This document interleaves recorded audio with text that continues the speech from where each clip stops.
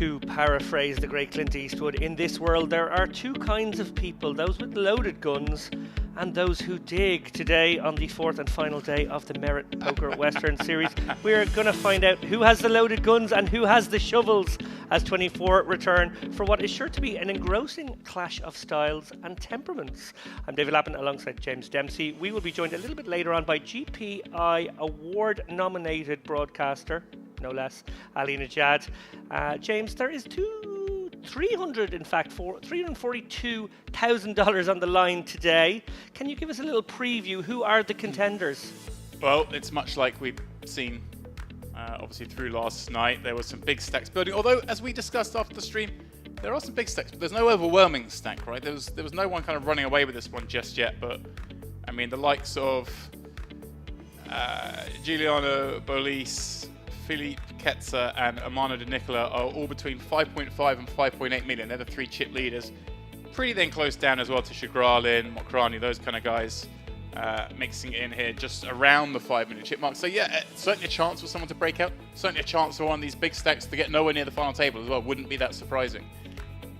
Remind me of a much talked about hand. I believe it's gone viral already from last night, involving a very unfortunate Mr. Davenport, but a man who's also still in the mix. Yeah, I'm glad you brought that up, because obviously we saw kind of a hand last night that Ali Najad said that, you know, he's commentated on tens of thousands of hands and said it might be the craziest hand he's seen, and certainly one he will never ever forget.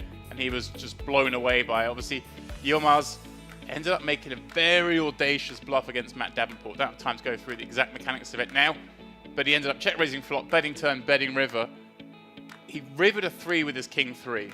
Absolutely no use on the board. Davenport was calling him down with king jack high. So sick. Got outdrawn, called the bluff. Yilmaz went, just a 3. Tossed it on the table. Davenport shook his head. He busted out shortly afterwards, but of course Yilmaz has brought a decent stack through here to the final day of play in this Western Series. And that's very much some cowboy poker going on, if you excuse the pun. Oh, no, puns are very welcome in this room. The power of the dog.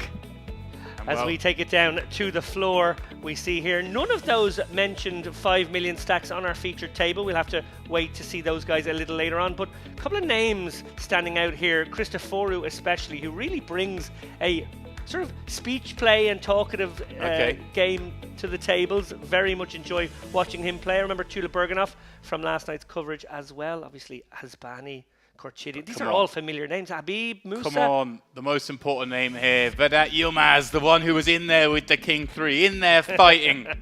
Obviously, a little harder to pull those moves with 20 bigs. And this table, a little on the shallower side, I guess. We see, you know, most of the players sub 25 blinds, but of course our long levels, we're starting 40-80. We expect things to crawl a little bit, then maybe explode into an action.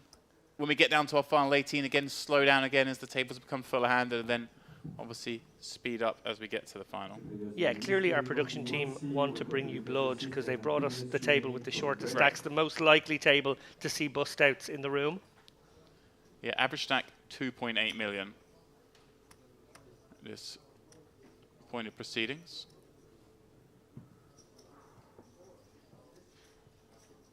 Rukaidian, my first look at him. Obviously, by now we've seen everyone pretty much on stream, but obviously as we tag in and out, there'll still be the odd player that either you or I haven't come across just yet. Of course, you're the consummate professional, so when you're not in the stream, you're in your room just studying the stream, just watching, you know, picking up tips. Mostly criticising, just why didn't they say that then? Musa. Why does Ali have his jumper on his head? Yeah. Well, because Yilmaz made him do it. It was more sympathy pain for Davenport. Of course, it wasn't the only crazy hand we saw last night. The penultimate hand of the last last night might actually have been crazier. In that we saw Roman Hrabets donk a flop into a pre-flop raise, tiny. Bet the turn tiny when he paired his deuce, board reading deuce 3, 5, 6.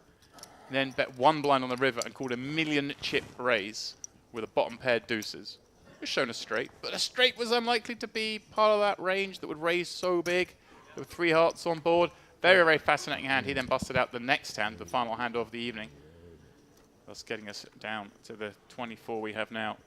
Yeah, the demise of Hrabec, a little unexpected, obviously, at this stage in the tournament. He had been flying so high for so long. It's funny, you say it unexpected, and I don't mean this in a mean way to him, but I think with the play style he exhibited, kind of always is kind of expected. He definitely is flying high. It could go at any moment. It's incredible to watch. So we get a look at Yilmaz, the scallywaggery of last night. He must have woken up this morning and the first thought he thought about was Davenport's face. And Davenport, meanwhile, probably didn't sleep. I'd say he's on a plane already. I'd say he probably booked the 6 a.m. flight. Yeah, just get me out of town. Yeah, get out of Dodge after that. Of course, there are other things going on today. In the final day of the Merit Western Series, not just our main event, but the very ever popular Mix Max final day going on today. Of course, there is day 1C of it. Started at 11 a.m. Turbo flight. Late reg is closing about 3 minutes ago, so you know you're a bit late. Yeah, thanks for that. Well, you know, it might start 5 minutes late. If you're upstairs, run down. I'm sure they'll get you in. That is true. That is true. Yeah, so many tournaments. I guess we are getting to that stage, always final day of a festival, where maybe a few people have gone home and it does seem a little bit quieter, but yeah, it's not too much quieter. I saw some suitcases in the lobby of some of the players we've been covering. You know, everyone probably books their flight today, and then I think, well, I can make the final day. I'll extend. But yeah, it's not just that Mix Max. We have Deep Stack Bounty. What I love is that because Merit Poker Festivals generally span 11 days and only one weekend, you go home to a weekend. Oh. You can justify not working. Like that. How do you structure your work days? Do you have weekends? You don't have weekends. Did you really want me to get into the weeds? No. My work We'll get into the weeds of this hand instead. Yilmaz has opened up the ace-9 from +1. A little fruity. Just trying to get one through. It's busier than yours. Habib flatting off a shorter stack from +2. I can understand this, a little bit nervous against that early position open. And Panetti calling from the button. That's a bit optimistic. Yeah, it's tough, especially when Habib's called. Well, Chris Foru's got the bottom end of this deck all to himself, really. Yeah, I think in great shape against those three hands. You can see 33% equity, of course. You can't know that. And you can't love that flop. Does give him a gut shot. Yilmaz Panetti finding an iron. Habib, the man who started with the best hand, perhaps the least interested. Yeah, definitely a board you might consider betting into one person, but I think when you have three opponents, it's a little dicey, especially on that 9-10 texture. Well, it looks like he's sizing quite large here. Is this sort of just bet one and be done with it? Remove any further tough decisions? Like, it makes life very awkward for Panetti. We did highlight the loose passiveness of this play. Very hard to navigate a hand like ace-9 without the betting lead. Calling. Okay, he's got position. That's the one thing going for it, but it's not going to be easy here. Maybe he's also one and done. Call one bet and hang on for grim life. Habib, don't think there's really any move here.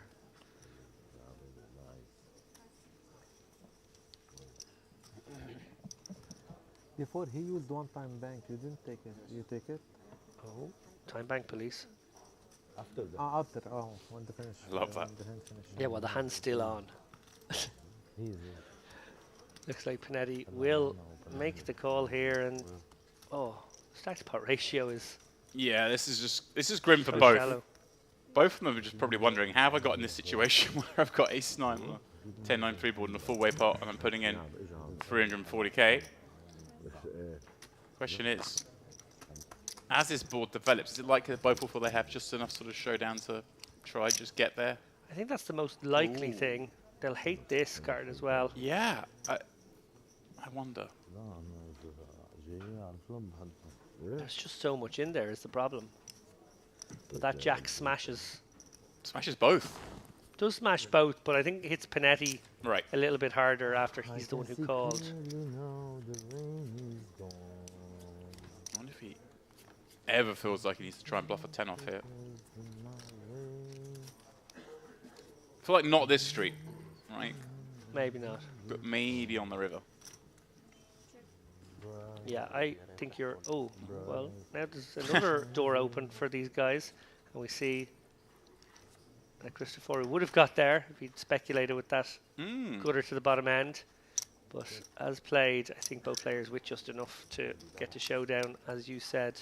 I wonder James. now, Panetti having the ace of hearts. Oh, that's true. 4-liner on board. Can't really expect a 9 to be good at that often, can he? Yeah. Just hopes he's up against ace, king, ace, queen. That decided to bet flop. Could also be up against an overpair. Yeah. Is happy to show it down. Will be very happy, as both players will, to get this one. I'll tell you who's happiest there. Is Yilmaz after he tables his hand. And Panetti quickly picks up his cards to table his.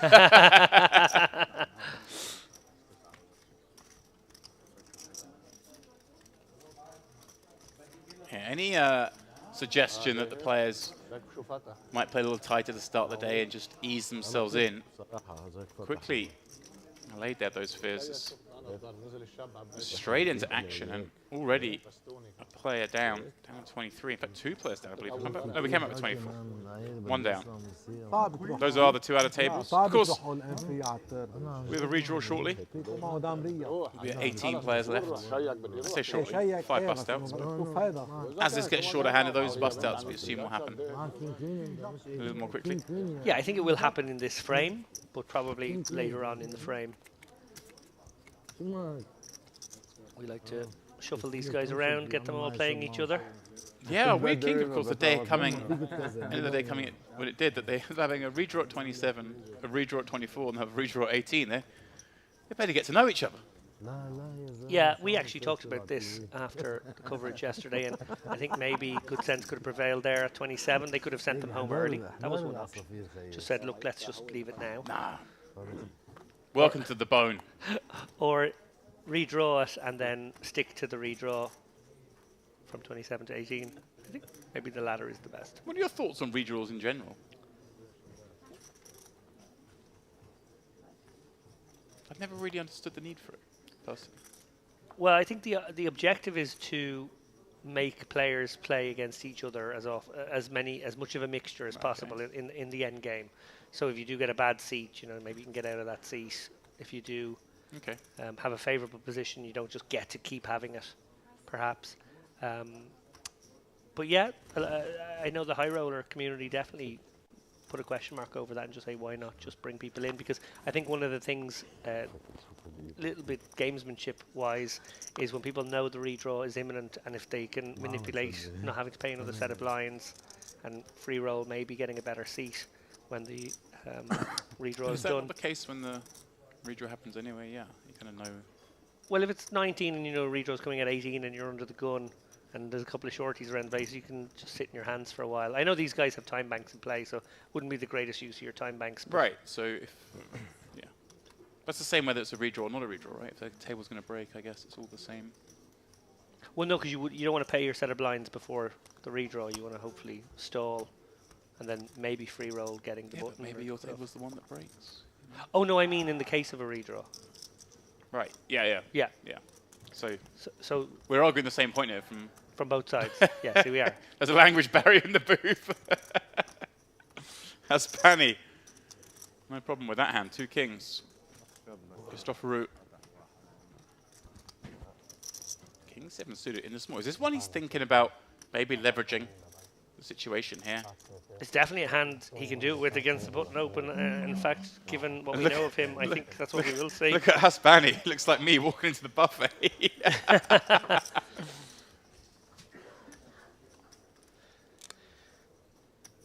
Well, Tula Burganov, obviously, no interest here. And again, are we just tanking here a little bit to reduce the number of hands in play? So we have... I think so. Achieved $13,730 payout.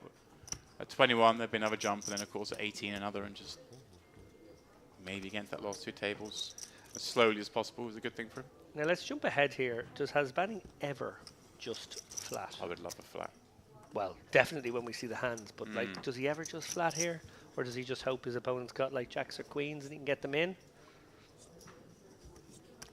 Quite like the idea of a flat here. Flat would leave him About what, 1.3, 1.4 times pot. Which is absolutely fine. Yeah.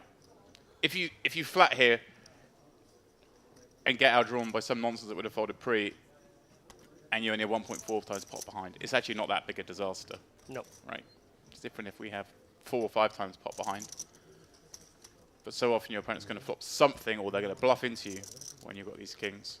And we see there Hasbani going for a read of his opponent. Very important, because you want to ascertain whether it's a real raise or it's a light raise, because that is the #1 factor in what you do now. And he looks to me like he is quite kind of flustered, like he genuinely doesn't know what to do here. Yeah. That might be the case. He might be so torn between calling and jamming. But he doesn't look strong to me. Looks like he's in here with, yeah, King Jack suited and Ace 10. He does decide just to drop it in. Yeah, and it's never bad, obviously. There's loads of upside to just getting it in there. If your opponent is using an ace blocker, you deprive him of getting to see an ace on the board. Situation where you might have to call one street again and send more money into a pot when you're behind. Also, you prevent the possibility of a hand like tens or jacks escaping on a board. That would be a little bit dangerous for them. So, nothing wrong with dropping the hammer there. But sometimes fortune favors the brave. Give me 20. This might be the one. Another big factor actually is how often Hasbani thinks Christofori would do it with a king blocker, because then he's just absolutely loving life. Yes. He didn't give me his big Yes, yes. No, thank you. Yeah, it's okay. 22. This is the dealer mistake. Thank you. It's okay, it's okay. I didn't count my chips. Discussing the pay jump. It's not a 22, it's a 21. Yes, I mean, when there's 22 left, they're on the pay jump bubble. It's funny, isn't it? The way poker's progressed over the last, few years. I'm going to say like 7 or 8. The players are so hyper aware of these little pay jumps in the middle of pay structures that I see Michel Habib here, who, not wanting to judge a book by its cover, but in tournaments I've been in, wouldn't be the person you'd expect if you're looking going, right, when's the next pay jump for like a fraction of a buy-in? Yeah. It's everyone's so aware of it now. And I almost wonder if we're better served sometimes in these big live events that when we get to this stage of the tournament that maybe we base like levels on number of hands played or something of that ilk. Just to, So if you guys finish your hands, you get the longer break. yeah. And then we don't have so much of the completely understandably correct but unnecessary tanking. But then the issue still remains, even if you play a number, you mean then it would have to be hand for hand the whole time. Right, I see what you're saying. Because yeah, otherwise then you're still going to finish after the other guys. Yeah, and you'll know. Unless you can wind it back and go, well, we'll actually just line it up afterwards who makes the pay jump. Yeah, or maybe if you But then bust you out, know what happens first, then you get the advanced knowledge. It still doesn't work perfectly. doesn't work perfectly, but is it better than the situation we have currently? I don't know. Musa, he's found a situation he doesn't mind. Jamming has 10 bigs over Cordian's +1 open, which is a little scary, but I guess 10 bigs, ace 10 suited. He does have a little bit back, actually. It's more like a 15 big blind implied shove. Pardon me, you're quite right. So that may get him a few more folds. Yeah, and we'll probably get a fold from this hand where for 10 blinds, Yeah. one imagines it would feel compelled to call, especially with the 4.5 million I think so. stacked behind. Christopher Root, not much he can do here, surely, with the opener still to act, and this 3-bet jam is... No.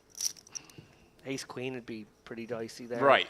Like, you maybe feel like you have to go with Ace Queen, but that's the one that's on the line. Ace Jack, an easy enough fold. Julep Berganoff, we can assume, is going to take 25 seconds here. Oh no, quick one this time. Yeah, 13. That's fine. And Corchidian obviously will be in good shape against decent chunks of the Musa range here, but overall, just a bit too concerned about the ace kings and ace queens, which dominate him. Yeah. You 3-bet with king 7. See the 8s, 9s, 10s, jacks. We do okay against. I have very good hand. Better than you. For sure, I'm better than you. For sure, I'm with better, kings. I'm better than king 7. Last 5 seconds. I didn't shove with 8-9. I'm better than king 7. Interesting that he said last 5 seconds and then I fold. And that's very fair because actually in his seat, he can't see the box. He's a little bit obscured because the dealer is between him and the box. So everyone else has a very good view of the countdown. He can't But see it's it quite interesting as he well said. there. But it's interesting he said like That's not last like 5 that. seconds I and I cannot fold. answer. He's the one with 4.5 million chips on this table. He's the one that surely makes sense. Wants to play more hands. Oh, I didn't think he said last 5 seconds and I folded. I thought he said last. Tell me when it's last 5 seconds. Wow. Like What? as a thing going forward, like always please say that Oh, because I can't see okay. it. I have. You might be right. I thought that's what I heard. But You have red one. No, So what then you the say Jack makes and more VR sense. that. What you say makes more sense. That's why I was surprised. Check the camera. yeah, I've been in that spot a couple of times where the 1 and 2 seat, it is a little annoying because you can't actually see the clock tick down. So you're relying on the dealer maybe to give you a little bit of I will notice. show you the Even on TV they are right. when it came on. It's actually not great Even that on it's TV they are right. obscured from a couple of the players because you even can pace the kind of decision you're going to make a little bit. You suddenly realise you have 5 seconds. It's a bit like, oh, Yeah. as opposed to being able to always glance up I and think- realise, I think okay, you can 15 probably seconds see now, it 10 there. seconds now. Looking at the line of it. But yeah, you're right. Certainly the 1 seat is has to lean forward. So quite like actually, again, not wanting to hark on, but like Triton, kind of introduced a light strip in the table. You can see the time going down. Ooh, fancy. So wherever you're sitting, you can see it's just a LED strip in the middle of the table. Just ticking down. Panic as it gets near the bottom. I was going to say, it has a kind of a countdown clock vibe then. Do-do, do-do, do-do-do-do. All in. Christopher Root, he'll be going all in with this, given the opportunity. Oh, and dangerous one for Habib here with 14 bigs. This is borderline. This is probably a shove, to be honest. And if he can somehow find a non-shove and save his tournament, he will be very fortunate because I think I probably just send this one, particularly against Christopher, who I think maybe opens lighter than most from the cutoff. Seems like there would be even more reason to get it in here. Yeah, we are looking at Yeah, the end entirely of Habib. reasonable. David, you called it. And I think when you've seen Christopher Root just free bet fold instantly before, it's not like, if you haven't played with him before, you can tell he's obviously not a nit. Certainly not. Little stretch. I wonder what happens to nits when they turn up in the side. They just get sent back at the airport. 'Cause we never see any on our tables. خدها على الرابع ورقة البستونية. Ooh, Okay, Habib picks up a little equity in the form of that 10-8-7 board. 9 or 6 would keep him alive. There's the 9. wow. Now, of course, there are opportunities for a chop. Christopher Root hoping for a jack or a 6. And he Oh finds my the jack. goodness me. Yeah. What an emotional roller coaster there for both players. Unbelievable. Unbelievable. يطلع حسيت وينزل. When I saw the eye, I was shocked. هذا قرصة يا مسكة. قرصة. معقول؟ Big moment there for both. All that, and he makes a loss in the pot, right? For the big blind, as the person who posted the ante splits gets half the small blind, but loses half an ante. You're right. Went through all that to lose a small blind. But he got a lot of fun out of it, David. And so did we. Unlucky. It's a funny one because Lucky for sure. He got lucky and then Got unlucky. lucky With on the river. needle. Unlucky. I got lucky, finished the hand. it's a funny one because by the river both are happy in a weird way. Sure. They both come from behind, got a chop. How much? 80.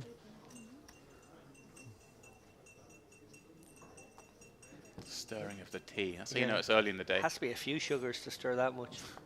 Oh, you sort of. I defer to your knowledge on that subject. I'm not a sweet drinks man. Half sugar, man. You're half sugar, I okay. don't really stir an Dunno, egregious amount. you're kind of known for stirring, aren't you? James Dempsey with the wordplay.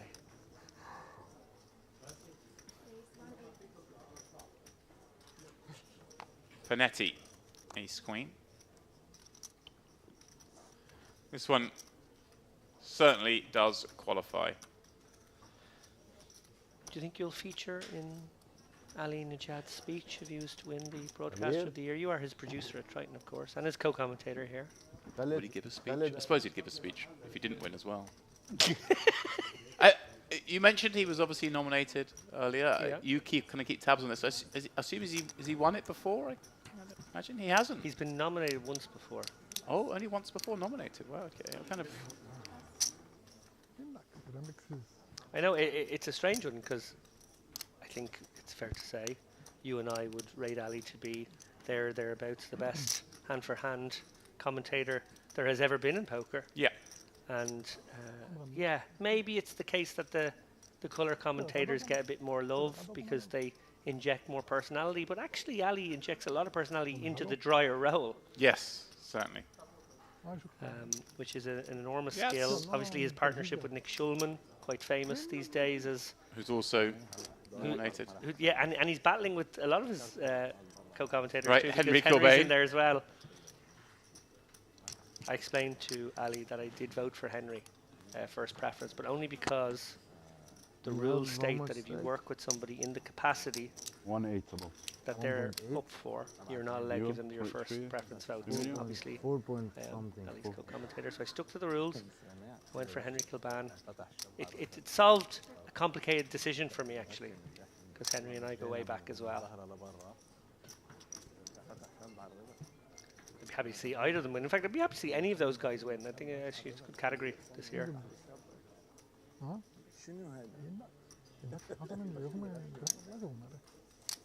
Obviously, no love for you or I. Here they can listen. It's okay. Second tier. Maybe there's a Europa League of commentators. We can get into that competition. I want them to put together an award for the best broadcaster / talent producer, and then that might be where I feel like I've got a niche somewhat. If I wasn't nominated in that category, I'd be upset. Yeah. Who also skis and plays golf. Just because I imagine there could be other ones who are better And than me at that you first have thing. to be in the Follically Challenge category as well. Right? Yeah, and love fantasy sports. I don't know fantasy sports. Do you do a fantasy sport thing? Well, no, I've mentioned this on stream and you looked at me like, what are you talking Yeah, about? I've never played any kind of Do you fantasy. not do some sort of team thing? You always go, I'm doing my team. That's sports betting. Sports bet, okay. Well, I'm Different. not. There's no I'm fantasy there. We're playing for real money. I'm no gambler. I only play poker. Actually, speaking of being follically challenged, I'd say I think someone at housekeeping played a cruel joke on me. I'm not sure they weren't put up to by you, but I went to get in the shower today, and there were the little miniature tubs you get in hotel rooms for shampoo, conditioner, and shower gel. There were no shower gels, but 4 shampoo conditioners. I thought, this is Lappin's work. The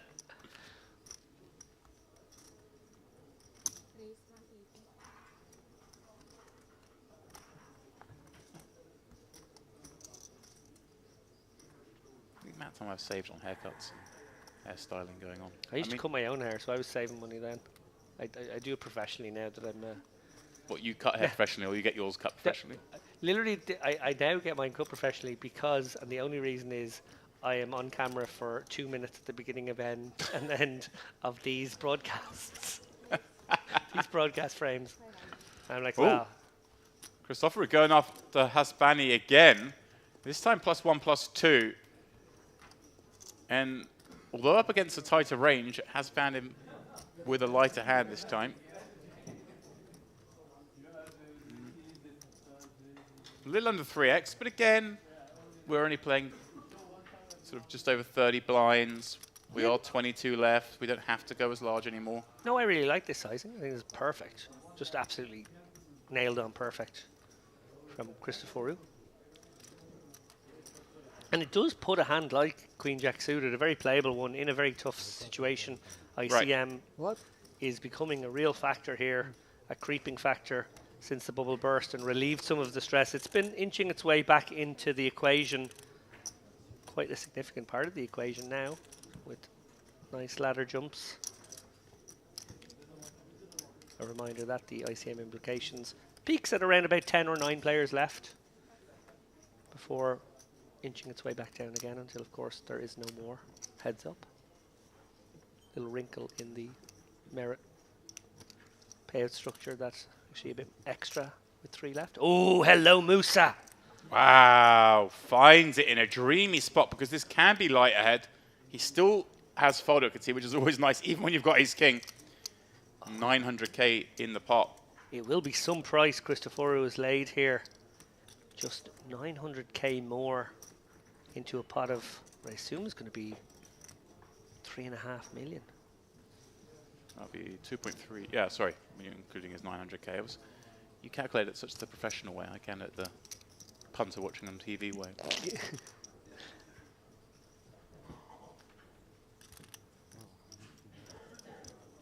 Moose are doing the put all my time chips out, start scratching my head, pretend I don't know what I'm going to do.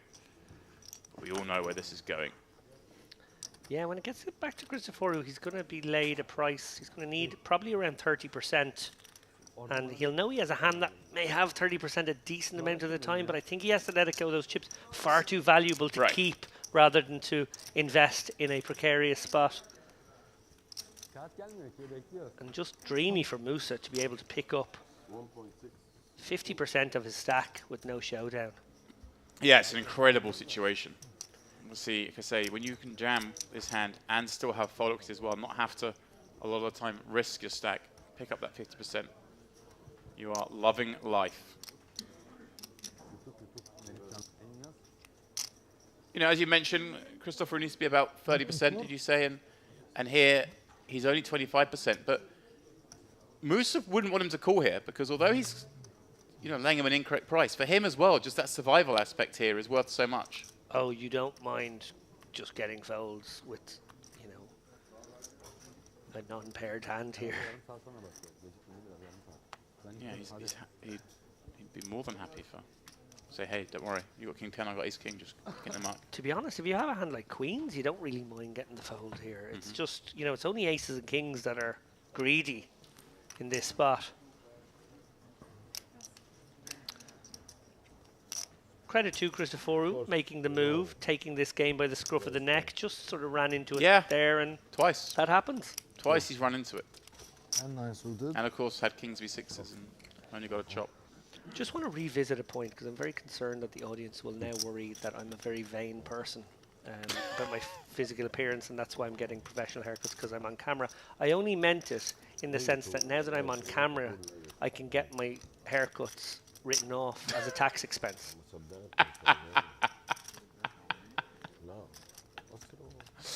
Wow. There we go. Yeah, just want to make that clear. شو كانت ايدك؟ ما ايدني حلوة انا.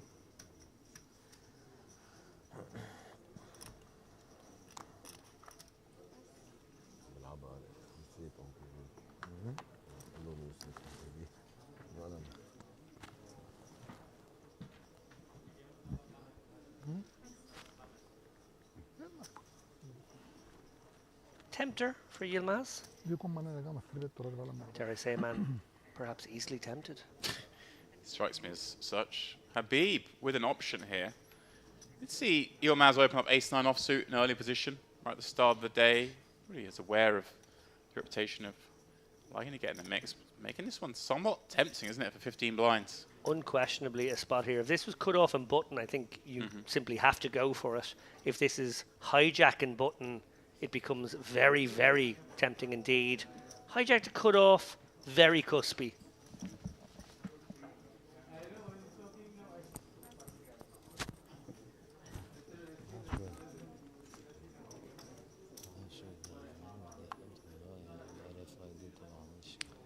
And Panetti with a suited hand doesn't realize those suits are smothered, of course, and sometimes a good adjustment to make here. Actually look at a hand like a, you know, a 10-4 clubs or a 8-3 of whatever when you're suited. Hands you might stickily defend, but as the ICM gets a little larger, and the fat lady singing here, I'm a bit worried whether one of these guys are in trouble. Yeah, it was a bit preemptive, wasn't it? Panetti up against Yilmaz. They were the ones who played out the first pot of the day on this table. Here they are again, and this time Panetti Has the best of it post flop. هذا جاي له مرة Facing جديد. a half pot لا، لا، بس size. عادي. نايم Not بيجيبه، insignificant. بيطلع لفوق. Yeah, and as the ICM pressure creeps up, just makes it a little awkward to proceed in spots such as this one that are obviously clear calls in other environments, and this one is a clear call. He has to still go with it, but it's just he's much more abusable on turns to have to make bigger folds than he would be in another situation. Oh my goodness Wow. Both players picking up that club draw. Panetti also picking up a wheel draw. Now, is this one just Yilmaz really just has to keep up the heat with? Kind of, you can make diamond draws fold perhaps, you can make the 10x's fold, you can even make maybe some weakest ace fold, like a6, a7 perhaps? Yeah, like would you send it and then just put loads and loads of pressure on your opponent? That even their Ooh. weaker aces are in Hang trouble. on. What's Panetti doing here? Is he coming out with a little block? Well, that's not a little block. That's a huge bet himself. So gutter, pair, flush draw, deemed enough to commit here. Doesn't want to face a bet, would rather make one, I guess, is his logic. And is this sort of somewhat for protection, and then other sides try and make maybe a hand like jacks, queens, kings, maybe a weak ace himself fold? Is that the logic here? Yeah, well, definitely jacks, queens, and kings are in a world of hurt. I'm wondering if this ever works against some of the ace-x combos. Right. Like, if you're there with an ace-9, are you loving life now? Very awkward. Interesting unlikely. deviation from the norm here from Yeah. Panetti. I thought it might be like a block kind of sizing with a 10, but he's gone the other way. Gone huge. And what I would say is, this kind of play, this kind of aggression actually really does complement his willingness to defend a hand like 10-4 of Right. clubs. If he's willing to have these kind of moves, these kind of gears, then he can make it work for himself. How sick does Yilmaz feel like turning that club, thinking, oh, here we go. Oh, I just have to fold without putting a chip in. On the flip side there, he might be thinking, phew, I was going to jam there, and maybe I'd have got snapped off. Yeah. معي قصة ليتي. Deviations, the norm here. MPO Poker going down at the Merit Poker Western Series main event final day. We are moving very swiftly towards our final two tables, and of course the final table a little later today. And then there will be just one remaining. The Lone Ranger, perhaps. Someone's got to get to 64 million chips before then, though. 67, actually, I believe, isn't it? 670 entries, something like that. 672, right. There you go. It's hard to believe that one of these players will end the day with 67 million chips in play, because, as we mentioned earlier, there's no one with a really big stack thus far. No, I do suspect we're in for a long final day. I have a sense we're going to be burning the midnight oil unless one of these players really catches some heat. Not unusual for us to come back for the final day of a Western event with maybe 20 players or less. So the fact that we came back with 24, I think this one could go a little later. So if you guys are brewing up your morning coffee, checking out the stream, see how these guys are doing, but you know, we understand you might have things to do on a Thursday. Maybe work. You have to work. Maybe you have to drop the kids off, collect them again later on. I can be pretty Put them to confident. bed, get them up. Yeah, it's just a lot of. You can tell where my life is these days. A lot of How was the children. child wrangling this morning? Always wrangling. We were in the pool. Had a great little morning in the pool. Nice. Yep, some ball games. Included some other kids who were here on holidays. Lots of fun was had.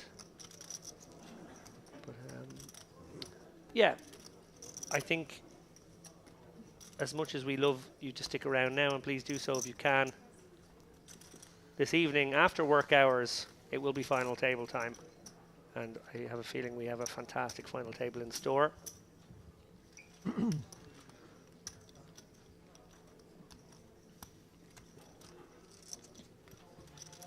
Can't imagine there's anything better in the poker world taking place between 7 p.m. and midnight tonight. No? Don't think we're competing with anyone else. No? open docket. And also, it's cute you think midnight will be on this finish. This is going all night long. Well, I was sort of thinking about, I suppose, my Irish and your UK brethren. But yes, you're absolutely right. All over the world, as is evident from the chat and the various languages in the chat. People maybe having to brew a pot of coffee for an altogether different reason later on this evening to stay up for us. Nothing happening for Tulip Berganoff in the early going. We've had just over an orbit. He's had to fold, I think, every hand so far. Not unusual to have these little patches of poor card distribution. So important to stay patient. Yeah, I mean, it's only 10 hands. It's crazy. We've actually seen quite a few play out thus far. But yeah, finding nothing for 10 hands, completely normal.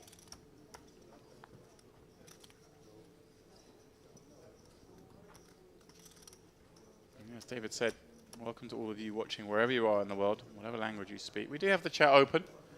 Let's see if we're getting a little action in there today. Please do let us know who you're rooting for. Or if you have a piece, maybe. Or if you have a piece, yeah. And that was the same thing, who you're rooting for, really, let's be honest. Financial incentive, a little extra now. Yeah. I don't root for anyone unless I've got financial. If you're on the final table of the main event playing against someone I've never heard of, I don't care. Unless I've got a piece of you. I lie. I don't care. Yeah, but I care, don't There's cry. always the, you know, if you want to make, like, just, sometimes money falls out of those people's pockets. Yeah. Stay close. Stay close. You just never know. Is that what Ali means by stay close? Yeah. Just stay close to those people who just won $342,000. Wow, this man is relentless. Christopher coming out for another light 3-bet with 8 deuce from the big against the button open again. The button going to be the lightest range.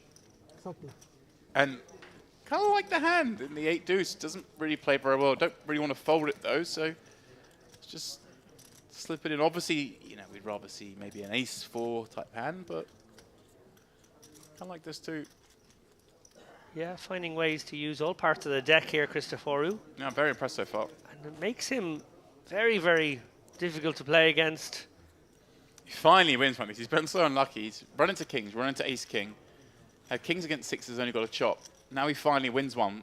All the sort of skills as he exhibited certainly deserve more than this thus far. And he seems the one on this table to me. But obviously, if he gets things going, he is willing to kind of go for broke, build a stack.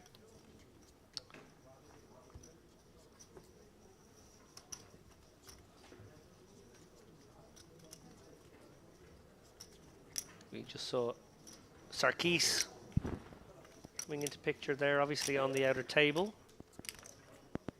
stretching his legs.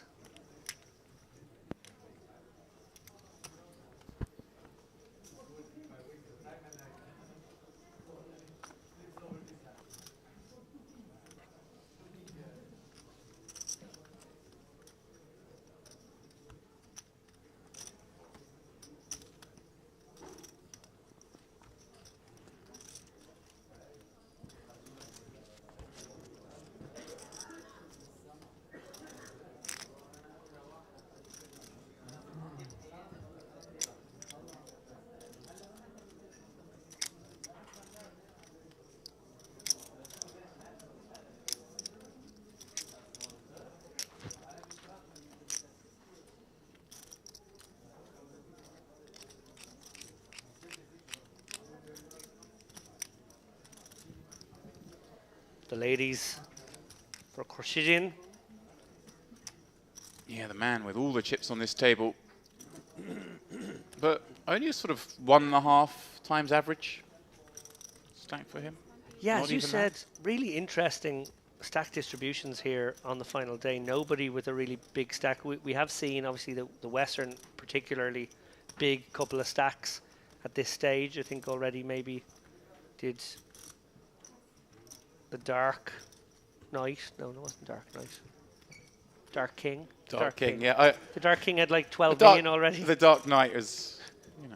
That's a cool one too, though. I Yeah. don't mind being called the Dark Knight. We're going to upgrade him. Do you upgrade from? No, It's more of a downgrade it's from King to downgrade. Knight, but Downgrade Regal. it sounds cooler because of recent cultural developments. Oh, and trouble here for Panetti, considering a Queen X. Okay. Likely to be something like Queen Jack suited, King Jack's, or King Queen suited, I should say. Yeah, it's unlikely to be King Very Jack unlikely suited. to be King Jack suited here. But yeah, Oh no! And I just mentioned how quiet he has been, but now has found a dreamy spot too he long. doesn't realise is in fact a nightmare. yeah. A cruel one, for sure. Just 15 blinds, a raise and an open in front. No way we can do anything but go with this. Looking up at the clock, 22 remain. The next page up comes at 21. So I like if he burns a little bit of time here, and then when he eventually makes the move, maybe leave a chip back to buy himself another 30 seconds. Perhaps scan around the room, see what's going on as well. That's what he's doing. He's kind of looking out of the left there, back onto the tournament floor. There are 2 tables there within short distance. Hate to be a little nitpicky with you, James. Go on. Would you not make the raise holding the chip back and not burn a time bank first and then burn them later? Because maybe Well, it gets through and you I don't think- need I to burn think- a time bank at all. I think he's burning one here and in posturing as like, I've got a tough decision. This we one's need like one the of those ones. I this get one's like you. the I'm not sure what to do with this hand. Should I jam with it? And but yes, you're right. Well, he took your advice in the end. Did posture. Snap, shove from Corchidian, and not a snap didn't fold call from first Panetti. five So seconds, now you thinking would maybe an never ace queen is in there. Maybe an ace queen suited decided to take the flatting, more passive line, and now is I know, wondering I if know, they I could know. ever be in good No, shape. I think It was I have very- 30 seconds. So yeah, he's just helping his man out. He just said I have such a sick hand. I think it is Everyone ace knows queen you of don't. I diamonds. think he said I've just got 30 seconds. He's Oh, he was sorry. just- it's a very big fold, okay? What he has?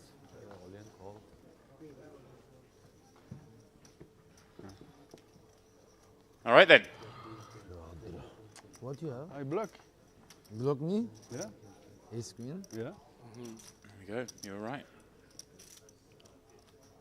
Pretty reasonable line. Flat the ace queen.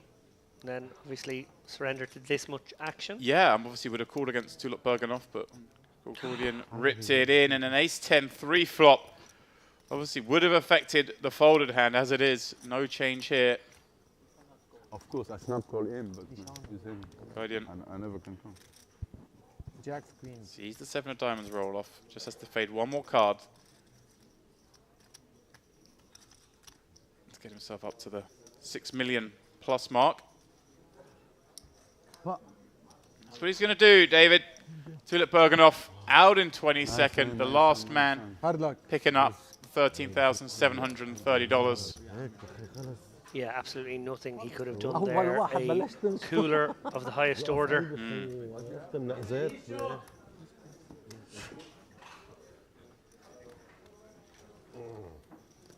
Niche. You know, sometimes I feel that Unfortunately, you. It's He's one of the guys with the shovel. Good inspiration from me. But if you three bet, you remember No, that I move? don't call, but I can 3-bet. Must know that. pre-flop. Sorry, I was listening to the, lose more. fold. Yeah, 3-bet the, fold. the ace-queen discussion at the table. I missed your Good reference. inspiration. and I That's probably what don't I get it, said, but go ahead again. Surely Andrea, this what is do a you movie, a western that you've seen. Jack. No, nice hand. Clint Eastwood. I didn't miss the, I missed the comment. Oh, King. they might be the last words of the whole movie. He علي. says, there are 2 kinds of people in this world. Those with loaded guns and those who dig. Every hand I should tell you what I have. I don't know how Of to course, say he'd it in given English. his friend Saying you inverted tilted on commas, him. Oh, yeah. a gun that thank had no you. bullets On for the duel. No. Or true L, I saying? guess you No, could call no, it, because it was a No. No. I say Mexican every hand standoff. I don't remember which film. I open, you three bet. the good, the bad, and the ugly. Oh, He's okay. jagulating. I play It'd be my guess, because when you said surely you remember this, it would be the... Also me, in the button. It is a great source of disappointment. I kind of get that the opera Yeah, stuff I is know. a little bit too swanky, but come on, westerns. Do you know what the worst thing is? Go on. Is that at No, school, because I A level. asked you because you I thank did do you, media like- studies. It's one of my subjects. And I did an entire module on spaghetti westerns. Oh, no. And the Dollar Trilogy in particular. And there I am with the most famous film from it. And I missed the quote. But you used the quote at the top of the show. I liked it. Thank you. Just trying to bring a bit of class to this So it's not ragtag bunch of misfits. it's not that I'm ignorant. No, I never would think you were. It's just Think I'm completely lazy, forgetful lazy. because I've studied these films and I Just didn't read all my notes that I sent you before the production meeting. well, my defence A-level learning was 14, 15 years ago. No, wait, what am I talking about? Wow. 24. Wow, you really optimistic I also there. did maths A-level. And they sit here beside 28-year-old James Dempsey. Oh, yes. 20-year-old James Dempsey would have been on this table just blasting away. He was a battler. There's no ICM back then. He played for the glory. In fairness, back then, sponsorship deals were so readily handed out. There was a lot of extra equity in winning tournaments. For sure. You won a tournament, you just got patched up immediately, no matter what, or Yeah. where it was, yeah. I remember some absolutely wacky patches being handed out. I won't ask you to highlight anyone. I have a list here. 18 in champion. Good Guardian. The opener, seeing an ace, king, 8 flop. Not ideal with Christopher calling the button, but Christopher has shown a propensity to 3-bet a lot, so maybe we remove some of the strongest stuff here. And of course, with that gut shot, with the heart, and the big stack, just firing one out, see how we get on. Obviously, around to the two parts, the two hands that are parts of the range that don't want to continue. Nice pick up. A good start to the day for him. But someone buzzed here, huh? Someone busted here. There is 2 open seats here. We're 19. We're 19. Wow. Oh, okay. So we've already lost 2 more players here, and we're down to 19 already. Yeah, it's actually gone rather quickly here in just under an hour. 6, 7. Oh. Over there. Big blind. No, wait. Wait.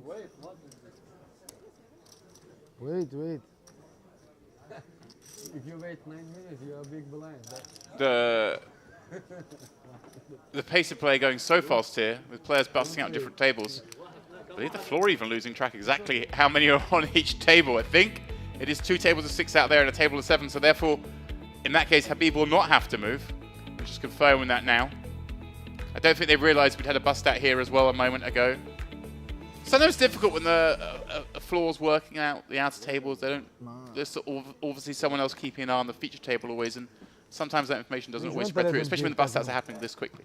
Yeah, and I think exactly what you said happened there, which is that we had a bust out. The guy was ready to go. He's like, okay, I'm going to get that guy off the table. And then there was a bust out on that table. No longer a need to balance, but you've almost sort of made the decision in your head to move the guy, so you're thinking that's what I'm doing anyway. Yeah. Actually, it may just be 20. Maybe 2 tables of 7 and a table of 6. But either way, we are now 7-hand on this table with Tulip Bergen's bust out, so no need to move a player from here. And we talked about how no لا مش 2 table كيف؟ really big chip leaders yet in this. No one really pulling away. 19 صرنا. Ali likes to use the phrase peloton as well, a kind of big group just right behind the leader. But Korchidian is sort of maybe, just maybe, the guy stepping away, stepping out. No reshuffle. Helps get hands like this. And credit to Habib as well, by the way, because he could have said nothing there, and he then moved off the table where he's back to big blind, and worst way he moved into a different big blind, but chances are move maybe a couple of seats in the big blind, and when we're so close to a table redraw, would have been very advantageous for him to avoid that blind. So credit for him for speaking up and saying, no, I think maybe you're wrong here. I think I should post. You want to give him credit for that? Why you Hollywood? You will fall. There are plenty of players who would I'm only joking. try and get out of playing the blind there. No. How dare you? You strike me as someone who I dare you. you'd spill a coffee in a bubble, but I also feel like you're not a man who takes a slow walk to his new table or circles round when they're moving. Oh no, I would never circle ولين around when يشوف I'm moving, but I ضحك would. على Oh, the slow المشكار. walk. Okay. I'd slow walk it هذا sometimes. الكوتش تبعي. It'd still الكوتش walk, تبع but just, كلنا. I have a limp قائد because I have a السفارة. bandy knee, so I كوتش kind of البيج بوس justify it. تبعنا هذا مشكار. بيضل هيك. Maybe a slightly slow walk, or maybe if it's a last minute late reg at the World Series, I would circle back to the back of the queue. After you, sir. Yeah, and then circle back again. I actually spoke to the staff at the World Series, and I said if Darrow Carney and I are at the back of the queue, and we keep letting the other one go in front, technically the queue never ends. Like we were getting into like an existential conversation about what is a queue and what is the end of a queue, and if people constantly move out of the queue as the Who queue are you having ends. this conversation with? Staff, just wondering, And wondering, you if, didn't get banned? wondering if we could prolong the period before we had to actually jump in, because we love playing with like 4 big blinds. Don't I mind can't 10. remember what my ideas. I've got to go get it from the car. Yeah. Christopher Root, no messing around this time, just ripping it. Yeah, just short stacks behind it. No, sorry, Oh, not. The cool. big stack is Right. behind. Wow, okay, interesting. Obviously, It's surprising to me because he's a player who's willing to play. We've seen it. Multiple, like, 3 bets. yeah, this feels like a hand that actually works really nicely as an induce of the small blind. Yeah. And then if the big stack Corchidian 3 bets, you actually get to 4 bet with fold equity. So I am a little surprised by this. It's 80, right? That one is a little, For a man, exactly as you said there, James, who loves the click wars, loves taking it to the streets, loves battling. Yeah. That was clunky. You do see that from some players, I don't think, but from a player who's shown a willingness to. What I would say is the hand category you mostly associate with those big shoves is the small pairs, and it's very important when you do that with the small pairs in that spot. You need a few to balance out with. Ace-Jack suited does make sense, King-Queen suited makes sense, maybe even a King-Jack suited makes sense for that big shove. So maybe just trying to have a balanced game there and protect some of his small pairs in the overall strategy of it. But yeah, I don't know, that just felt like well, I'm happy to get in against the short guy, and actually there's enough of stack here that I can raise, and if Corchidian was to make it 500k, I can stick it all in over the top of that.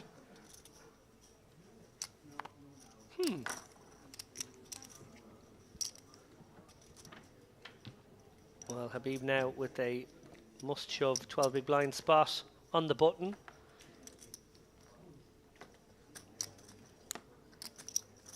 Yeah, next page I'm coming at 18. So تقوم عن طريق. still makes sense maybe to take a bit of time here and leave a chip back. See if he decides to do that or whether he will just rip. شو هيك ثقة ضميري تستلف. He just snaps all in and gets snapped off by Accordion in the small blind. Oh no. بقول لك do it many. Oh, Ah, that's not terrible news. yeah. Do it many. No, no. Does he play man? The snap there perhaps designed to make Musa potentially fold slightly better because it looks so strong. Yeah. برودوخ أنا ميوم يختار. So obviously Cortidian confident that Habib would have been in there with some weaker kings, maybe even a 10 jack. Oh, for sure. I think it's a hand he wants to play for the 11 blinds, 12 blinds even. He's sent one pack in already today. Can he send Habib on that man's heels? Well, Wow. Sexy. he hasn't hit, but he likes the Sexy flop. flop. Yeah, equities have 8 remained more outs. virtually static here.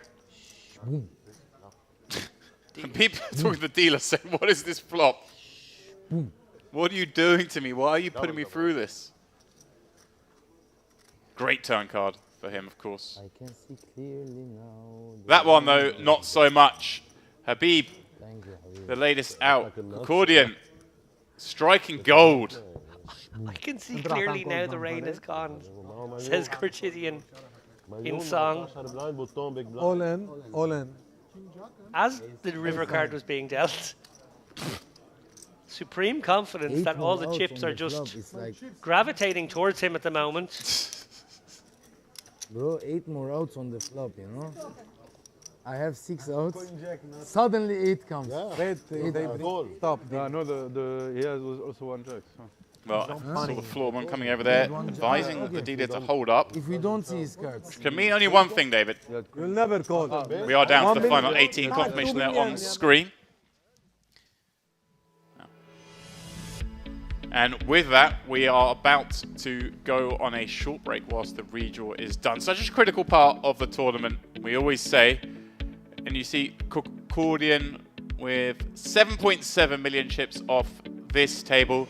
Hasbani, Panetti, Christoforou, Musa, Kana Compton, and Yilmaz adrift from the rest. And the blinds will be going up shortly. But David, we won't waste any time. We are going to go on this break. It'll take about 10 minutes to reset these two tables, and then we'll be back for more of this. I almost said Gangster Series, but it's the Western Series main event final day.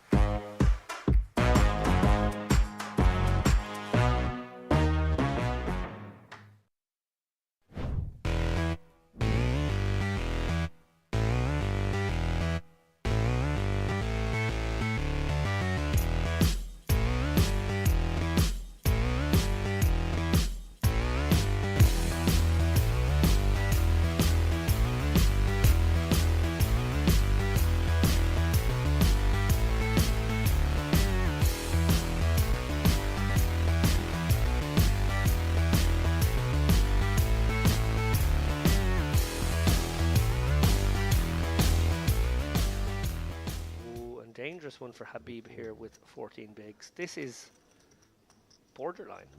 This is probably a shove, to be honest. And if he can somehow find a non-shove and save his tournament, he will be very fortunate, because I think I probably just send this one, particularly against Christopher, who I think maybe opens lighter than most from the cutoff. Seems like there would be even more reason to get it in here.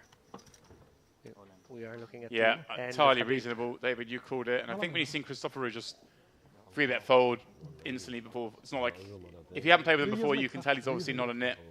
Certainly not. Little stretch. I wonder what happens to nits when they turn up in the side. They just get sent back at the airport, because we never see any on our tables.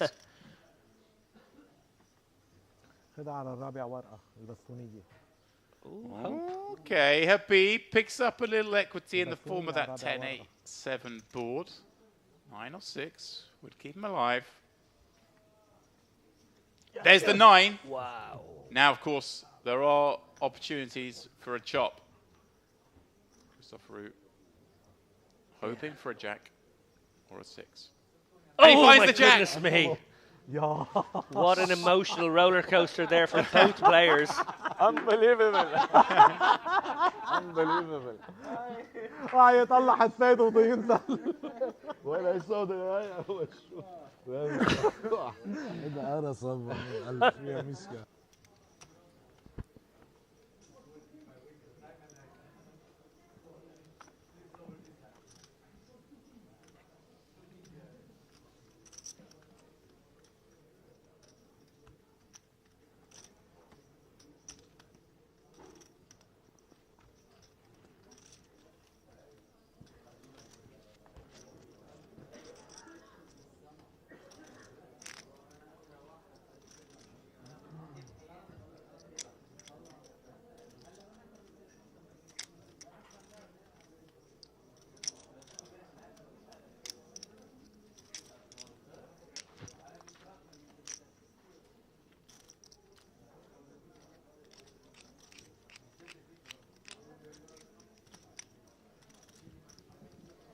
The ladies for Korchidin.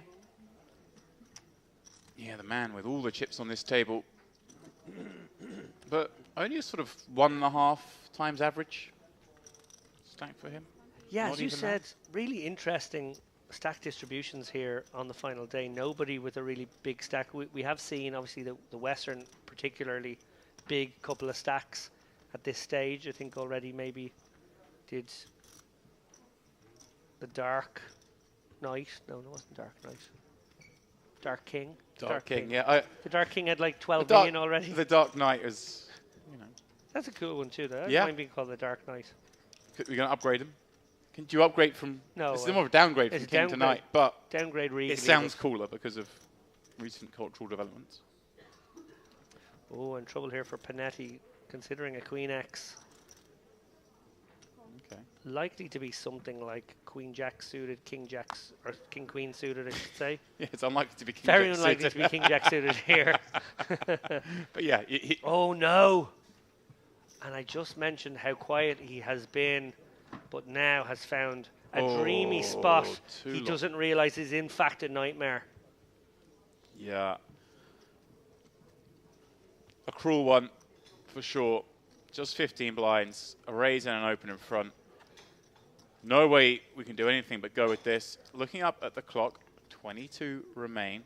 The next page up comes at 21. So I like if he burns a little bit of time here, and then when he eventually makes the move, maybe leave a chip back to buy himself another 30 seconds. Perhaps scan around the room, see what's going on as well. That's what he's doing. He's kind of looking out of the left there, back onto the tournament floor. There are 2 tables there within short distance. Hate to be a little nitpicky with you, James. Go on. Would you not make the raise holding the chip back and not burn a time bank first and then burn them later?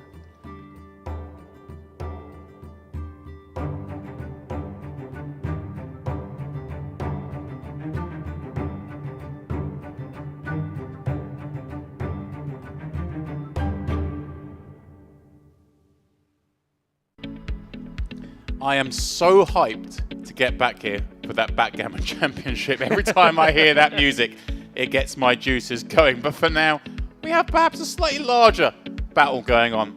It is, of course, the Western Series main event final day, and we have just reduced ourselves down to the final 18. Final 2 table redraw complete. We are moments away from getting it back underway, but as we discussed before, there's such a crucial point here. These last 2 tables. What seat do you get? Where do you fit? We've just seen, you know, obviously some players busting, some players building stacks. It all changes now. Yeah, redraw is massive here. Obviously, the short stacks all looking to sort of navigate this tricky period now. 18 players left. You don't love being on the short stack in this situation as the ICM creeps up. But also those big stacks sort of in the ascendancy. We saw there Korchidin on the march. He's looking to build a big stack now for the final table. Won't be having much thought apart from that. He's going to try and bulldoze, I presume, the next period, singing as he does. Christoforou obviously stayed very active there in the last frame as well. I can see clearly now the rain has gone as he sends another one packing. Well, here we go. He's still on our feature table, along with the man who started the day as the chip leader, Amano Di Nicolo, who has also increased his stack a little bit. And a bit of a drop-off to Corbin, Haspani, Panetti back with us, Christopher as well, Musa. But, I mean, a redraw, but we've got most of the players we had in the last frame back here again. Kirichenko, Di Nicola, Corbin joining us.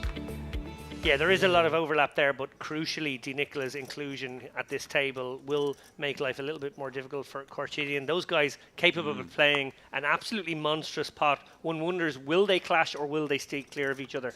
I'm going to go and say it wasn't a redraw as such, but we broke a table because those players are still in their same seats, which I think is how we did things in the thing, which makes sense because we just had a redraw overnight.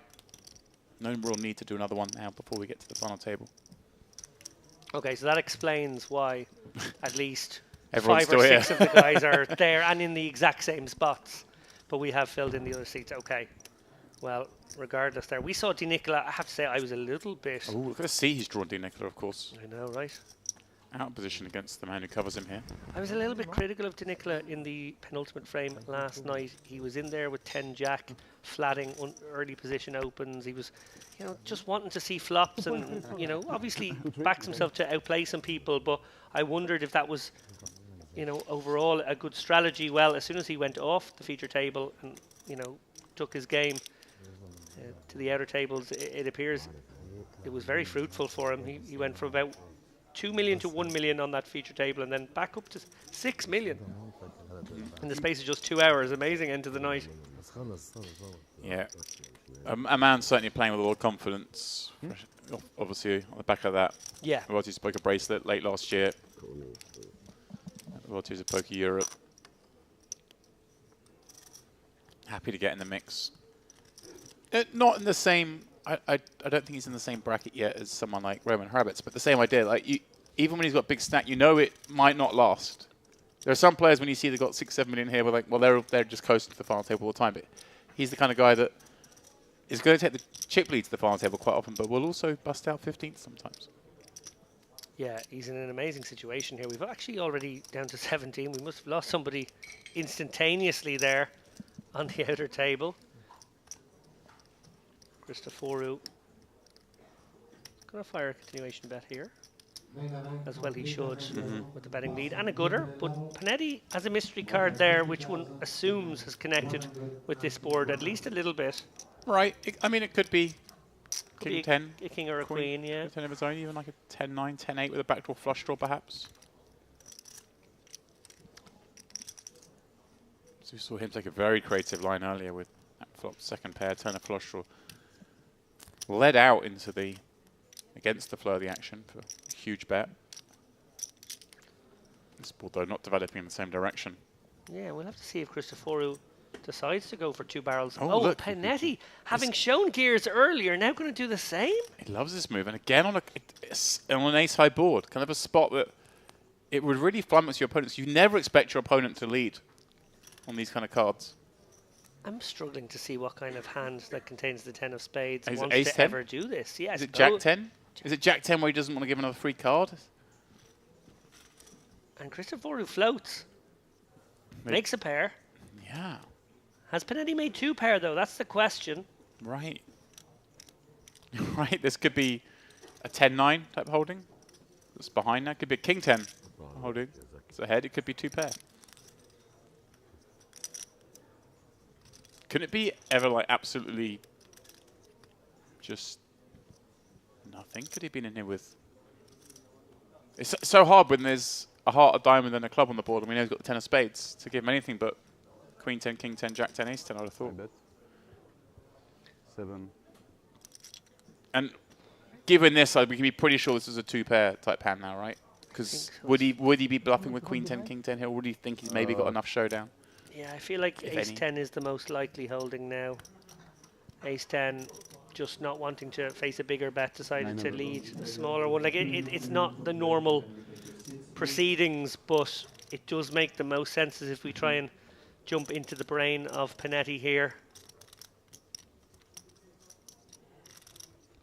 Christoforou wondering, well, what could I possibly beat at this point? Panetti, I told you I don't lie. twice being successful with the check call lead line. Has 3 million in chips.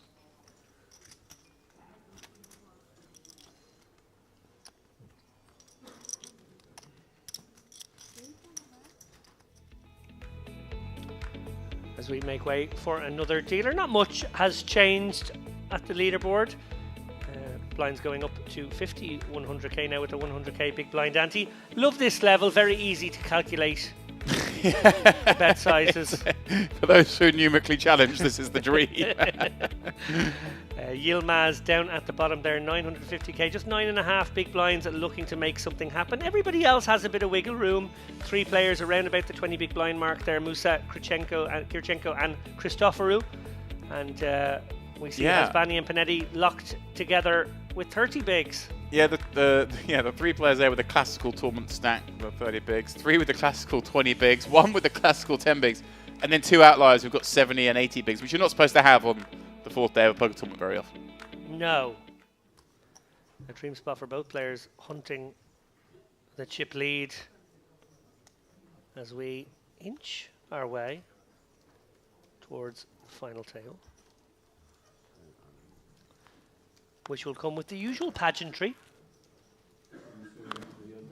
The bombastic intros from producer and presenter Milbutas. Oh, yes. You just reminded me. We've got a final table coming up, which means we get the Milbutas introduction of the finalists when they come out. Love it. Which is my favorite thing. I think of all the things here at Merit is those. I just gets the juices going. Gets me pumping when I'm in the room watching it live. Even watching it on stream is good, but in person, it's a sight to behold. I think it gets the players pumping too. He certainly does. Because there can be a tendency in poker to be a bit drab and be a bit like... But when someone's giving that much energy, it kind of gets you into it as well. We saw players running around, kind of celebrating that they made the finals, which you don't see, I think, if you just do a generic. And in seat one, we have... You need that. Yeah, the walk-ons as well. I almost feel like the guys for the walk-ons, you know, when they do the walk-ons in boxing and, you know, the Burger King is behind them and, you know, maybe Taylor Swift is there. Or, I don't know. It's literally the only modern reference I could think of. But somebody accompanies them as they do their walk-in. I wonder if that could be something we could encourage players to do to catch on. Do they have like an entourage? Oh, people pushing away the fans on either side. Who would be in your entourage? Would you have your kids out there? Sort of? I think we'd be in breach of some laws if I did that, but yes, that would be nice. Don't let it get in the way of a good... They'd enjoy it. They would love that.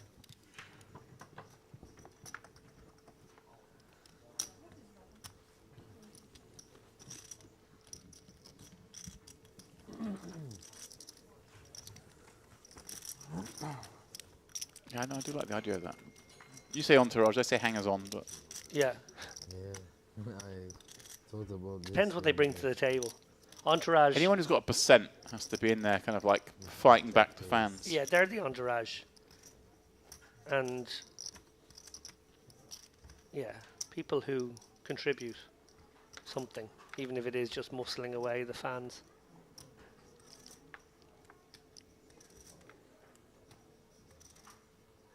Joking aside, it is a lovely feature of the final tables here that we take that little break, we set up the stage. The share hand guys usually create some really fun graphics as well. Players' profiles displayed on the screen behind. The bombastic Milbutas. You look like Pocahontas. With a generous introduction for each player. I feel like he can go on the road with it. I don't think there's any poker stop that does it quite like Merit. Yeah, he's our own Bruce Buffer. Yeah, but even then, when they can hype up a tournament, but hype up a final table, no one does it better. This man needs no hyping up. He's got jacks and a big stack. He's hoping for one of these shorter stacks to perhaps perceive what is quite correctly a wider range than most. And Kirichenko, here we go. Here's an example of one who could certainly do this. And we've shown this man willingness to bust out. He definitely plays with his heart on his sleeve. And you got fourth in the high roll this time. Second in that same event last time out. I'd be surprised, David, if we don't see him take the spot. He rarely shies away. And he has announced all in. 17 blinds, completely reasonable against this hijack open. But what a dream start for Khurshidyan here. Snaps it off. Kirichenko now 29% only to stay in this tournament. Are we about to go to 16? Is Khurshidyan about to become the prohibitive chip leader of this tournament? It feels destiny-like now, isn't it? If he keeps running like this, board's coming out clean, getting there when he needs to. Certainly could be Kirichenko reduced to just 3. That's not it. GG's Kirichenko. Shout out to him for pulling a audacious bluff on the pure bubble yesterday. Ripped it in for 1.2 times pot with just queen high. Oh, we have a bust out. Out on the floor as well.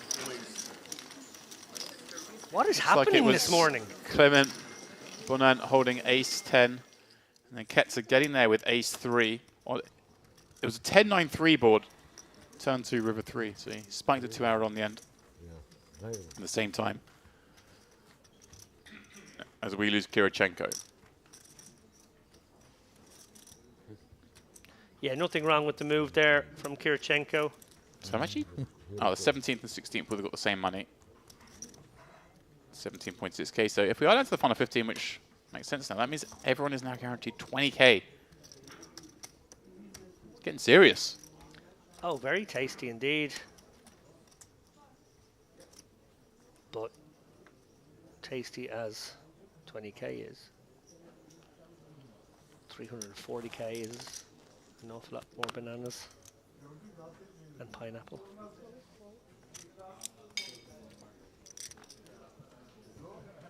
You can't shame me for eating fruit. It's usually cookies I bring back here, so. I'm very impressed by your choice to spend that 8-minute break gathering some fruits.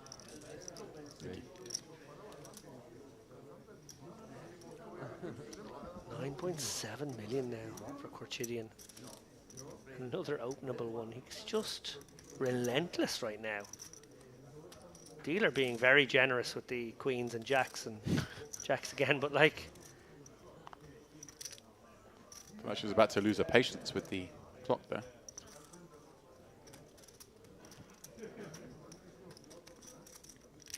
Haspani. No interest in playing back with this ace-3 suited. Didn't even cross his mind. Christopher Root in the big blind. King, queen off. Interesting spot again, David. Does decide just to rifle it in. Yeah. Not surprising from this seat that we see this maneuver.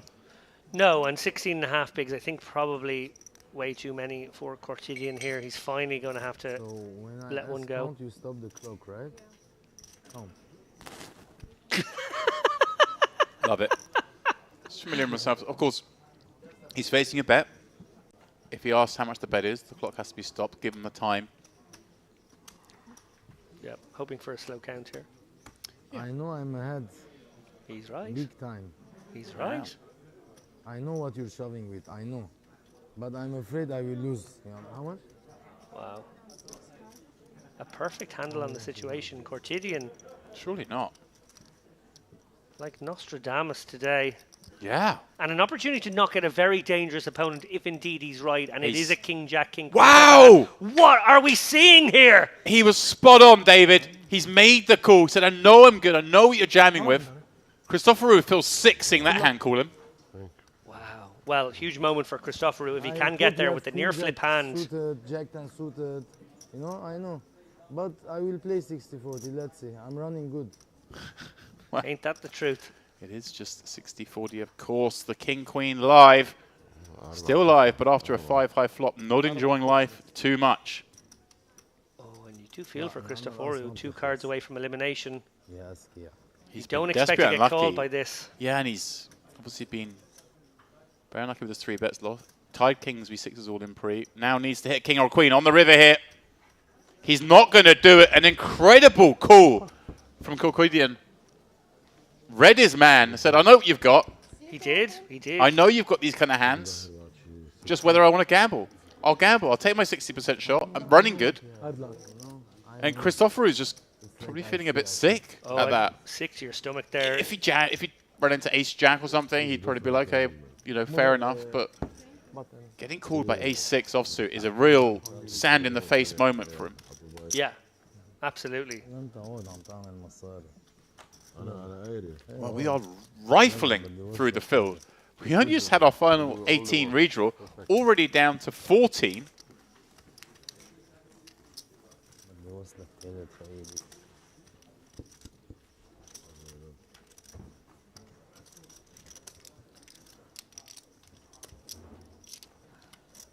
Each is 1 million, huh? Yes. I have 40 And you know what, James? And Like this is sort of a 20 is hidden 500, 40 factor is in all of only, this now. But I feel obliged to point it out. 4, 5, 6, 7, and then I pity the 5, fool And then I who show 3 it. bets Corchidian from here on out. Huh? You're petrified to do it light. Right. Loads of hands that you're allowed to do it with, and you're thinking, oh, he might just snap me off here with the raggy ace. A huge marker been put down there. Insane stuff. انا عم هو عامل شاب انا رح اعمل عليه شاب. It's almost just a disrespectful call. It's like a. ما فهمت علي بدك تعمل شو؟ لو ما I'm not انت having it عملت from you. اوبن رح اعمل شاب هيدز اب. Yeah, there's two sides to that coin. He spotted an opportunity to remove possibly one of the most dangerous opponents he could face here, but he also gave an opportunity for them to double up in 45% of worlds. Right.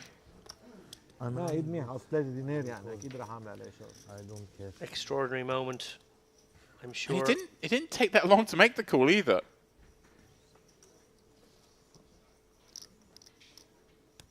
Got the count. I don't think he even used up a time chip.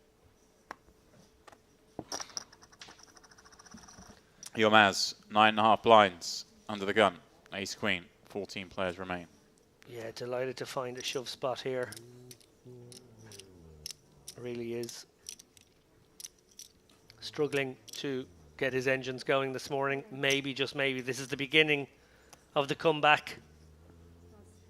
Of course, that famous hand from last night, which I feel like the world of poker, the entire poker community are going to have watched before this weekend is out.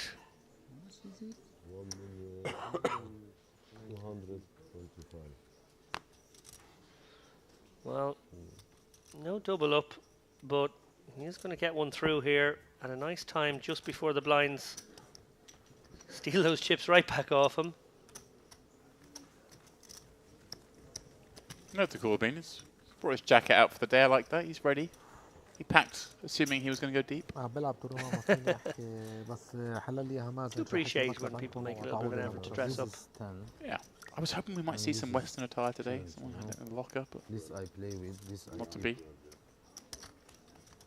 11. We'll see.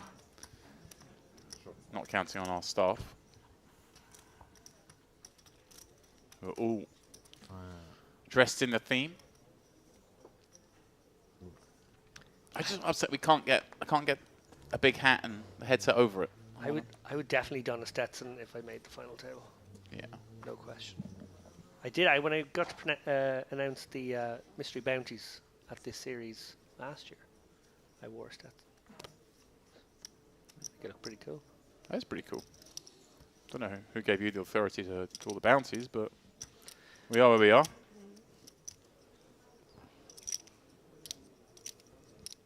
It's part of my baptism of fire here in Corinia.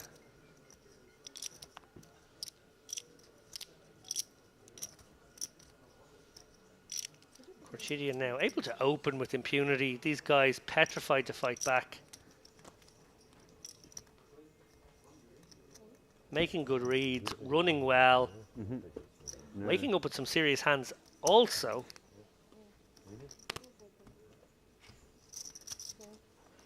How much you have? 11.5.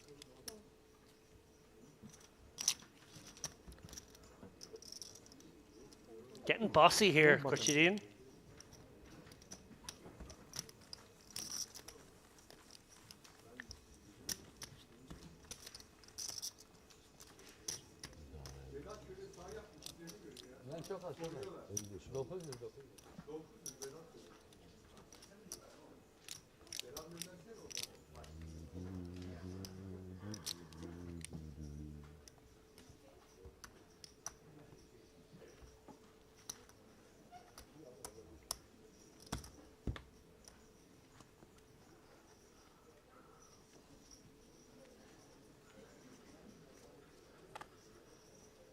Sorry.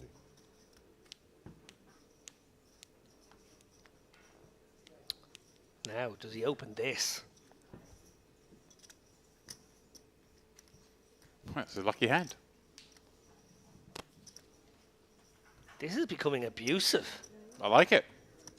But and like as you said, when you've seen the man raise call it off with a6 offsuit, how difficult is it to go after him? Yeah.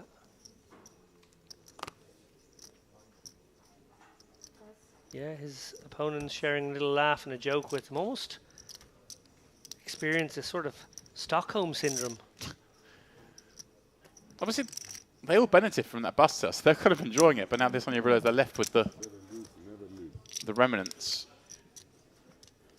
Now they have to deal with him themselves.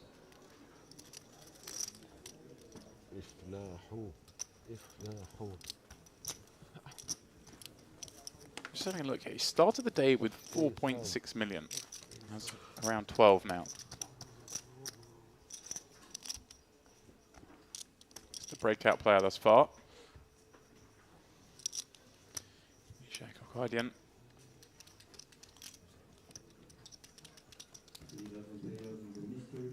I mean, I'm sure this tournament is going to have a lot of twists and turns. But he's the early breakout, getting up to nearly 20% of the chips in play. Big blind is one entry, one starting stack. Yeah, this is one. This is my friend I put now. I always enjoy that benchmark myself. And my other friend. He's a player that's usually found in the cash game streets. Does have a fair number of caches, just under 400k on his Hennemob database, a bunch of which coming in this very place. Well, will it be a case of no man left behind here in defence of his soldiers as Hasbani takes a pre-flop stab here to the tune of 2.2 million. Yilmaz finding jacks with his 9 blinds over and open. Very reasonable to believe he might get paid off here. And this one would be a little optimistic. 150.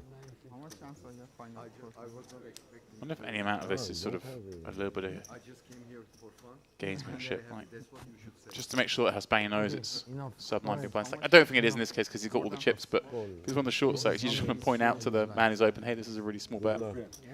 Hasbani gonna give him a spin here, getting a great price, 9 bigs only. Big moment for both players here.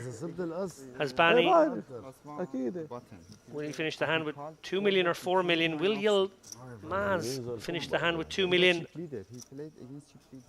Or a little piece of paper that says 14th place? Oh, ace in the window. Hasbani leaps out in front. Yilmaz does have the opportunity though, of course, David. There are routes to victory. Now there is just one route to victory. Needs a black paint card that says J. Floor. And we have service. GG's to Yilmaz. I love you. Very unfortunate. I feel like there's a conspiracy with the dealers to give us an early night tonight. I was there setting it up going, we're going to be here till 2 in the morning. It's going to be a long day, 24 players. It's going to take a while. Half them are gone. Well,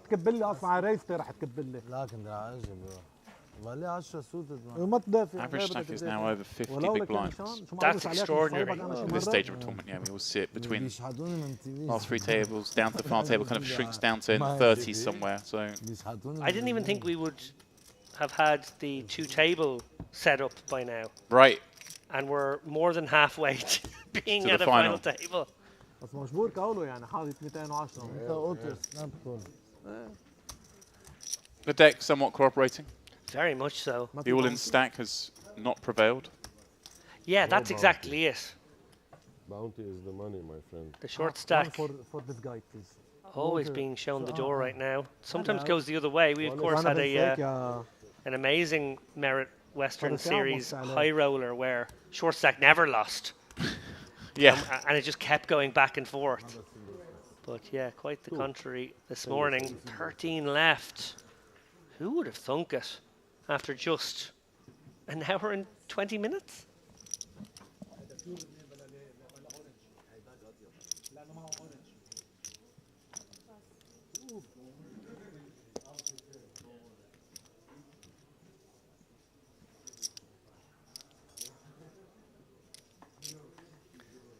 Korchidian will he get bossy here with the 10-6? It's the kind of hand you might raise up, the kind of raggedy one that doesn't play great as a limp. He is gonna, and a much nicer king 4 has to hit the muck. Yeah, like this. Power poker from Korchidin. Running with the bull.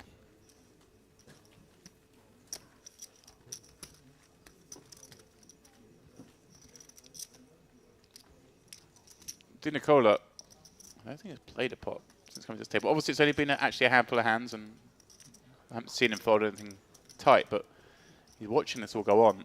Thinking, Christ, what have I got on my left here? Yeah, and I wonder if he does dare open one at some point. Will Korchidin give some respect, or will he immediately pounce with the first playbackable one he gets? I have a feeling it'll be the latter.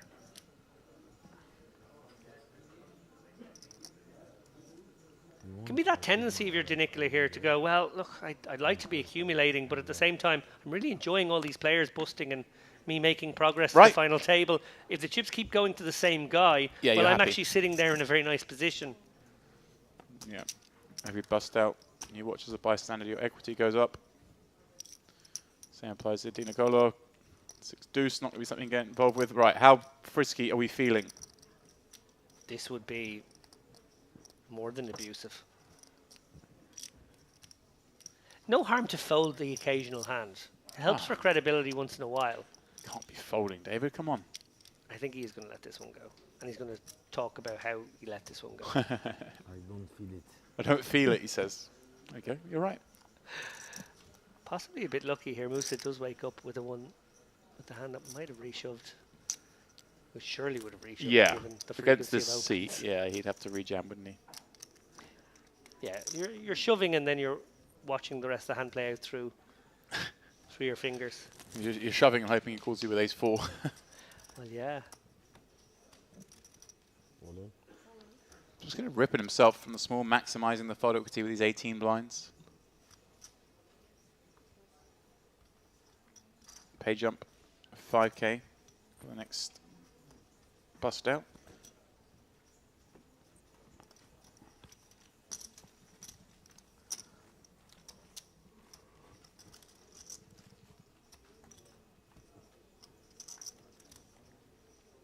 هونيك ياكلوا بعض برو هيداك هوني هديك اصعب بكثير.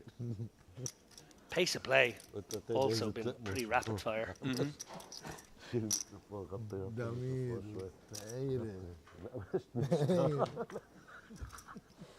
It's all fun and games right now.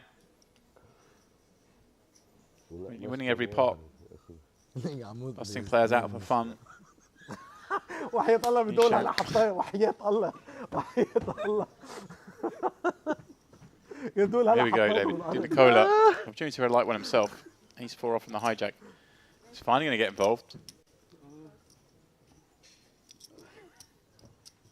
And there you go. His man on the left did fold an ace. Ace 3, so instantly folding, giving a little bit of respect to Di Nicola. Of course, he should be folding ace 3, but we weren't sure how he was going to react to the opens when they came. And actually, the speed of the fold doesn't give Di Nicola any information either. He won't know that it was an ace. He wouldn't know that it was a possible 3-bet. He'll just think, oh, maybe look down at Jack 3 off. Oh, Hasbani. Definitely a call here. Mandatory defend. I don't think you want to get frisky with this one. I think you just want to navigate here, try and flop a set, maybe get a little sticky on some boards. Check dark. Ooh! The case 4 rolls out. The Hispania announces dark check. This day and age of dark check, well, players pretty much always checking flow anyway, so it doesn't really change too much. But it's odd that he's somehow done it now when he hasn't done it up until now. Yeah, Di Nicola feeling very good here with the 4 and the diamond, right? Yeah, I was going to say, Di Nicola has a lot of this himself. Middle pair, backdoor diamonds, wheel draw. Well, not really a wheel draw, I guess, because with the 6 on board there. All right. Both players would make the same hand. Haspani coming out with a smaller raise. And I don't think you can fold yet. No, but suspicions will heighten.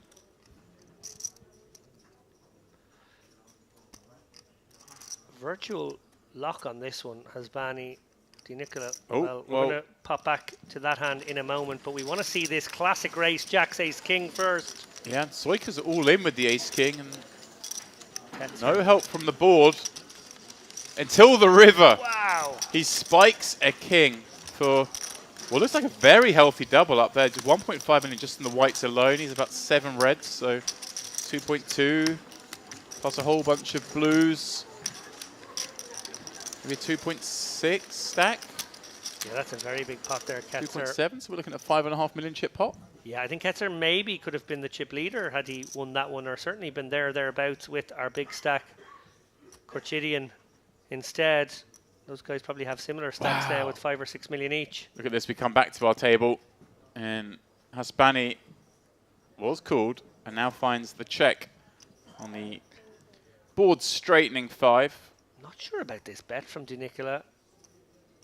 Might just be content to check it back. Wow, Haspani check ripping. 4 on the board in a row.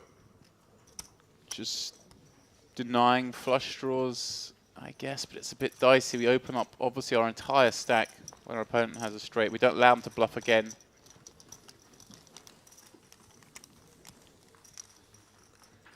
هيقلب هالورقة نزلت على رابع ورقة. Oh, welcome to the table, Di Nicola. You fold for 5-6 hands, you finally play one, you get check raised twice in the same hand. Yeah, a pretty big one there for Hasbani. He is in the ascendancy right now. And a good morning, quietly. We've obviously given all the love to Corchidian because he's been smashing and bashing his way to a huge stack. But actually, Hasbani, when been given the chance, is playing a cameo role here.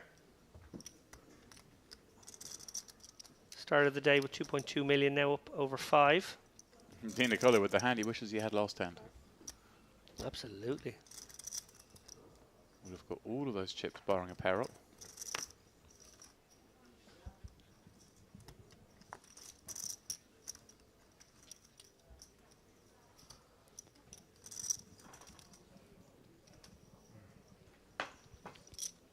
Moose is just posturing here, using up a little bit of time. Is there a money jump at 12? I believe there is. There is, yeah. 5k. Panetti, Rags, Bin.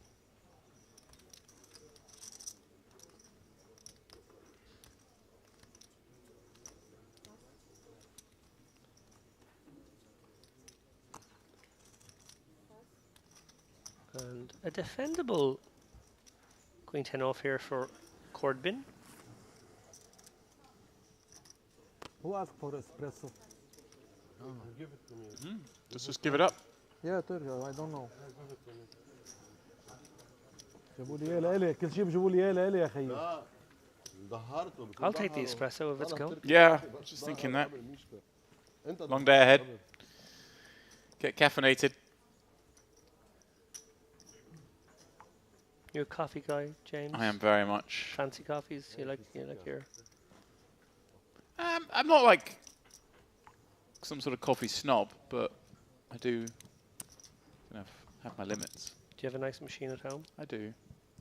شوف كان معه ضد But I tend to الهديد. just go out with my coffees. I like having a coffee and a walk along the beach. It is a lovely thing. Yeah, that's. I feel like they taste better out of the sort of the plastic lid, and you're walking along, the wind blowing through your hair. Well, I can get behind the wind blowing through my hair. I'm not sure about the plastic lid, but Oh. yeah. I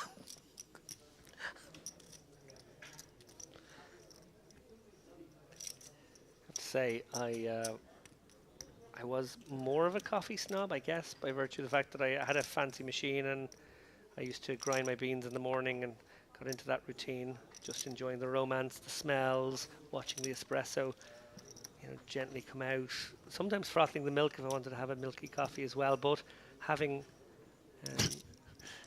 welcomed my second child to the family, I have to say time is a much more important commodity in my life these days. And I actually, alongside my fancy coffee machine, I have a Lavazza Sega, which is as pod machines go, is actually a pretty good one.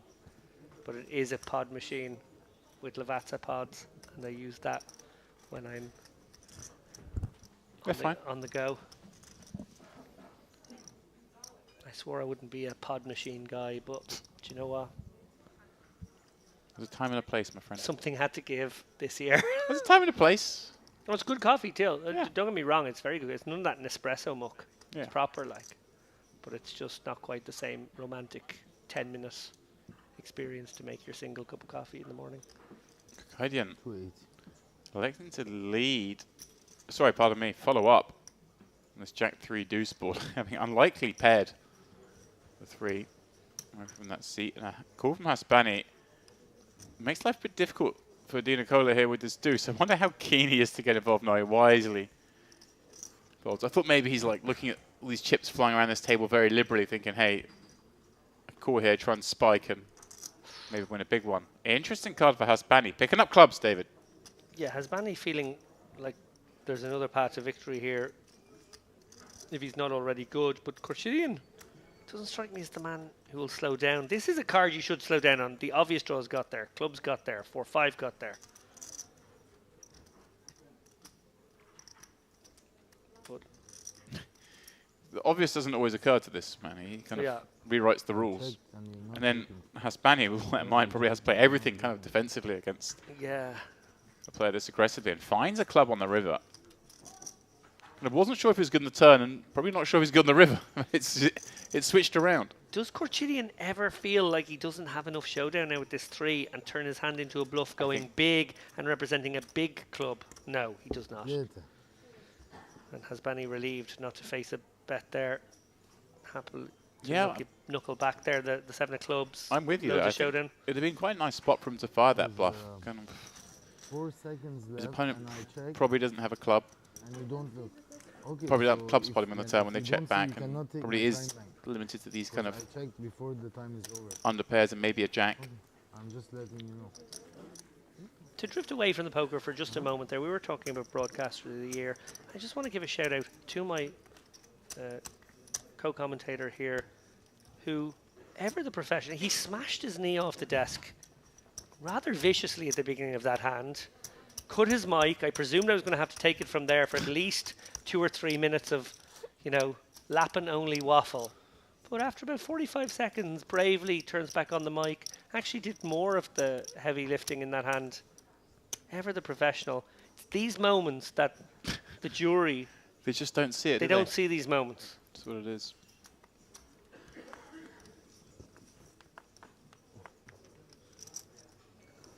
They hear Ali Najad's wordsmithery. They see him acting the maggot, joking around at the end of the session with props, producing bananas, putting jumpers on his head. Just a couple of the things I've seen this weekend. But they don't see the moments where genuine physical injury is just pushed aside and professionalism takes over. I doff my cap to you, sir. So you don't get points for sort of cleaning your desk when you finish your session. Unlike some people who are nominated for. It's true. But maybe Ali and I should just be forced to share the same space and you can have the clean area that you tidy up. It's a problem when you're in the booth together. Panetti. Put one up here with the 2 6s. Yeah, I actually got Ali with that yesterday. I don't know if you saw the end of the frame when he had his hood up. He did it at the start of the frame as well. And I managed to trick him by sneaking around behind him. So when he took his hood off and turned to me, I wasn't sat here anymore. Because I was stood to his right. But obviously he could still hear me in his headset. Very much confused him. How did you do that? Well, I'll tell you in a second. As Very Di Nicola stealthy. Very stealthy. is finally applying some pressure. He's been itching to do this sort of stuff. Panetti opening off 27 blinds. Kind of hard to imagine him wanting to continue here, isn't it? Yeah, he's getting a good price. Di Nicola really coming for a small sizing here out of the small, but this particular hand is very hard to navigate for Panetti. Do feel like there'd be a decent number of suited Broadway kind of combos. Decides for that price, it is okay to have a little look. That reason you perhaps like slightly larger from Dinner Color. I understand the sizing down against the 27 big blind stack, but I do prefer a larger size against range. I wondered whether they would get the job done against these sixes, which are harder to play than, say, a hand like Queen Jack suited. But to the flop we go. ooh, great flop for Dinner Color. Must feel like he has the best hand here, bar traps. And Panetti's going to feel pretty confident about this board. Yeah, I think we're going to see a fairly small bet here from Di Nicola, maybe something in the region of 350. And it's going to be very hard for Panetti not to stick around for at least one, if not two streets here. Oh, even smaller again. Really milky. I like it. I guess with that smaller sizing pre, does have all these sort of Queen Jacks, King Queen kind of hands that you want to target. Even some ace size, perhaps, like Ace Jack of diamonds, Ace Jack of clubs. That find it hard. This hand fraught with danger now for Panetti. Obviously not going anywhere. Has that six of hearts in hand as well.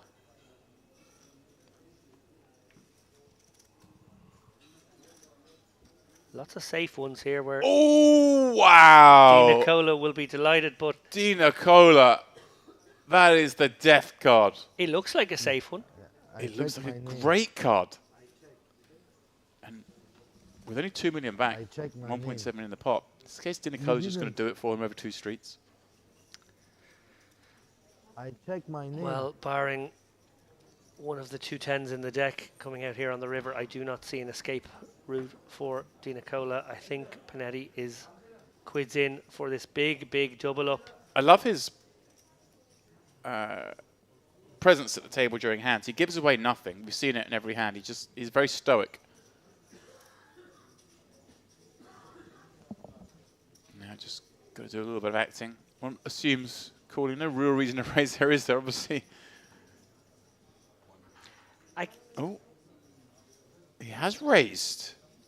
Yeah, I'm a little surprised because he's in position. So Right. out of position, I can understand a raise, but in position, I certainly would have expected him to just call again, keep in all the bluffs, and then hope some of those bluffs catch a piece. So for that reason, does Di Nicola think this just can't ever be value? Yeah, feels like hearts, doesn't it? Yeah. Or maybe a hand like eights that doesn't want to call another bet on the river and decides it makes it $1 million now. Goes all in, gets snapped, gets the bad news, he's got 2 outs. And yeah. Brutal. Reaction says it all. He knew he was a very good chance of getting all those chips if it hadn't come a 6 on the turn, as it is. He's a favourite to double his man up. Now, the dealers have been ruthless with our short stacks. Not this time. We doubled up. What an amazing situation for Corchidian now. Di Nicola, body blow here, back to 3 million. Although I suppose flipping rolls maybe slightly. Panetti now up to around 5.5. But I think, obviously, we haven't seen Panetti with a stack, but we know Di Nicola is a live one. Yeah. Makes it very hard. It's hard to imagine Panetti's going to build that stack with the same vigor that Di Nicola does. So I'm with you. It's bad the chips move to our left, but a less volatile opponent. Oh, Di Nicola, crestfallen. Yeah, he's one though. It gets swingy for him. قطشه.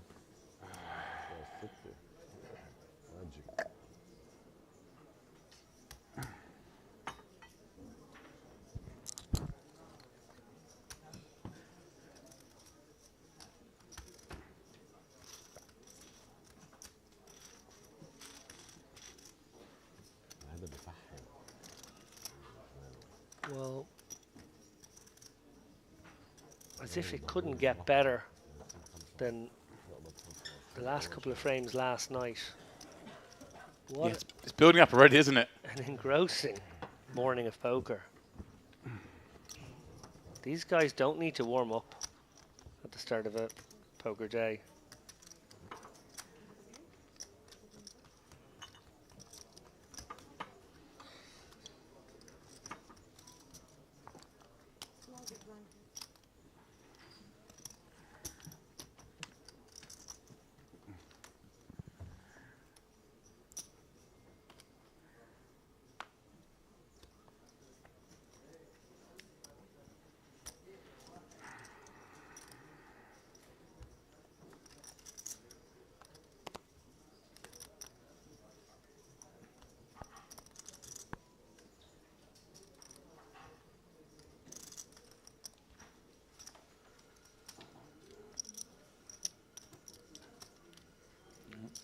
the gun.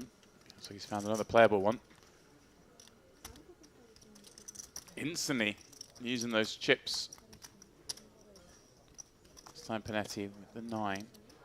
It's like the third or fourth time we've only seen one of Panetti's cards. I think as well as he's doing at poker, perhaps he needs a little education in how to place the cards, David. Bro, put like me, like this. Very obvious. Okay.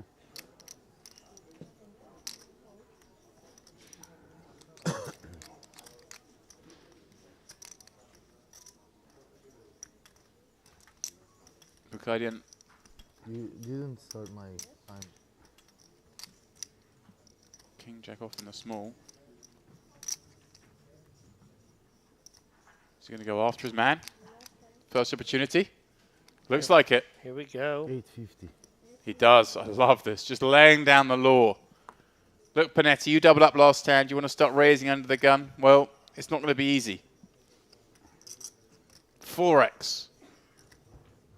Targeting that. 57 big blind stack now.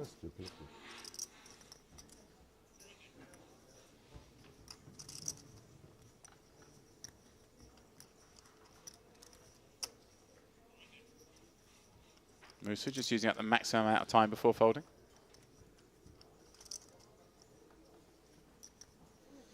David, hard to imagine bar a 9. Is there any other card here that we can continue with? Yeah, like the 9-10 suiteds are pretty pure, but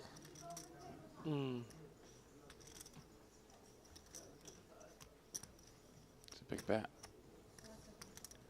yeah, I think this is job done here. Korchidian bulldozing. Yeah, I like it. Just set the pace as soon as Panetti opens off that fresh double up. I was thinking I opened with nothing because I just did take a big pot, or Why you trip? I have very good cards. yeah, me too. It's why I fold, because I trust you once. Okay. I trust But you don't do it again, once. or he will punish you. Not I trust you. Just I trust you once. Poker is very simple. You complicate it. You want a hand, and I have very good card. I relax. انت على اساس ما بتفكر فيهم هون.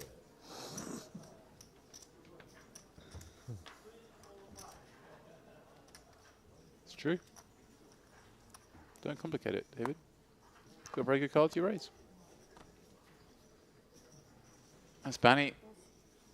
He's smiling. Got a little fortunate with that A7 against the 2 jacks earlier. Has over 6 million in chips. Dina Kola started the day as chip leader.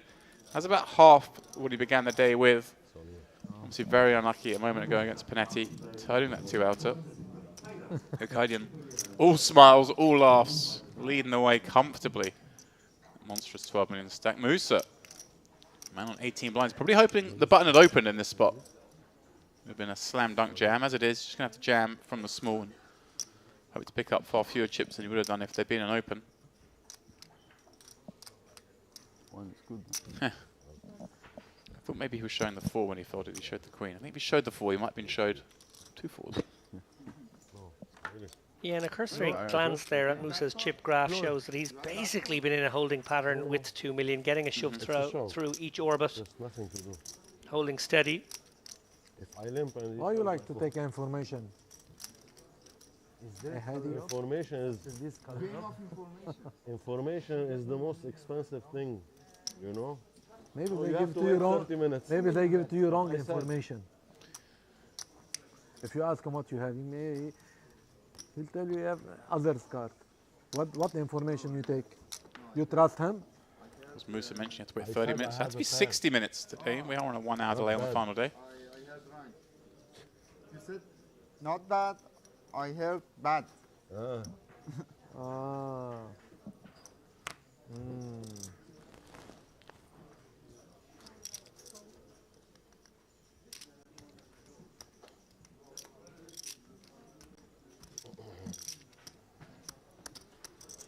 Yes. Musa now on the button. On open pot with 20 bigs. I can't imagine he's going to look to play this 7-8 off, is he, David? Or 20?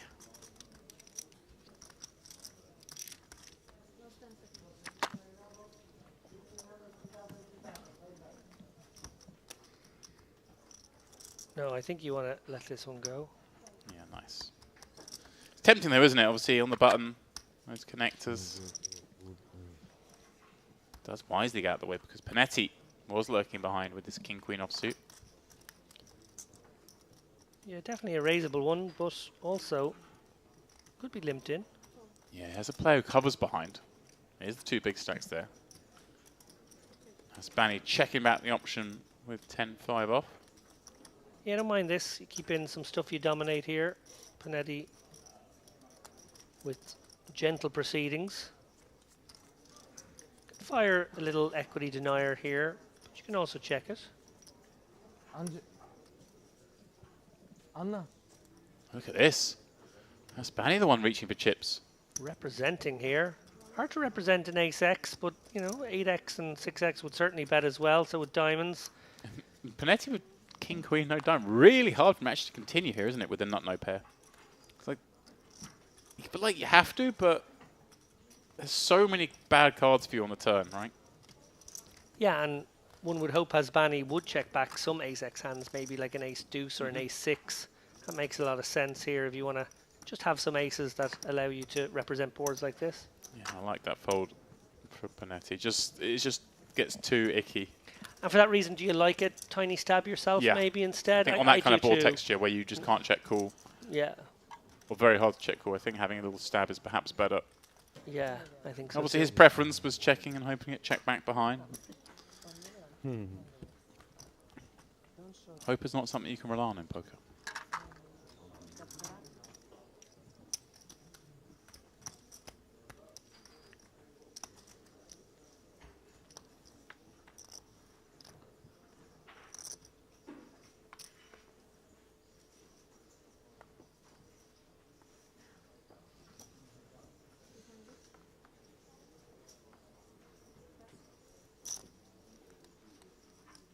Nicola.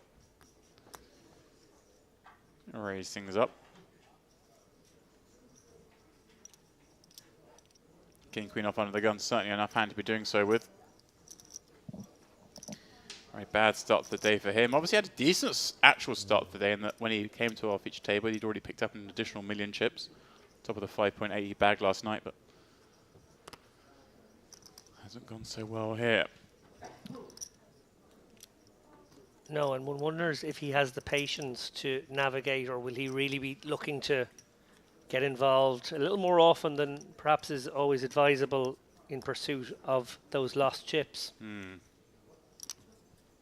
Panetti again, the mystery hand.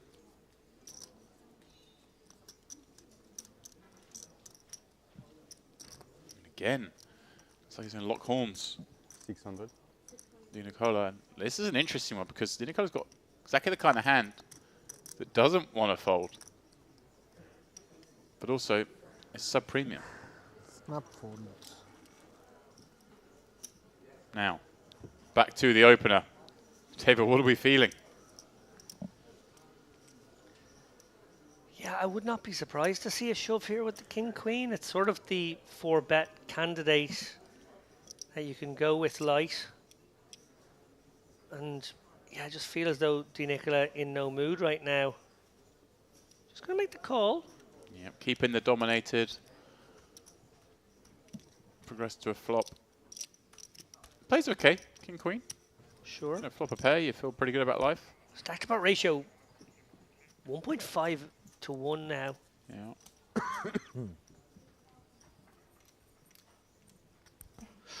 Well, he's not going anywhere now, and we just don't know what Panetti's holding under there. Could it be ace-king? Could it be aces? I am so pro.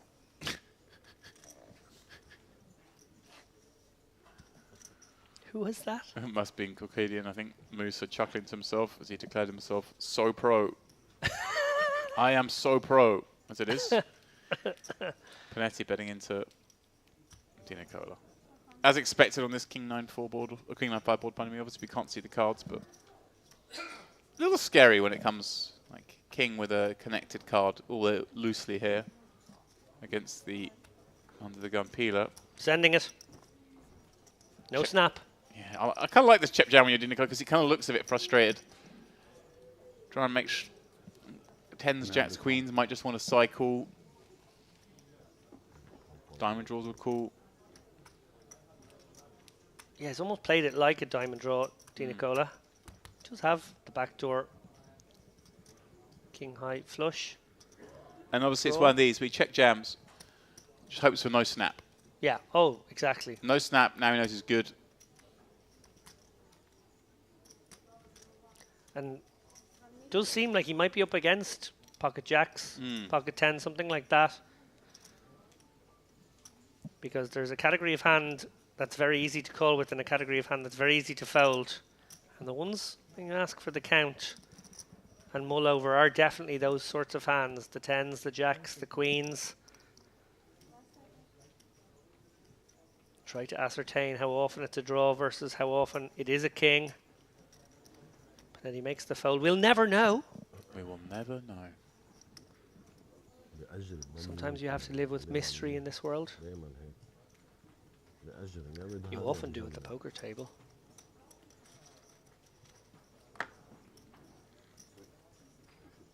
Pinetti's best career score coming at Merit Okay. I push. during the Polypoker Millions North Cyprus event back in 2021. Third in the 10k high roller for 173k, by far the best cash he's had. Next best score being 23k, cashing the recent World Series Poker Europe main event championship. No, ace king. You fold, Big fold. bro. Habibi, you jump And in from fact, 10th floor. You don't fold this. The hand. man who won that high roller He didn't have at the Polypoker Millions Live is Really? still in Yeah, this he field, didn't Mustafa No, I Erkam, put the hand. No. on the outer table. Both of them, for both players, that was their career best score. So here they are, fond memories of each other. Not there yet, obviously separate tables, but maybe they get to the final. Ah, you again, my friend. How are you? Favorite hand now, Cortidian. Suited variety this time.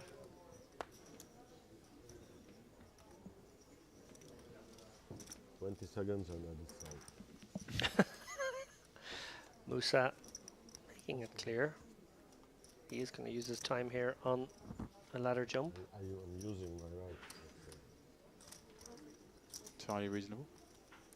Yeah. There was some pushback on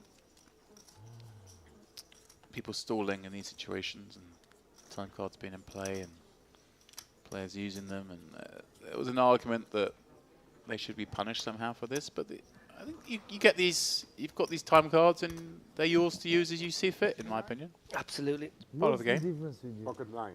39. Pocket 9. Yeah, but what's the difference with I you? want to know what hand he folded.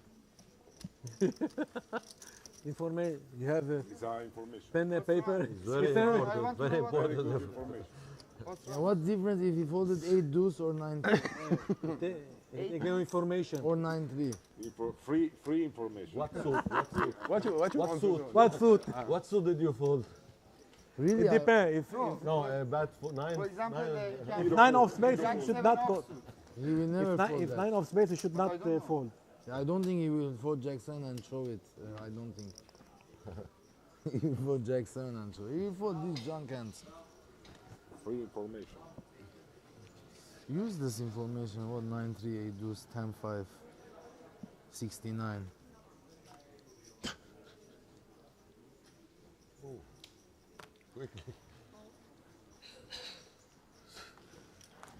Very fast.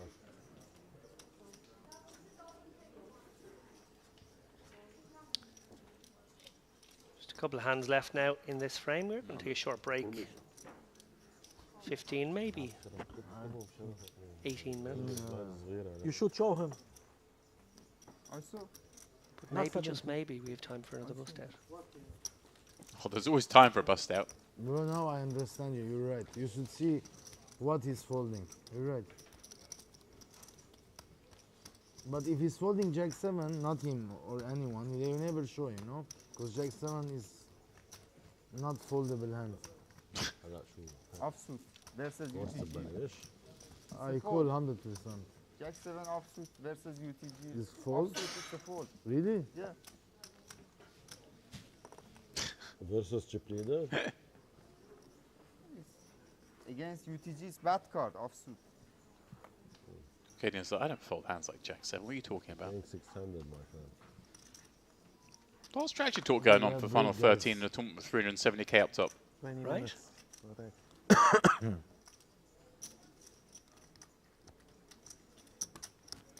Well, not just Corchidion's favourite hand. Panetti going to take a shot here and under the gun steal with the ace 6-0.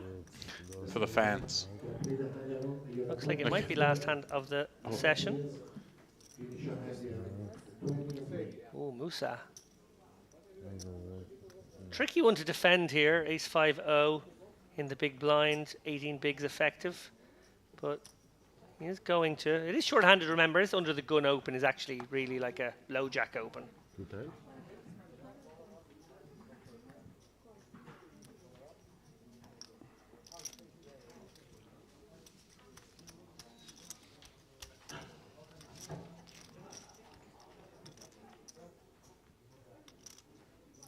What a flop. Ace 6-4. Panetti smashing it, but Musa more than happy with that development.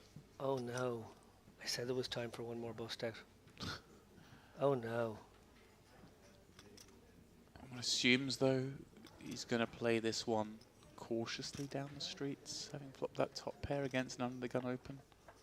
Yeah, but he's also got backdoors, and it's going to be very hard to not call at least twice. Still So I did feel like he's going to call here. That was the first time I think I've seen Panetti break character. He sort of came up out of his seat, looked at his opponent, and gave like a little sigh. One assumes Panetti's going to come with a bet that sets up a river shove. Probably needs to make it about 400k. Looks like he's chosen 5.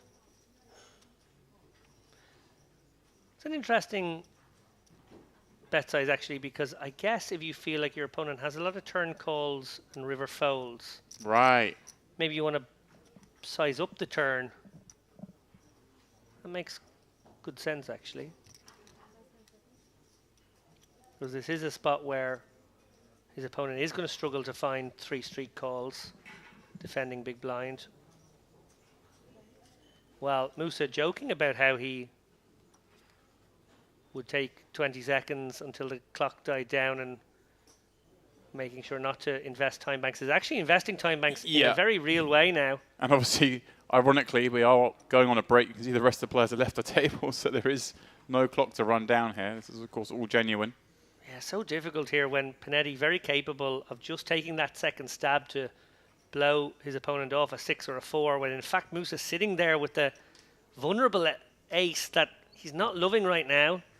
2 time banks expended. Yeah, and is the rainbow nature of the board, no Broadway cards there, leading him to believe Panetti here for this ace? If it was, say, the 10 of spades in the turn, can he give him a lot more natural bluffs?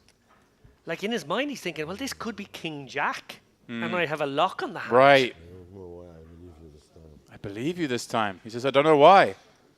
Wow, That what sounds a like a read. fold. What a read. You can't continue after saying that. Sick read by Musa there. Phenomenal stuff.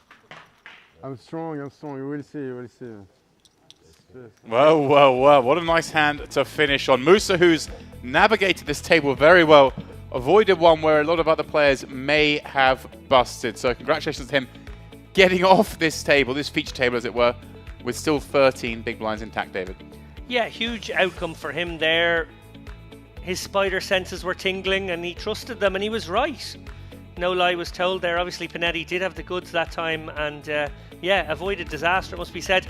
I'm going to jump in right away here and do something that I know James hates. He hates when I do these naff outros. I'm going to do it anyway. Sorry, in advance. We heard earlier the chip leader, Corchidian, singing that famous Johnny Nash song, I Can See Clearly Now. One of the obstacles in his way was Christoforu. Well, he dispatched him with the ace-6. We saw that. dispatched quite a few people. It's fair to say Kirchenko also set packing. But the question remains, James Dempsey, will it be a bright, bright, bright, sunshiny day? We're going on break. See you in 15.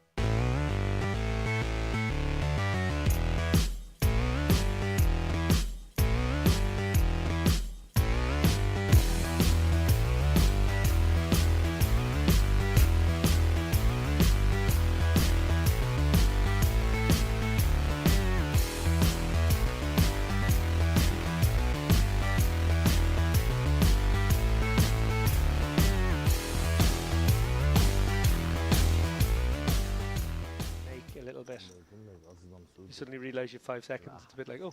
Yeah.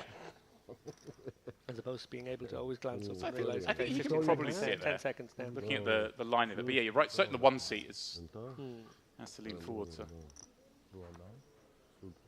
Quite like actually, again, not wanting to hark on, but like Triton, kind of introduced a light strip in the table. You can see the time going down. Ooh, fancy. So wherever you're sitting, you can see it's just a LED strip in the middle of the table. Just ticking down.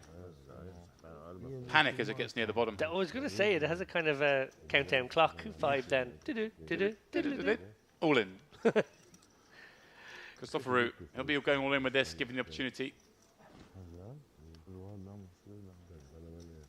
Oh, and dangerous one for Habib here with 14 bigs. This is borderline.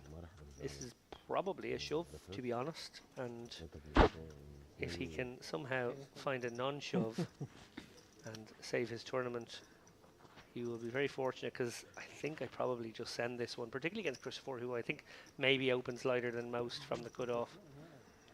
Seems like there would be even more reason to get it in here.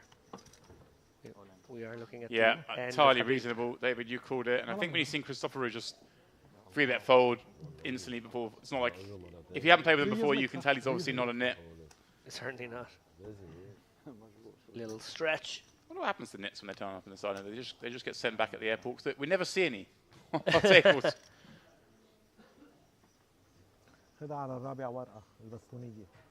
Okay, Habib picks up a little equity in the form of that 10-8-7 board. 9 or 6 would keep him alive. There's the 9. Wow. Now, of course, there are opportunities for a chop. Christopher Root hoping for a jack or a 6. Oh, and he finds my the jack. goodness me. What an emotional roller coaster there for both players. Unbelievable. Unbelievable. يطلع حسيت وينزل. When I saw the eye, I was shocked. هذا قرص ألف فيها مسكة.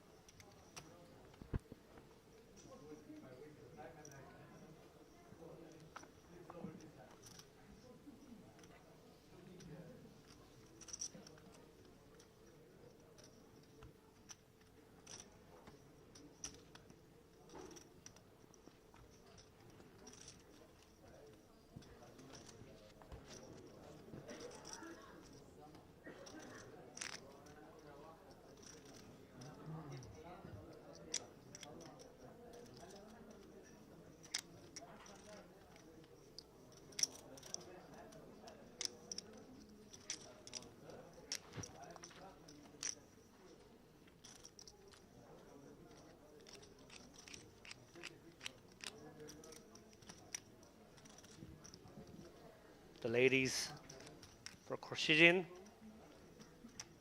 Yeah, the man with all the chips on this table. But only a sort of 1.5 times average stack for him. Yeah, Not as you even said, that. really interesting stack distributions here on the final day. Nobody with a really big stack. We have seen, obviously, the Western particularly big couple of stacks at this stage. I think already maybe did the Dark Knight. No, it wasn't Dark Knight. Dark King. Dark King, yeah. The Dark King had like 12 Dark- million already. The Dark Knight is, you know. That's a cool one too, though. I Yeah. don't mind being called the Dark Knight. We're going to upgrade him. Do you upgrade from... No, It's more of a downgrade it's from a King to downgrade. Knight, but Downgrade Regal. it sounds cooler because of recent cultural developments. Oh, and trouble here for Panetti, considering a Queen X. Okay. Likely to be something like Queen Jack suited, King Jack's, or King Queen suited, I should say. Yeah, it's unlikely to be King Very Jack unlikely suited. to be King Jack suited here.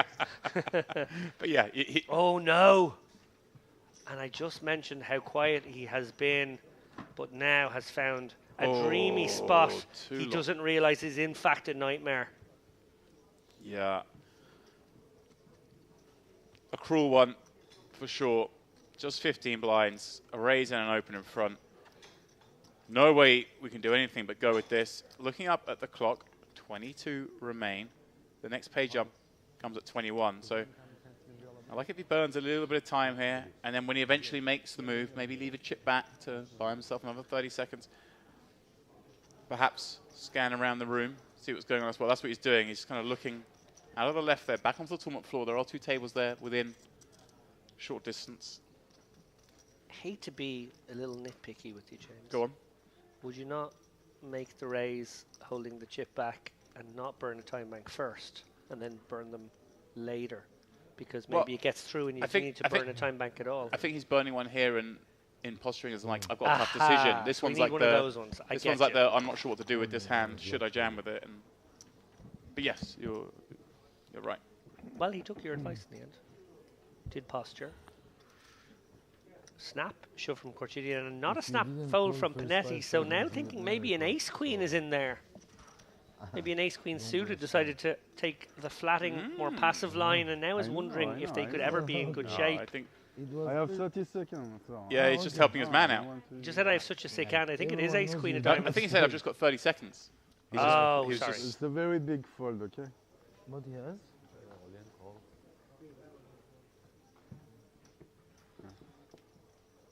all right then.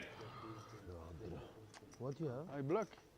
Block me? Yeah, Ace queen? yeah. There we go. You're right. Pretty reasonable line. Flat the ace queen. And then obviously surrender to this much action. Yeah, I obviously would have called against Tulip Bergenhoff, but Gordian ripped it in, and an ace-10 3-flop obviously would have affected the folded hand. As it is, no change here. Of course, I snap call him, but he's him. Guardian I never confirm. Jacks queen. sees the 7 of diamonds roll off, just has to fade one more card. Let's get himself up to the 6 million plus mark. What? That's what he's going to do, David. Tulip Bergenhoff out in 22nd, the last man Hard luck. picking up $13,730. Yeah, absolutely nothing he could have done there. A strategy of it. But yeah, I don't know. That just felt like a, well, I'm happy to get in against the short guy. And actually, there's enough of stack here that I can raise. And if Khurshidin was to make it 500k, I can stick it all in over the top of that.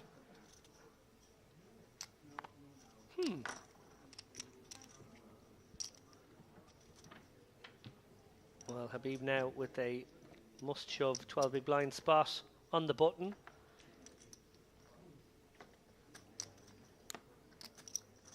Yeah, next page I'm coming at 18. So still makes sense maybe to take a bit of time here and leave a chip back. See if he decides to do that or whether he will just rip.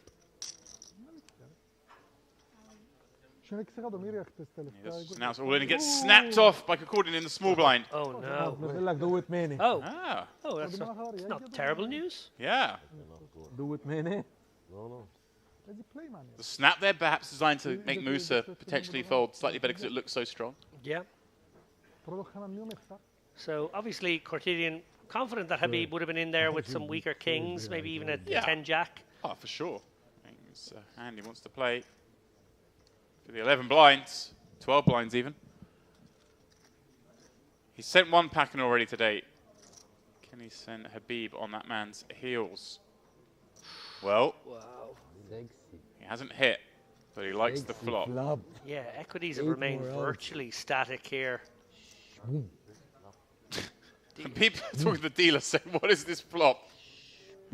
What are you doing to me? Why are you putting me through this? Great turn card for him, of course. I can see clearly now. That one, though, not so much.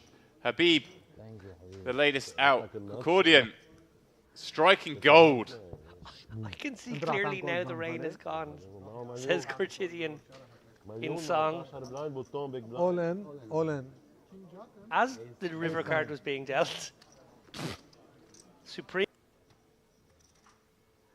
Joking aside, it is a lovely feature of the final tables here that we take that little break, we set up the stage. The share hand guys usually create some really fun graphics as well. The players' profiles displayed on the screen behind. The bombastic Milbutas.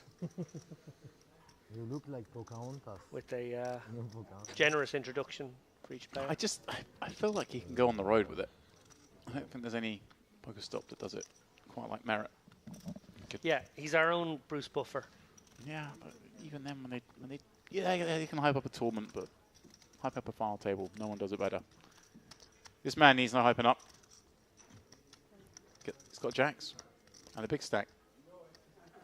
He's hoping for one of these shorter stacks to perhaps perceive what is quite correctly a wider range than most. And Kirichenko, here we go. Here's an example of one who could certainly do this. And we've shown this man willingness to bust out. He definitely plays with his heart on his sleeve. Man, you got fourth in the high roll this time, second in that same event last time out. I'd be surprised, David, if we don't see him take the spot. He rarely shies away. And he has announced all in. 17 blinds, completely reasonable against this hijack open. But what a dream start for Khurshidyan here. Snaps it off. Kirichenko now 29% only to stay in this tournament. Are we about to go to 16? Is Khurshidyan about to become the prohibitive chip leader of this tournament? It feels destiny-like now, isn't it? If he keeps running like this, board's coming out clean, getting there when he needs to. Certainly could be. Kirichenko reduced to just 3. That's not it. GG's Kirichenko. Shout out to him for pulling a audacious bluff on the pure bubble yesterday. Ripped it in for 1.2 times pot with just queen high. Oh, we have a bust out. Out on the floor as well. What is happening this morning? Clement Bonan holding ace 10. And then Ketzer getting there with ace 3. 340k is an awful lot more bananas and pineapple.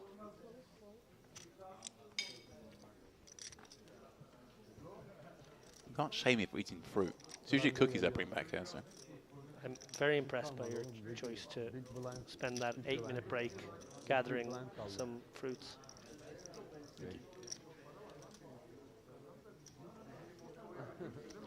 $9.7 million now for Khurshidyan. Another openable one. He's just relentless right now. Dealer being very generous with the queens and jacks again, but like. She was about to lose her patience with the clock there.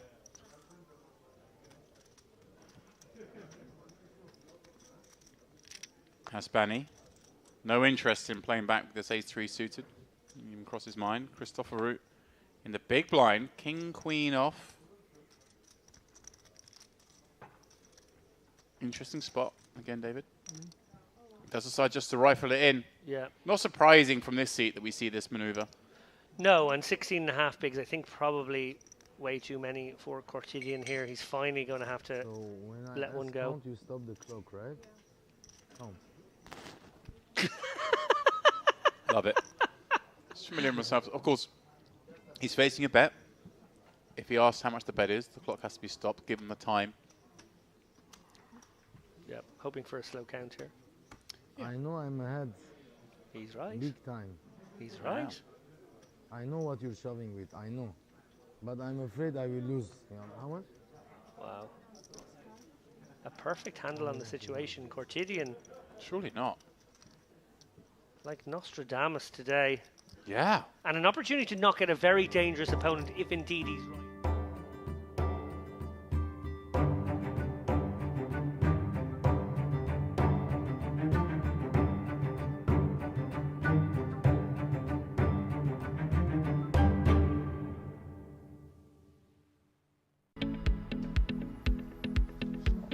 And welcome back for the fourth and final day of the Merit Poker Western Series main event. A main event which is certainly one for the ages. Ali Najad alongside David Lappin tagging in for James Dempsey. Our colleague Andrew Headley, of course, meeting his maker in 30th place yesterday. Not a part of these fourth and final day festivities. Festivities which came to an abrupt end for many already here in the first frame, David. Yeah, it's been a fair rate of attrition already here. Ali Kirchenko fallen by the wayside, Christoforou, both at the hands of that man. It's all about that man at the moment. Cortidian, he has been an absolute wrecking ball. 5 million all the way up to 11.5, maybe even 12 million now. T. Nicola, well, he started with 5 million earlier in the day, and he's on the way down the chip counts, down to 3 million, of course, after that huge clash, that very fortuitous moment, of course, for Panetti, who managed to turn the set when Di Nicola had flopped top pair, and that is the reason Di Nicola finds himself now back in the pack. We're going to take a look at the new feature table now, featuring Philippe Ketzer at the top. Of course, a hand we went over to during the last frame, Ali. Ketzer was all in for around about a 6 million pot. Had that one gone his way, he'd be sitting with 14 million right now, still clearly in a great spot, though. So pivotal. And a flag that isn't flown all that often, just given geographics. You know, Brazil, we know there's plenty of talent when it comes to poker out that way in South America, one of those burgeoning markets. But unlike the Chinese delegation, yet to really field, you know, a large side here at Merit. But I'm sure eventually, as Felipe and the like come and get their taste of what's going on over here, the journey will be more and more justified as you see Jugralin and his talents taking a pass on this particular pot. Jugralin held the overall chip lead for quite some time during yesterday's play. He's been incredibly impressive on the occasions in which we have observed his procedures, the Kazakh national. Certainly a regular here, as we see Ceyhan Ercan. Mustafa Ercan, rather. Tezcan, the man I'm confusing him with from earlier actions. Raise and take it for Mustafa.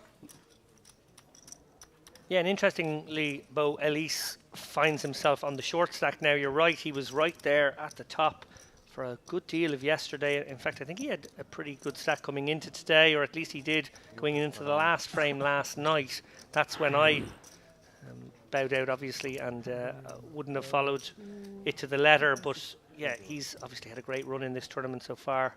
Well, I spent the bulk of the time after yesterday's stream completed just trying to absorb what had gone on the day, and I turned to James Dempsey both on air and afterward, and I stand behind it. In the 20-plus years that I've been doing poker commentary, day 3 was perhaps the most absurd collection of hands. And I say that not in a sense of criticism, but just the insane parlay of things that needed to happen exactly as they did to create such memorable encounters. And obviously, for those that are still with us here on the fourth and final day, a little bit more memorable than for those who were dispatched by virtue of some of those collisions. Of course, Matthew Davenport coming to mind.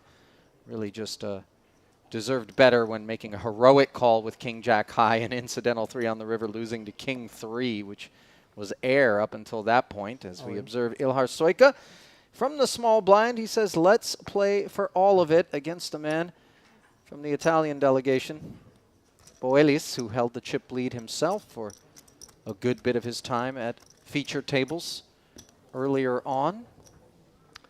Yeah, I will admit to not watching the entire frame with you and James last night, but I did tune in to the very end, and it seemed like a rather PTSD Ali Najad in the seat that I find myself right now. Oh, yeah.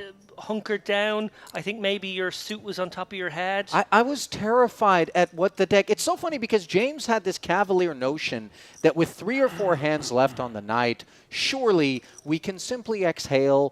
Players will be seeking a bag, and they will not be looking for violence. But the deck absolutely stayed true to form, and it was so insane. I'm no astrological aficionado, but I turned to James and said, is there a full moon? Because I've heard whispers of the inexplicable being attributed to, you know, lunar cycles at times. It was, the werewolves were out, that's for sure. As everybody is out so far in this one. Around to Soika on the button this time. Obviously, accomplished merit regular is Soika.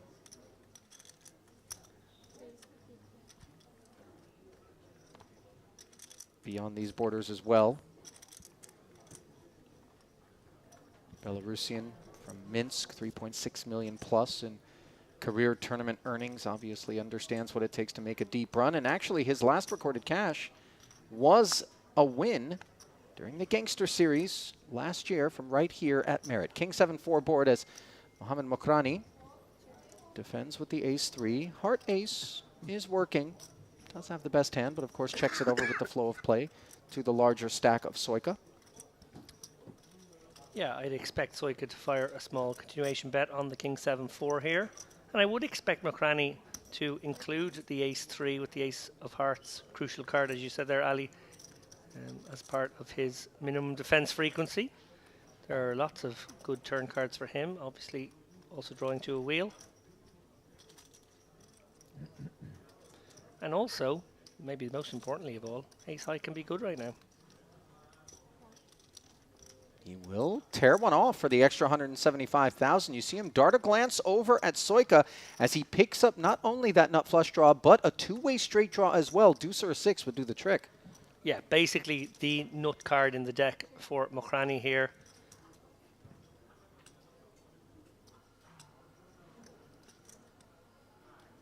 Second check in front of this future lacking Jack-9, which does check back. Board pairs, and that's actually good texture for Mokrani if we're not going to improve. Doesn't complicate matters. What I quite like here as a line is checking, because our ace high can be good, but if our opponent does bet, we can use this hand as a bluff candidate and go for the check raise. That seems to me maybe the coolest way to use this hand.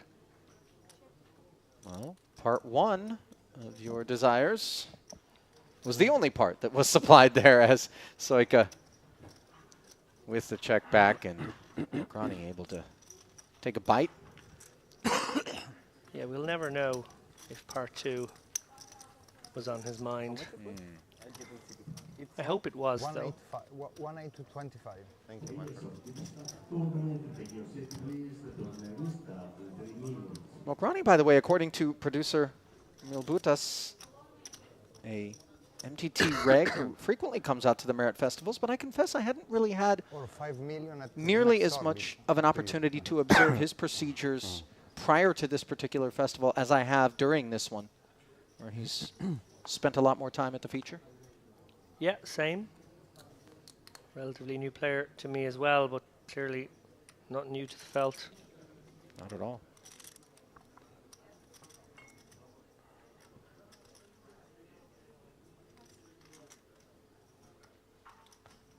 Ketzer, Jack-10 offsuit, will open. 1.8 million roughly in career tournament earnings for him. Over $300,000, his career best cash. That coming back in May of last year in the 25K EPT high roller. So again, we find players who enter events far larger than a $3,300 main working their way down here. Obviously a testament to how worthwhile visits to the Merit Complex in pursuit of tournament poker can be. That's the raise to 250,000, thought over by Barca. I like this fold from Barca.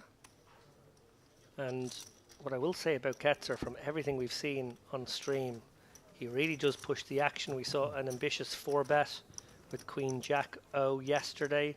We've seen him open probably the widest range, maybe any player, certainly one of the widest. Definitely looks to push the action and will be eyeing up a period such as this, a high ICM situation as we have here with 13 left, to lean on all these small to middly stacks, put maximum pressure on them, try and win some cheap chips as we inch toward the final table, which I for one can't wait for. Obviously the bombastic Milbutas intros, the music, the fabulous graphics supplied by Sharehan, the pageantry, Ali. We're here for it. Mokrani is suited, king on the button, obviously a candidate. Blinds are 50 and 125,000 with 125K big blind ante. It's simple math, but worthy of note, the 300,000 in orbit cost of spectating here, which adds up quickly. And as such, further encourages opens in late position in an effort to steal an orbit's worth of tokens from broader and broader ranges as the situation becomes more and more desperate for the shorter stacks. Gralin, king 4, laying it down. It's such a stacked tournament now. There's just not too many players playing short. Obviously on the other table when we left it, Musa sitting around 2 million, Cordbin 3 million, Dina Cola back down to 3 million. But remember, 3 million right now is still 24 big blinds. On this table, well, Boelis is short with 1.9. Maybe the only actually short player in the tournament. Well, we find players on their feet here, and a wrap of the table. It appeared to be Hadi Horbin. Not sure whether or not he was involved, but pocket queens may very well. Yeah, Musa getting the double up there, I think. Yeah, contributed to the continued journey for Basil Musa. He had 2 million roughly walking away from the table, presuming that there were no other skirmishes in the first 5 or 7 minutes of the frame. I'd say he's up to around 4 million now. Being told it was actually Hadi Horbin who doubled up with ace-3 through Jack-Jack. Is that right? No. It's Hadi Corbin with Queen-Queen doubling up through the ace-10 of Basil Musa.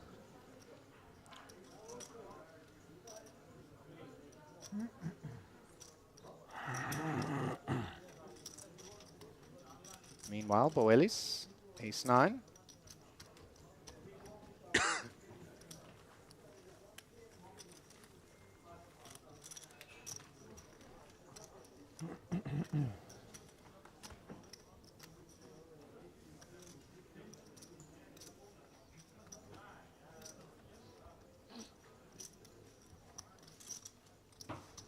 Obviously, things continuing to grow more and more tense, not at all in small part due to the $342,000 first place prize, which is so far from the current $25,000 or $20,400 payout with 13 left. The pay jump of 5K obviously also contributing to the tension,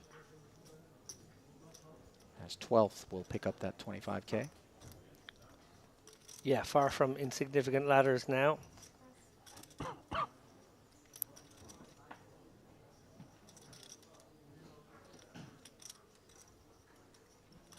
Aces for Barca. can't come at a better time considering he's hovering down there in that 20-ish big blind stack depth. Min-raise open. You see Ercan taking a peek with the suited one gapper.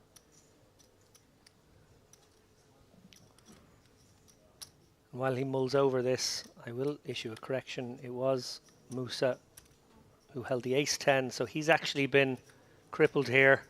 Very short now on the outer table. Yeah. It was the other way around. Initially, yeah, we thought it was Musa doubling through Hadi, but as we saw, that not the case.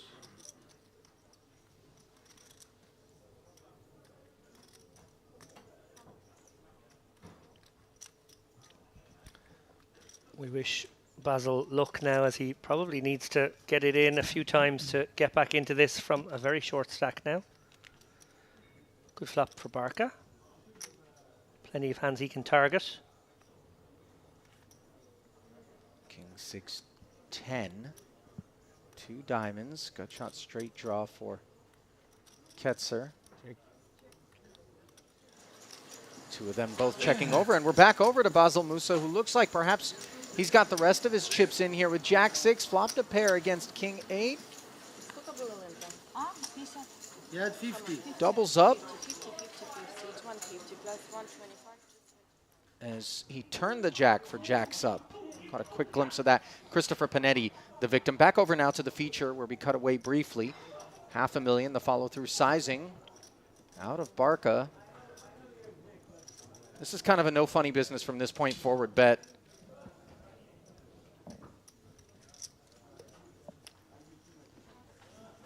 Yeah, and we'll get the job done here. Ketzer, not enough hand. Jack 9, gutter ball in the muck.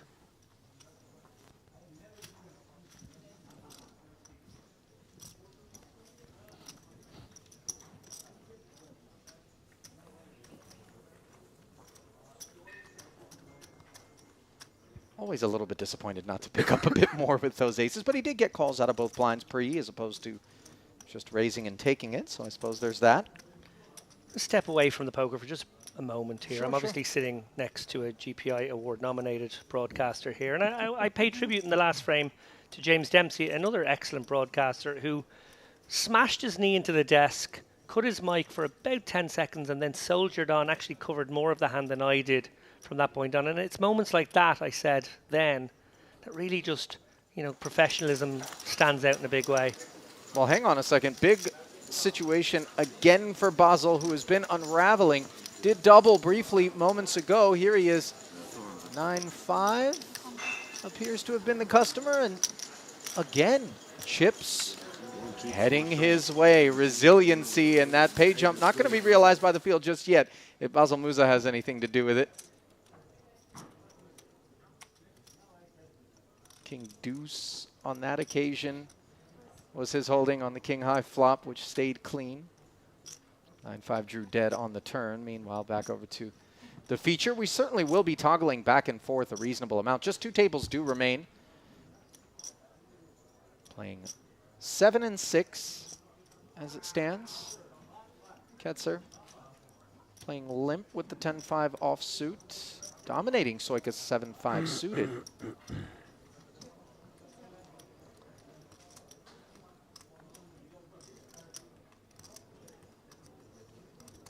Favorable for Ketzer. Sure. Backdoor flush and straight draws to go with this top pair. Around the 6, but not much to write home about here for Soika. Maybe he uses this one as a stab bluff.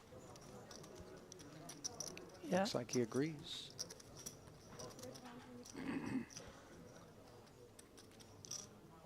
There's the barrel. I presume Ketzer won't want to bloat this one. If you do go for a raise in this spot, you sort of represent stronger than you have when you actually have somewhat strength. It's a bit weird. Much prefer this check call line. Yeah, content to just take the passive approach out of position without much kit. 625,000 in the middle now. Second check from Ketzer, and let's see if it's one and done for Soika. Yeah, I would be surprised if Soika's plan here wasn't to only barrel on cards which picked him up some equity.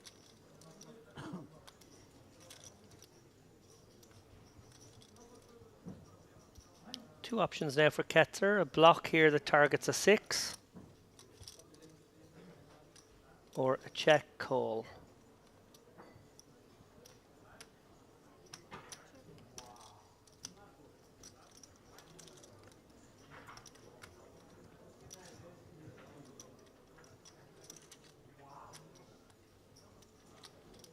Third and final check. Second overcard to the 10 rolling off. Clubs did get completed, so I could just waving the white flag. And I think that's something that's important to have in your arsenal. Sometimes we get really tempted to win each and every pot. We go hard. And, you know, it is admirable. And players such as that definitely, you know, I think earn folds, maybe even reluctance from other players to get after them because they know they're a bit of a wet blanket. But you just minimize the losses, maximize the profits and the gains, and find your way close to the summit here in a day 4 main. Speaking of the summit, so I waxed lyrical there a moment ago about the excellence in broadcasting displayed by our co-commentator James Dempsey. Well, unbeknownst to everybody at home, just a moment ago, extraordinary moment of precision, accuracy by Ali Najad. Not while calling cards, no wordsmithery was this, but rather the demise of a small insect in the booth here. Yeah, I have a particular disdain for what appears to be a sort of a generational flock of mosquitoes that pay us visits in the booth each and every one of these stops. And I am doing my best to really end that reign. These are the moments that the jury are unaware of when selecting Broadcaster of the Year. I'm keeping your supple Caucasian dermis safe and insect bite free here, David. It is the Lord's work I do. Maybe a bit of grandiosity there as the 10-9 suited. Also behaving in less than humble fashion and humbling Jack High flop here as Ketzer's Ace Queen on the button.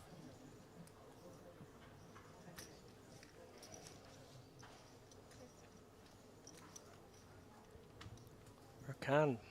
Pairs is 9. Yeah, he sure does. Felipe did check back, unimproved on this turn and downed by that innocent-looking 9 of diamonds, which has taken no interest in further betting. Ketzer might get the sense that Ace-Queen is good. He could maybe even probe for value, but instead he goes meaty. 3/4 pot, and this is a kind of card that the flat caller on the button in position, checking both streets, and then suddenly activating, you know, with the king showing up, he could have it, but look at Ercan sniffing it out. Disappointing, of course, for Ketzer. Yeah, that bet very much designed to fold out pocket pairs. I guess a similar sort of holding there for Ercan, but sticky against his wily foe there. Indeed.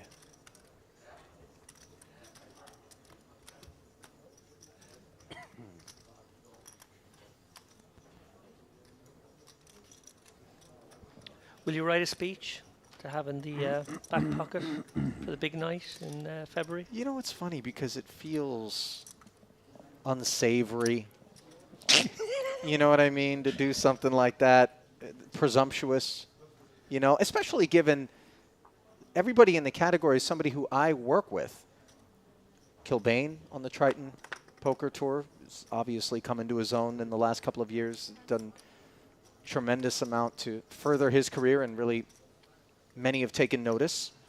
You have Jeff Platt, who is effectively the Craig Sager of poker, what with the sartorial jackets that he dons on camera. Craig Sager, a very famous NBA sideline correspondent who is no longer with us, but was very well known for that. We teased Jeff. He's been also christened the Reaper by yours truly, because everyone, it seems, that he chooses to interview shortly thereafter ends up busting, no matter at what point in a tournament it is. But consummate professional. And then, of course, who can overlook Nick Schulman, man who I'm partnered with infrequently but delightfully during the World Series of Poker main event in particular. So stiff competition. I mean, I think you're almost better served not to write the speech, because chances are any of them could hoist the trophy in the end. As we see Ketzer hoisting 250,000 and then depositing it forward out of the cutoff with an ace-4, which Soika has chosen to flat from the button with the suited one gapper. And now Boelis, the temptations of perhaps squeezable scenarios with this King 10 not going to get the best of him. Mokrani out of the way as well, so table for 2. What do you think? Are you a speech writing kind of guy when you're nominated, Lappin, or do you just wing it? I write notes. A hedge. All the time. Hedge. I'm just constantly scribbling down things. So yeah, no, I would have the speech ready just in case. But not like something full, just little bullet points. Things you want to make sure you mention. Nothing sincere, just piss taking. I love that. Absolutely no attempt to give my honest feelings or even reveal any of my true self in a moment like that. A full-on roasting of the losers would even be actually, I really like the sound worthwhile, yeah. Backdoor clubs and a gut shot straight draw here on the Queen 7-6 rainbow flop for Soika, and with the opportunity granted by Ketzer's post-flop check, he decides not quite to pounce, but certainly paw at this pot. And does so fruitfully, yeah. Yeah, you mentioned there Jeff Platt being the Grim Reaper. Very noteworthy that the only person who ducked and dived an interview from him was Dan Weinman. Is this true? It's actually a true fact. And multiple efforts, I presume, were made by Jeff to interview Dan en route to the World Series of Poker Main Event Championship last year. The victory for Dan. Absolutely, and on moments such as that, Sean Deeb was muscle and was like keeping him away, entourage style. That is fantastic. It is good to have someone in your corner in a situation like that. I mean, your star continues to rise, as does your net worth. The deeper you go, I mean, you need some security detail. As Basil Musa's stack has been fairly insecure. Again, he finds himself on his feet. Outer table action, pocket threes against ace-deuce. And he is held on once more. The resiliency. It's starting to get old, by the way, for everybody else at that table. You're busting one player, man, on the page jump. What are you doing? What do you raise? Anyway, thank you. What you have? I have the 9, call 25. Yes, the 9. Look at Di Nicola pleading with everyone to just employ a bit of implicit collusion and not try to isolate. As we get back over to a Boelis all in on the button, suited connector, and a dominant ace-6 here for Barca. Will he don the Sheriff's badge? This is a lot of his 2.6 back.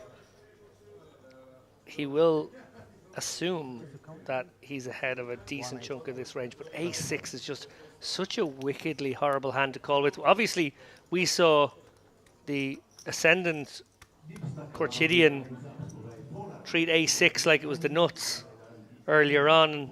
Indeed, it prevailed on that instance against Christoforou, but it's very hard to be the sheriff with such little kit. No disagreement here.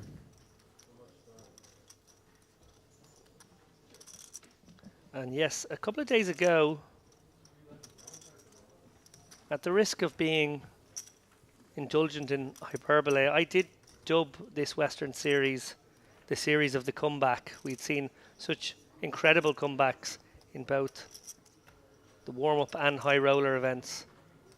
And maybe, just maybe, Basil Musa weaving the prologue at least to a comeback tale. I mean, so far we've watched him double 3 times in one orbit. Surely he's got a serviceable stack. Still work to be done, without question. And as you pointed out, David, we got to 13 players in a hurry. Kind of an unexpected clip. But courtesy of the fact that a lot of the short stacks were busting, as we see Ercan, King, Jack opening, Ketzer mulling the pocket fours directly behind. The consolidation puts it into the bin, by the way. The consolidation of those short stacks into the remaining field does just bolster all of their coffers and leave us with a more than average level of deep stacks at this particular stage. Yeah, we've asked a lot of our dealers when it came to supplying these coolers. At these new, deeper stack depths, they are really going to have to don the Grim Reaper's outfit if they want to continue the attrition at the rate we've seen. Well, that lane is, of course, occupied, as we know, by Mr. Platt, but they can make a bid. So we see Jugralin and Mokrani both joining the party, and it is an 8-high straight, no waiting for Mokrani. Unfortunately for him, of course, not a lot on the stovetop other than the backdoor club and 2-over aspirations for the remains of the field. And you see Ercan's under the gun. Raise not followed up on. Can he ever find a check here? Decide to himself his opponents probably have Broadway kind of stuff. Or does he go for the really small bet and try and just get some chips into this pot? I don't know how small it is. And the 375 fired. And you see Ercan asking himself, how often do I get an overcall on the button from this part of the deck?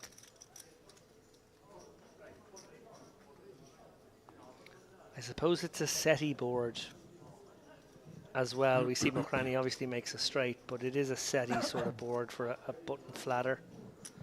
And there will also be suited stuff in there, so maybe the clubs have connected. Now, by SETI, surely you aren't referring to the Search for Extraterrestrial Intelligence project, but rather just a board that contains the sets. True story, by the way. I had a college buddy that ended up working on that project, and I'm not sure if it's still funded, but an actual X-Files. Kind of, yeah. Real life X-Files. I do feel compelled, though, to let everyone know that we did find extraterrestrial life, and much of it made its way into day 3. So they can relax with the radio frequency beams into outer space. It's all happening here in North Cyprus, fellas. But I say that in cheeky manner, by the way. It wasn't pure mutant behavior. It was actually some pretty cool top shelf stuff that we got to witness.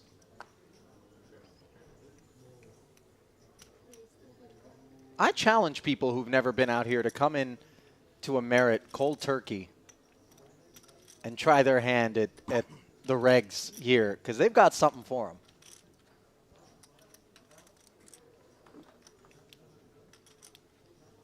A7 suited. Will pick up Barca's king-queen on the button. Did you think maybe Barca would get ambitious and look to jam over the top of that? I did, actually. You read my mind. Yeah. Not sure if the pay jump perhaps having something to do with the more conservative approach right now. Yeah, king-queen suited maybe rates to be a better flat here. King-queen I might have put into my light shoving range, and it's not even that light. Well, nothing for the king-queen here. Top pair for Boelis, bottom pair for Ercan, with just that little backup, the backdoor flush draw.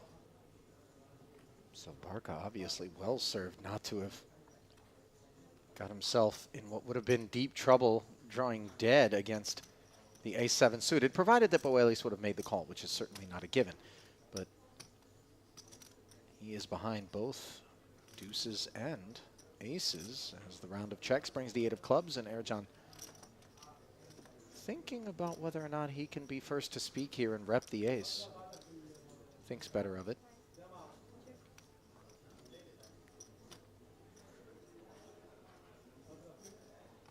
Boelis now with the arid texture, willing to stab. 3 1/4. Back over to Ercan. Which coincidentally is the name of the airport here in North Cyprus. ECN. Just about an hour and change from Istanbul.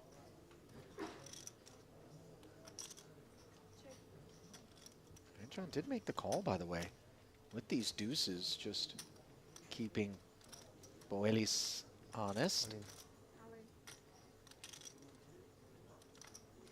And he's going to rip this ace-7 for the full 1.5 million. David, is this necessary? It's kind of mergy. Like, I wonder if it ever gets better to fold. Ace-9. Well, it probably doesn't. Yeah, it's a little bit. I guess with the 2 and 3 on board, you can get called by ace-4, ace-5, ace-6. Trying to figure out that one. Not quite sure. Was a big bet. Yeah, I confess to being a bit surprised by that choice.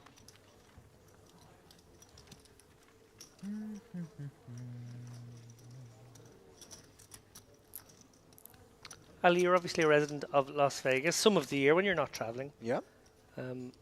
Interested to know, apart from the time when I joyously remember you reading out my name as host of the GPI Global Poker Awards. Sure. Is that an event you've attended? On a couple of prior occasions, obviously I did the hosting. I attended it once as a nominee in Los Angeles, once at the Poker Go studio. And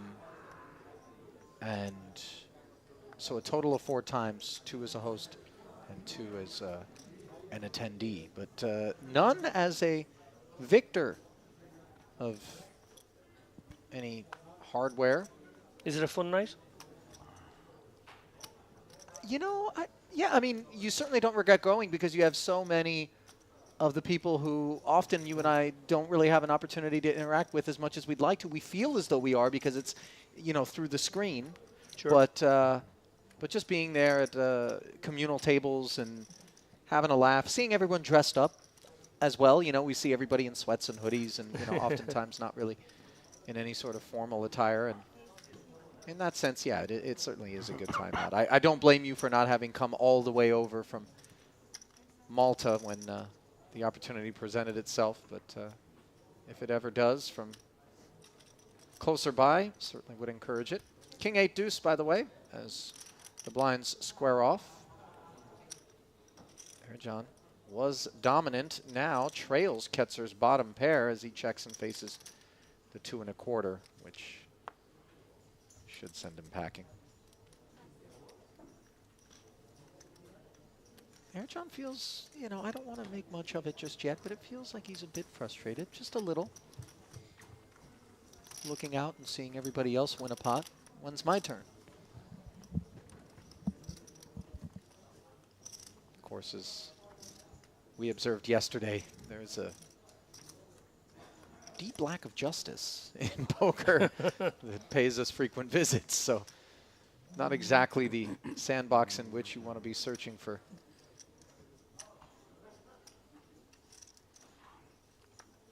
justice. I was looking for a synonym for it, but really it's just the only way to describe it. Equity? Egalitarianism was the other, but that was just too many syllables. Fairness, I guess. Yeah, fairness. Good. Mokrani, ace-jack, takes us up. Playable one for Jugralin.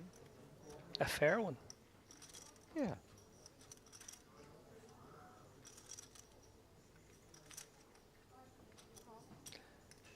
There will be something of a fair fight if these guys make it to heads up here. Position plus, oh, but they're not going to. Absolutely not. And the other thing about the eventual 3-bet that will be inbound from this big blind, if you're Mokrani, is being forced to question whether or not it's just the product of the Jugraline flat more than the actual holding, which as we can see is for sure the more 1.1. responsible element. Great point. 1.1, and there are the eyes of Mokrani darting over to try to make that exact assessment. Is this funny business or is this the real deal?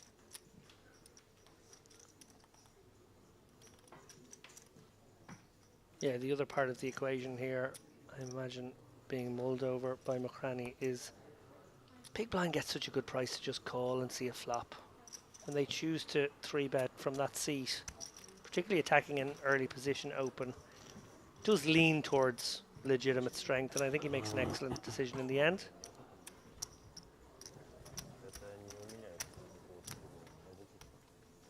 Reluctant, but appropriate. Worth noting, Basil Musa hasn't been all in for about 6 minutes. Yeah, that's a lifetime.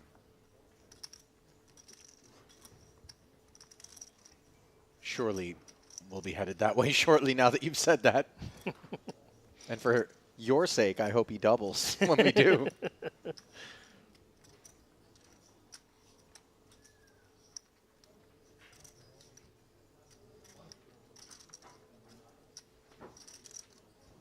Do want to take a moment to acknowledge all of you who are joining us here. Some of you from the very onset of our coverage, which began on day 2 here at this Merit Poker Western Series main event. Final day coverage.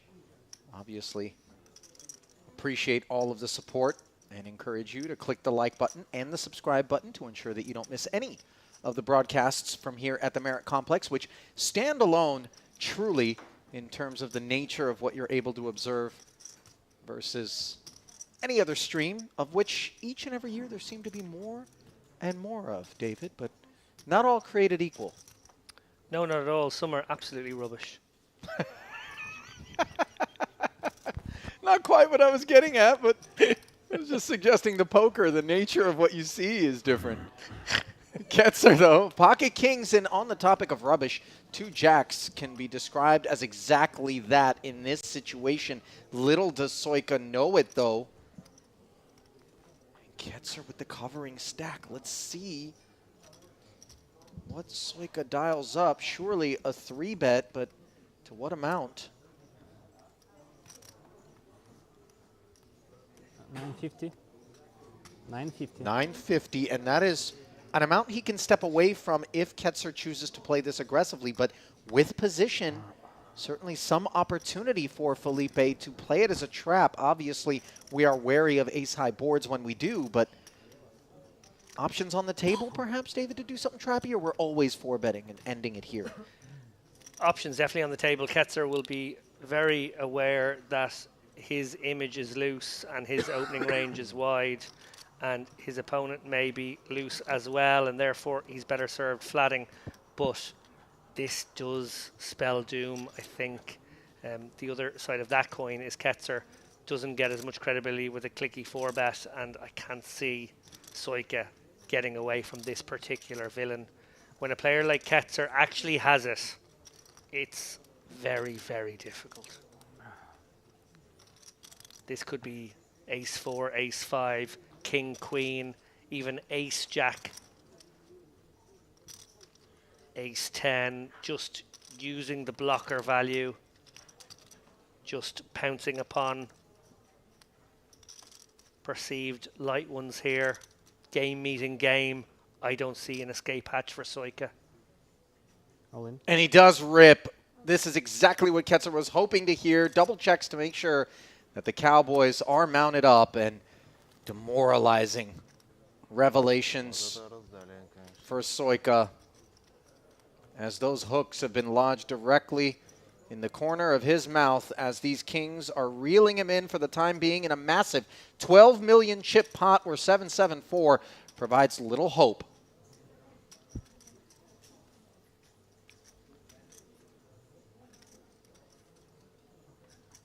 Turn. Dims the lights even further. Can Soika find a jack? He can't. Okay, you good. Okay. And so he secures the last of the 20,000 and change payouts as a 13th place finisher. As Ketzer catapulting his stack northbound. And in the process, the entire field enjoying about a 5K pay jump as 12 remain. Yeah, gross one there for Soika. He was right middle of the pack of the 13 players left. I think he was in 6th or 7th position. So a bit of an ICM catastrophe as much as anything else. We coined Ketzer the baby-faced Le Chiffre yesterday. Oh my goodness me. Is the Bond villain not in the box seat now? 14 million of the 67 million in play. Yeah. He is the man to beat right now. He should be happy. This spot. And you know, those are the ones where you just...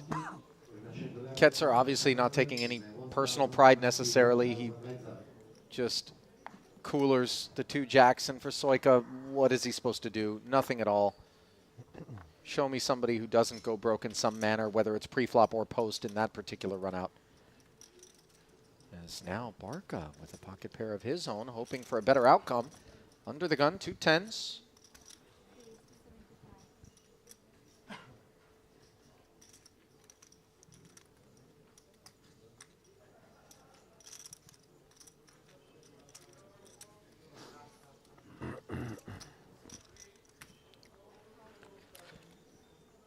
You almost killed him before. Yeah. You take back your chips. Same jacks that I had. Same color, you mean? 275K open cut flatted here by Ercan's King Queen. Same jacks that gave him the chips now took. Takes the conservative approach and retains Mokrani, who takes the price with King 5. Fortunate not to have flopped a king, as the real good fortune is Barca's here on this 10 high board where he's got top set and this pot by the throat. Yeah, almost too much hand. Unblocking clubs, some texture there, not necessarily the type that he expects other than a flush draw would be involved all that often for Ercan, but certainly a possibility for Mokrani. So price being charged, 350,000. And Ercan asking for a count as those chips were nestled behind the time clock. Yeah, very floatable one here for Ercan. He has the king of clubs. He has backdoor Broadway as well. Gonna peel. Yeah, I like this on balance. Obviously, we see it's a bit of a disaster for him in this instance, but I do think this is the correct call. And wow, action turn card. Yep. Hits the 8 of clubs for the flush draw, and you see Barca jamming to protect himself against these club draws. Now Ercan forced to ask for a count, getting 2-1 exactly by our math on a call here, and it would be very important for a king or a queen to be good for this to pencil out. Yeah, if indeed he even is drawing to the nut flush here, you know, very possible that the ace of clubs could be in Barca's hand, putting him in even worse shape. I think you add all these factors up, no clean outs. You got to let your hand go here if you're Ercan.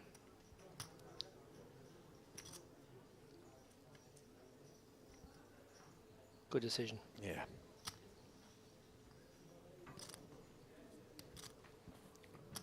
Going to go one further here. Ali asked you guys to smash that subscribe and like button. If you really, really like what you see, you can head on over to the GPI Global Poker Awards website. Not just to cast your eyes over the nominees. When we play with LR on warm-up, I asked But is Felipe also come? to find yourself the fans voting page where best live stream is a fan voted award. And shout. And It's again, more if you like what you see here, you like what you hear, we would massively appreciate your vote. Maybe, But just I maybe, didn't know you can your help us face. put I this didn't know live your face. stream I knew on the your map in a bigger screen. way. I didn't know your face.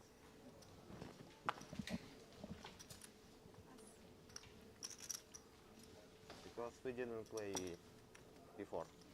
Yeah, I think we didn't.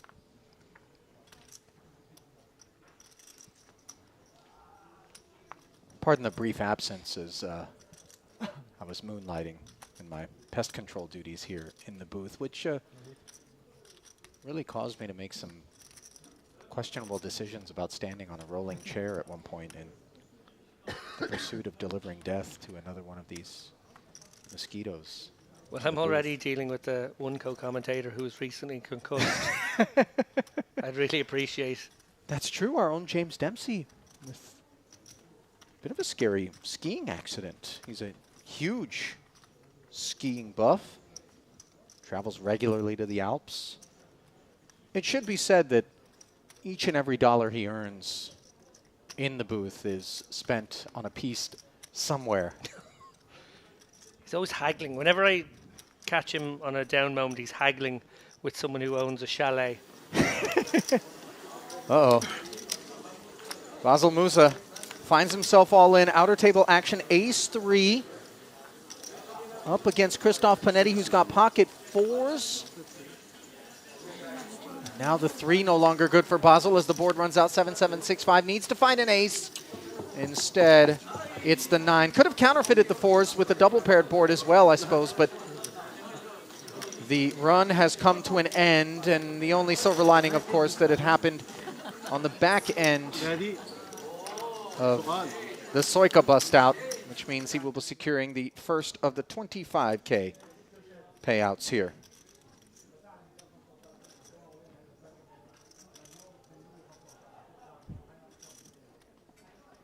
Back over, meanwhile, to the feature where Damir Jugralin has ace-king up against queen-10 suited. Mokrani, understandably, is open from the button. Out of the big, noise will be made.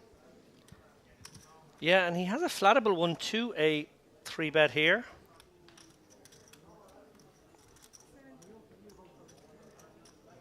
I assume he raised there, or did he just limp in? I think graphically we suggested he limped in, but I don't think that's right. If he did, I would be surprised by his sizings from Zugralin.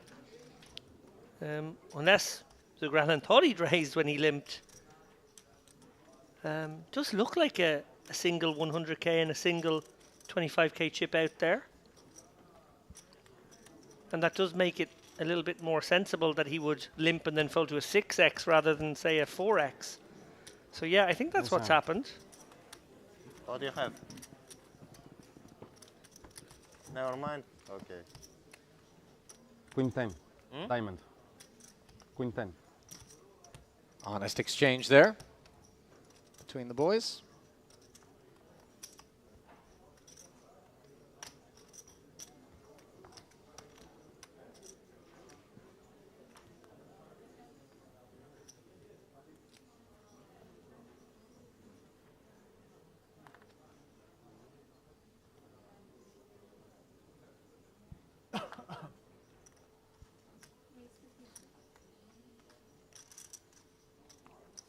Pocket 8s for Ketzer. Opens.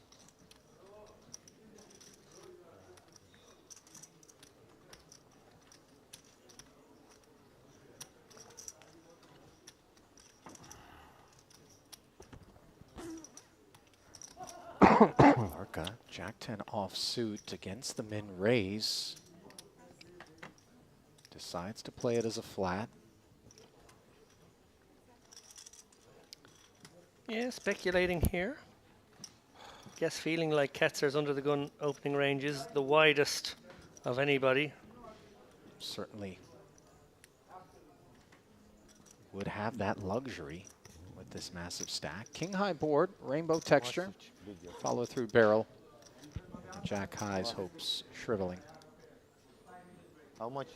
How's your Yeah, it's akin to playing with fire here from Barca. Jack 10, easily dominated hand. Yes, I get that Ketzer is likely opening wider than most, but the flip side of that is he can apply all the ICM pressure on you post-flop. Yeah, and look at this!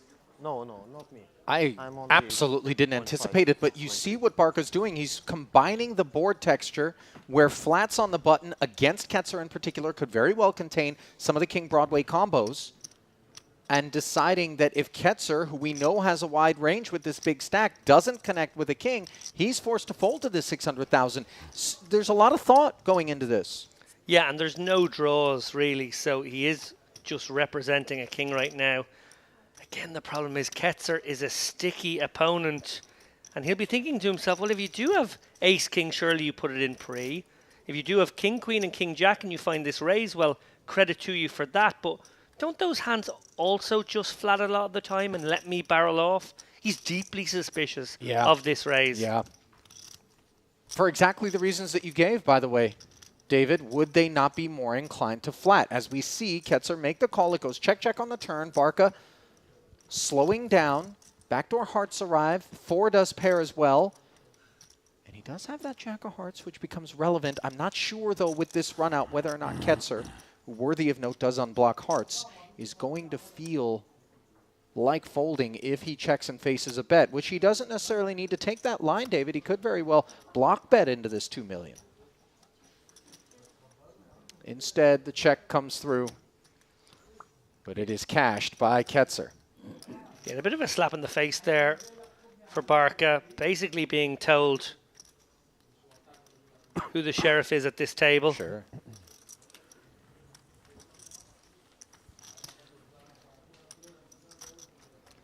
And boy, oh boy, do we have a front runner now. Obviously over there on the other table, Korchidian bossing it up. But these guys clear of each other now. Don't have to worry about each other.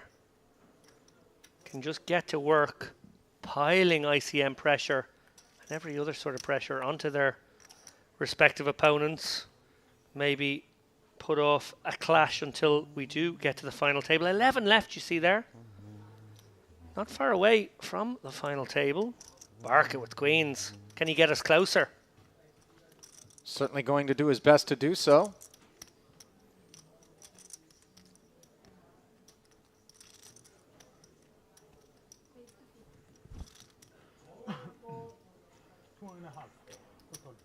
Two and a half.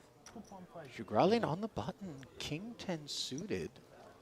Interests peaked, and oh, wait a minute.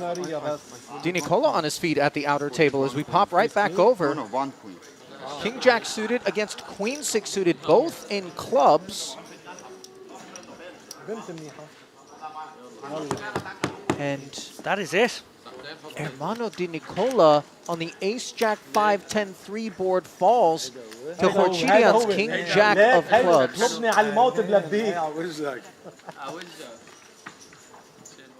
My.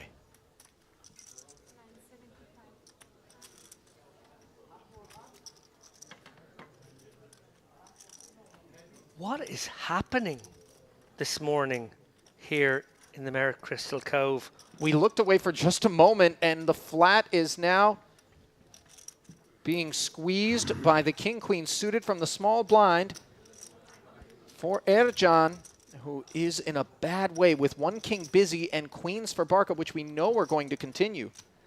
Yeah, interesting one here. Barca doing his best to sell the, oh gosh, this is a tough one.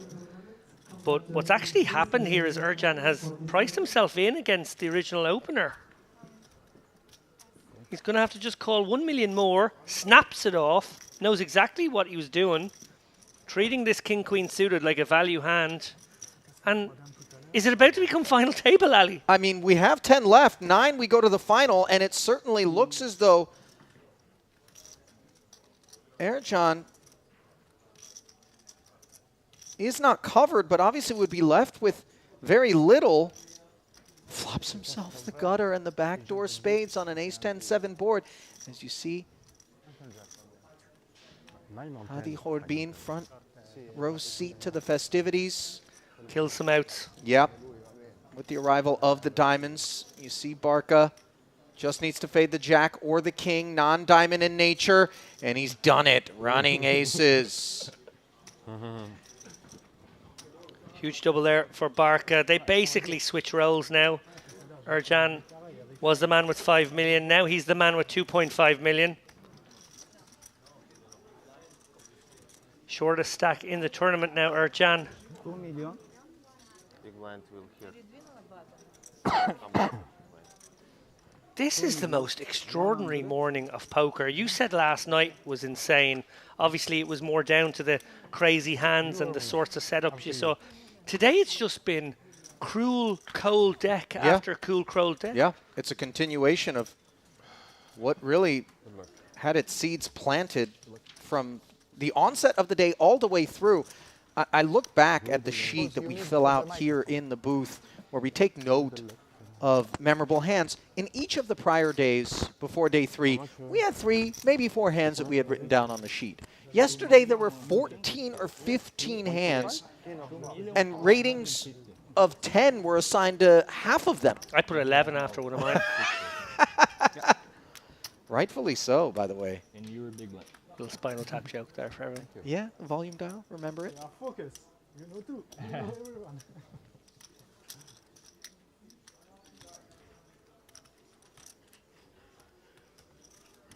Never easy, never easy. That flop, never easy. I block king of clubs, so only one king. King of heart, help it. But jack. But jack. Jack, jack. 4 outs on the river. Yeah.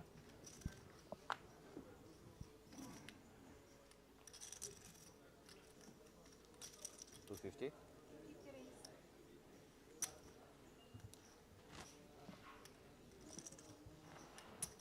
Onwards, re-rage, Erjan.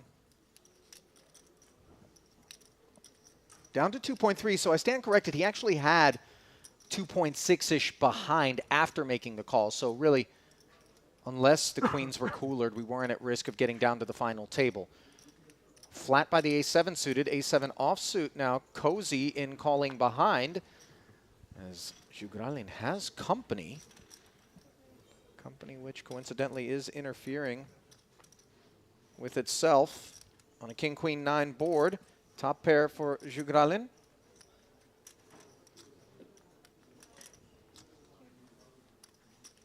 Check.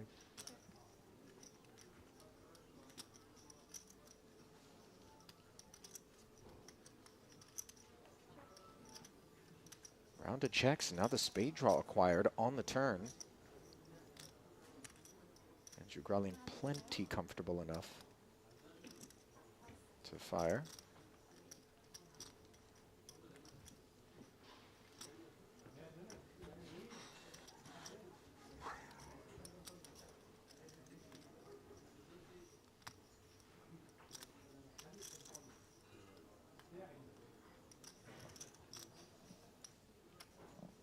$300,000. Sheds the first A7. Now we wait upon the second. Good fault, my friend. Again? 8-8. Oh. Sorry. You check, huh?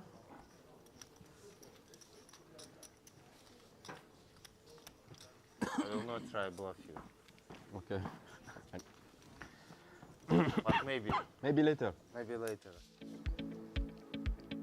Well, we play on 5 and 5 with 2 tables remaining on the final table bubble. Felipe Ketzer, 98 big blinds, comfortably up top after Kings bested Jacks pre and led to Soika's demise. Basel Musa also a casualty during that last level. Short stack belonging to Erjan after he failed to take down the pocket queens of Sami Barco, which currently sit in third. Mokrani in fourth.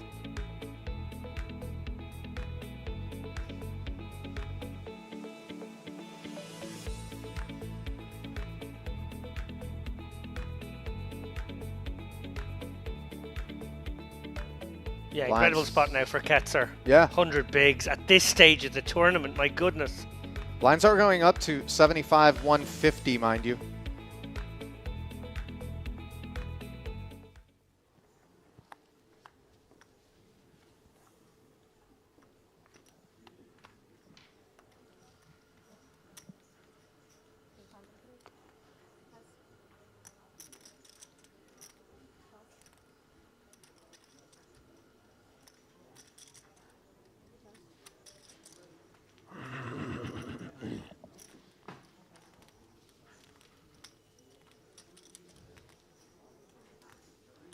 Pocket tens for Jugralin.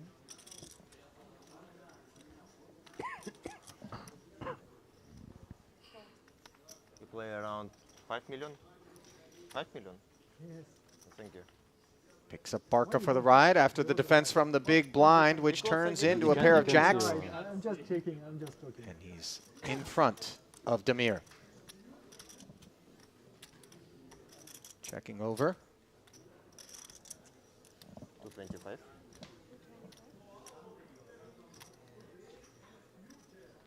$225K C bet from Jugralin. 10 of hearts, obviously, playing a role. Barca, second pair, no heart. Flats, pot up to 1.25 million. Very dry deuce on the turn.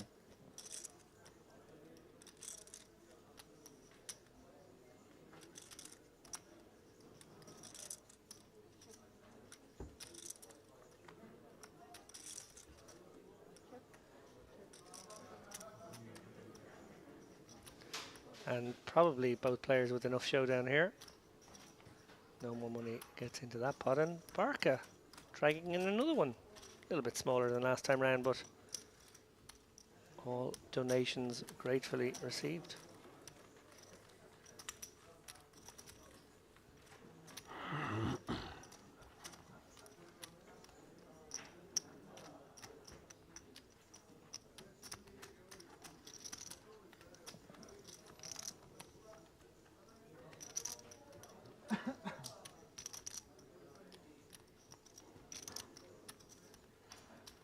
Just a blip on the chip count graph for Jugralin.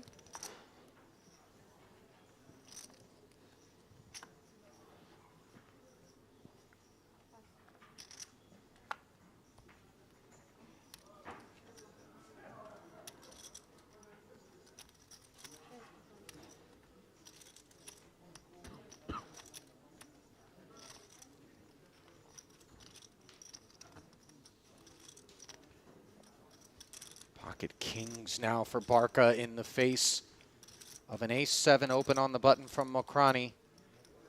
His run good appears to have been activated. Yeah, what a difference a few moments can make. And a few premiums. Yeah, don't leave that part out.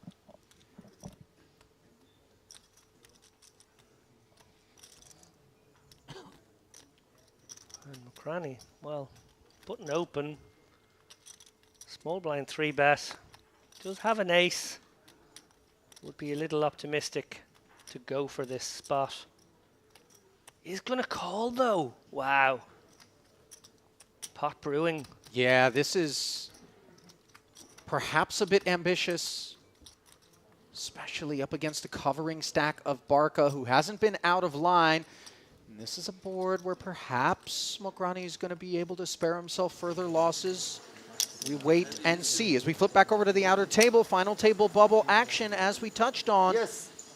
Yes, the declaration there from Hadi Khorbin, who appears to have doubled up with ace-3 offsuit against Nihat Khorchidian's pocket jacks on a board of ace-deuce-5, deuce-8. Yeah, that could have been it as well. We've had 2 bites at getting to this final table. Khorchidian, obviously a monster stack over there, but he's been dented ever so slightly by that one. Barca obviously going to keep firing here. One presumes that's exactly what's happened as we rejoin the action. No, he actually did. He threw a little rope and oh my God, disastrous decision. Manages to hit the ace. This is so gross for Barca. Note that he does check, however, David, and that is fairly astutely recognizing that the kings do potentially have some problems in a spot such as this. Maybe pocket 9s, pocket 8s are a part of the equation. I'm sorry, actually.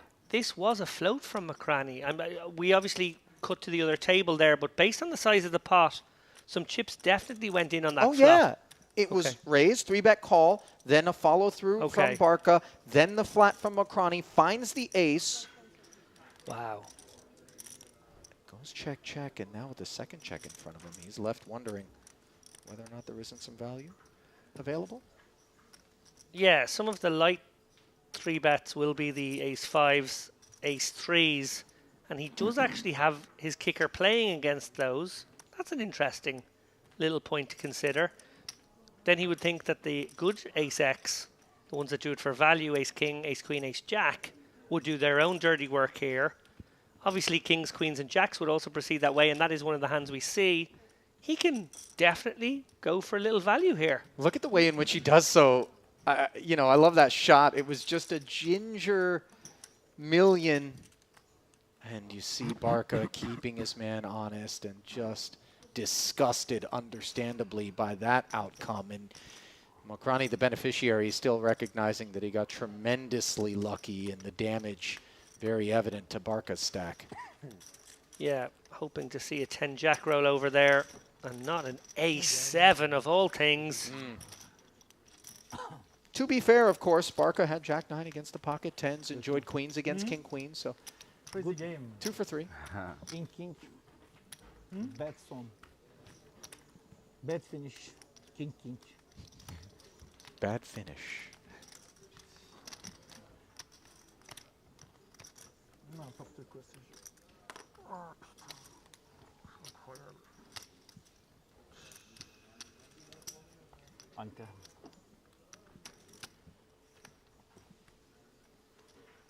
Incroyable.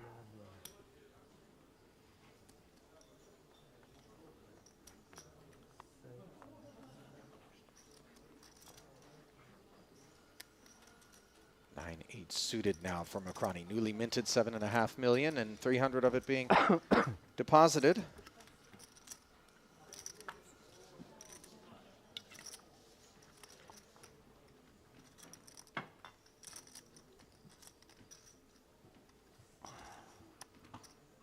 Ace deuce of hearts. We know these are candidates, David. Sure are.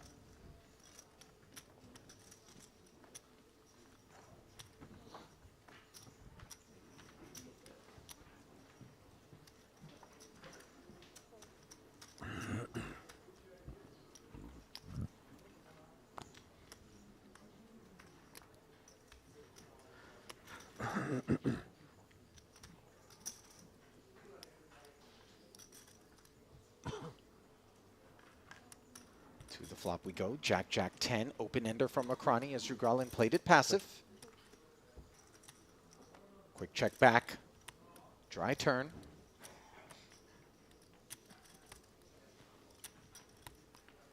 Yeah, obviously Mokrani deciding that this is a board texture that will also hit his opponent, and maybe facing 2 checks, a delay c-bet is more the order of the day. Very surprised to see him check again, but he does. So going to go for a really, really advanced 2 checks and then bluff river line here, presumably.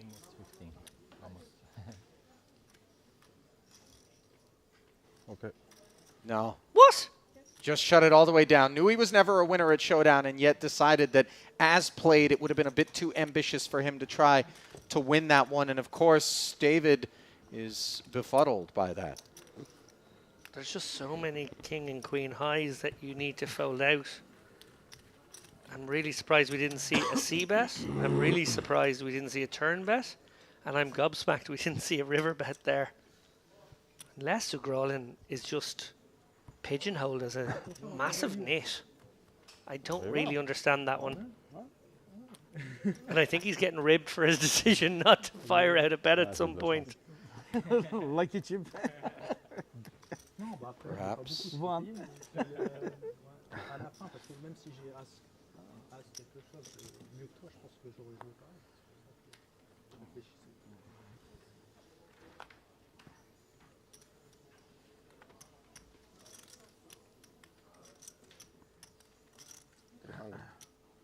300.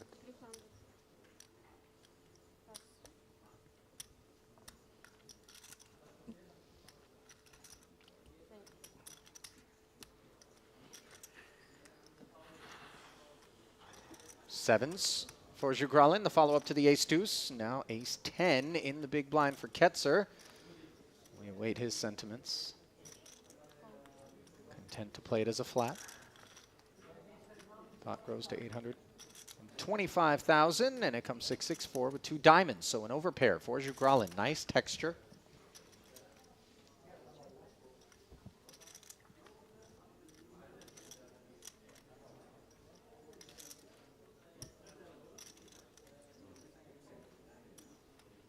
Does play it as a check back though, David, and that allows a jack to roll off. Thankfully, another check in front of the 7s would be the feeling for Jugralin. 250. Does announce 250 now. We see a lot of these delayed c-bets with hands that don't necessarily need to have the ace-10 beat. Certainly an en vogue sort of approach. Yeah, Mergy one here, obviously denying some equity, setting his own price in case he's up against a jack. Getting some value from an ace high. It's a multifunctional sort of bet. Well, Ketzer can't love that card either. Nor does Jugralin. And I can't imagine any more chips getting into this pot. Yeah, Ketzer did make that one call there just in case. And Jugralin recognizing that perhaps value is no longer available to the pocket 7s. Checks back. Will be pleased to haul that one in. So having peaked at 16 million, Ketzer uses a couple of small ones there, back to 14 million. Still in an incredible spot in this tournament, sitting with maybe 22, 23% of the chips in play. Korchidian over on the outer table. We know has built up a big stack as well, sitting on around 11.5, 12 million when we last left him. Now we know he lost a little pot there a few moments ago.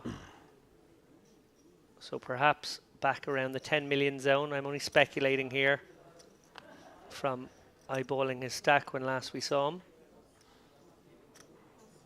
All in. And Erkan just gonna send it. 13 bigs, button. 2 million in front of him. Oh, and this 2 million. should be showdown here. Mokrani has a fairly easy decision for 13 big blinds. Ace-9 of hearts in the big. More than enough, Kit. Way more than enough. Unfortunately for Ercan, you are right about that.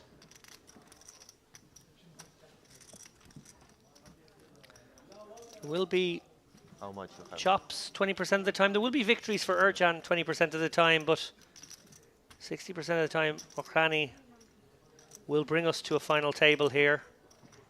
Oh, wow. He really is mulling this one. Now, in the end, the call does get made begrudgingly, but he will be definitely pleased to learn that he has the dominant ace in this situation. You see the percentages, though, don't add up to 100, and that, of course, is due to the 15% of the time that they will chop. But on their feet they go when they're all in, as Mustafa Ercan has done.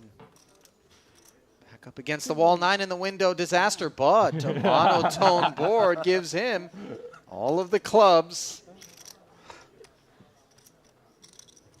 Table having a good chuckle. Can Ercan find the club? Not yet, but he does find more outs as 10s join the party. Someone bought Too many outs? 4.1 million in the middle. And the 10 comes in, giving Ercan the jack high straight. And you see him sharing a 2-2. One busted there. little grin with Mokrani, who he takes this bite out of. Very fortunate, David, to escape there.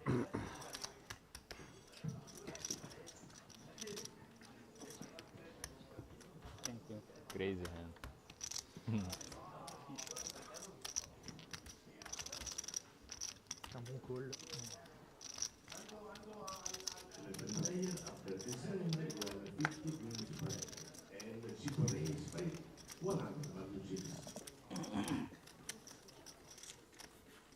If you want to win chips, you have to play not good.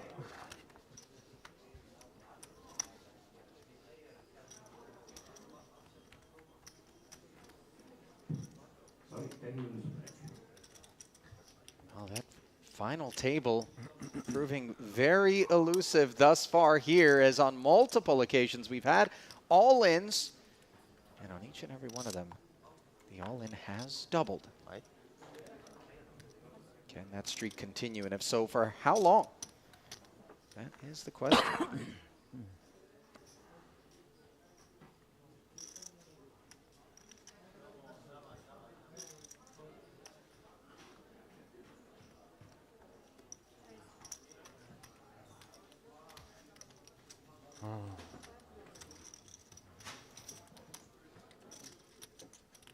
$325K open from Ketzer as we see the luxuries of being the big stack on display. And look at Barca. Gonna dig in with 10-7 and is dominating here.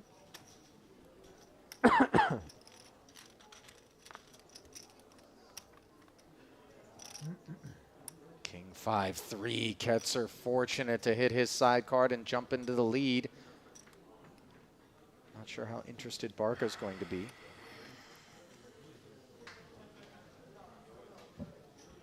Easy money, easy.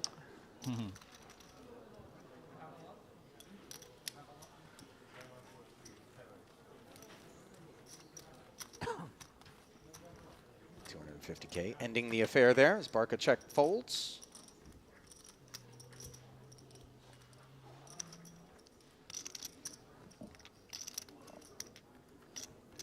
Liking. Nice amount of symmetry there at the table. Players equidistant. You want to be in the odd seats today, it looks like. This reminds me of the color theory that James is always trying to jam down our throats. It's not a thing, Dempsey. Why? Okay, no problem. Oh, James has just WhatsApped me. It is a thing, he says. No, get out. Good change. Good Cut change. it out.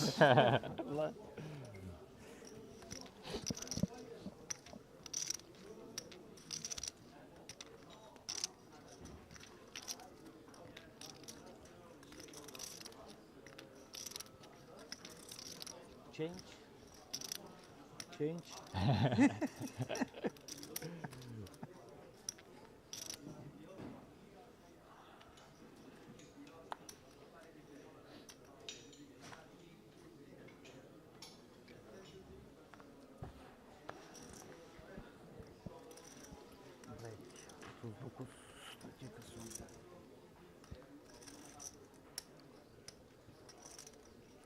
Barca.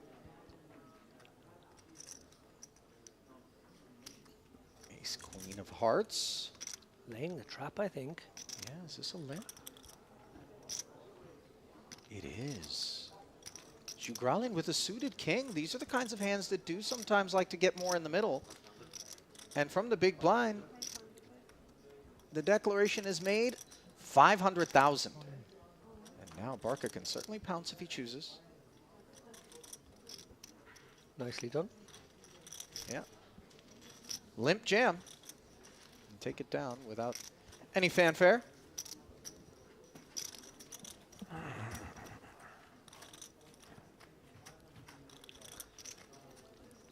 A reminder, guys, ICM peaking around about now. Now on nine-handed. The absolute pinnacle of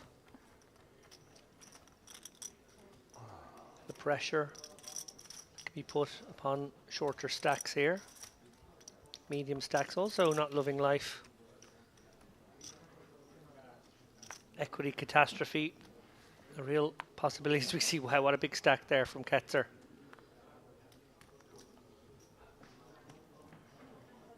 $14.5 million, but we'll sit this one out. Mokrani then allowed to open. Yeah, I would expect Ketzer to get jiggy now over the course of the next 30 minutes or so that I think we have left at this level, maybe 40 minutes. If this can stay five-handed and five-handed for a while, it is to his advantage.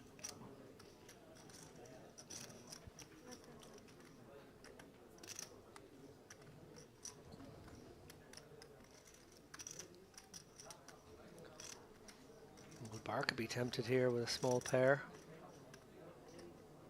21 bigs. Very close. 3.3 million behind.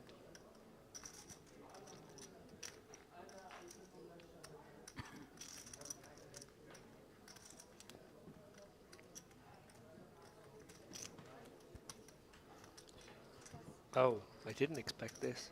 No, he plays it as a flat on the button, and now Erjan wakes up in the big with pocket fives off of 3.8. Could he want to play this as a squeeze? Yeah, he absolutely could. There's a lot out there. And yeah, there's the jam. Almost 4 million in total. And here's what could have happened. Barca, had you taken this reshove spot yourself, Ercan, no way he calls it off with fives. So you've had your pocket pinched there.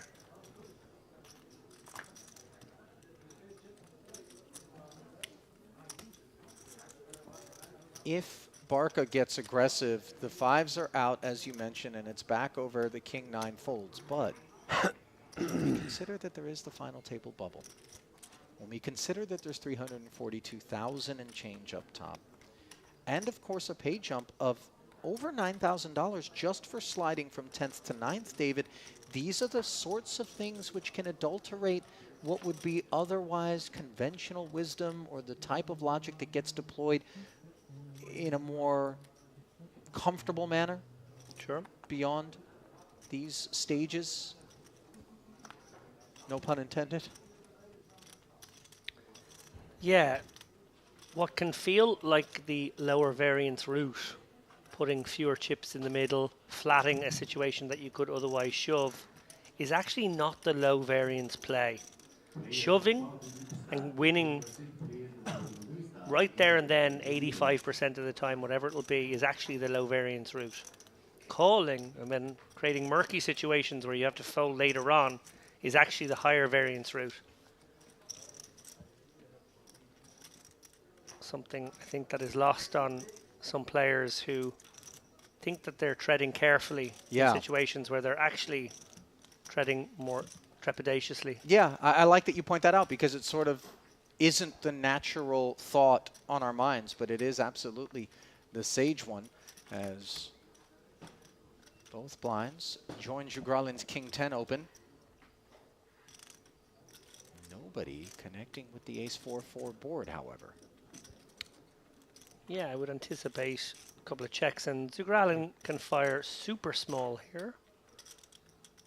Will presumably recognize that a 200k bet achieves a lot.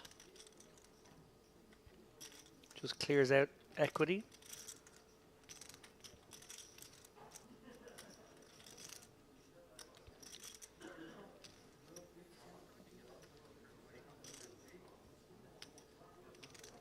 Jugralin would appear to agree with two checks in front of him as he barrels into this million. He barreled in for 625. Yeah, that's wow. meaty.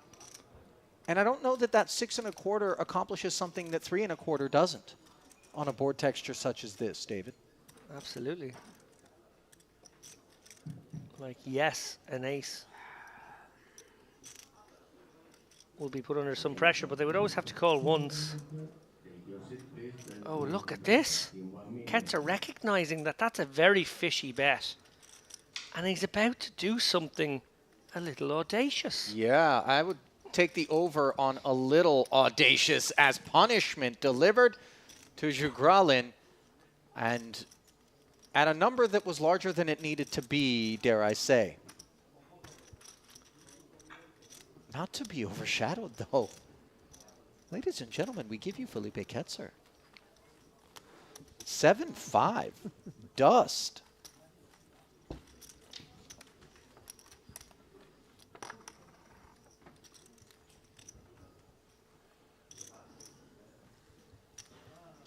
Quite a cool little spot there. It's the Brazilian flexing with the big stack. Yeah, and almost recognizing the doors being opened by the large bet, that just a very minuscule click of that large bet represented super strength. Actually looked like a 4. And we'll clear out all but the good ace X's or 4s in that situation. The fact that he was willing to raise over a larger bet gave even more credibility to his move. And these guys would do well to pay attention. Should they all make the final table here at some point in the near future, casting their eyes back over this stream, seeing some of the moves Ketzer is capable of, putting that into the memory banks, because I suspect this man is going to bully not only this final table bubble, but the final table itself. I think the action is going to revolve around him as he looks to build upon this chip lead, creep towards the 20 million mark perhaps before the final table begins, put himself in an incredible position to take home about 350k. Here he is in the small blind with ace-5 up against Mokrani's 8-4, which turns into a two-way straight draw on this 10-7-6 board texture, which is quite pesky texture. Recognizing such, he checks it over. Mokrani with a really fun hand, it must be said. Backdoor diamonds to go with that double belly buster, and it's always fun when you have a double belly buster because you hit in a way that is less believable. Sometimes you can get paid. Oh, over we go. On the topic of getting paid, Hadi Hordbin summoning people over, obviously involved in this particular pot as we effort intel.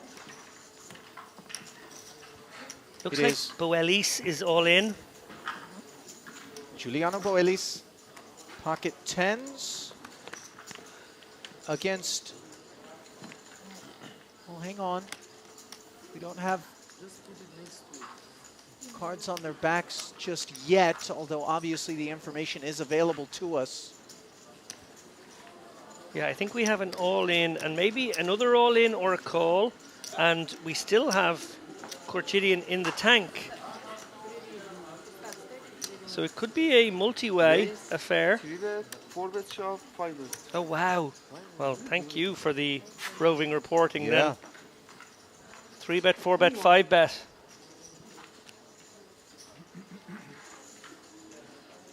Please cold water, but the glass bottle.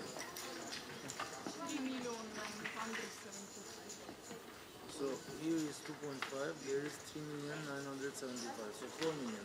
4 million. 2.54, 2.54, okay. You can start the time.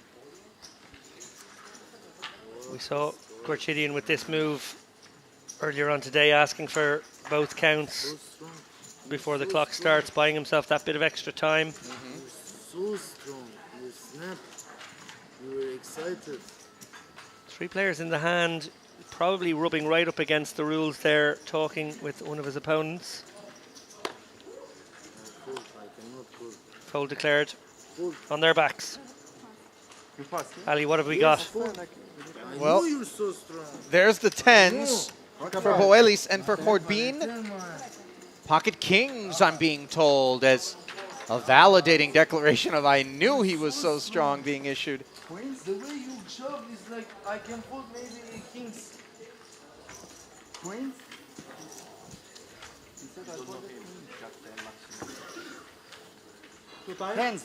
Hordbin in a wonderful way here, but threatened on this 6-7-9 board. Wow, we're Has seeing to fade some the 8 or the sickness. 10. Oh my goodness. The 10 rolling off. Now he needs a king for a win, an 8 for a chop, and instead it's a 5. Boelis will take his seat once more, and you see an incredulous Hadi Hordbin being doubled through there. Very deflating developments. Yeah, he called for the rail. He had the Django's. He wanted to celebrate with his friends, but in a 6-6 turn No, I can have 8s. of looking. Look, he's very short now. I have stronger than 8s. No, I have stronger than 8s. They're the 25k chips, Ali. Left with just over $1 million, I think, Yeah, or looks around like about $1 million. vapors from this angle. Infinite knockout. Very unfortunate for Hadi.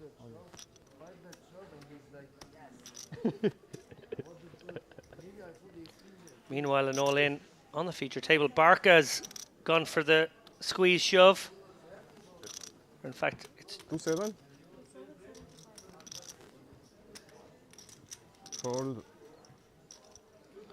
so raised flat by Mokrani. Barca decides to send in the 19 bigs as well. He should with the pocket eights. Yeah. Gets it done. Not exactly looking to play flops with that particular holding. It does play out exactly as he had hoped there. And of course, some extra chips being hauled in courtesy of that flat in between. Pocket pair. Nice there for Barca.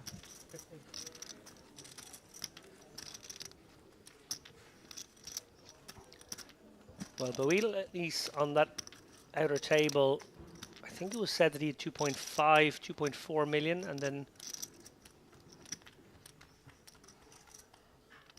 his opponent had 4 million. So I guess we can do the math there and guess that he is a little over a million left. Boelis doubles to around 4.55 million, something in that neighborhood. Worth noting whether there are short stacks about here. Obviously, both tables should be keenly aware of the stacks on each other's tables. And Ketzer, well, he doesn't have to be worried about anything. He can just pound on this final table bubble. That he can. And Barca with the pair again. 24 bigs. Will he learn from what happened the last time he speculated in this spot? Yes, he will. I like this fold. Saw him call with the pocket fours last time round. Decides once bitten, twice shy.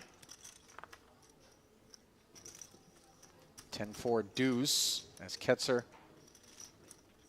Second pair up against top pair. Jugralin in a nice way after defending. Checks with 875 in the middle. Yeah, and certainly going to be hard for Ketzer not to lose some chips in this spot. He has made a hand here. Now, Ketzer is a creative player and will figure out ways to win without hitting. This board should run out scarily for his opponent. As is, probably has enough to just check this back now.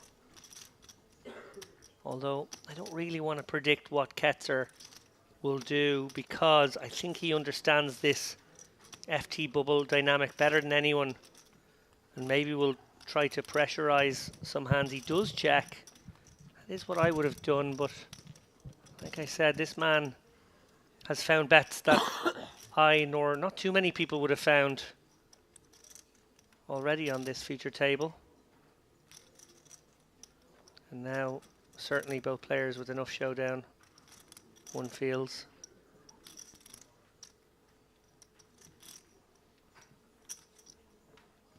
In fact, the block coming in from Zugralin. Yeah. Emboldened by this run out where he does hold a spade and this range perhaps he perceives, especially with the actual 10 in tow. Honestly, I'm not sure whether Ketzer is contemplating call or raise. He is greedy right now. He wants to win every pot he enters. He's going to have a little think. Obviously, it is scant showdown. Wondering maybe if his opponent would ever blocker a queen 4 or jack 4. Maybe his opponent would block her an ace deuce in this manner. I think at this point he has resigned himself to make the call. Doesn't have to be good too often here. No. And so Jugralin with a nice little pickup there.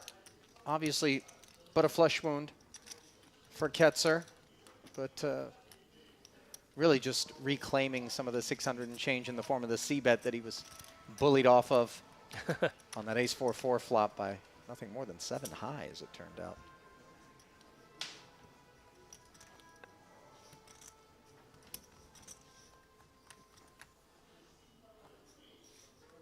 Even without this massive stack, David, we always knew Ketzer was going to be one to watch, not simply by virtue of, you know, flying the Brazilian flag. We know that there's a lot of talent coming out of there, but just the glimpses we've had.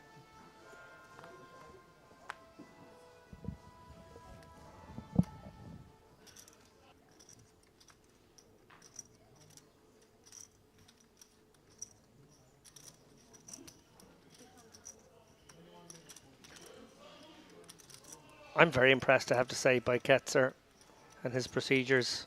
We saw it yesterday, some beautifully timed 3 and 4 bets. We've seen some creativity, some real get after it. Yeah. Very fair way to describe it.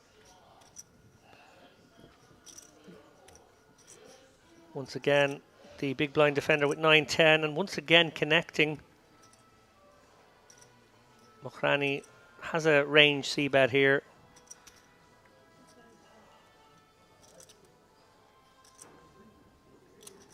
Ercan has a slam dunk call. Second pair. Must proceed here, as Mokhrani certainly was hoping to just c-bet and take it. Instead, he's forced to take a turn here as the pot grows to almost 1.4 million. And trip nines for Ercan, just in case he was up against the ace. Note the quick check. Yeah, I would like to see a lead out actually on this 9. Obviously, the ace and 9 both going nowhere, so if your opponent has either one, it behooves you to attack the ace-x, which would always check back on this board pairing card. Well, now as played, he would be ideally pursuing value from a ace-x hand. I'd actually like to have seen him go bigger with that, but it is all sort of academic in this example because up against Queen 8, we can't assume Mokhrani has a willingness to send soldiers into battle. Right.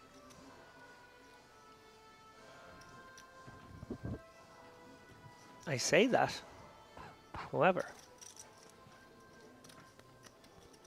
could Mokhrani be considering using this Queen of Spades flush blocker as a audacious bluff attempt, facing the small sizing, remember? Maybe try to muscle a weak ace off their holding? No. And I think a wise decision, not just because we see the 9 in Ercan's hand, but because it is a bit of a fishy story. Yeah. Something didn't add up. Ercan's not supposed to be behaving in that manner without some strength at a minimum. So the pace of play has cracked along all morning. Obviously, we went from 24 players down to 13 in the first frame and a startling attrition rate. It continued for the first hour or so of this frame, getting us down to 10 rather quickly. One wondered if we would be heading for a very early final table today, but settled down a bit here on the FT bubble. We have seen 2 or 3 all-ins, but short stack coming out on top in all of those. Of course, the 10s cracking the kings a moment ago. That could have been it.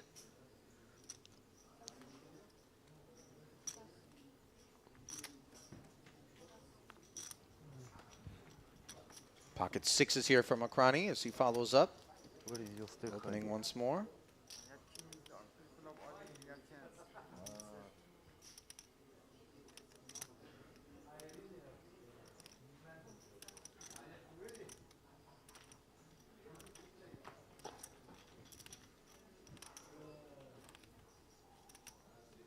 Picks up one caller who has a 6 in his hand, that being Ketzer.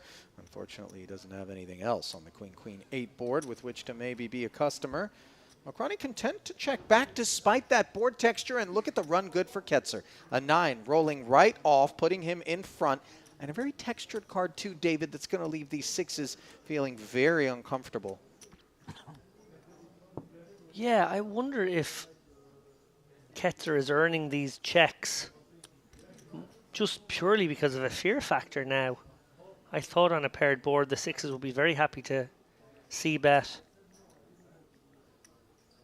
Yes, of course, some of the flats are in that neighbourhood, but I think you just got to take your stab there with the sixes, deny some equity, protect your hand, dare I say.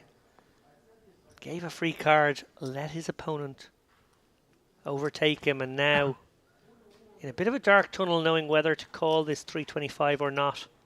There will be a lot of bluffs in Ketzer's range, one feels, and Mokrani, having not committed any chips post-flop in this one, might feel like he has to be sticky with the pair.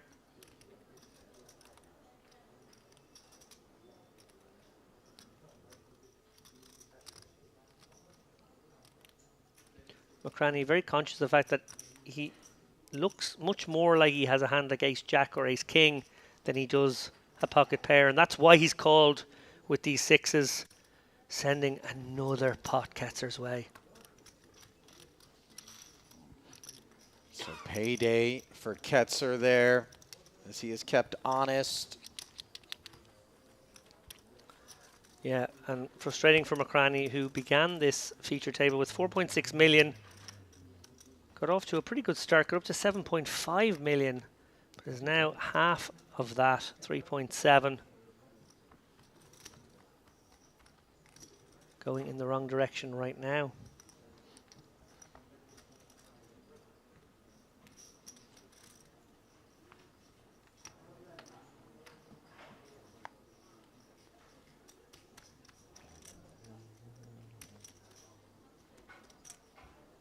King Queen for Barca. This will be playable.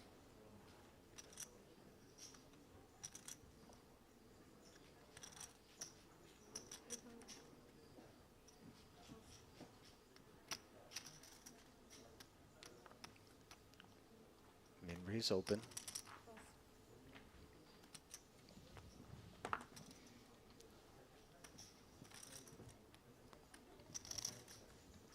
Ketzer dominated. Contemplating in the small. Well served to get out of there. His 15 million. We'll sit this one out. Another dominated king in the big, this time for Mokrani. Let's see how he feels.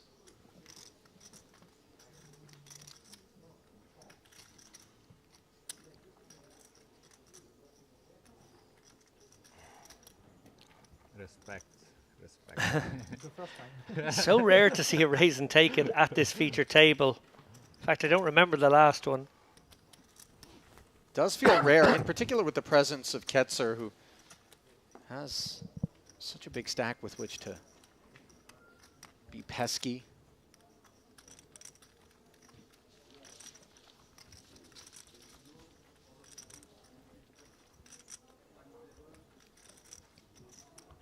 Oh. Glance over there by Zugralin. Is something happening on the other table? Very interested. Yeah. And a little bit of noise to accompany. There we go. Yep. And on this occasion, it is Boelis on his feet. Big pot then. He had 5 million. Korchidian, the man on the other end, is it?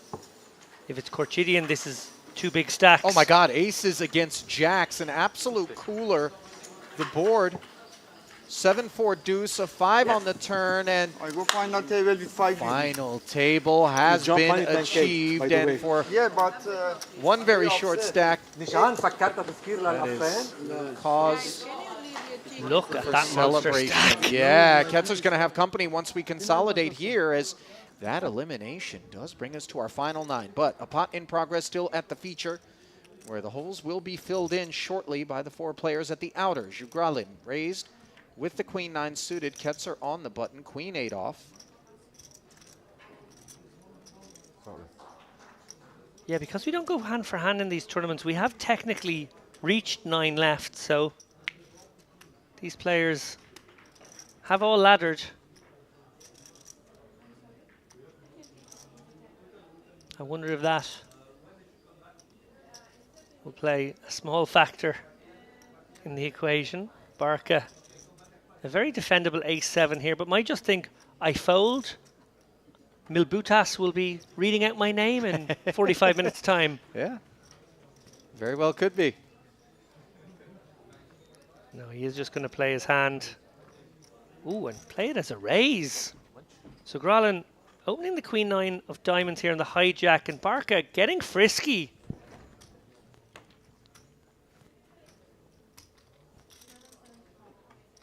Seven. Committing 20% of his stack here in a very plausible fashion from the big blind. I imagine, despite the playability of a hand like queen nine of diamonds, it's going to hit the bin, and that will be that. I don't think Demir is going to be particularly interested with this combo, especially the final table is set.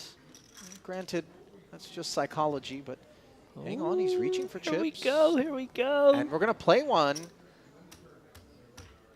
Benefit of position, of course, a factor, without question.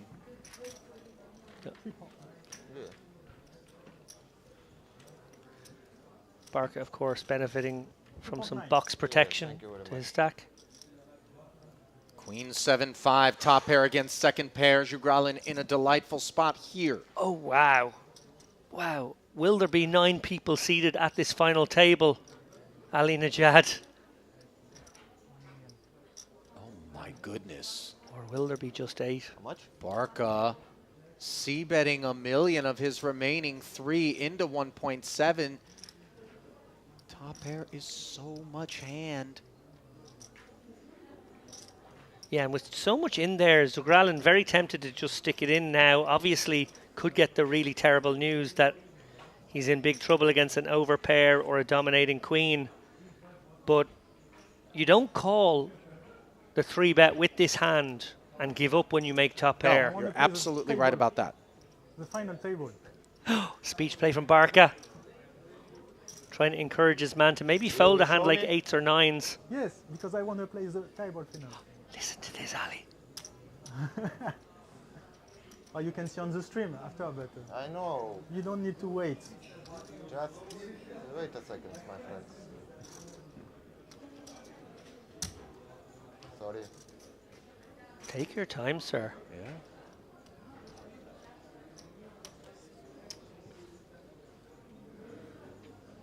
And if Barca gets this one through, wow. He seems confident. He tried to project that of a man with an overpair who didn't really want to have 75% equity, wanted Yeah, the lights, camera and action of the final table in an hour's time. you're very right. Maybe that was quite a good salesman job. No, there's the call. Zugralin recognizing that he just simply has to play this hand after making top pair, and one wonders now how strong Barca thinks he really could be. They've given so much verbal information away to one another. Look at that. Look at that. Ace on the turn. Barca taking the lead, and in comes the remaining 2 million. No, if you don't pay before. Note, by the way, that You will Jugralin's send the choice not to check jam actually saves him considerable number of chips, David. Quick fold, I think, there by Zugralin, who ultimately didn't want to commit any more chips there on the worst card in the deck. Let's be honest, Ketzer, 15 million. Wow. Just staggering size of stack there, but he's going to have company, as obviously Corchitian making waves at the outer table, dispatching on the final table bubble the Italian Boelis as we bring you back into the commentary booth for a break, as we will be getting that final table set up. It's going to be about a 30-minute break, so brace yourselves for that. But David, final thoughts then as we step to a bit of a longer respite. My final thoughts are more general thoughts about the day so far. It has been absolutely incredible stuff. Sarkis, bust. Julia Berganoff, bust. Christoforu, bust. Kirichenko, Dinicola, Musa, Soika, and then Boelis there just a moment ago. All bust. The Shepherd's Crook has been deployed relentlessly during this final day. We've lost 15 tributes in just over 3 hours. I'm gobsmacked. I can't even say gobsmacked. I'm so gobsmacked by the pace of play. And yeah, I just can't wait to rail this final table, both you and James in the next frame and when I'll be back later on. Absolutely, and we certainly hope that all of you will stick around. So set an alarm, do what you need to do in about 30 minutes time. We're going to come right back here to North Cyprus and put a bow on what has been an absolutely amazing main event and rates to be entertaining as we move forward. Keep it close. We'll be back in about 30.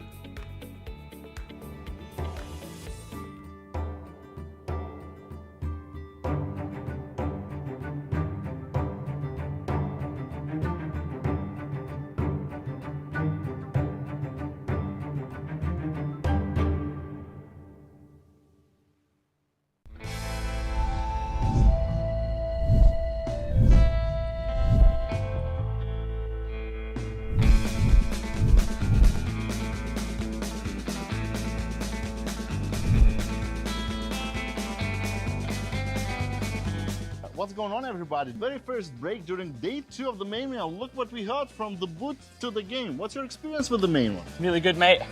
As we know, Merit, amazing place to play poker. I was very lucky this stop to be able to do commentating duty and then play the main event.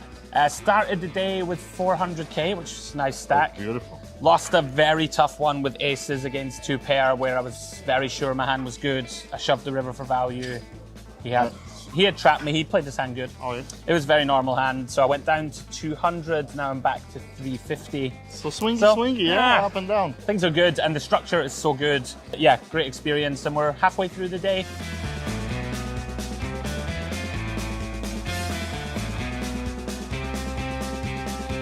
Okay. So how's your game running? 4 days here. Yes, it's amazing. I can never get bored of this. Can stay forever.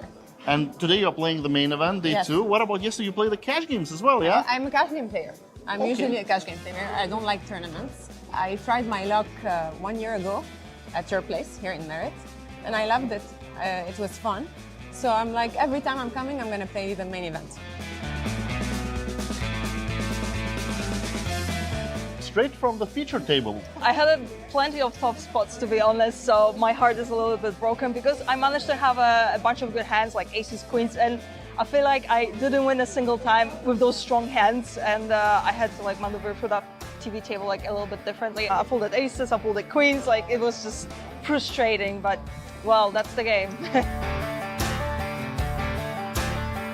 Got a capable flop in the sense that he blocks that king as well. That's so crucial. Sure.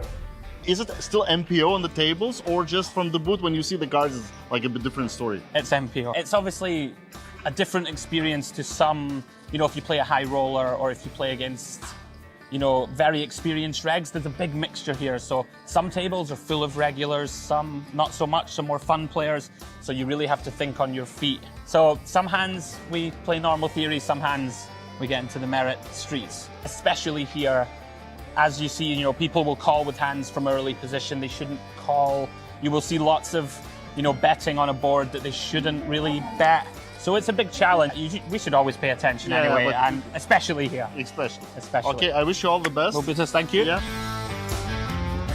You spent here a week.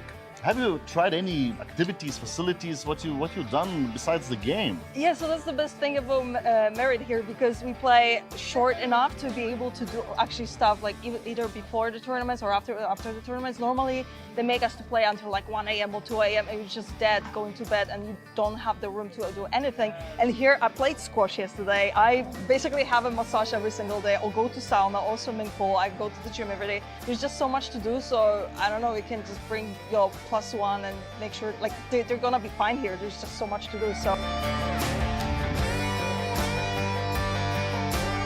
In Cyprus in Merit is always amazing. It's always so nice to play here and stay here in general, because you guys are all great, really.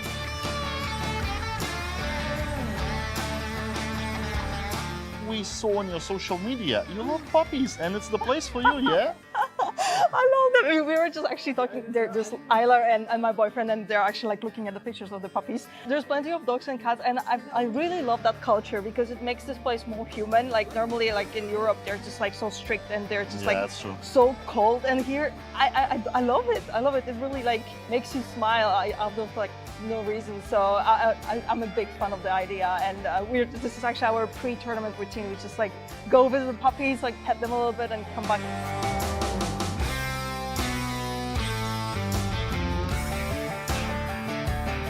And what about your table now? There are lots of chips on your table in the main event. Yes, so I did a very well couple of hands. And now you're going to the feature table, huh? What's your strategy to maybe push a little bit players? Because you know... I'm very aggressive. I know. And they usually like to bluff a girl or to put a lot of pressure on the girls because they think she's gonna fold easily. Yeah. And I made a couple of loose calls and it turned out well for me. So it was We nice. are looking forward to some action from NTV table. Of course, for you. always. Yeah, cheers.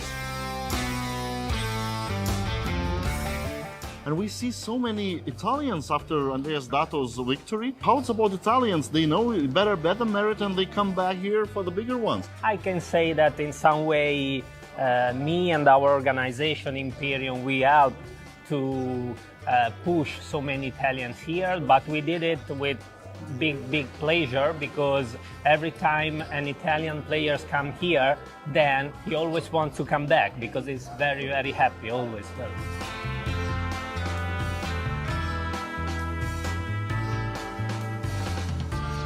Newcomer here, first time in the Merit, yeah? Yeah, first time. How's your experience with the tournament? Tournament is perfect, and I'm very lucky.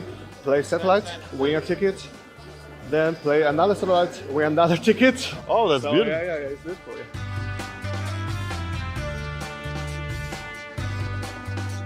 And what we can expect of upcoming MPP, you know, some big things, For sure, a lot of Italians will come for MPP, but they will come also for La Dolce Vita series that we will have in the end of July and August. It's a great opportunity for Italian players to come here, and we will be very happy to support everybody to join us.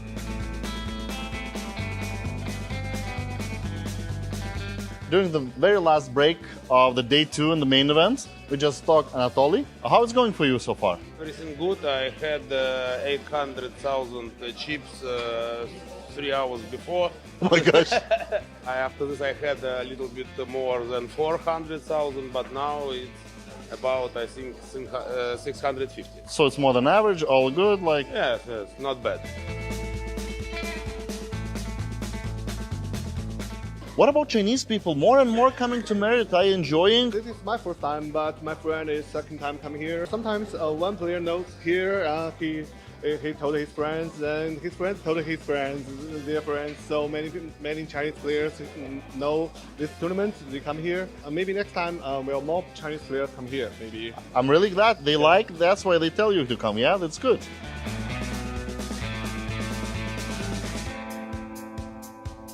What if not in this place here? What you would choose this time, right here, right now? What to choose? Which place in the world you want to be?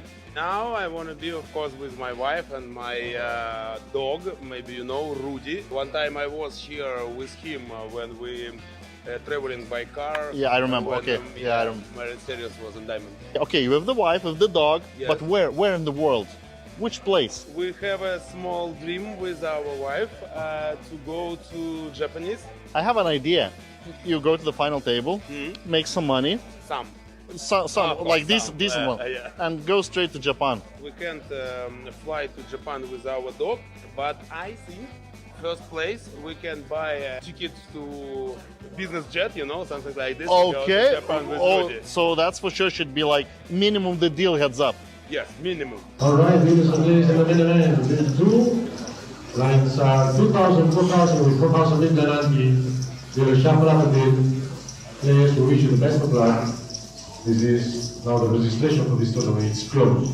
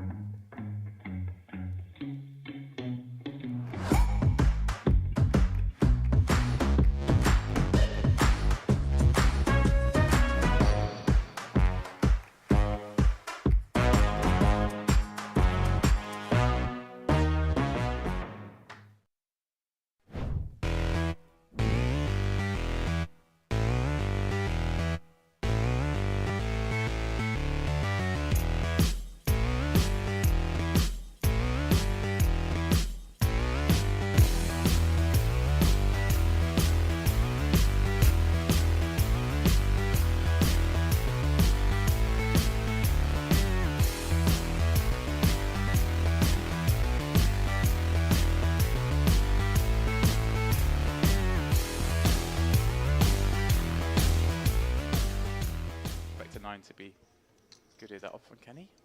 Yeah. Just hopes he's up against ace king, ace queen. That decided to bet flop. Could also be up against an overpair. Yeah. Is happy to show it down. Will be very happy, as both players will, to get this one. I tell you who's happiest there.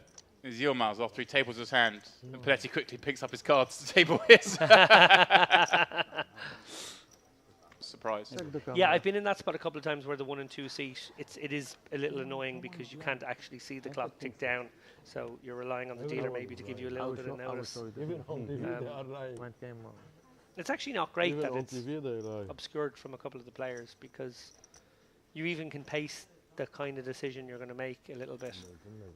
You suddenly realize you have 5 seconds. It's a bit like, oh. Yeah. As opposed to being able to always glance up I and realize, think okay, you 15 can probably seconds, see it 10 there. seconds now. Looking at the line of it. But yeah, you're right. Certainly the 1 seat is has to lean forward. So. Quite like, actually, again, not wanting to hark on, but at Triton, kind of introduced a light strip in the table. You can see the time going down. Ooh, fancy. So wherever you're sitting, you can see it's just a LED strip in the middle of the table.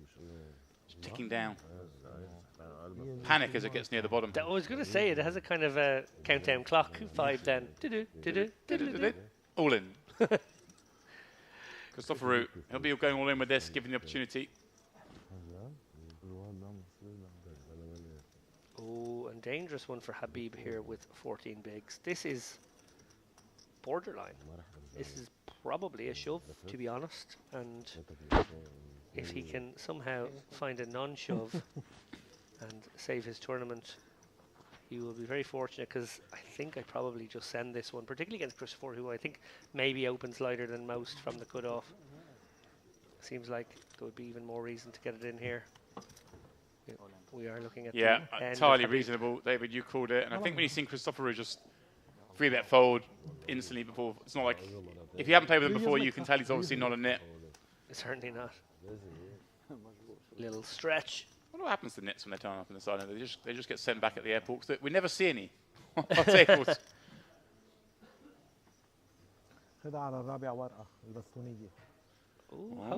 Okay, Habib picks up a little equity in the form of that 10-8-7 board. 9 or 6 would keep him alive. There's the 9. Wow. Now, of course, there are opportunities for a chop. Christopher Root hoping for a jack or a 6. Oh, and he finds my the jack. goodness me. What an emotional roller coaster there for both players. Unbelievable. Unbelievable. يطلع حسيت وينزل. ولا يسود يا وشو. هذا أنا صبر فيها مسكة.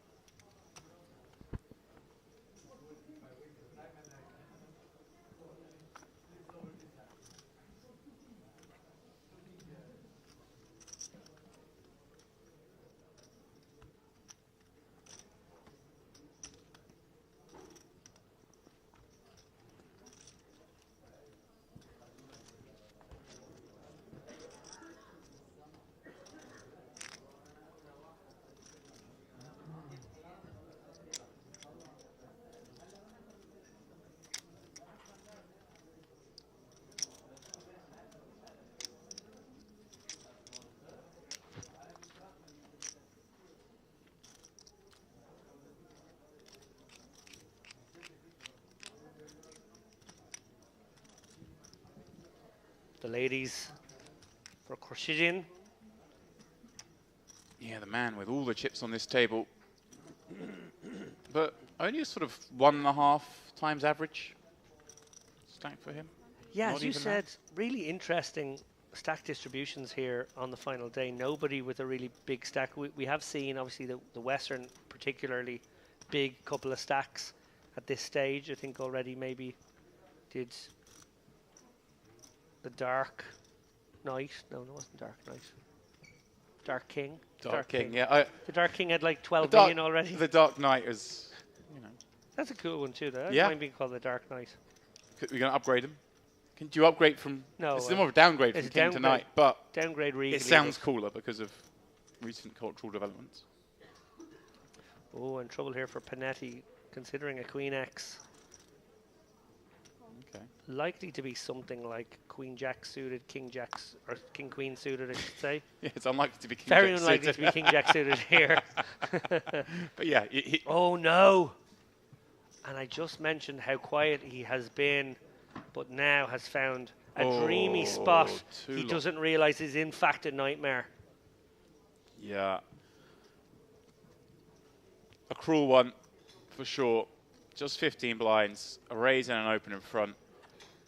No way we can do anything but go with this. Looking up at the clock, 22 remain. The next page up comes at 21. So I like if he burns a little bit of time here, and then when he eventually makes the move, maybe leave a chip back to buy himself another 30 seconds. Perhaps scan around the room, see what's going on as well. That's what he's doing. He's kind of looking out of the left there, back onto the tournament floor. There are 2 tables there within short distance. Hate to be a little nitpicky with you, James. Go on. Would you not make the raise holding the chip back and not burn a time bank first and then burn them later? Because maybe it gets through and you don't need to burn a time bank at all. I think he's burning one here and in posturing as like, I've got a tough decision. This one's like one of those ones. This one's like the I'm not sure what to do with this hand. Should I jam with it? And but yes, you're right. Well, he took your advice in the end. Did posture. Snap, shove from Corchidian, and not a snap fold from Panetti. So now thinking maybe an ace queen is in there. Maybe an ace queen suited decided to take the flatting, more passive line, and now is wondering if they could ever be in good shape. I think I have 30 seconds. So yeah, he's just helping his man out. He just said I have such a sick hand. I think it is ace queen of I diamonds. think he said I've just got 30 seconds. He's sorry. It's a very big fold, okay? What he has?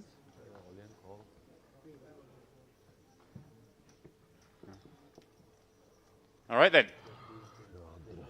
What you have? I block. Block me? Yeah. Ace queen? Yeah. There we go. You were right. Pretty reasonable line. Flat the ace queen. And then obviously surrender to this much action. Yeah, obviously would have called against Tulip Berganoff, but Cordian ripped it in, and an ace-10 3-flop obviously would have affected the folded hand as it is. No change here. Of course, I snap call him, but he's him. Guardian. I never can come. Jack queen. Sees the 7 of diamonds roll off. Just has to fade one more card. Let's get himself up to the 6 million plus mark. That's what he's going to do, David. Tulip Berganoff out in 22nd. The last man picking up $13,730. Yeah, absolutely nothing he could have done there. A strategy of it. But yeah, I don't know. That just felt like a, well, I'm happy to get in against the short guy. And actually, there's enough of stack here that I can raise. And if Corchidian was to make it 500k, I can stick it all in over the top of that.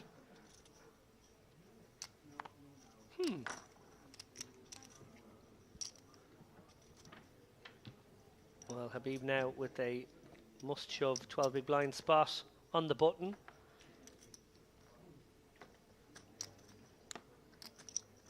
Yeah, next page I'm coming at 18. So still makes sense maybe to take a bit of time here and leave a chip back. See if he decides to do that, or whether he will just rip. He just now it's all in and gets snapped off by Cordian in the small blind. Oh no. Do it many. Oh. Ah. Oh, that's not terrible news. Yeah. Do it many. The snap there perhaps designed to make Musa potentially fold slightly better because it looks so strong. Yeah. So obviously Cortidian confident that Habib would have been in there with some weaker kings, maybe even a 10 jack. Oh, for sure. It's a hand he wants to play. For the 11 blinds, 12 blinds even. He's sent one packing already today. Can he send Habib on that man's heels? Well, he hasn't hit, but he likes the flop. Yeah, equities have remained virtually static here. People talking to the dealer saying, what is this flop? What are you doing to me? Why are you putting me through this? Great turn card for him, of course. I can see clearly now. That one, though, not so much. Habib, the latest out. Cordian striking gold. I can see clearly now the rain is gone, says Corchidian in song. All in, all in. As the river card was being dealt, Supreme.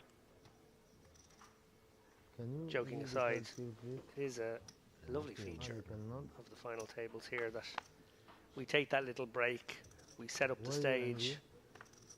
The Sherhan guys usually create some really fun graphics as well. The players' profiles displayed on the screen behind. The bombastic Milbutas. You look like Pocahontas. With a generous introduction for each player. I feel like he can go on the road with it. I don't think there's any Pokestop that does it quite like Merritt. Yeah, he's our own Bruce Buffer. Yeah, but even then, when they you can hype up a tournament, but hype up a final table, no one does it better. This man needs no hyping up. He's got jacks and a big stack. He's hoping for one of these shorter stacks to perhaps perceive what is quite correctly a wider range than most. And Kirichenko, here we go. Here's an example of one who could certainly do this. And we've shown this man willingness to bust out. He definitely plays with his heart on his sleeve. Man, you got fourth in the high roll this time. Second in that same event last time out. I'd be surprised, David, if we don't see him take the spot. He rarely shies away. And he has announced all in. 17 blinds, completely reasonable against this hijack open. But what a dream start for Khurshidyan here. Snaps it off. Kirichenko now 29% only to stay in this tournament. Are we about to go to 16? Is Khurshidyan about to become the prohibitive chip leader of this tournament? It feels destiny-like now, isn't it? If he keeps running like this, board's coming out clean, getting there when he needs to. Certainly could be. Kirichenko reduced to just 3. That's not it. GG's Kirichenko. Shout out to him for pulling a audacious bluff on the pure bubble yesterday. Ripped it in for 1.2 times pot with just queen high. Oh, we have a bust out. Out on the floor as well. What is happening this morning? Clement Bonan holding ace 10. And then Ketzer getting there with ace 3. 340k is an awful lot more bananas and pineapple.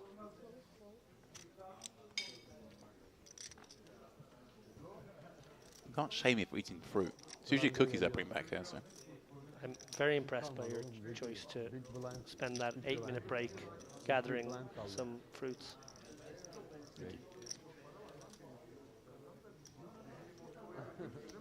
9.7 million now for Khurshidyan. Another openable one. He's just relentless right now. Dealer being very generous with the queens and jacks and jacks again, but like. She was about to lose her patience with the clock there.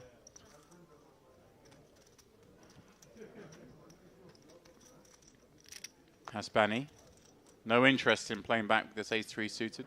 Didn't even cross his mind. Christopher Root in the big blind. King, queen off.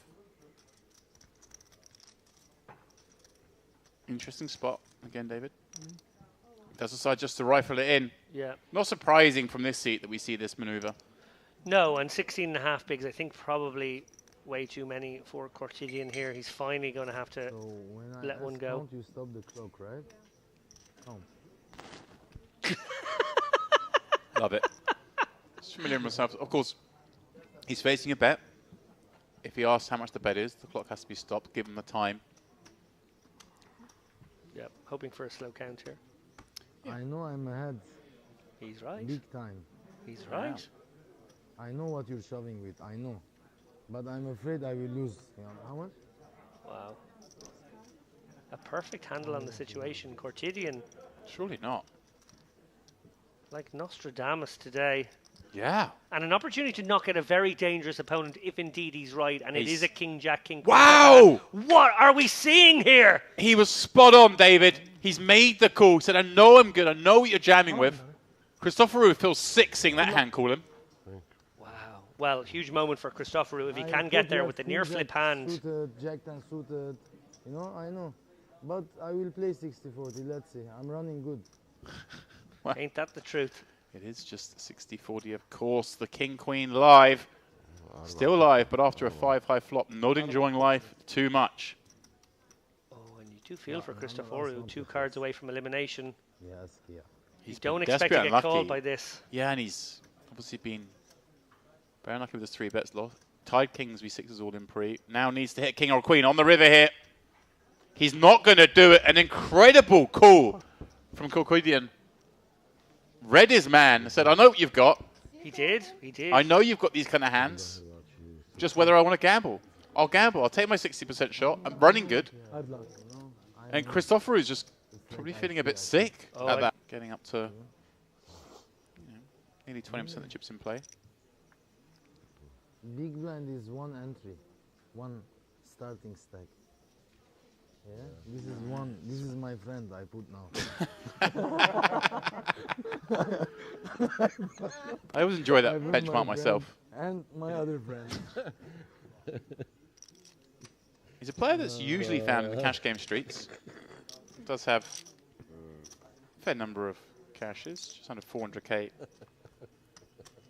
on his Hennemob database, a whole bunch of which coming in this very place.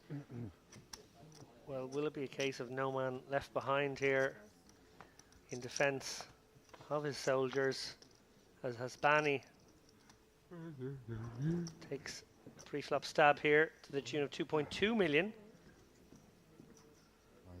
Yilmaz binding jacks with his 9 blinds over and open. Very reasonable to believe he might get paid off here. And this one would be a little optimistic. 150. I wonder if any amount of this is sort of a little bit of gamesmanship, like just to make sure that Hasbani knows it's sub 9 big blind stack. I don't think it is in this case because he's got all the chips, but he's on the short stacks. You just want to point out to the man who's open, hey, this is a really small bet. Hasbani gonna give him a spin here, getting a great price, 9 bigs only. Big moment for both players here. Hasbani, will he finish the hand with 2 million or 4 million? Will Yilmaz finish the hand with 2 million? Or a little piece of paper that says 14th place? Oh, ace in the window. Hasbani leaps out in front. Yilmaz does have the opportunity there, of course, David. There are routes to victory. Now there is just one route to victory. Needs a black paint card that says J. Lure. And we have service. Service. GG's to Yilmaz. I love you. Very unfortunate. I feel like there's a conspiracy with the dealers to Busting players out for fun. وحياة الله بدول على حطاية وحياة الله وحياة الله Here we go, David. Di Nicola. Opportunity for a light one himself. Ace 4 off in the hijack. He's finally going to get involved. And there you go. His man on the left did fold an ace.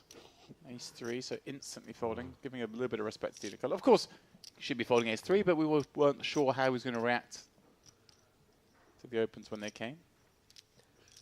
And actually, the speed of the fold doesn't give Di Nicola any information either. He won't know that it was an ace. He wouldn't know that it was a possible 3-bet. He'll just think, oh, maybe look down at Jack 3 off.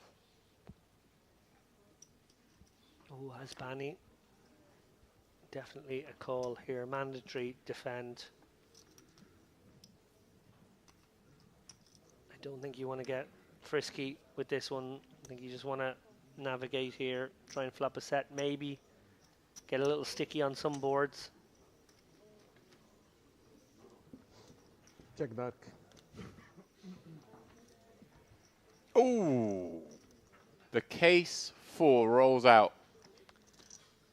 The Hasbani announces dark check. This day and age of dark check, well, player's pretty much always checking flow anyway, so it doesn't really change too much. But it's odd that he's somehow done it now when he hasn't done it up until now. Yeah, Nicola feeling very good here with the 4 and the diamond, right? Yeah, I was going to say, Nicola has a lot of this himself. Middle pair, backdoor diamonds, wheel draw. Well, not really a wheel draw, I guess, because with the 6 on board there, Right. both players would make the same hand. Hispani coming out with a smaller raise. And I don't think you can fold yet.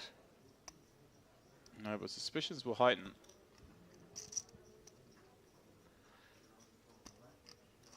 Virtual lock on this one, Hasbani, Di Nicola. Oh, well, we're going to pop back to that hand in a moment, but we want to see this classic race, Jacks Ace King first. Yeah, Soika's all in with the Ace King, and no help from the board until the river. Wow. He spikes a king for, well, looks like a very healthy double up there. Just 1.5 million just in the whites alone. He's about 7 reds, so 2.2 plus a whole bunch of blues.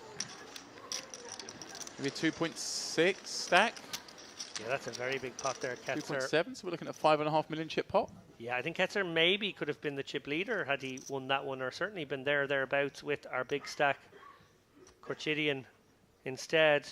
Those guys probably have similar stacks now with 5 or 6 million each. Look at this, we come back to our table, and Haspani was called and now finds the check on the board straightening 5. Not sure about this bet from Di Nicola. Might just be content to check it back. Wow, Haspani check ripping. 4 on the board in a row. Just denying flush draws, I guess, but it's a bit dicey. We open up, obviously, our... On the mic. Actually did more of the heavy lifting in that hand. Ever the professional. It's these moments that the jury... They just don't see it, They don't see these moments. That's what it is.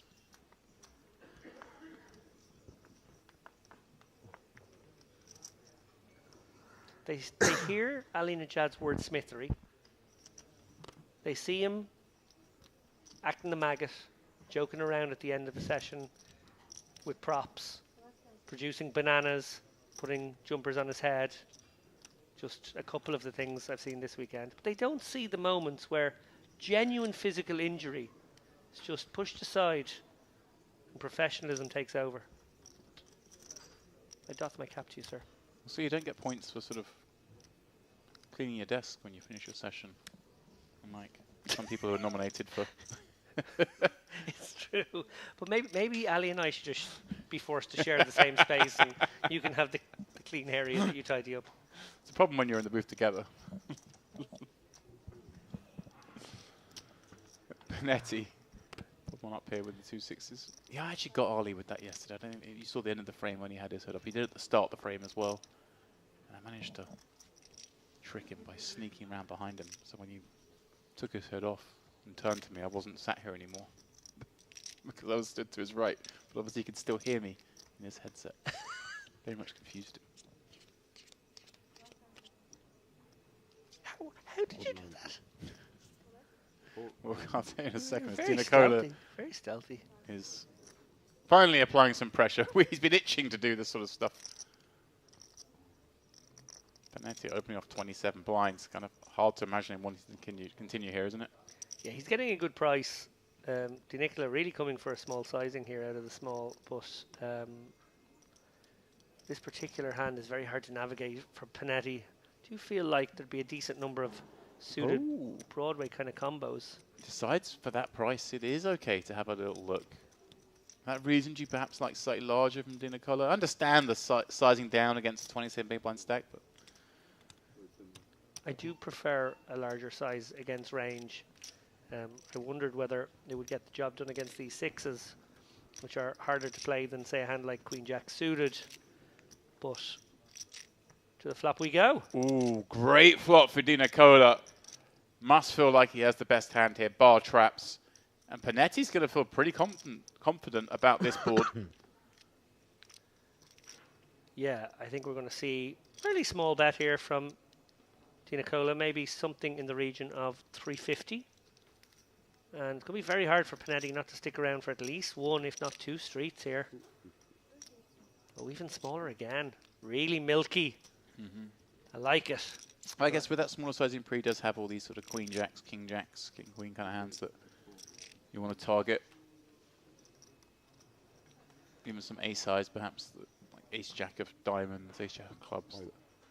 Find it hard. This hand fraught with danger now for Panetti.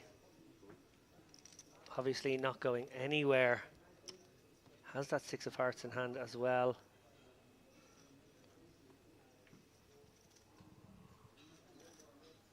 Lots of safe ones here where Oh, wow! Di Nicola will be delighted, but Di Nicola, that is the death card. it looks like a safe one. It looks like a great card. And with only 2 million back, 1.7 million in the pot, in this case, Di Nicola's just going to do it for him over 2 streets. I check my name. Well, barring one of the 2 10s in the deck coming out here on the river, I do not see an escape route for Di Nicola. I think Panetti is quids in for this big double up. I love his presence at the table during hands. He gives away nothing. We've seen it in every hand. He's very stoic. Now just got to do a little bit of acting. One assumes calling. No real reason to raise there, is there, obviously. Oh. He has raised. Yeah, I'm a little surprised because he's in position. So out of position, I can understand a raise, but in position, I certainly would have expected him to just call again, keep in all the bluffs, and then hope some of those bluffs catch a piece. So for that reason, does Di Nicola think this just can't ever be value? Yeah, it feels like hearts, doesn't it? Yeah. Or maybe a hand like 8s that doesn't want to call another bet on the river and decides it makes it $1 million now. Goes all in, gets snapped, gets the bad news, he's got 2 outs. Oh, and yeah. Brutal. Reaction says it all. He knew he was a very good chance of getting all those chips if it hadn't come a 6 on the turn, as it is. He's a favourite to double his man up. Now, the dealers have been ruthless with our short stacks. Not this time. We doubled up. What an amazing situation for Corchidian now. Yeah. Di Nicola. Well, we find players on their feet here, and a wrap of the table. It appeared to be Hadi Hordbin. Not sure whether or not he was involved, but pocket queens may very well. Yeah, Musa getting the double up there, I think.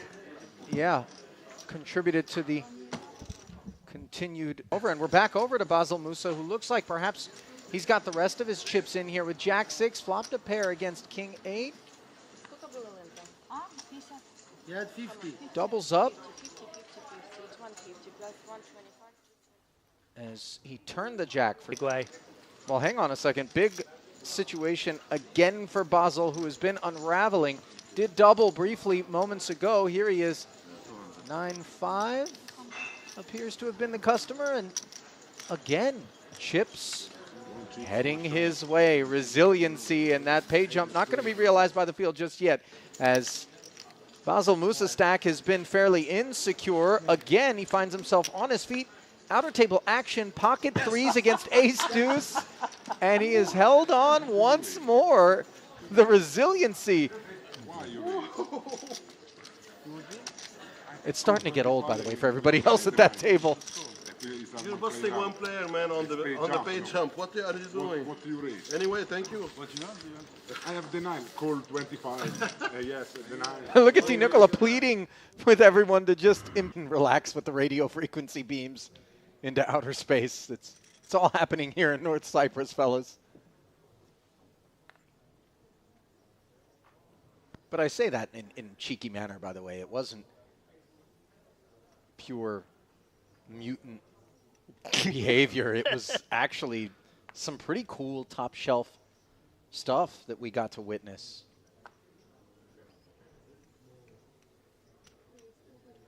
I challenge people who've never been out here to come in to a Merit cold turkey and try their hand at the regs here, because they've got something for them.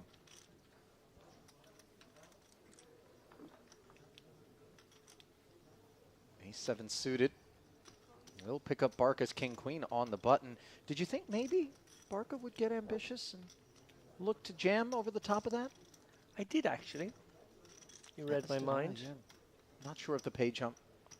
Perhaps having something to do with the more conservative approach, right?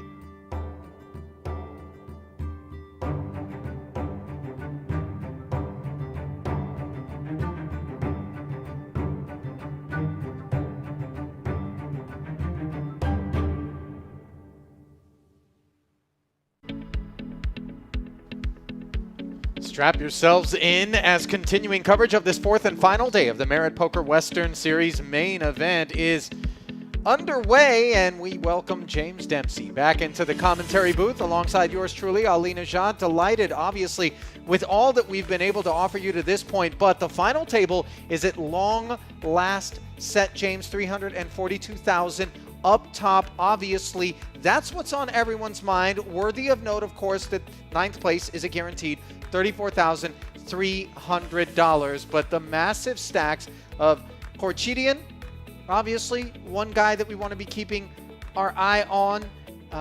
The other, just escaping me, the names, you know, they kind of pile up here throughout the course of the day. Felipe Ketzer, obviously, another guy that's been just very steady thus far. The two that maybe I'm circling, but any of these nine, obviously, especially the shorter stacks. I know we've got a 5 big blind stack out there. Some spin-ups, as we've seen in the past. I think it was 4 big blinds off of which somebody came back to win the warm-up already here at this Western, and we could see real fireworks. Well, Ali, I'm excited for this to happen. Like some of the viewers, I wasn't in for the last passage down to the final table. I saw a lot of the early action.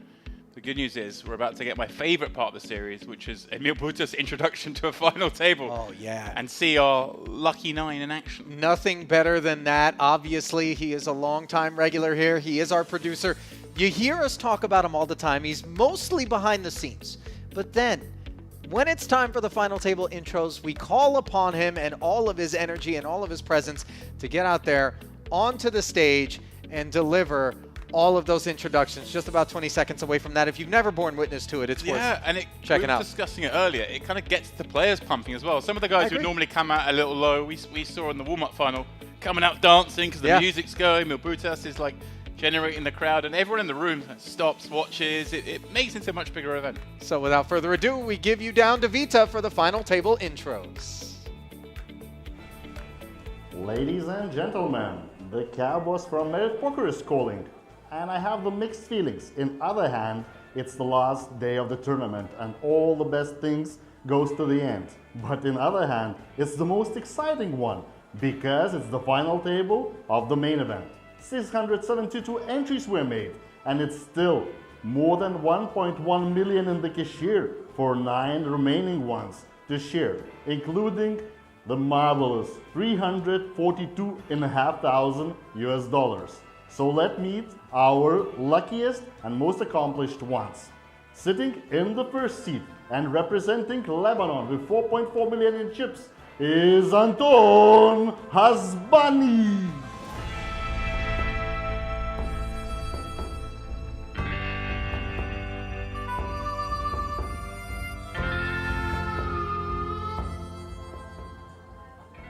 For the second one, I expect huge applause, as I think some Persians are still in the building. So he's the shortest one, but he's a very experienced cash game table player. So it's Hadi Corbin.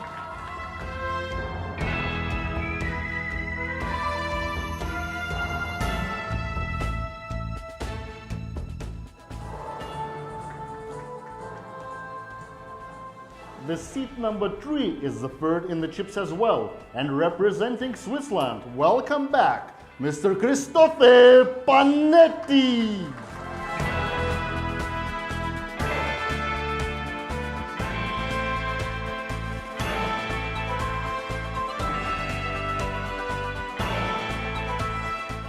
Who's sitting in the middle. He has great success on Merit Poker events lately, and he's back for one more final table appearance. 4.3 million in chips, it's Damir Zhugralin.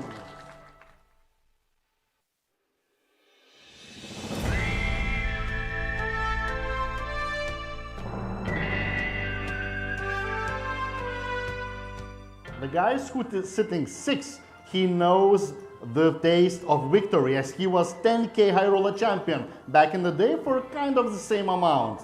And I expect some Turkish player applause. It's Timur Ercan.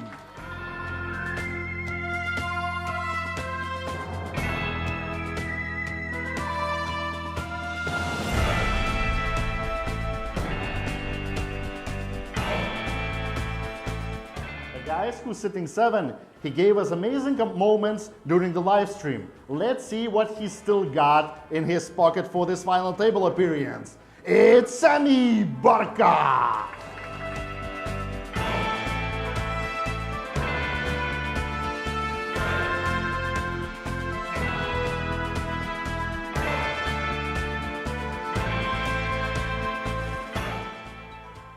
Every final table has its own chip leader, and we start to talk the 8th and 9th place, which are the biggest one. And let's start 19 million in chips from Lebanon, cash game specialist, Nishan Hordibian.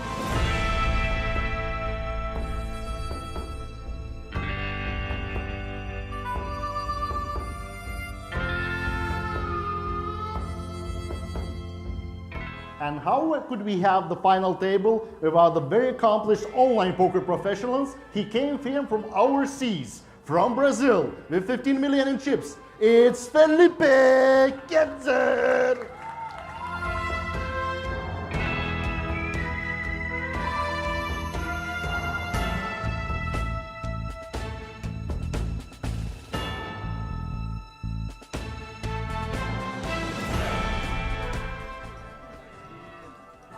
Guys, I wish you all the best.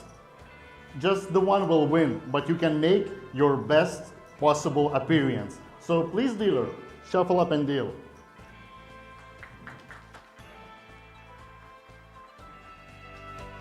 And our thanks to Vita for what was, as promised, a very hyped final table intro. You see Hadi Horbin, 5 big blinds.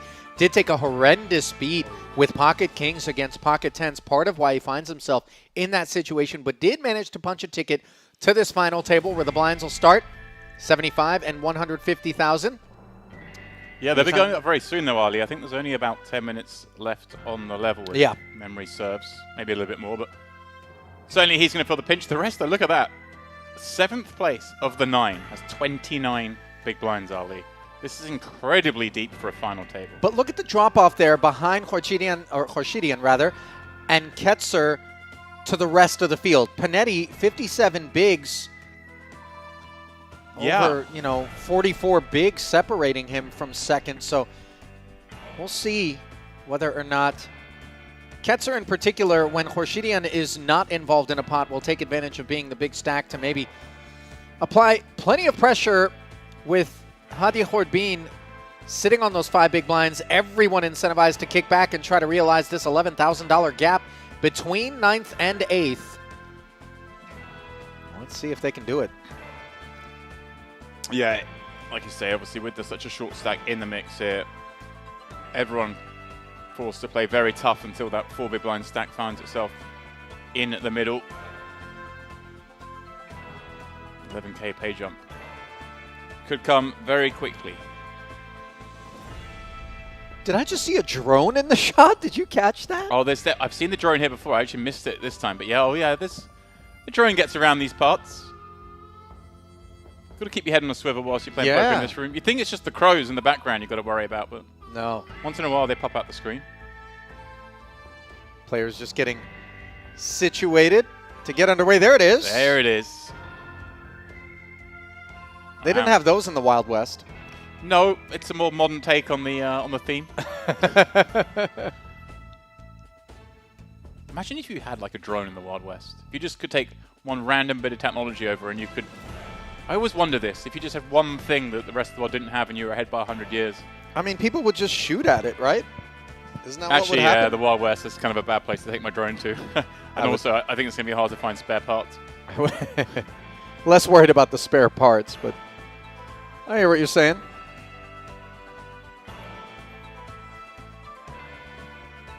All of the festivities. I see everything moving out. Winding down. We must be nearly upon it. And that's the first time we got to the end of the music. Oh, wow. You thought it was the First end. loop. Yeah. Oh, we'll loop back round, don't worry.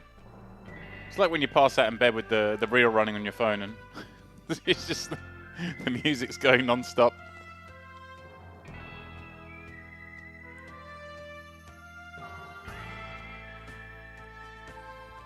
Of those 9 players at this final table, James, anyone in particular that you're keeping an eye on? I would have to make Felipe Ketzer probably the favorite. Very accomplished online poker pro, coming in here with a monstrous stack. No disrespect to the man on his right, who is, I believe, the chip leader, Orshidian. Your man there, who, I gather, doesn't really play many tournaments, dabbles every now and again, plays very high stakes cash. Has only come here, Ali, to try and win a tournament. He's not too bothered about ladders. I think he probably doesn't know too much about ICM. He's probably heard the ladders before. But is here playing squarely for pride, which is going to make it fun. And that tallies with everything we've seen in the run-up to the final table. Certainly. How keen he was to knock people out. Now, interestingly enough, Ketzer, we can see it's the pocket fours that has him raising, but I do think that most of the field anticipates that he's going to be very active alongside Horshidian. Yeah. So you wonder if somebody wakes up with one that they could potentially want to play, if they'll play it as a 3-bet and target what they perceive to be the big bully on the block. Yeah, exactly that. I mean, Panetti's looking here, but there's just no future in playing this queen, and obviously he's there with the 3rd stack, I believe. And Dugralin, the same, just can't play this 4-5, can't play so many hands.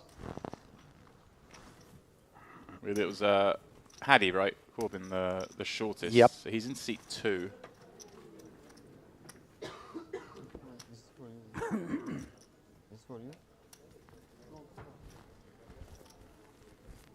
There, Erjan and Barca. No, this is for you? Yeah. Back to This back. for me? Yeah, it was, I believe you and I were in the booth, weren't we? Yesterday when Barca made a this is for me. bold play with the 2 7s on the bubble, rejamming over, raising a call, and more than winning a few flip. of them. Showed no fear that moment. These ladders up, though, Ollie, a little bigger than they were at the start of the pay ladder.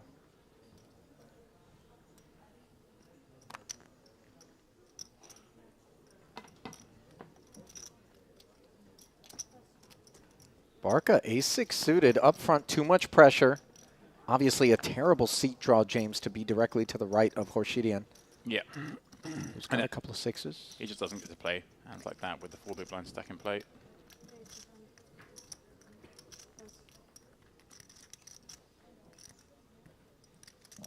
Horshidian, of course, opposite, gets to just play loads of hands. And everyone's just annoyed when Hadi Cordman folds. It's like, come on, dude. We can't start playing this final until you move those chips. You either got double or bust, but do something quickly, please. Well, he's not going to get those chips in motion until absolutely necessary, unless he finds a hand that he wants to play. Mokrani, though, willing to get involved with this Queen 10 suited, James, and it felt as though you were taking issue with the choice. Just with that tiny stack, I mean, this one's just about okay normally. Maybe a little weak, 20 bigs. And I mean, it's not just as well that micro stack, but he's in there with 20 bigs. There are obviously he's the second shortest, but there are plenty stacks not far from him. I don't think he wants to play too much reactive poker. But Erjan does come along for the price, does not connect with the Ace-King-9 board, but Mokrani definitely has something. Horshidian, obviously, he can just barrel away with impunity in certain spots, but in a 3-way pot on this board, doesn't feel like...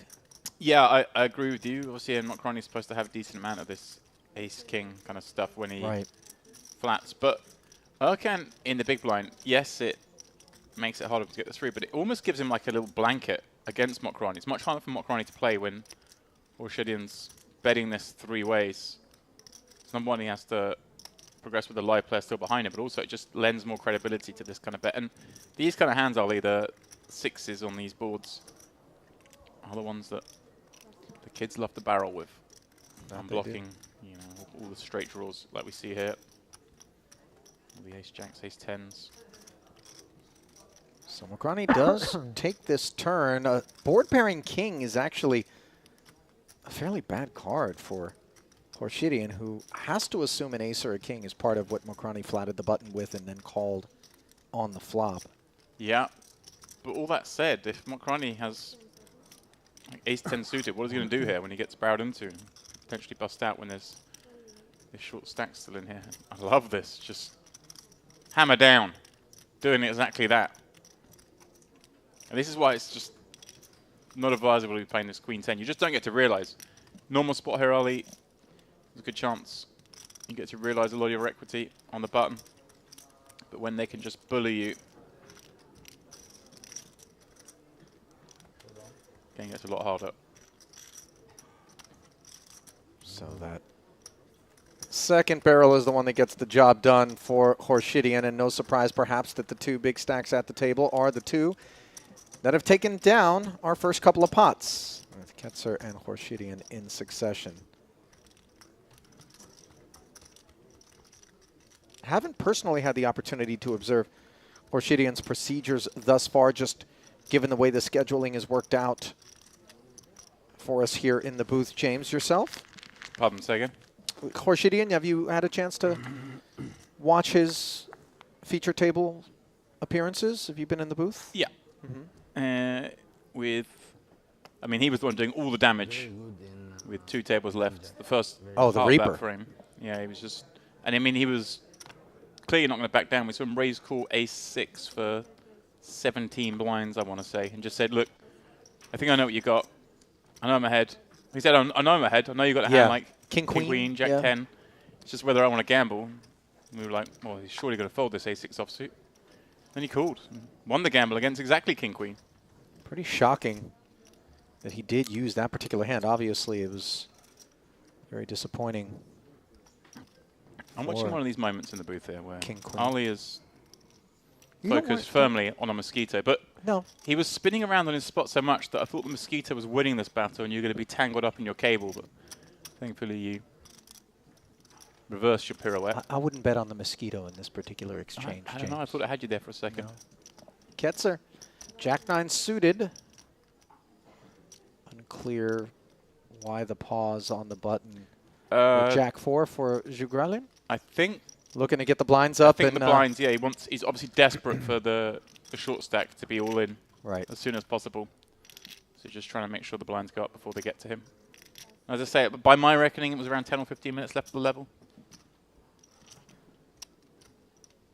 Like those little nuances, Ollie, we see of just doing that tank. It's amazing how far poker's come. I mean, think how good poker players have got. But there's all these extra little bits we can do, these tiny little edges. Being pursued. And he's doing it for the benefit of everyone at the table, apart from the big stack and the short stack, effectively. Yeah, the big stacks want to get in as many hands as possible under current conditions. Oh, they're desperate for Hordman to double up when he does get these chips in a minute. But not go any further than that. Like 10 big blinds and below is exactly where you want to keep him. It makes it even harder for the rest of these guys. Obviously, we see now Barker must be down to high teens after peeing that Queen 10, calling a C-bet. So he'd be the next shortest. We're going to change, though, when those blinds go up to 100, 200 very shortly.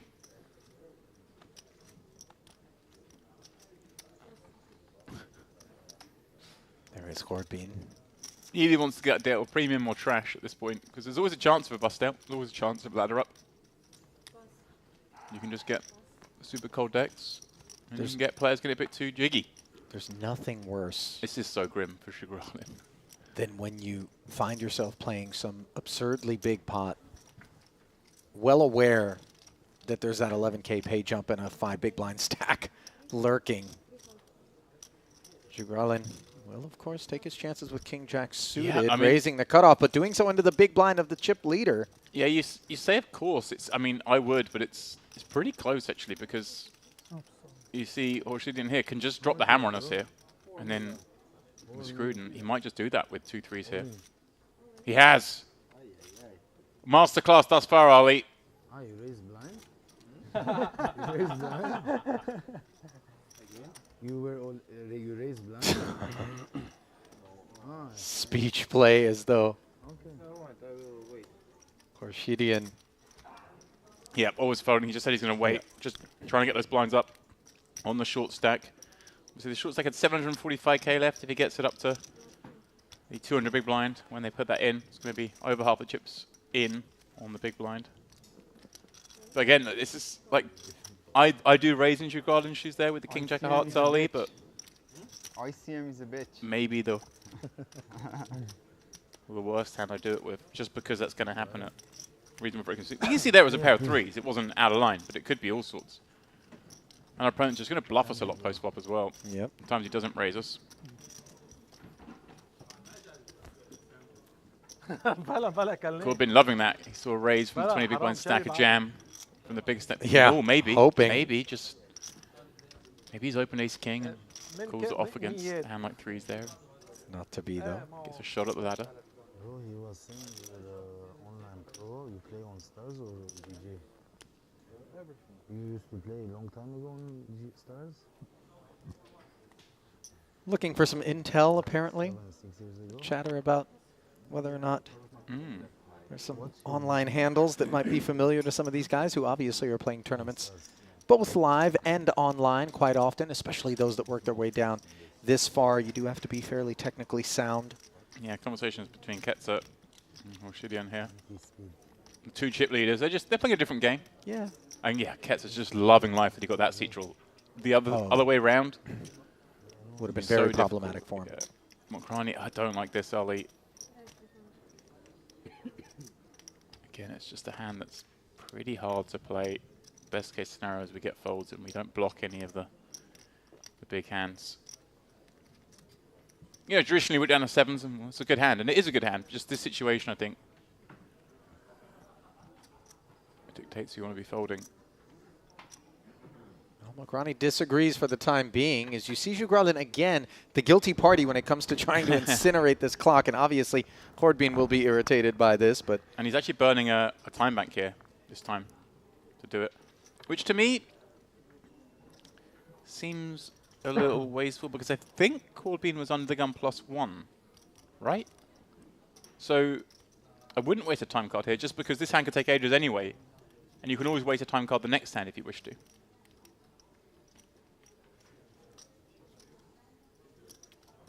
So it seems a bit unnecessary.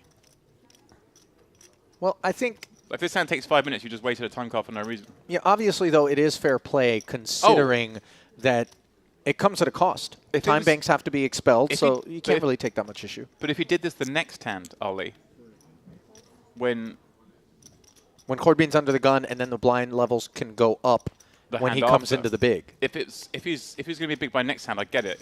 But he has a whole hand. Like, he just used that 30 seconds the next hand instead. And I say this hand might have taken 5 minutes for all you know.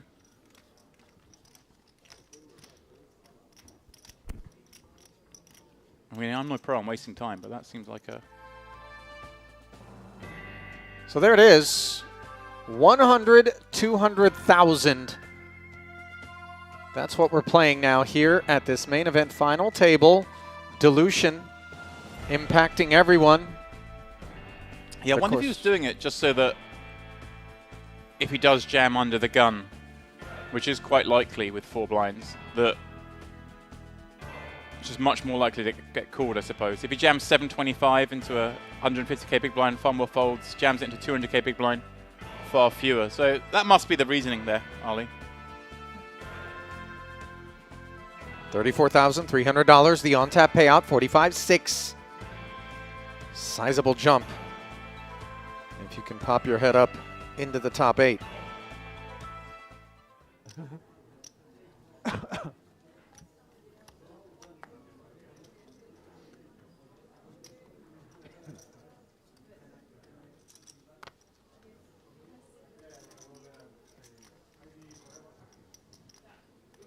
That's where it gets fun.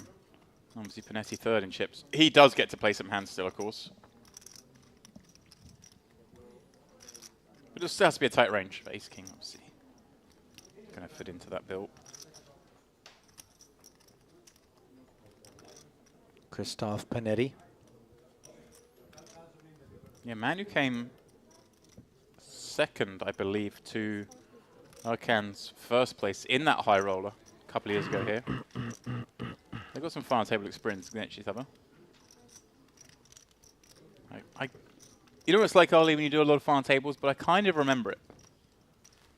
Just kind of lingering in my mind there. 4.3 or 4.2. Korshidian on the button, baby-suited connector. This is not the man that you want to see contemplating involvement.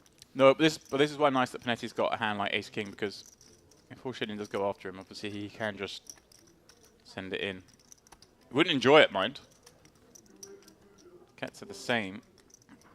It comes down to their perception of, is Panetti going to adjust correctly here? Is he going to have a tight range, or is he still opening his normal range of 40+ blinds? Panetti, by the way, very seasoned with results dating all the way back to 2008, playing under the Swiss banner with 412,000 plus in career live tournament earnings, best cash, 173K plus. Wow, well done, Ketzer.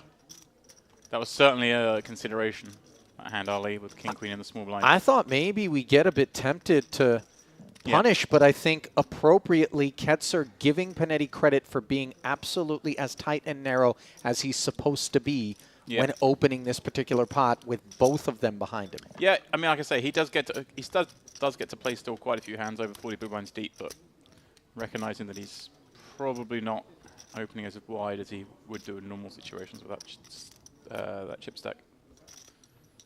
Well done. As always, everyone impressing.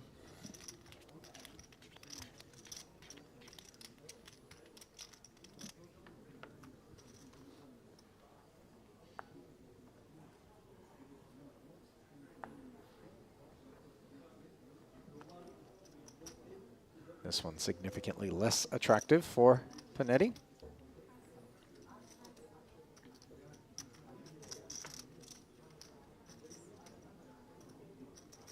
Ercan, 2 aces already into the muck, but the ace-queen cannot find its way there. As understandably, he takes us upstairs. The raise to 550,000, by the way. Yeah, I like we got the short stack in the big blind. So if the short stack finds like the bottom few percent hands, they can fold to this. If it was against a min raise, they're just going to have to call with everything. What does Hadi have? Yeah. Wow, There we go. 8 deuce off, and he's already got 2 big blinds invested. Yeah. One is an ante, one is a big. If Yeah, he folds... the ante, of course, is spent money, but this is actually pretty grim. There's 200 in there. He's getting 3-1. So obviously, he's able to get the right price in these spots here, are we? Wants to think Up against pairs, though, he's in big trouble. And of course, he still has that value. If he folds here, buys an orbit in which you can find a hand, and there might be a bust out. I think he might just fold it.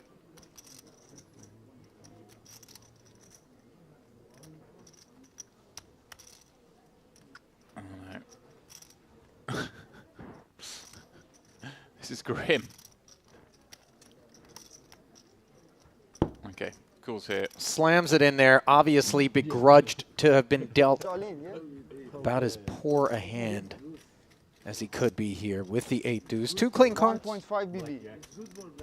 1.5 BB. Kind of explaining his decision, just in case any eyebrows are raised. I think the rail are back there. Yeah, some supporters looking on, obviously cheering their man on, hoping that this 1.35 million chip pot will head his way. Obviously, there are 8 others who are rooting for quite the opposite. 8 high board, though, looking good. John not entertained. Certainly even he can sympathize with the decision. We go to the turn, which remains clean. And all Horbin needs to do is avoid an ace or a queen on the end to double and deny the field the pay jump. Right in the middle is that king. So Khorbin will take a seat. 8 deuce, offsuit, 1.5 PB on big blind. Terrible for the rest at this table, bar the 2 big stacks, I of was course. thinking to fold and wait for one more round with 1 BB. In these small final tables, you have to gamble. You have to gamble. No, for pay jump. Yeah, terrible news for those sort of 15 to 30 big blind stacks here, Ollie. Just continue to be handcuffed. He's only doubled up to Imagine now I win this tournament. 6 blinds. Get first. Miracle. I think Shugarden's got 3.7 million chips. Yeah, I wonder what makes you think that, James. The graphics, of course. Doesn't take sign language to work that out. Really? I did have a chance during the break to kind of watch the final table assemble, and these guys do have a lot of supporters. I mean, there are very few lone wolves that wander about the Merit Complex. There's so many actual friendships that seem to either work their way as a grouping over to Merit to play their tournaments, or be the product of just coming time and again and starting to get familiar with folks who are making deep runs and, you know, doing their thing out here. I think a lot of the latter there. Like I say, a few stops ago, I think I described this place as the world's biggest small poker room. Yeah. Has that feel. Everyone kind of knows everyone, even if it's not the most depth. But yeah, almost like coming back to school every 6-7 weeks when they have a festival here. It's like, oh, hey, buddy, how you doing? Yeah. You know, how are the holidays? Wife and kids, how's the girlfriend? Yeah. Now I'm 3-betting you. What do you think about that? Ace King.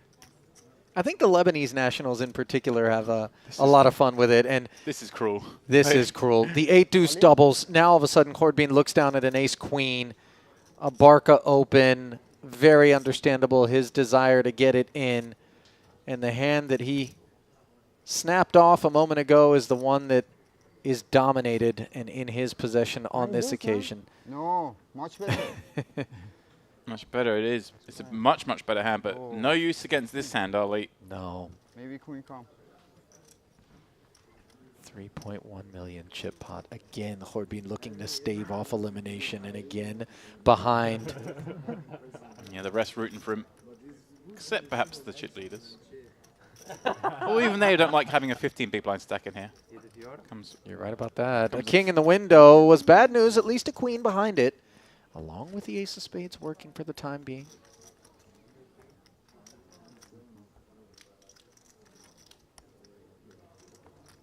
Now, paths to a chop if a 10 rolls off.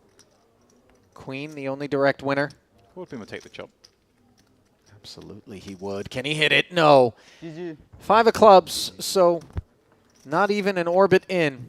And Hadi Khorbin of Iran dispatched James in 9th place. Yeah, they gave him the little sweat. Let him get there with 8 deuce. They'll deal him ace queen next hand, and that's that anyway. 34,000 and change going to Hadi, who's made some deep runs here. Plays the cash games as well. Will add to his career live tournament earnings of 123,000, but just a modest tick up from his all-time best live cash, which prior to this was 29,500. Obviously, 342 up top. We have designs on a bit of a better outcome, but coming in with 5 bigs, we always know it's going to take some spinning, and unfortunately, just 1 double was all he could muster. So then, we proceed. 8 players.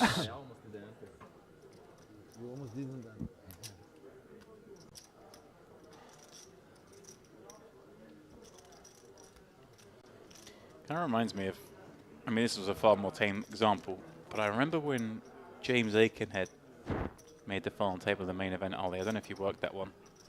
Maybe in 2009, I think. Okay. He came in as the shortest. He jammed King Queen, got called in one spot, and re-jammed in another by Ace King. He spiked the Queen to triple up. Suddenly, your juices are going. You're thinking, oh, here we go. This is the start of something special. Then they deal him kings. No. He gets it all in pre-flop. Aces Thinking, or here ace we king? go. What is it? Yeah, aces. They gave him the. That's the cruelest time to do it. Still finishes 9th. They give him the. They give him the triple up. They give him the kings all in. Yeah, that is very cruel. And you go 9th anyway. Otherwise, he'd have been right up there.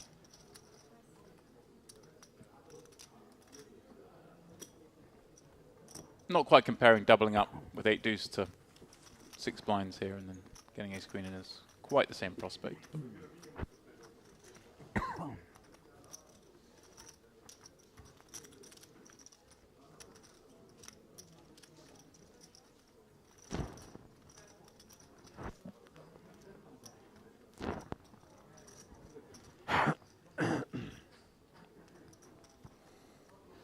Aces versus kings at the World Series of Poker main event final table is cruel and unusual punishment.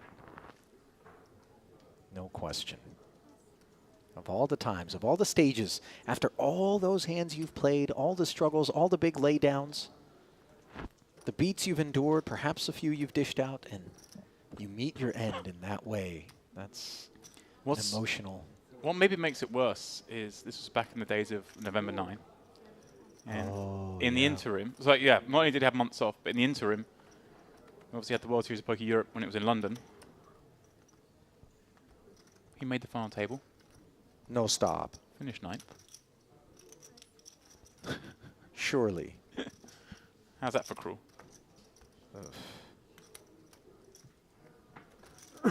Two-time main event final tablists. There are very few. I had to double check that. Maybe he definitely had something in the interim that was pretty cold. I think it was that. I may be misremembering. I'm getting old, Ali. Had a recent head injury. Of course, we were talking about that actually during the prior frame. No injuries here. As Khorshidian's choice with ace-jack, very much predicated upon the hand and nothing more. Zhugralin, though, showing that he's willing to use these time banks in order to attempt to force others perhaps into some higher blinds. But we just had a level up, so it's an hour. So why now? I mean, is there really much to think about with King 8? Yeah, a little ways. Trying to work out whether this is worth playing. I think we're just best served with the fold here. Especially in a merit field where players are less fearful of ICM. I think you want to go a little tighter. Yeah, I just checked on the head of my volley. He was 9th in the main in Vegas and 9th in the WSOP Europe in the same year.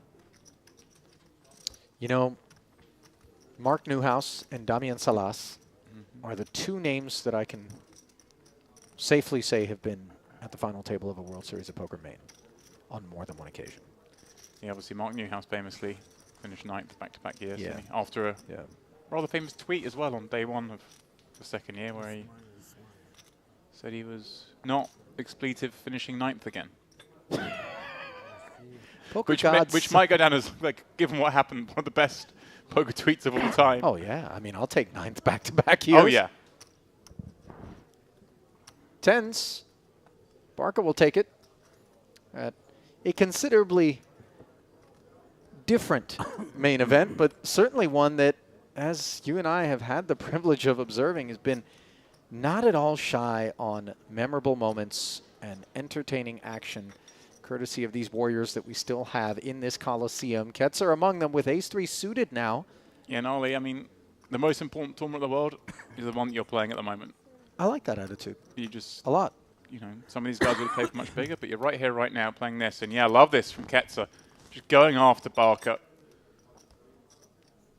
This is super aggro because it is an under-the-gun open at an 8-handed table. There are some short stacks in the mix, though, and he's just perhaps thinking Barker off 35 blinds. Here's the interesting thing for me, James, is that Barca stepped away from a king-queen. Granted, he was in the small blind, but against an under-the-gun open from Panetti. Different stack depth, perhaps, but against Barca, he decides with an ace-3 suited to play it as a 3-bet. So ideas to collect, things to observe. Yep, that's a good point. This would be a perception that he thinks maybe Barca opens perhaps too wide. And of course the hand itself, ace-3 suited, just blocking most of the Barca's really strongest hands, aces, ace-king, ace-queen that want to carry on. These two 10s are kind of hating life. I think we just have to call here, Ali. I don't think we can fold here, having open off 35. I mean, listen, but if it was someone else other than Khorshidian or Ketzer specifically, right, I think we maybe have some different sentiments. But these two guys, we know that this behavior is what we should be expecting of them, what we anticipate will be the order of the day. And so you sympathize with Barca because he's looking out and thinking, I'm not the shortest stack here. There's a lot of money to be made if I can just ladder, but tens are tens, and so he will hang tough. But going to play it as a flat, James, are you okay with that decision? We cannot jam here. Okay. We'll be torching it off if we jam. Whoa, my word. Wheel on the flop for Ketzer. Barca. Wow. Best of luck, my friend. On a board where the ace-kings, ace-queens do have a tendency to barrel off here, given they have a gut shot to the wheel, Barca's just been dealt a horrid spot here. You know, there's a fire extinguisher that for the very first time I'm observing inside the booth here, and I'm very tempted to snap the pin on that thing and just douse the screen because douse the deck. This is just merciless. As Ketzer c-betting 375,000. Obviously, this is not the part of the deck that he ever assigns to Barca. Whoa. Best case, ace X. What do you think? Deuces, fours, and fives are No, calling? but I'm No thinking shot. the ace deuce through ace five suited certainly potential. You think that Barca hangs tough with those hands? Oh, sorry, pardon me. I thought you meant he's not putting Ketzer on those. I apologize. No, Ketzer's not thinking Barca's in this neighborhood Correct. whatsoever. Sorry, I misunderstood you what you were saying. And Barca well aware that his call of the 3-bet obviously screams strength. Yeah, it's going to be hands like this. Obviously, for that small flop bet, can obviously be all the ace highs he continues with as well. The Yeah, ace 10, looking ace for a jack 3. Suited, well, not ace 10, but like certainly ace queen. I think ace king just always jams. Maybe ace king suited peels. But the ace queens will still be in there. And this is dead man walking now without a 10 or a pair on the board. There is no path to a victory for Barca. Pot at 4.6 million. Yeah, betting about a third pot on the turn. Barca, I don't think can go anywhere yet, Ollie, because, like I said, he still has his ace highs that continues to that size on the flop. Next part of the range that qualifies is certainly hands like this. Whoa. Oh, no. Check raising. What is this? This is like a find out where I am. You know what, James? He's not. He needs to put a little bit Oddly more in. enough, but hang on a second. Oddly enough, a check min raise here. If Ketzer plays it as a jam, perhaps. Do you think there's a world in which Barca looks up and thinks this is Jacks plus all day, every day, and simply folds to tens? Not even Jacks plus. I mean, yeah, he folds to a jam here. He has done the old race to find out where I am. Well, I you know, hope Ketzer might recognize that that's still possible. Obviously, all the hands that Barca has value here. Say he has sets, set of nines being the most likely. He's still going to get those on the river as well. So there's no reason, I don't think, here to do anything but call. Unless he thinks Barca's doing something crazy funky with a flush draw and wants to get it in here in case he doesn't bluff the river. I don't see it.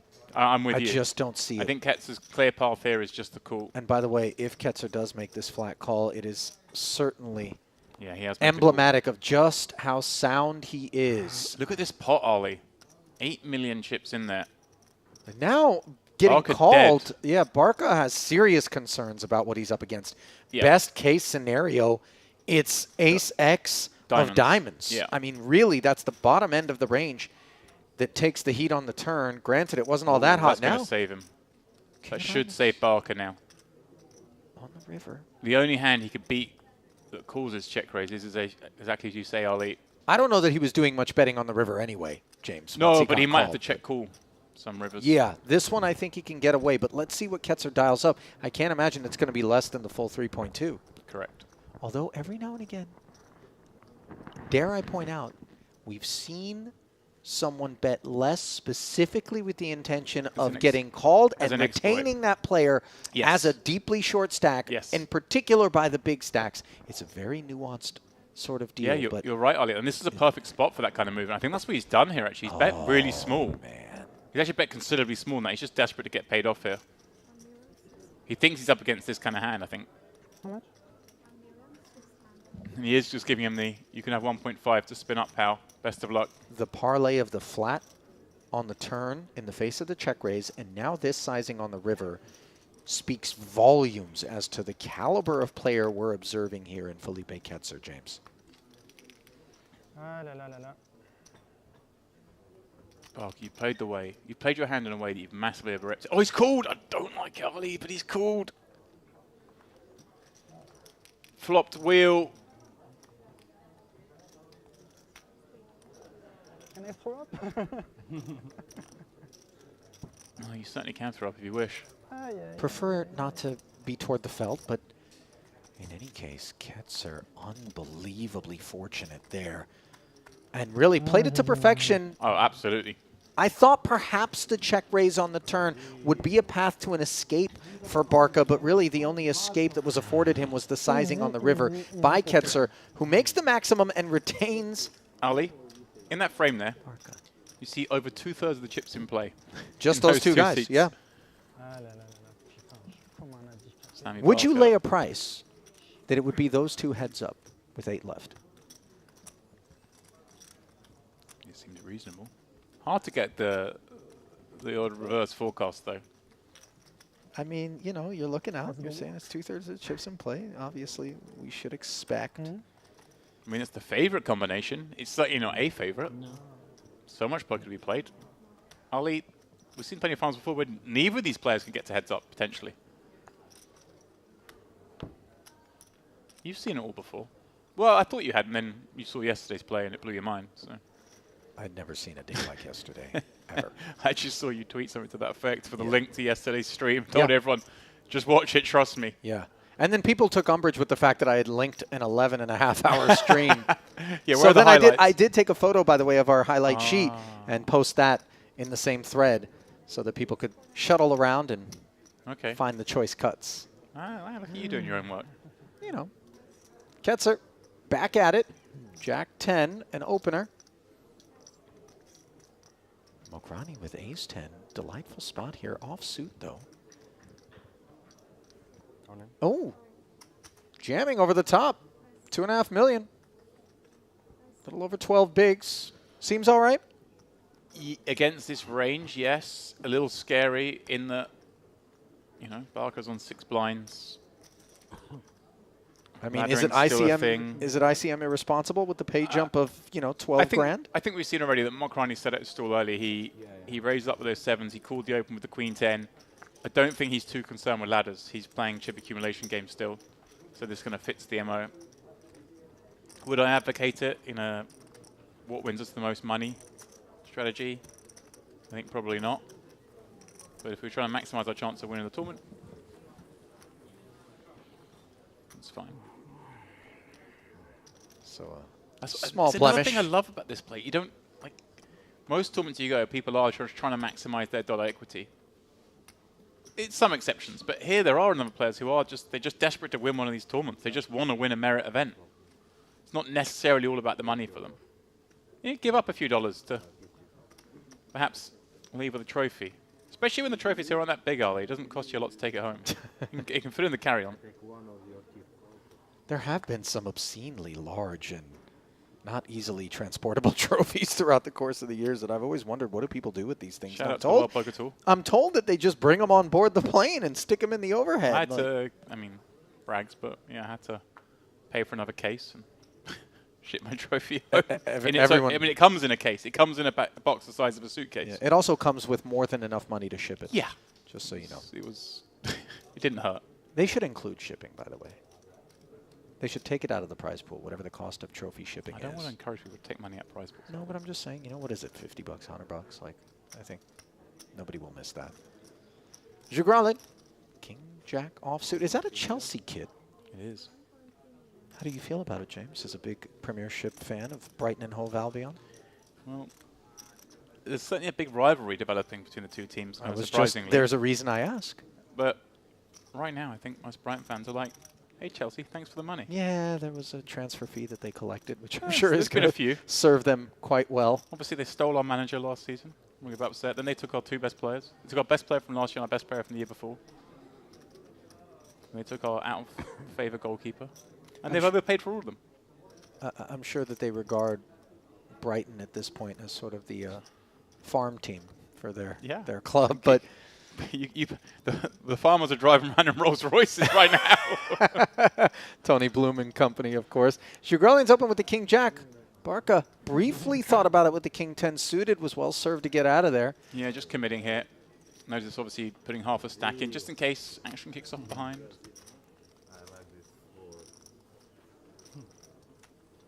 I've been very impressed with Jugralin, James, and all the occasions in which I've watched him play. He just seems so technically sound, very much in his natural environment, dare I say. And you don't get a lot of players flying the Kazakhstan flag in global poker tournaments. Obviously not the most populous nation to begin with, but just in general, it's nice to see poker reaching into Central Asia. Oh, people talk about different sports and different activities being global. I can't think of one that's more global than poker. Maybe chess, because it's been around for so long, and but poker's surely right up there. No, I mean, football has to be far and away the most global sport. Oh, yeah, but that's a real sport, Ollie, where you have to run around and kick a ball. It's not one of these sports.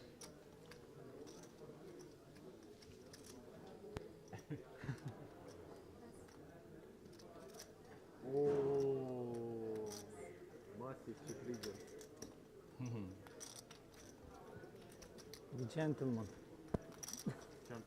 Champion gentleman. Champion Cove. No.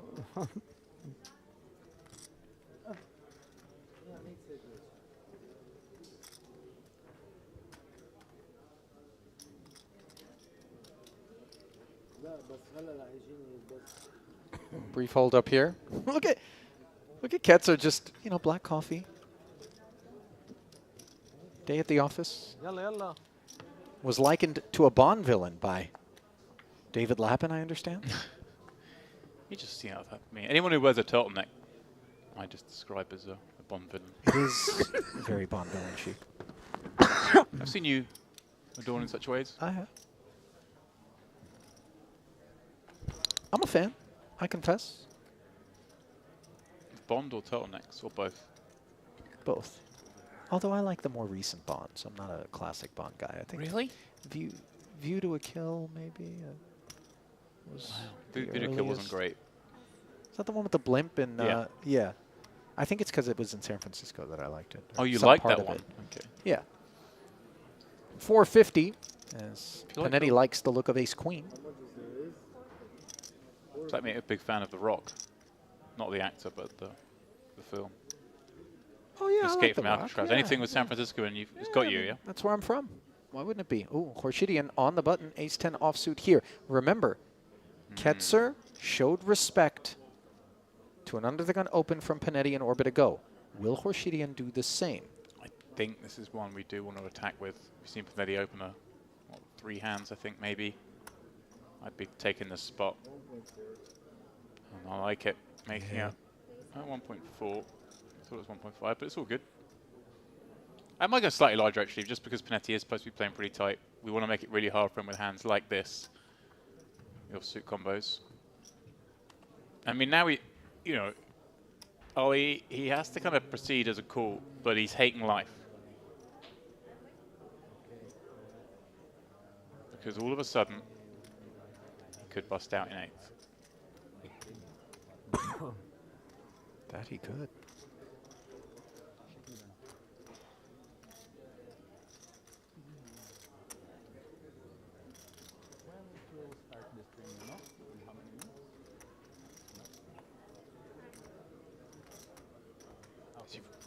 It looks like he might fold. Wow! Okay. That is extreme deference being shown to ICM pressure. Exactly. By Panetti there. He hates to do it. He knows the ace-queen performs well against the range, specifically with the button 3-bet coming from the chip leader, but even he cannot escape the laws of ICM, and being the player that he is, as I pointed out, results dating back to 2008, he's been down this road before. It's a marathon, not a sprint, and when you're looking out at the stacks and the pay jumps and the 342,000 up top, it's okay to step away. Yeah. I don't hate it, Ollie. It looks a lot worse than it is. You know what's interesting is the same sort of player profile that caused Ketzer to concede with King-Queen, granted small blind, to Panetti, instead of 3-bet, it's the same thing that you can leverage to tell yourself, if I do 3-bet, I've got a guy who's also capable of laying down. Yeah. Because he recognizes... Yeah. But the counter to that point is, if he's folding the ace-queen here, well, so obviously last time the open was jacks, I believe, was it Ali? Last time he opened?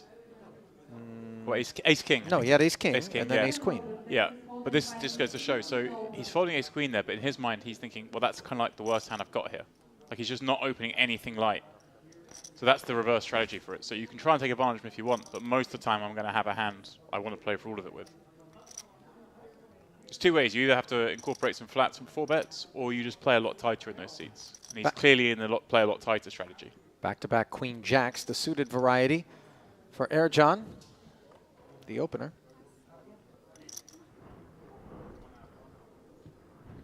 Dominating Panetti's queen 7. I don't think Christoph is going to be all that interested in continuing, but we defer.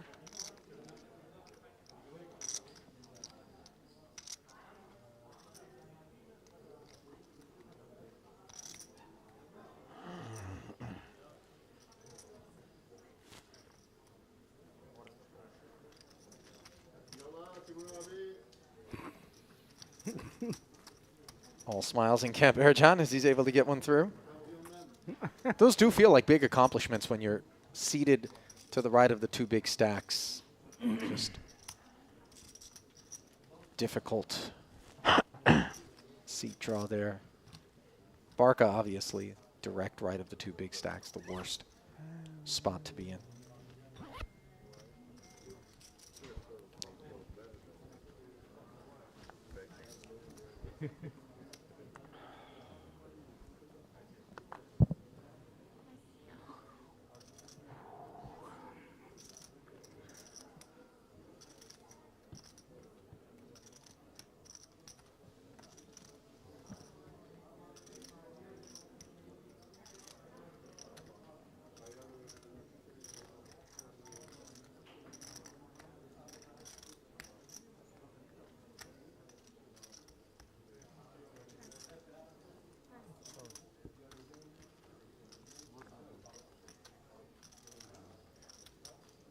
Folded around to Ketzer's cutoff, 6-3 suited. Keeping his bearings, looking up at the tournament clock.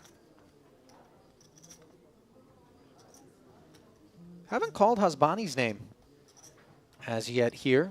He's been fully a spectator. I think, did he get one? Did he play one hand, I think? Got one through, maybe? But yeah, you're right. Only 17 hands in there, Ali. Yeah. Feels like more. Somehow, yeah, but because there have been some fun spots. Yeah.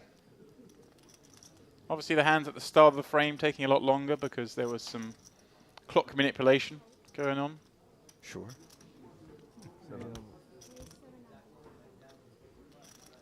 Panetti getting to leverage his chip advantage in this exchange.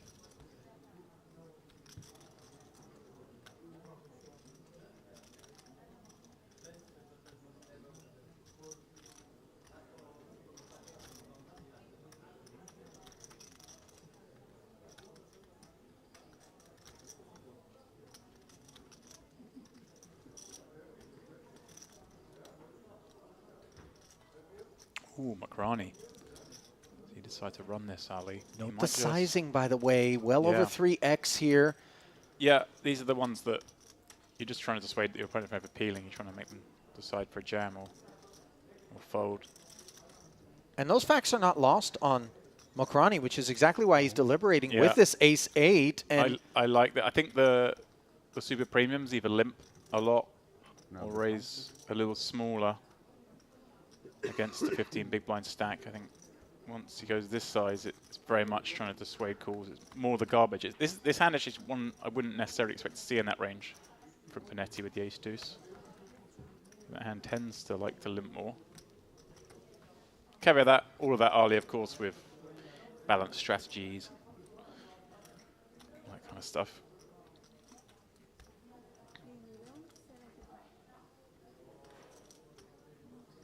More. 3,175,000. to 5 to 8. 3 million 3 1. 175. 2 million? 3 million 175. Someone said 2 million. Macroni's Yeah. like, someone correct him Excuse quickly, me? please, and say Yeah. 3. Definitely would rather just get a fold here. Certainly be up against hands with better equity than this ace deuce. Now Panetti looking over after having asked for this count. Ace deuce just doesn't perform all that well against virtually any two No. that we would expect Macroni to be jamming here. So If we're going to get this in, Ollie, with the ace deuce, I think we're much better served with just jamming for the 15 blinds. Make hands like ace Agreed. 8, maybe fold. Agreed. Dissuade hands like, you know, jack 10 suited that might have just jammed here over our open and cooling.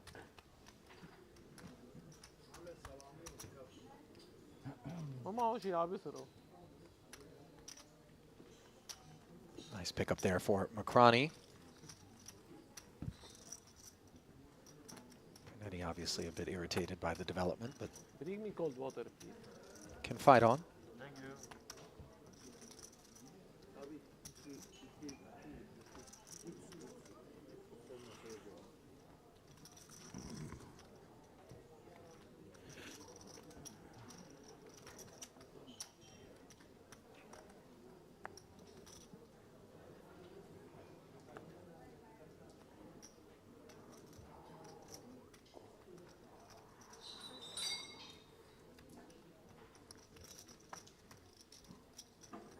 8 and queen 9 and queen 3 in succession.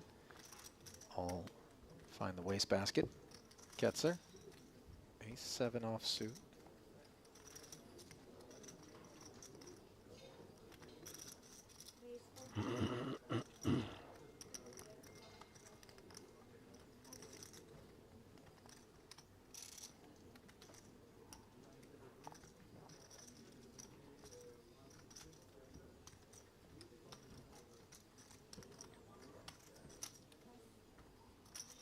$450 to go.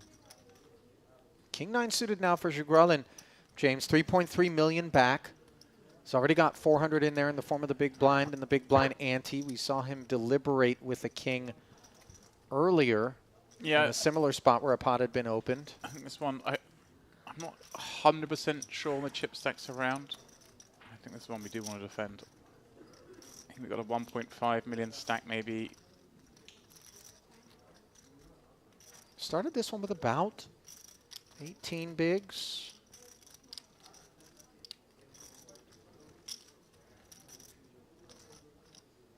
Yeah, this hand just plays with a nice enough equity, and Ketzer's obviously going to be very light opening once the chip leader folds on his right. I say chip leader, I guess he may just be in front now, but either way, the two of them have got all the chips. Oh, wow. Plays it as a jam. Like it. Because you can make King 10, King Jack fold here early. Yeah, it's risky, of course. Fact's not lost on him, but he summons the courage. And he's Obviously, you can make an ace fold as well.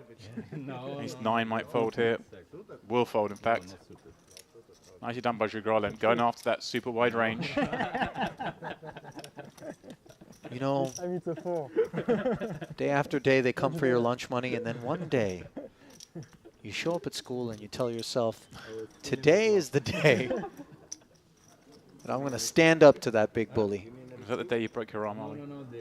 I was the bully. Oh. Okay. I'm kidding. I can't see it, but sure. No, it's not my MO. I'd see you being the smart-ass kid that got the occasional smack. Somehow I was definitely the smart-ass kid. Somehow I avoided the smacks, though. Oh, yeah? Too smart. Or just fleet-footed. Yeah, well, I know that's not the case. Certainly not today. Barco with just 5 blinds and an ace. It's under the gun. It's 8-handed. It's grim. But he may just decide to run it. Going to be in the big blind next hand, of course. Going to be posting one, having 4 back, 1 in.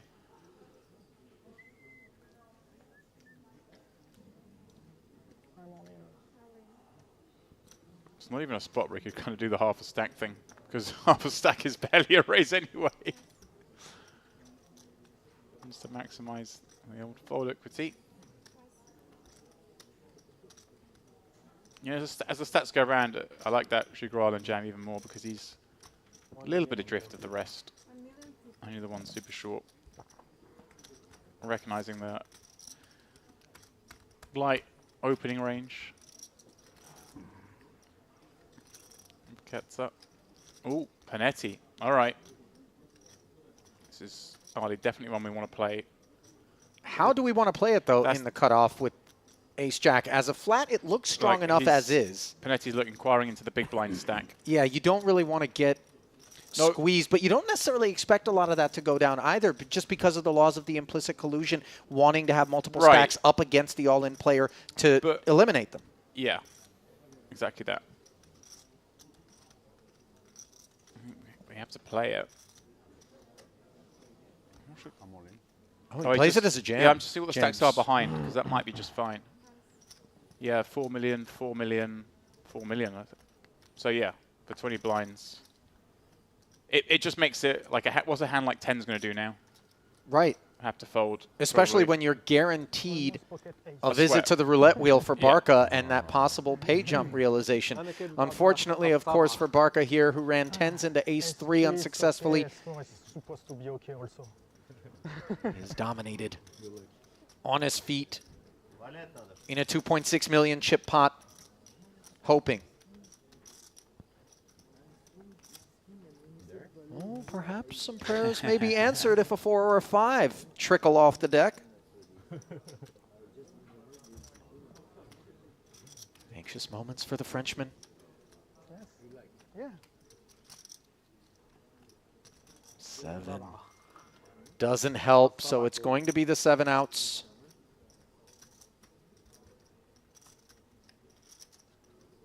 And that's not one of them. That'll do it for Sammy Barca of France. 235,000 in career live tournament earnings, 131K, his high water mark. Not going to be bettering that here today as GG's the 8th place finish here in the Western Series main event. We'll award him a tidy 45,600, but nothing more, as the field realizes a roughly $12,000 pay jump, courtesy of the second casualty thus far here at this final table. So then, the beneficiary is Panetti, 7 remaining, and that 700K that he got bullied off of rapidly restored, and then some. Yeah, nicely done. Down the hand at the right moment. Gets to knock another one out. Everyone climbs up the ladder a little bit. 57K in the guaranteed payout. That's nice. We're getting through them, Ollie. The all-ins are not running too good. It's the case with 2 tables left. Myself and Dave were in here, and it's every time. Pardon me, myself and you were in here, weren't we? And every time there was an all-in, we lost a player.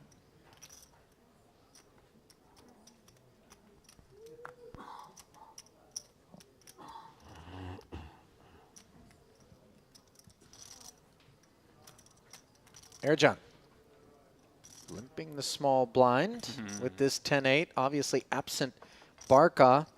He is now directly to the right of the 2 big stacks. And these garbage hands are the ones that like to raise early, especially when you're the chip daddy. That's what he's going to do here.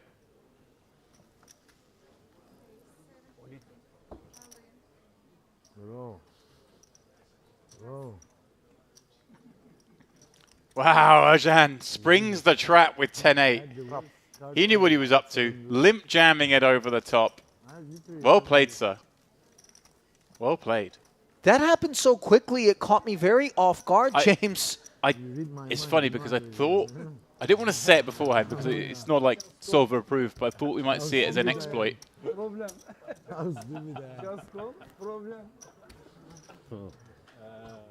And no, I looked, I can raise blind, I looked, I saw 72, and I raised. Problem. Raise blind, you problem. I mean, it's more fun if I raise blind. Yeah, had a chance. Ballsy.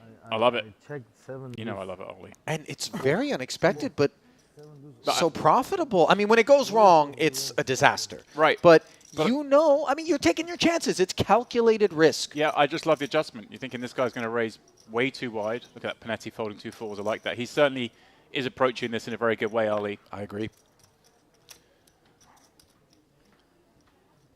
Yeah, I just like the adjustment. I like when people play Super Exploit, Ali, and he's got this bang on, but his man's going to be up to no good very often. Why you fault every time against him? I have bad cards. He's better than me. I guess you can sell your chips to change position to the second place. He's better than me, bro. Why I wait good cards against him. I wait. He's good on internet, you know, not in real life. Now I will raise next time. In real life, I guess you better. This is really. Trying him. Why'd you give him a walk? Well, he's a good online player. Yeah, but what does that mean here? Love it. Jugralin just trying to stir the pot between the two guys who got over 100 blinds. Why don't you guys get it in? Get ace, king, and tens in. Go on. I dare you. Khorshidian, by the way, saying, no, he's better than me. Yeah. A lot of times that's disingenuous, but perhaps, I mean, certainly. No, Ketzer's looked very steely in all situations. Yeah, I think Ketzer coming to the final table probably,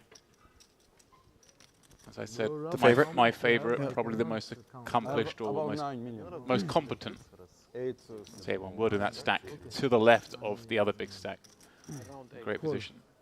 Is Khorshidian going for it again? Cutting out chips. Oh, he has just called this time. Okay. Can't 3-bet the guy every time, can you, Ollie? Got to show him a little bit of respect.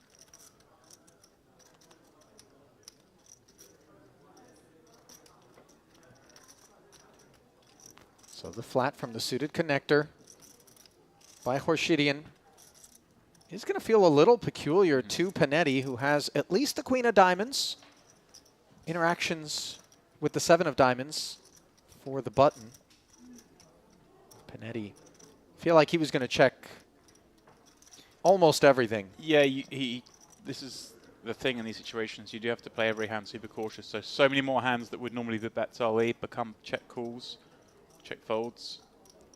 You always want to shallow the, deepen the stacks. If you can get one less street of betting in, it's good for you. And here we go. Khorshidian just gets to bet very wide here with 3 in a row, 3 to a flush. Seems a reasonable one.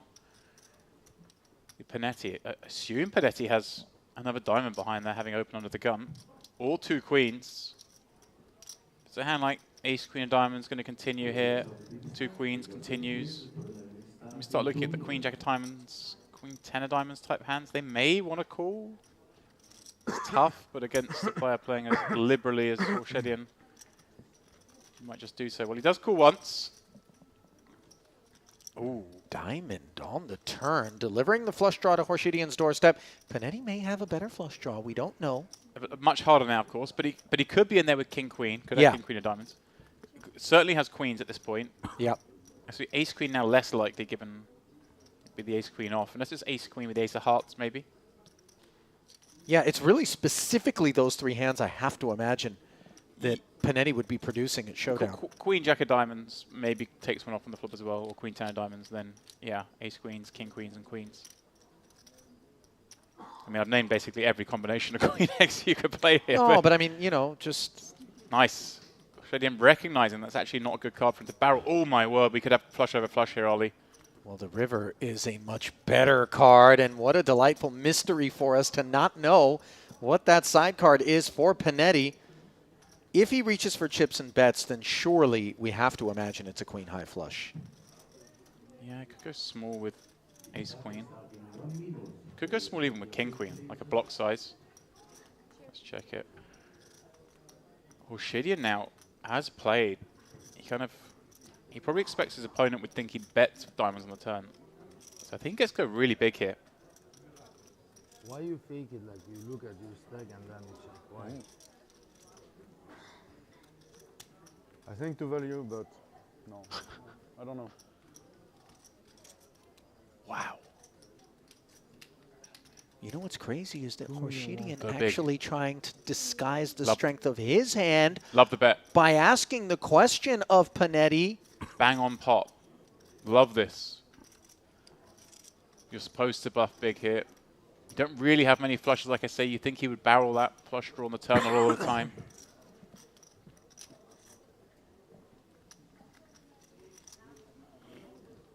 Panetti will have to call with ace queen.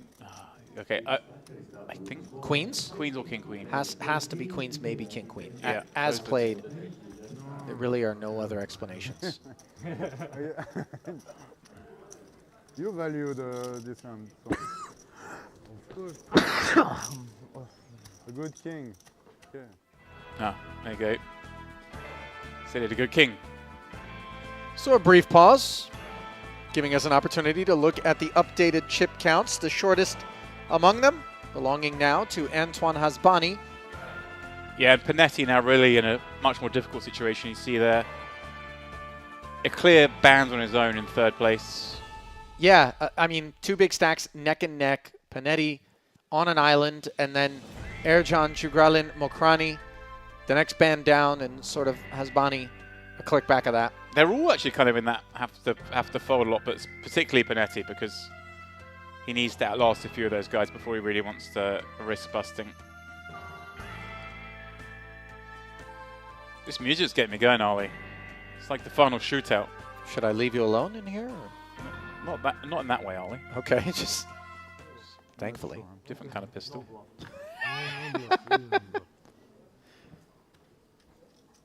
So why you don't raise me pre-flop? So. Believe Panetti inquiring as to why it is that Horshidian did I not think 3-bet him pre-flop? I think Was that- Horshidian's claiming he had a really good hand, and there's some back and forth there. So Right. whilst we listen to the music, there must have been like a. Oh, what are you saying? You had like ace queen, ace A little king? debrief, yeah. Like, come on now. We know that's not true. I tell you what, Kedza's getting folded to enough here by Horshidian. There's almost like a mutual respect here. He's not taking every spot he could. Well, letting Kedza get a few raises in. Here he goes with Jack 4 offsuit. Panetti, ace 10 in the big. Again, just has to play every hand so cautiously now, even more so than the hand before. Don't see any reason to do anything but call here, Ollie. Again, just play passively down the streets, even with some strong hands. And out flop the ace 10 as Ketzer's done here. Yeah, see this hand for Panetti. These are usually the hands you want to continue with. Like ace 10. Oh, Ketzer just checking back. This is a bit grimy, but the Queen of Hearts gives him a baby flush draw to go with the jacks, but Panetti presented with the Broadway gutty. I don't think he's going to be interested in barreling, as we can see the check, predictably.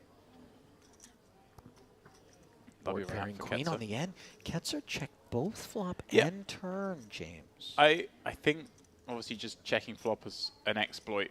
I think you just want to bet the flop for most hands, but deciding with the top pair and a low heart to check back. Turn makes a lot of sense. You could have bet really small on the turn to try and get value from a big heart. Checking back. Trying to perhaps elicit a bluff. But Panetti may be thinking he's up against a worse ace high here has played. So happy to check. And now faces a decision on the end. But you're just suspicious. Like, why is Ketzer, who's got a big stack, not just c-betting the flop? Like, surely if he's bluffing Ali, he would just bluff flop. Fair questions.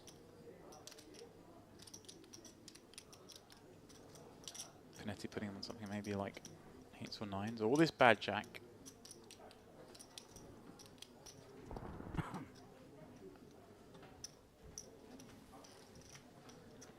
Must feel like he's getting roughed up a little bit.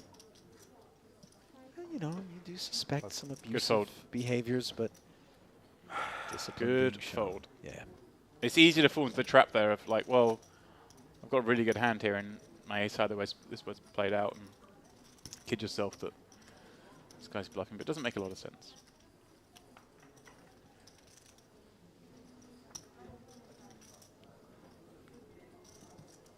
It has been a very blemish-free resume thus far for Ketzer here at this final table.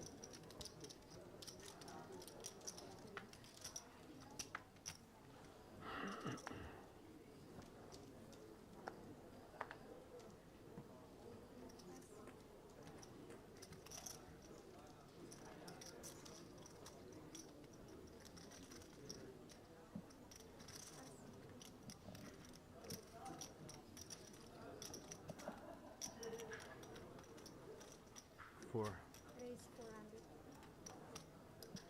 Rashidian, pocket fours, hijack open.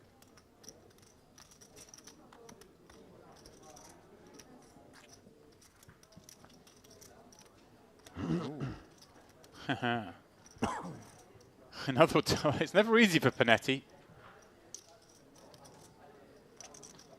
Pocket nines in such great shape here. Yeah, I think we just want to call again. Disaster to Blust in 7th. 4. You know, we keep up against all sorts, and a 3-bet like works a high percentage of the time, but just the times it doesn't work, it's disastrous. And Mokrani with 2 3s in the big blind.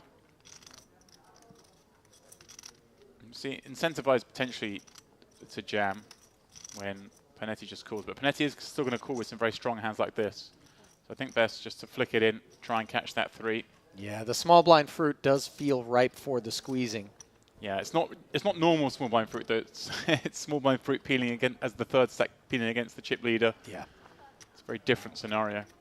Oh, I love poker so much. How this all changes around depending on stack sizes.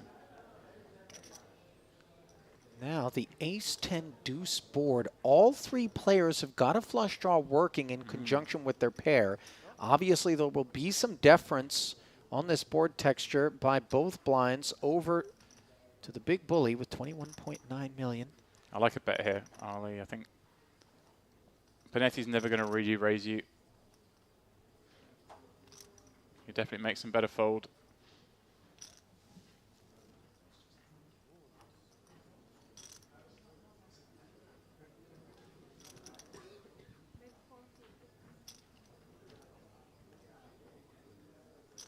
$450K the c-bet sizing into 1.4. Yeah. Facing 2 overcards, adrift with the spade. Yeah, this is I could certainly see both these guys finding the muck. Yep. I think that's exactly what's going to happen here, Ali. That's why I like the bet, and Panetti's going to have even some 10x that doesn't want to play.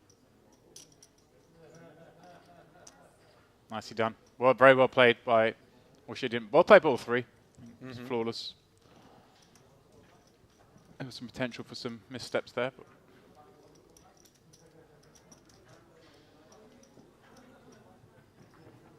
you know what I'm upset about, Ali? What's that?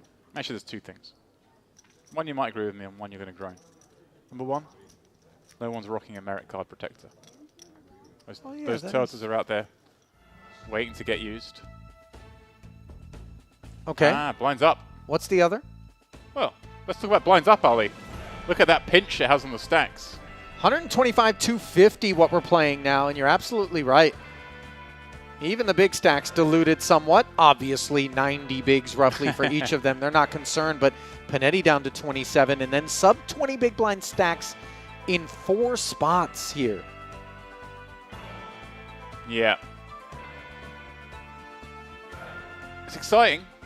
I thought we were going to be in for kind of a boring final table to start with, given how deep it is, but because of the distribution of stacks, we actually have got to a really interesting ICM sensitive. I mean, it was always going to be ICM sensitive, but it's ICM sensitive and shallow, which makes it a lot more exciting because suddenly all these stacks sub 20, there are a lot of interesting spots, whether we just open jam, whether we 3-bet jam with certain combos. Narrowly. Oh, Shidian. That's a good hand. Ace-king, up to 500, and when these big active stacks are dealt in, that's when trouble brews. English, please, during the hand. Yeah, Panetti, no interest in these 2-4, surely. I like how he's approached this. He's actually run pretty bad. If you look how his chip stacks dwindled a little bit, but he's been dealt a number of not super hard spots, Ali, but tricky ones. Oh, hang on. He's reaching for chips. 4. 5. This one I don't like. Oh.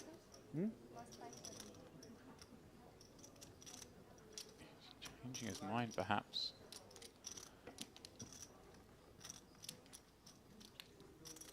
All those sub 20. Yeah, well done. I think his initial thought was to fold, then he almost went to play. and then thought better of it. 1-4 would have been busy, by the way, as we just observed, finding the muck.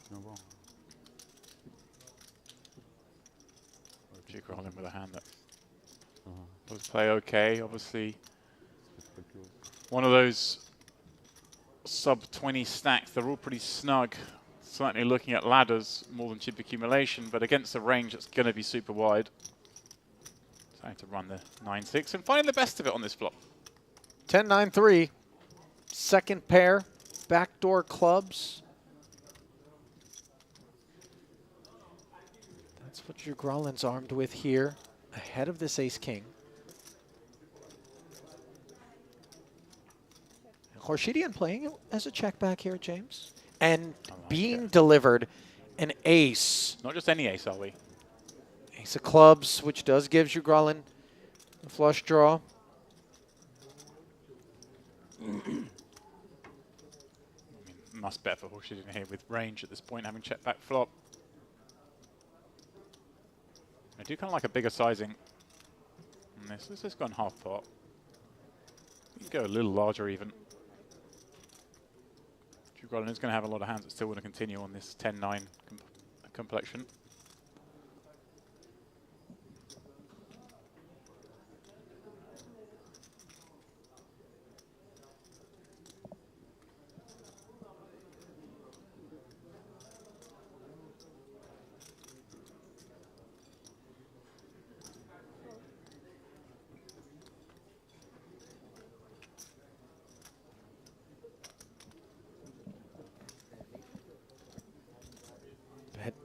Call and a miss on the end for Grolin.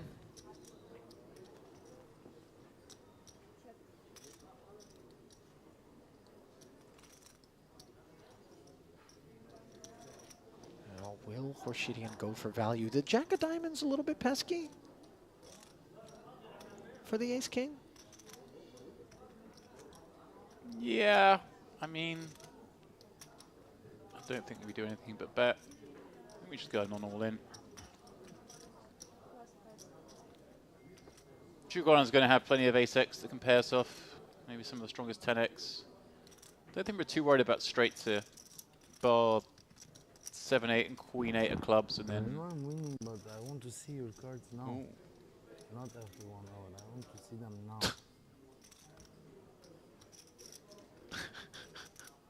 Is this him sort of explaining a potential check back with a hand as strong as ace-king?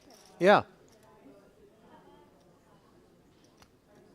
So if funny because he's if we're to believe him, and that it is truly the product of saying, I'm willing to leave meat on the bone and not value bet this ace-king just because I really want to know what you're up to, he made an investment there.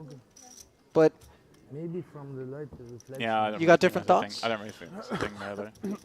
But it's quite funny if he says that and then bets, because he's basically saying, when he says that, he's saying, if you call me, if I bet and you call me, you've got worse than me. It's like, there's another way. The other way he sees his cards now is he bets and Grolin calls with a better hand, right? It's kind of funny line to say. I expect it won't be the last that he delivers. No, there's been a lot from him.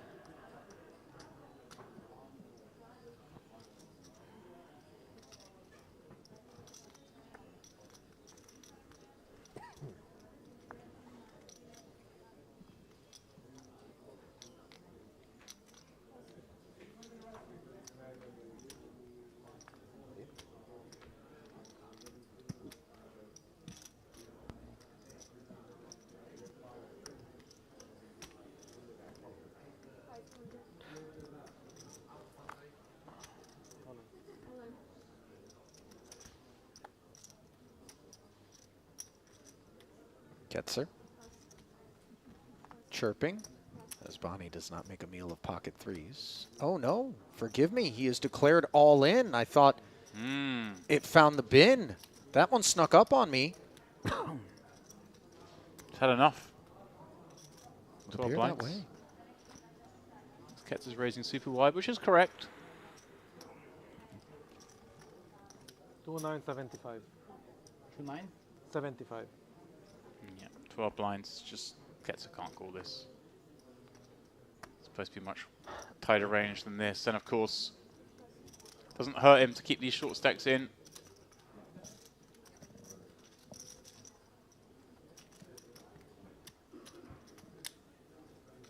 Nice pickup there for Hasbani, who has been perhaps the least involved player, dare I say, here at this final table thus far. Has enjoyed a couple of ladders.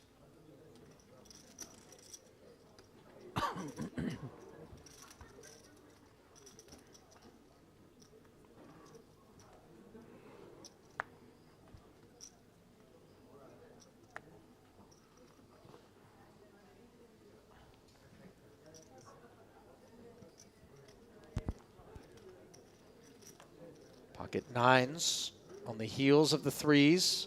Yeah, I think just jamming here is best. Or maybe making it 2 million, but... Yeah, like a pot committing size in case of like, emergency.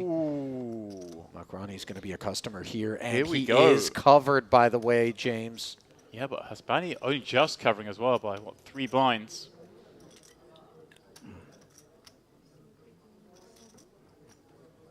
See Makrani just taking a moment to get the count, trying to, I guess, feign a bit of weakness. I'm not sure. I don't think we really want to incite anyone else to come in anyway.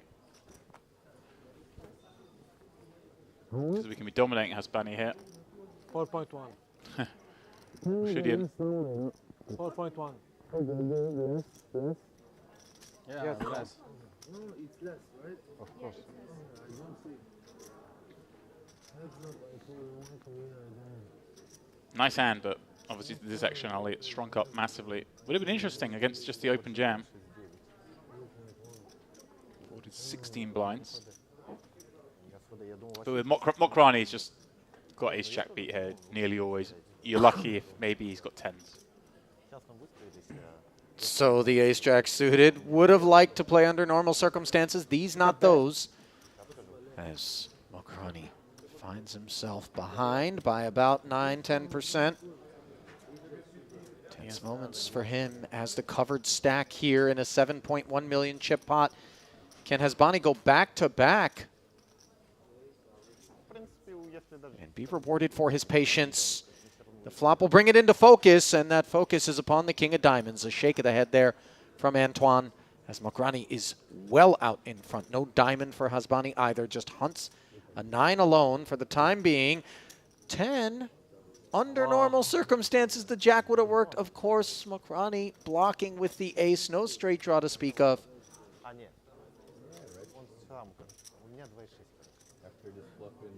Hasbani is Ali left with just 3 blinds and is in the big blind next hand. So the others would have liked to see a ladder there, but there's a very good chance they see a ladder on the next hand. Yeah. It's nice to see 2 of the smaller stacks getting it in there for the rest. So demoralizing, isn't it? Huge flip there for Makrani. I can't even begin to calculate the equity of that. You lose, you're out. You win, you're away from the bottom, kind of tied. 3rd place. Could be a big dollar value there.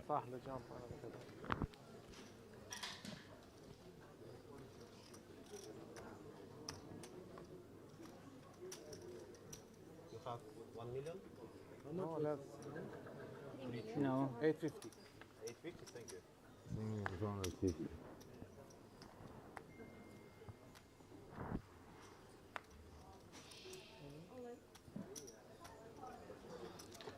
Oh, pardon me, Hasbani was under the gun, not in the big blind this hand. Has decided to put it in. Very much making sense, Ali. He's found a big one. King, Queen. Jugralin thinking about it here with an ace. Wow, he is going for it. Thinking I'm Hasbani's a little in here. surprised, yeah. Yeah, I guess he thinks Hasbani's just putting it with any 2. Well, looking to avoid 2 random cards the very next hand in the big blind with the big blind ante. So Jugralin pouncing with an ace-5. But I mean, Hasbani was going to get called here. Jugralin could have allowed it to happen behind. Right, because these big stacks are... Yeah.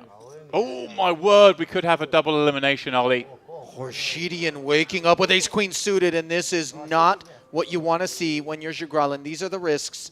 And obviously worth noting, Jugralin does have more chips than Haspani, so when he does this, he would secure the ladder up if Horshidian wins the pot, but there are obviously scenarios where he goes out here and Haspani doubles. Wow, I think this is a little optimistic. So a double elimination potentially on our hands. Note that Horshidian dominates both Haspani and Jugralin in a 3 million chip pot. Yeah, Erjan sitting there going, this is quite nice. I can just ladder up 2 more spots here. The dream for him. 7 left, 56k, 57k, pardon me. 5 left, it's 85k. Look at the rail. Jugralin needs to find a 5. And he's found not one but 2 of them. The injustice. Wow. Ace of hearts as well, just in case. Yeah, no route to victory for the other 2 here. Haspani could make the running kings. Yeah, right, are we? Now he draws dead, of course. 4 of hearts, no less. Haspani's queen of hearts won't do the trick, and 5's full. Look at the Kazakh boys celebrating. Wow. Not to be overlooked, of course, the lack of mercy being shown to Antoine Haspani James, who took pocket 9s and king queen in back-to-back spots and ends up a 7th place finisher. Certainly made the most of what he was given, but the Lebanese national with 144,000 in career tournament earnings. Coming into this one, will haul in $57,300 and leave us with 6-handed action and a payout of 69K secured. Next jump, 16,000 and change if you can work your way into the top 5.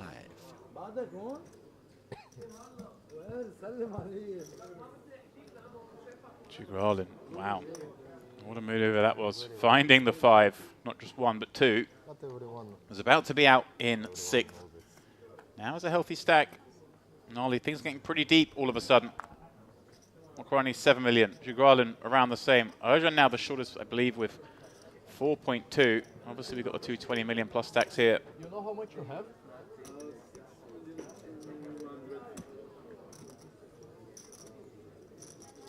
Feels like we're playing this final table on 2 times speed. You know, I don't think we would have expected to be playing 6-handed as deep as kind of a lot of these guys were. But, you know, every hour those jumps come. Shorties haven't been able to spin, really. Yeah, losing 3 players in the first hour and a bit. Certainly wasn't something I was going to predict. Well, listen, we thought we were going to lose 2 in that last pot instead, somehow. Yeah. Jugralin takes a bite out. The all-ins have run fairly bad, I suppose. The situations haven't been kind to the short stacks. That one, the first deviation, although we still lost a player in the hand. Thank you. Yeah, there was still 1 bust out, but Horshidian will be a bit disgusted by Ace-5 versus Ace-Queen not delivering 2 pay ladders. How amazing would that be? Just picked up, he'd have another 7 million on his stack, be just under half the chips in play. Yeah, a bit of a runaway freight train scenario, potentially, as he would put a good bit of distance between himself and Ketzer, who obviously wants to keep pace and not end up one of the abused. Yeah. I mean, Ketzer obviously still in a nice spot, given that he has a whole host of chips and the right seat to have them in. Jugralin maneuvering. Well, he's performed well when he was dominated, as we observed moments ago. Yeah, can he get away with it again? Ace-7 suited, a raise to 500,000. Erjan, Ace-King suited, 4.2 million behind. Seems like an easy one to jam this early for 17 blinds. Does not jam, though. Just makes it a cool 2 million, yeah.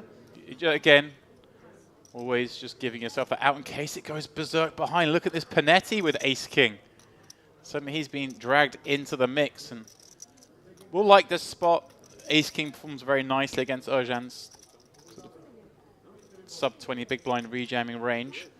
However, of course, he will be looking at this thinking, wow, could I actually bust out here if Jugralin wakes up with it? But by jamming here, of course, with his Ace-King, over that 3-bet jam, or effective jam, Jugralin would just have to fold so much good stuff here. I mean, would he want to call off with jacks? I don't think so.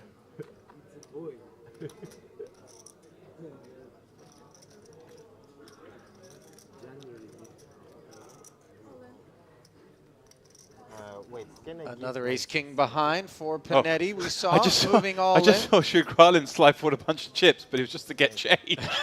I was like, is he just snapping us off with ace-7? No shot.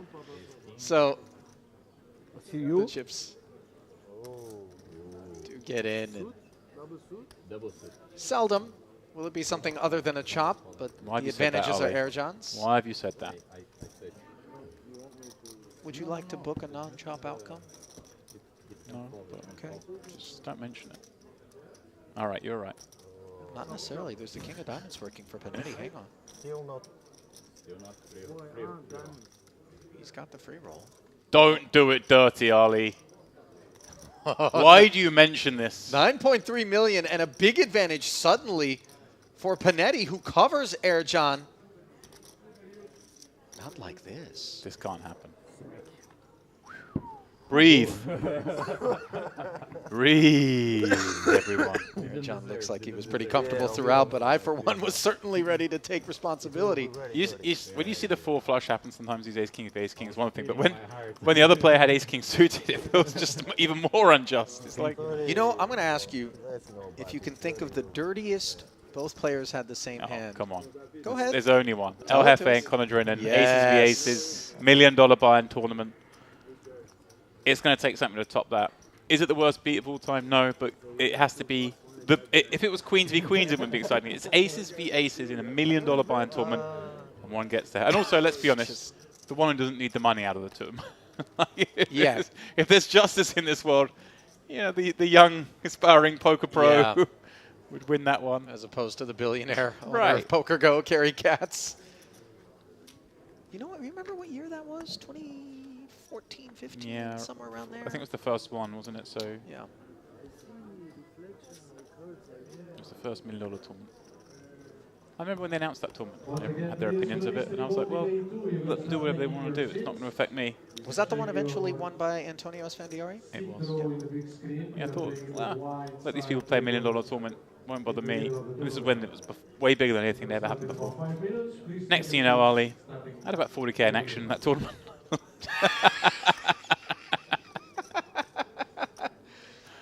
I didn't get anything back.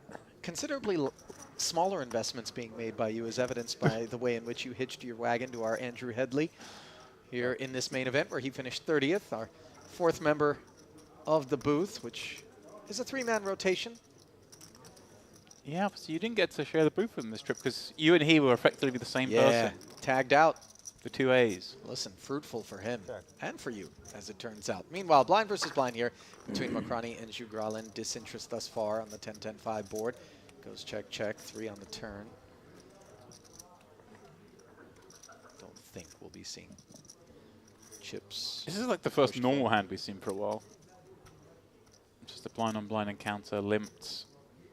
Wide ranges, players having to think about how they want to approach this. And look at this Mokrani going for the delayed bet.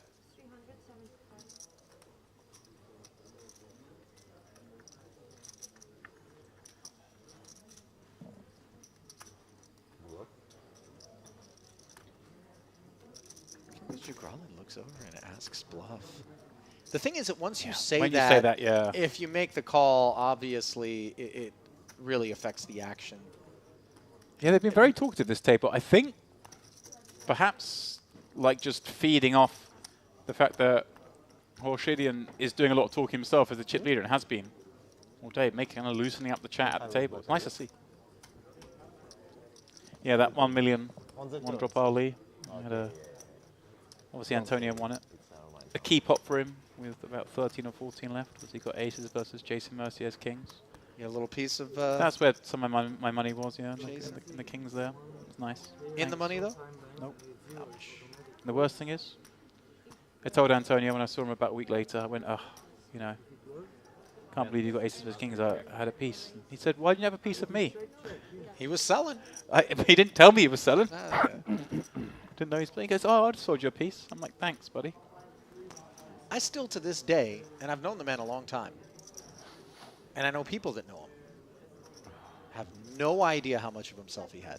Yeah, he's none. You never was will. Was it 10%? Right. Was it 50%? Yeah.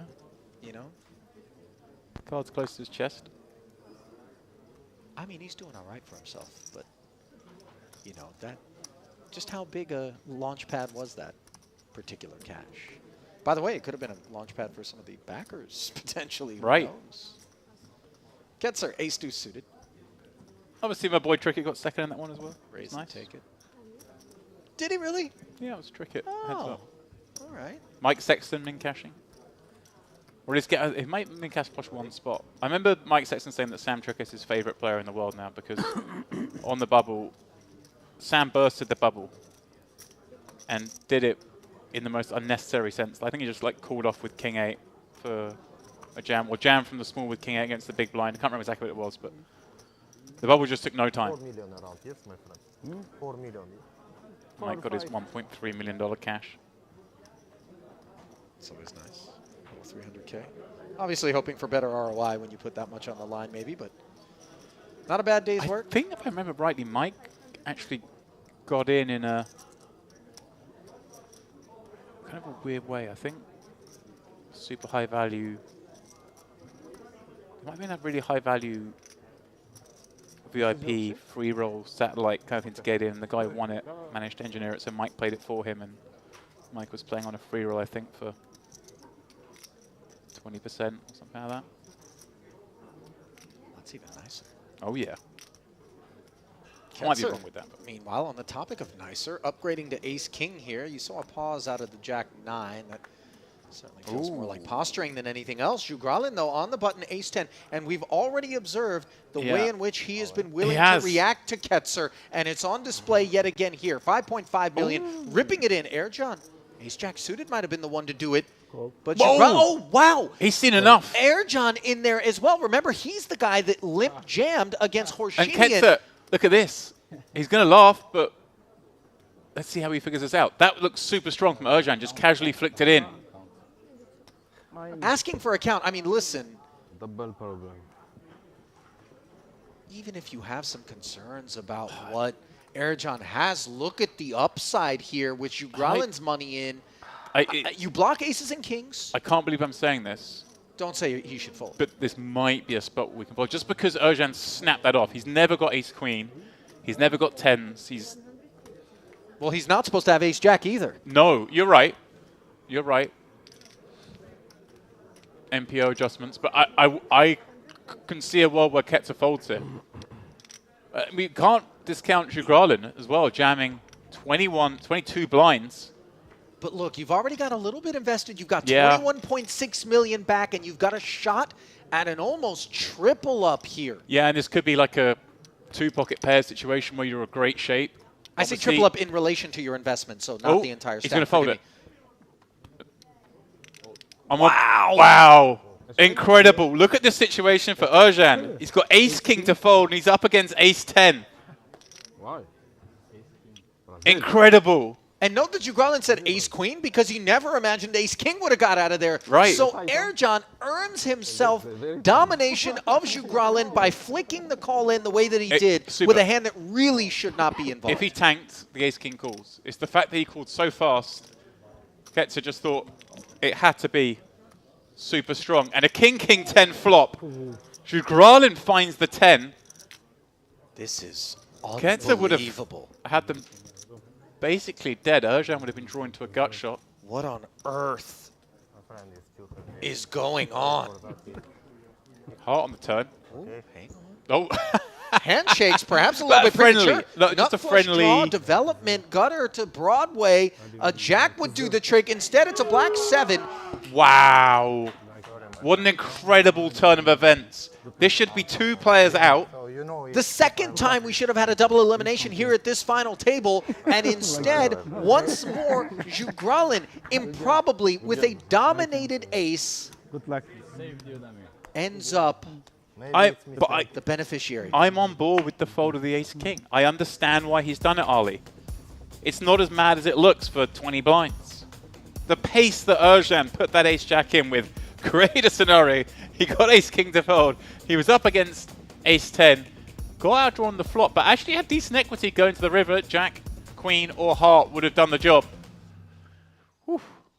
That's a merit hand if ever I've seen one. How much you play? I have 21, 22. 20, okay. Yo, 20. Down to 5. 22. Ollie, this is going fast.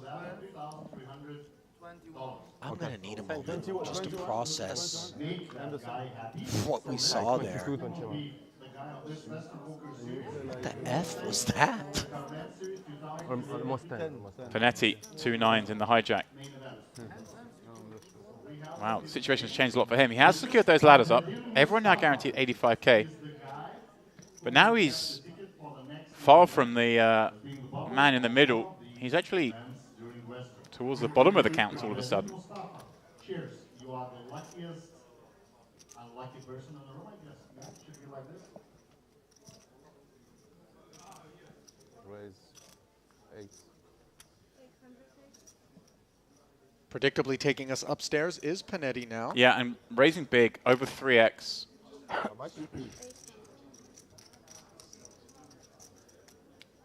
Jagradin wisely folding the 2 7s. So gone over 10 million in chips now. He's got it in with a weaker ace 2 occasions.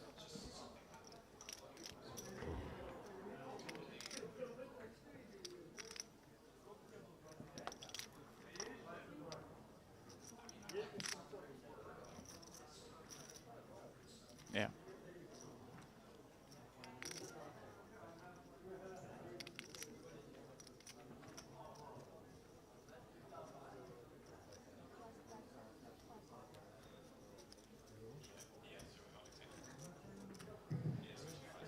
Ketzer, by the way, still just shell-shocked at the lost opportunity to secure himself and the rest of the field 2 pay ladders. Yeah, 4-1, 5. Instead, only one, much like Horshidian before him, was able to be secured as Ercan did pick up 69,000 and change for his efforts. James not to be overlooked. 85,700 for everyone from this point forward. Ercan, by the way, has tasted victory before. He won the 10K high roller back in 2021 here for 377,000. Did Mustafa, 430K that's tournament earnings. That's the one that he beat Ercan heads up in the managers departed. Yep. That was a Party Poker Live event. Jagradin, what a spot he's got himself in here. It was all in with ace-5 against ace-queen, then all in with ace-10 against ace-jack. Now has over 10 million chips, Ollie. Clear 3rd place. Just incredible. 6.7.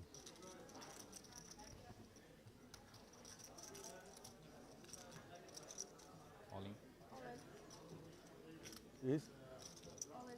All in. Declares Ketzer. Panetti hoping to wake up with one.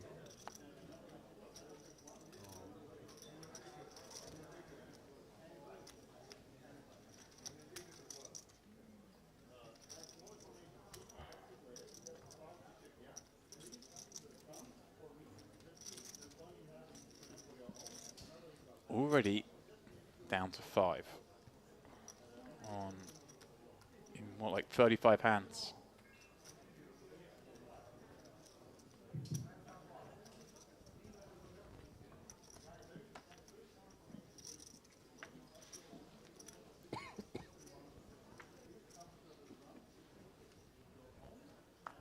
Had Ketzer taken that pot, he hauls in another 10 million. He becomes the chip leader. And he's playing forehand. Oh, wow. This is, what an incredible run Jagradin now finds himself on. Just got lucky twice, now gets dealt this. Ollie, there's just no way this doesn't go in. He took down ace-queen with ace-5, he took down ace-jack with ace-10, and it certainly feels as though he's about to be taking down ace-king suited with aces. And he'll be basically chip leader. 3-bet from Horshidian, absolutely a dream here. Yeah. Just trying to work out if Jagradin wants to play this as a trap, or whether he just kind of clicks it. I think I like click. This is an insane spin-up. Horshidian's just been hyper-aggressive in these spots. Earlier on the final table, we saw them. He hasn't had any of them since because the stack depths have been the way they are, but now finally going after a 40 big blind stack 3-betting the first opportunity. Might blast off. Clicky sizing here. May keep a lot of hands in as well. He has gone for the clicky sizing, Ali. 2.9 million. Horshidian's just going to jam this on him. Yeah, absolutely. We're going to play a 20 million chip pot. Aces. Yeah, he's nice the crowd. I've got aces all in, boys. Don't get cocky, by the way. He has no idea what he's going to get shown, obviously. Hey, he doesn't care. He sees the ace-king. It's the dream scenario. Sometimes aces lose. Ace-king obviously is a dream scenario, but 22 the range million. was always super narrow to be playing this 22 million chip pot, as you pointed out, Dempsey. So improbable, and somehow Jugralin has spun his stack into a position to... Oh, my word! 10-jack queen! No! No way! The nuts on the flop for Khorshidian. I shoot out 2 left players ago. Wow, well, Zugralin very, very much zen about the matter. Recognizing that he was always on borrowed time. That is insane, Ali. He was celebrating so early, like I've lost this hand a lot, so he still can lose. There you right? go. Just look at Khorshidian zeroing right in on the superstitious side of the equation there. Exactly what you said. So just like that, Damir Jugralin improbably, in the one spot where he had the big advantage, ends up taking the worst of beats. Couldn't even find the chop with a king on the end. Ace is going down to ace-king suited, and now Damir leaves behind 4 players. He does collect himself $85,700 for his efforts. The rest of the field Look playing at for 114.4, and look at indeed that big stack of 32 million plus, James, in front of Khorshidian. And look at those 2 stacks. Panetti, Mokrani, now absolutely in a waiting game against each other. 27 big blinds, far adrift the other 2, but with 27 blinds, this is so deep. Listen, if I'm Khorshidian right now looking at dead even stacks at the bottom of this 4-person leaderboard and a pay jump of 40,000 and change that they are going to be vying for, I'm just going to attack relentlessly. You can put the handcuffs on Ketzer, who obviously doesn't really want to get mixed up with you now, despite being neck and neck with you prior to that exchange. It is just Warhammer time for Khorshidian.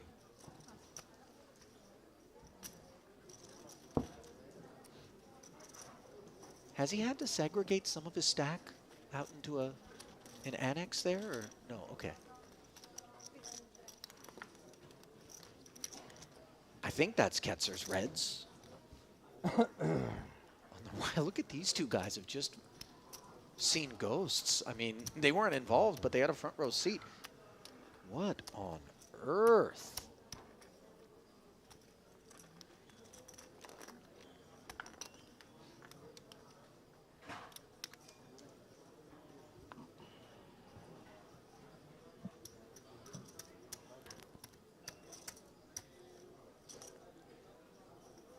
This is my biggest result on live. Yeah? Yeah, I swear. Nice. Certainly is. Online I have bigger, but this is my biggest life. I never run good in life. No, But you play a lot of cash game, no? yeah, I only play cash game.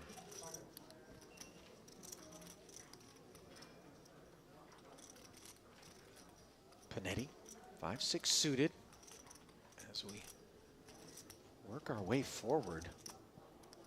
Short of breath. It's 500. This, you know, Panetti recognizes he's going to have to do his own bidding to an extent here, as the war of attrition between himself and Mokrani is quite evident. Creating separation between those 2 stacks for each of those guys is so important, but so much abuse is available to the big stacks right now.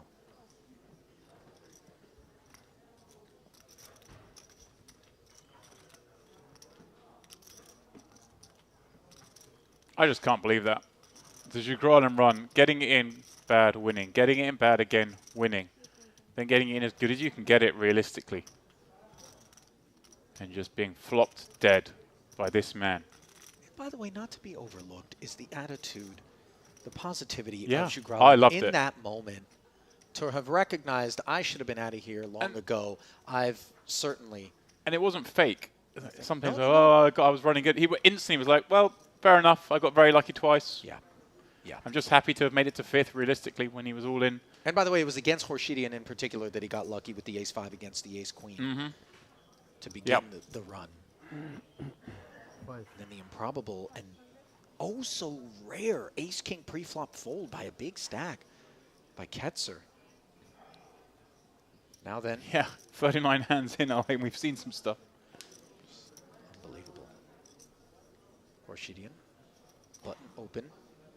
Not the man that Ketzer wants to get mixed up with. No, but he's got enough hand here to take a flop and plenty deep.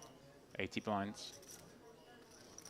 But yeah, I mean, he's the one that obviously is under the most ICM pressure, but so deep that ICM pressure not as big a factor, Ollie. It's very different if he was playing a 25 big blind stack with 6 big blind stacks behind, say, then really has to fold. But as it is, still gets to play a lot of hands, even though he's out of position against Horshidian in this spot.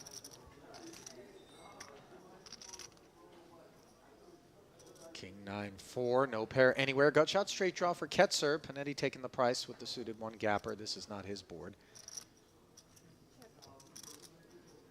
Checked around 2 for Horshidian.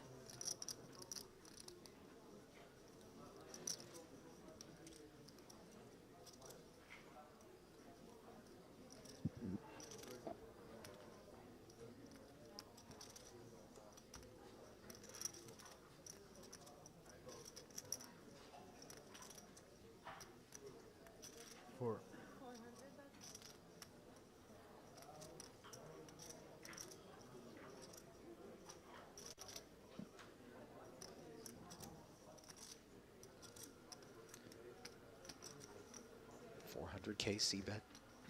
Yeah, Ketzer, of course, has played this in a way that he has to continue on this kind of board.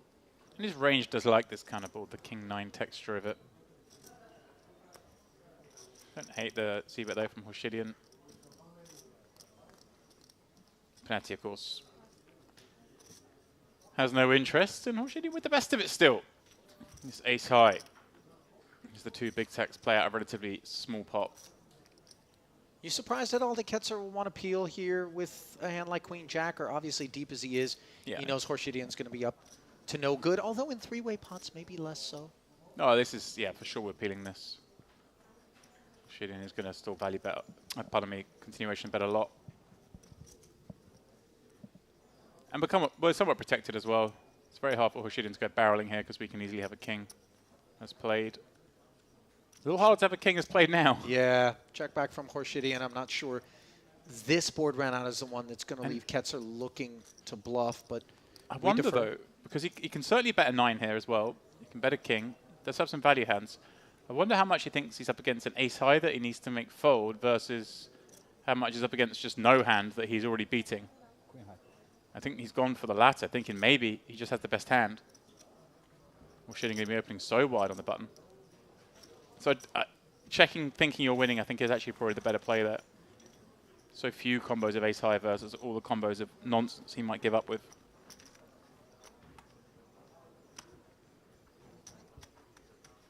Always feel bad though when you walk into the part of the range that you would have made fold.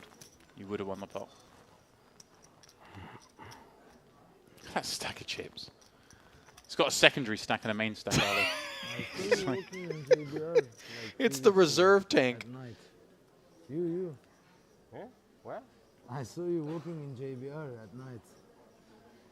Seriously? Yeah, in Dubai. Yeah. Yeah, I saw you, but I was far to say hi. You were walking at night chilling, yeah? Maybe. It's true. You were there. Horshidian and Makrani apparently. Alone? You're living there? Yeah. Oh, okay, I saw it. You?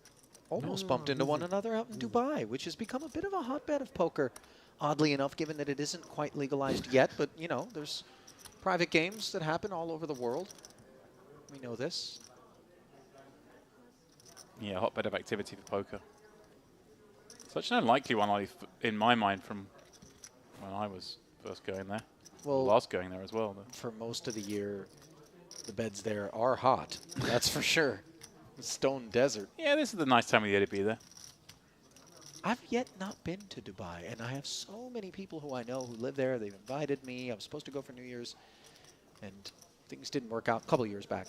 And I am very eager to pay my first visit at some point. I would say, Ali, I'll blend right in. Correct. I was basically going to say something of the sort, but I was going to insult you on the way in.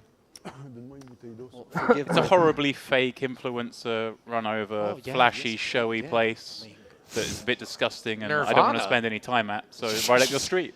Which way? Point me.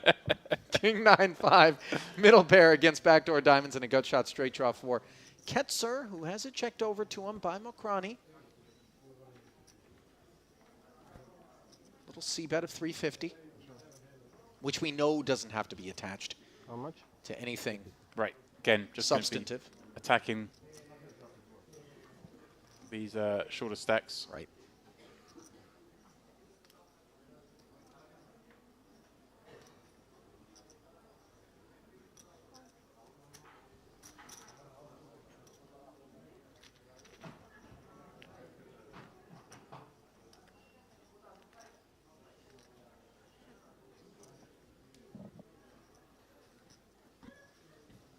Okay, it's actually finding a piece now on this 6th turn.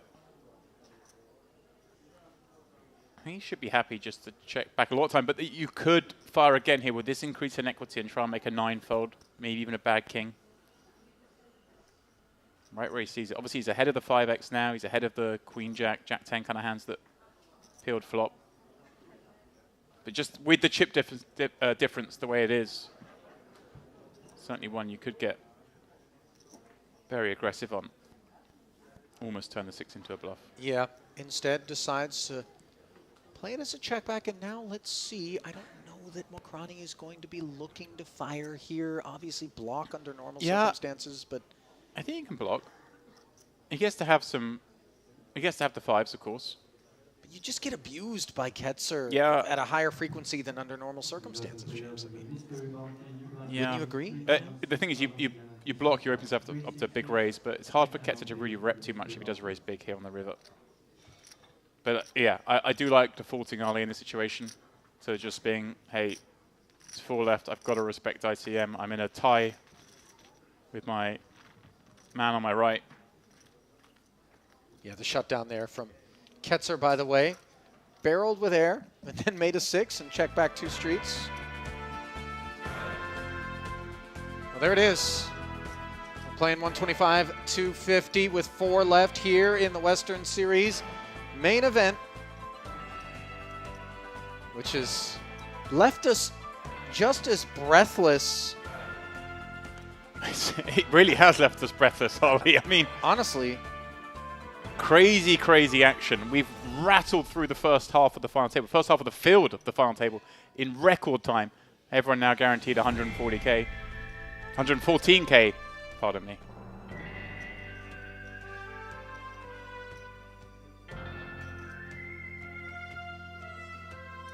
This one, Ali, I still suspect it's going to take us a long time, but I never thought we'd get down to 4 this quickly. Who knows? No. Agreed.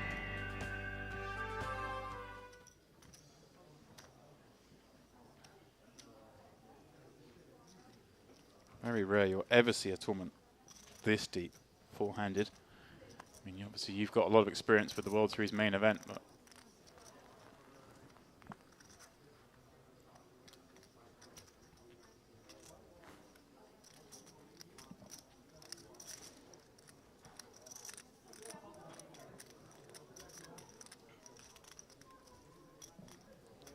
But 70 big blind average. Right? No discounts here. In Mokrani and Good try, good try. Panetti certainly showing an understanding of how to navigate the situation. Perhaps Panetti more when there were 8 left. He was kind of in that difficult spot. I'd say Mokrani at the start of the final table showed a willingness to perhaps battle a little bit more. I mean, fluid and dynamic scenarios T'étais pas venu? T'es venu cet été? Pour le PT? at every final table. Pour le PT, t'étais là, en octobre. We're well served to ensure we make adjustments in light of.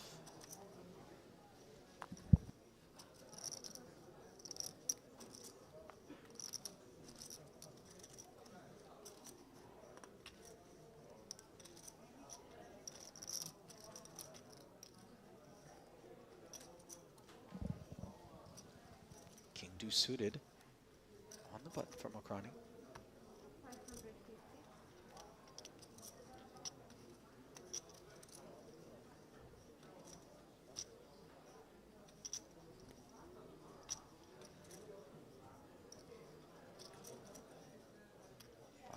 $550K the open. Orshidian, Queen 10 offsuit. Thought about it for a second. You'll leave it to Ketzer though. Yeah. It's just his playing style. He's just desperate to not let anyone take a liberty here. But this is what I was just saying. So I think Mokrani is the kind of guy that, out of the two shorter stacks, is the one that perhaps is more willing to die. If I was a betting man, I'd say that Bonetti's going to finish in the top 3 more than Mokrani. But on the flip of that, Mokrani probably has more chance of winning this tournament than Bonetti, just with their 2 approaches. So Ketzer does come along and flops beautifully on this board, 6-3-3. And as I heard you say, willing to die, James, I think your career stretches back far enough to remember the name Amir Vahidi. You used to say that. Every time I say it, that's where it's come from in my mind. Clearly, that World Series main event. Very well-known Iranian-American poker player from back in the day who used to say, in order to live, you must be willing to die, and that willingness perhaps being displayed a little bit here by Mokrani, who with the king deuce suited has decided to c-bet $750K. Yeah, quite a large c-bet on this flop text, Charlie. 3-3-6. Doesn't rate for the big blind to hit that often. You can bet smaller, but just going for these bigger sizes, making it harder perhaps for Ketzer to bluff him, giving him making him bet a lot more if he does want to bluff.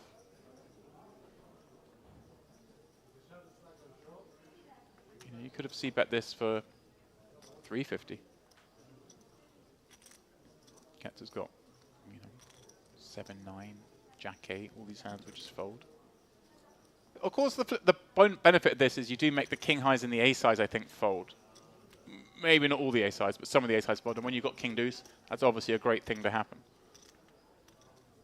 He does have ability to barrel on a 4, 5, or diamond as well, you would imagine. As it is, Ketzer continuing with that 6.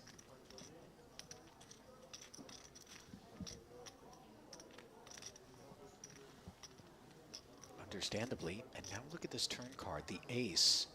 And it's peculiar because when Mokrani sizes up as he does on the flop, I think it may reduce the frequency with which Ketzer would assign him ace high in particular, which would have connected with this turn. So kind of working against him on this run out. Look at this. You know, again, I think what I just mentioned has quite a bit to do with Ketzer choosing to play this as a lead for 900,000. I think he gets to have more of the ace high in this spot. I think you're right, Ollie. Oddly enough. I think that's a really astute observation. Really astute. Mokrani can't do anything. Handcuffed. He does have king high for what it's worth. I think you're learning stuff, Ollie. Maybe you're learning stuff, James.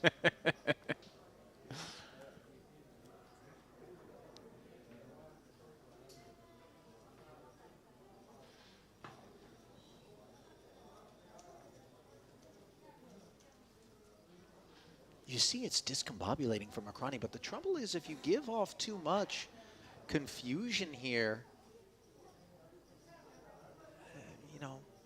Ketzer could utilize on the river. Credit to Mokrani for thinking there, yeah. Obviously, maybe there's some 4-5, 5-7. Yeah. And credit for Ketzer for choosing to play it as a lead instead of allow Mokrani to see a river. Yeah. That obviously not a way you could play the hand if it wasn't for the fact that we're kind of full left, applying pressure onto Mokrani with another. Again, I can't call them short stacks, Ali, because they've got over 20 blinds. No, you're right. But you get the gist. That I do.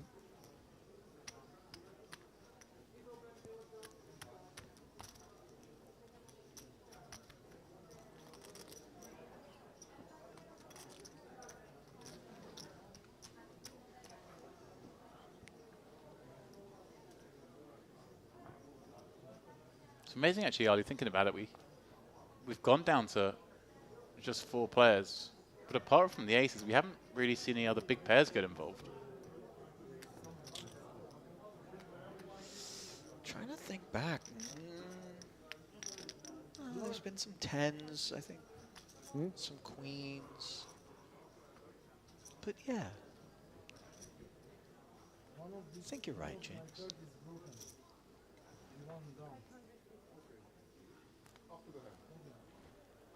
What made you think of that? King 9 suited. It's so hard to get down to 4 without, you know, the big pairs getting involved. You never know. That's usually the thing that gets everyone excited. Khorshidian, 5:50 to go. Ketzer has medicine. Places as a flat, and no sooner do you mention it. Oh, there they are. Up pop queens here. And you got both big stacks involved in what could be perceived to be squeeziness out of Panetti. Yeah, but again, I think here we're just in the realm of maximizing file equity with Mokrani on that short stack. We're playing a different game. Those two are playing one game. These two are playing one game. Well, I'm just getting ahead of ourselves to what I would presume is going to be a Khorshidian fold to whatever the 3-bet sizing is. I think it might just be a jam, Ali. For oh, yeah. And then it gets back to Ketzer, and Ketzer might be asking some questions about what Panetti would do this with. He's actually gone for the more juicy sizing, implying there's some fold equity there. No, 2.2 million. 2.2 million. Yeah, I hear what you're saying, Ali, but just the way that Panetti's played, I don't think that he's the kind of guy that is doing this particularly light. So I think Ketzer will just get away from it, recognize that Panetti's not really in a game where he's supposed to be doing this stuff light.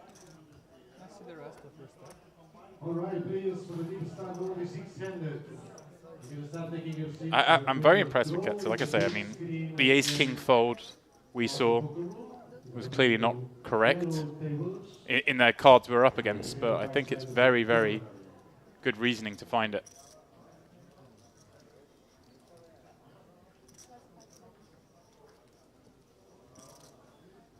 Once again, players of the two boutiques are voting. You can start taking your seats. Cats are digesting. Check your table and sit on the big screen. It looks squeezy, of course.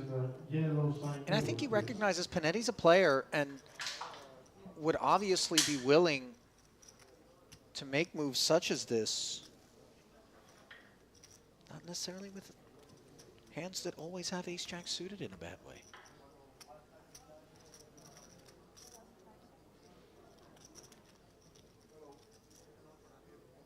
Is he going to take a flop? He's going to take his time. I guess what he's thinking is Panetti doesn't have many hands that ever want to 3-bet call it off. So therefore, this is weighted towards the bluffs and then the absolute top of range. I didn't suspect queens would even be looking to 3-bet call this off. Thought that hand might just jam. Wonder how Ketzer has solved this case.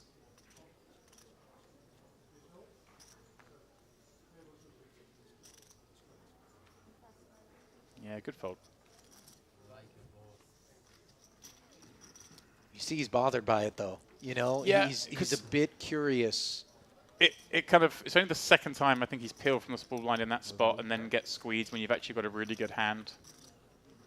But Ketzer does have a lot of really good hands when he peels the small. He doesn't get to just 3-bet, play a big pot against the chip leader. That's exactly so right. And Panetti's supposed to be mindful of that. So the squeeze is supposed to be pretty tight. And like I say, for what I've seen of Panetti so far, it doesn't strike me as the guy who's going to be willfully going for it there with like an ace-5 suited, just 3-betting.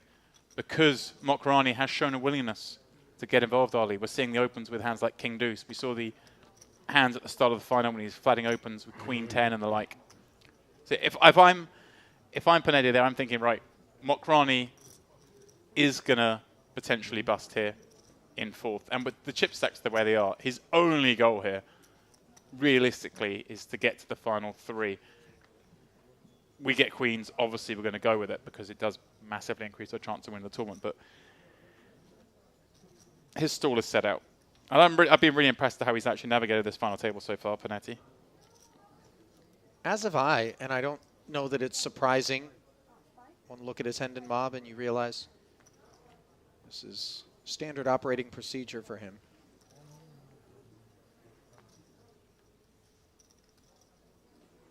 And Ketzer can rest assured, you know, if we get to a point where stream catches up and word comes down to him that it was top of range that performed in that manner out of Panetti and not something frisky.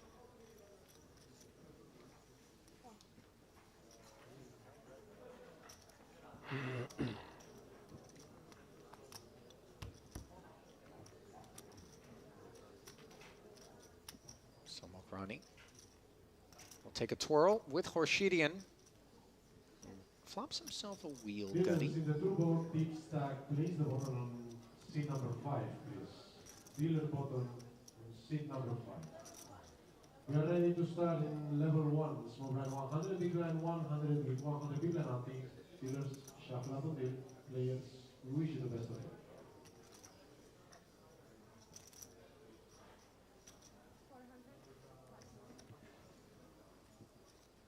$400K bet after the check and the 10 high. Easily folds. I need pots like this, James. Just for us to breathe. I swear.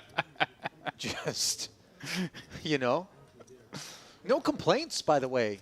I mean, I stand behind this last 2 days of coverage of this event have just been explosive. Absolutely dynamite. Love to see it. Crazy, crazy action. We build up the action, Ali, so often here.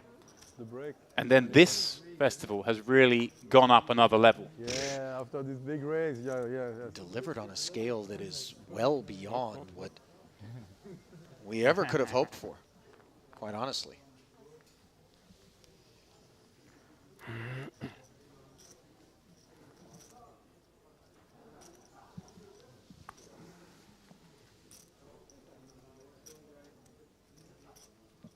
Panetti now. Ace on the button.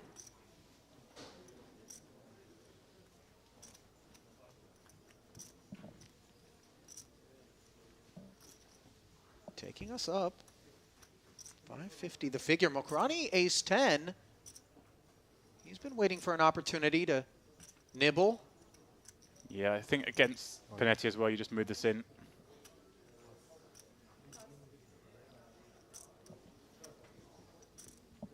That he does. I mean, he's moving this against anyone's raise, but always nice when you take chips away from Panetti, kind of equalize those two stacks a bit. That in particular is the most important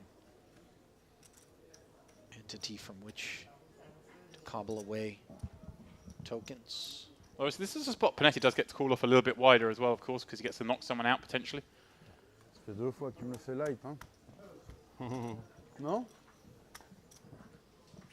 He suspected that it was a light jam, but an honest shake of the head from Mohamed Mokrani, who ever so slightly trails Christophe Panetti here at this Western Series final table, which has delivered on all fronts, and the delivery of chips to the doorstep of Horshidian to the tune of 113 big blinds.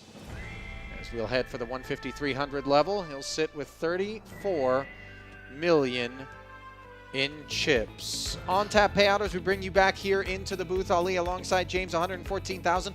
The jump up to third, not at all negligible. 41,000 roughly, James. And boy, what do we say about that? What don't we say about that? I thought we'd come back to the studio with 7 or 8 left at the first break. Really? Instead, we come back with like a 70 big blind average and A lot of the chips have moved to the same seat. We've got a runaway chip leader. That we do. And, you know, we've got our breath held here, kind of in anticipation as to how these four are going to go about their business with the blinds moving up. We will take a break, and when we come back, we'll answer that question from right here at this Western Series final table. Stay close.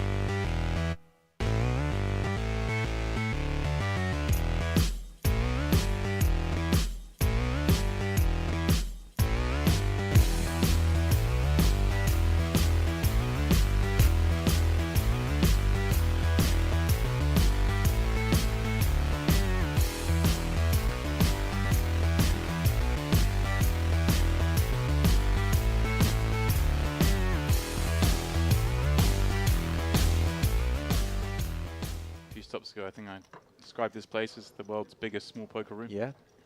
Has that feel. Everyone kind of knows everyone, even if it's not the most depth. But yeah, almost like coming back to school every 6-7 weeks when they have a festival here. It's like, oh, hey, buddy, how you doing? Yeah. Oh, how are the holidays? Wife and kids, how's the girlfriend? Yeah. Now I'm 3-betting you. What do you think about that? Ace King. I think the Lebanese nationals in particular have a lot of fun with it. And this is cruel. This is cruel. The 8-deuce doubles. Now all of a sudden Corbin looks down at an ace-queen, a Barca open. Very understandable, his desire to get it in.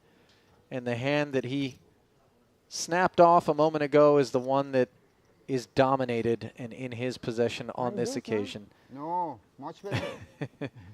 Much better it is. It's a much, much better hand, but no use against this hand, Ali. No. Maybe queen come. 3.1 million chip pot. Again, Corbin looking to stave off elimination, and again behind. Yeah, the rest rooting for him, except perhaps the chip leaders. Or even they don't like having a 15 big blind stack in here. You're right about that. A king in the window was bad news, at least a queen behind it, along with the ace of spades working for the time being.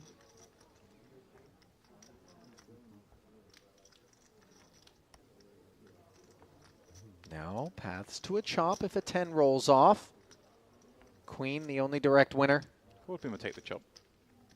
Absolutely, he would. Can he hit it? No. GG. 5 of clubs, so not even an orbit in. And Hadi Corbin of Iran dispatched James in 9th place. Yeah, they gave him the little sweat. Let him get there with 8 deuce. Deal him ace queen next hand, and that's that anyway. 34,000 and change going to Hadi, who's made some deep runs here. Plays the cash games as well. Will add to his career live tournament earnings of 123,000, but just a modest tick up from his all-time best live cash, which prior to this was 29,500, obviously. Oh yeah, too smart. Or just fleet-footed. Yeah, well, I know that's not the case. Certainly not today. Barco with just 5 blinds and an ace It's under the gun. It's 8-handed. It's grim. But he may just decide to run it. Going to be in the big blind next hand, of course. Going to be posting one, having 4 back, 1 in.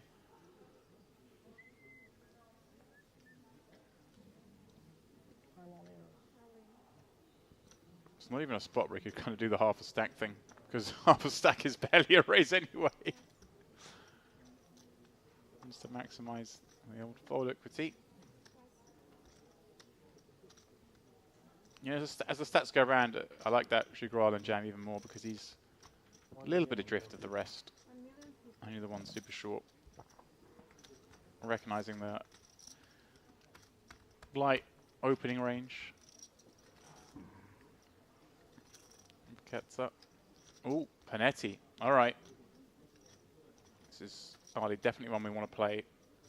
How do we want to play it, though, in the cutoff with Ace-Jack? As a flat, it looks strong enough as is. Panetti's inquiring into the big blind stack. Yeah, you don't really want to get squeezed, but you don't necessarily expect a lot of that to go down either, but just because of the laws of the implicit collusion, wanting to have multiple stacks up against the all-in player to eliminate them.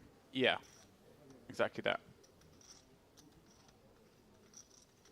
We have to play it. Oh, he plays it as a jam. Yeah, I'm just see what the stacks are behind, because that might be just fine. Yeah, 4 million, 4 million, 4 million. I think. So yeah, for 20 blinds.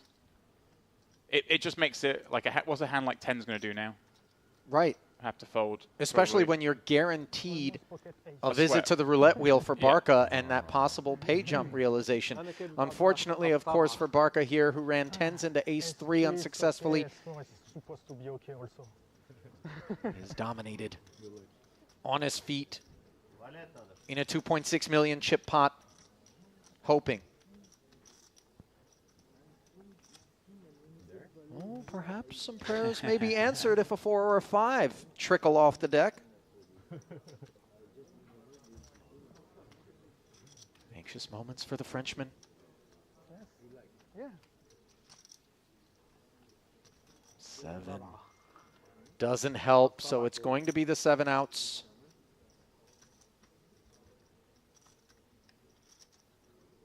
And that's not one of them. That'll do it for Sammy Barca of France. 235,000 in career live tournament earnings, 131K, his high water mark. Not going to be bettering that here today as GG's the 8th place finish here in the Western Series main event. We'll award him a tidy 45,600, but nothing more, as the field realizes a roughly $12,000 pay jump, courtesy of the second casualty thus far here at this final table. So then, the beneficiary is... Oh, pardon me, Haspani was under the gun, not in the big blind this hand. Has decided to put it in. Very much making sense, Ali. He's found a big one. King, Queen. Grolin thinking about it here with an ace. Wow, he is going for it. Thinking I'm Haspani's a little surprised, yeah. Yeah, I guess he thinks Haspani's just putting it with any 2. Well, looking to avoid 2 random cards the very next hand in the big blind with the big blind ante. So Jagralin pouncing with an ace-5. But I mean, Haspani was going to get called here. Jagralin could have allowed it to happen behind. Right, because these big stacks are... Yeah. Oh my word, we could have a double elimination, Ali. Horshidian waking up with ace-queen suited, and this is not what you want to see when you're Jagralin. These are the risks. And obviously worth noting, Jagralin does have more chips than Haspani, so when he does this, he would secure the ladder up if Horshidian wins the pot, but there are obviously scenarios where he goes out here and Haspani doubles. Wow, I think this is a little optimistic. So a double elimination potentially on our hands. Note that Horshidian dominates both Haspani and Jagralin in a 3 million chip pot. Yeah, Erjan sitting there going, this is quite nice. I can just ladder up 2 more spots here. The dream for him. 7 left, 56K. 57K, pardon me. With 5 left, it's 85K. Look at the rail. Jagralin needs to find a 5. And he's found not 1 but 2 of them. The injustice. Wow. Ace of hearts as well, just in case. Yeah, no route to victory for the other two here. Hasbani could make the running kings. Yeah, right, are we? Now he draws dead, of course. 4 of hearts, no less. Hasbani's queen of hearts won't do the trick, and 5's full.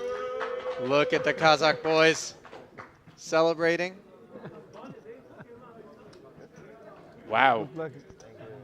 Not to be overlooked, of course, the lack of mercy being shown to Antoine Hasbani James, who GG's. took pocket 9s and king queen in back-to-back spots and ends up a 7th place finisher. Certainly made the most of what he was given, but the Lebanese national with 144,000 in career tournament earnings coming into this one will haul in $57,300 and leave us with 6-handed. It's always nice. 300K. Obviously hoping for better ROI when you put that much on the line, maybe, but not a bad day's work. I think if I remember rightly, Mike actually got in a kind of a weird way. I think super high value. It might have been a really high value VIP free roll satellite kind of thing to get in. The guy won it, managed to engineer it, so Mike played it for him, and Mike was playing on a free roll, I think, for 20% or something like that. That's even nicer. Oh yeah.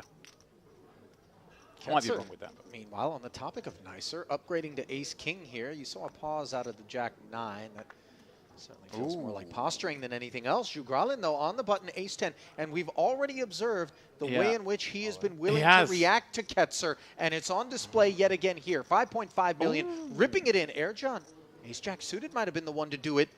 But oh, wow. He's seen enough. Airjohn in there as well. Remember, he's the guy that limp jammed against Horshinian. And Ketzer, look at this. He's going to laugh, but...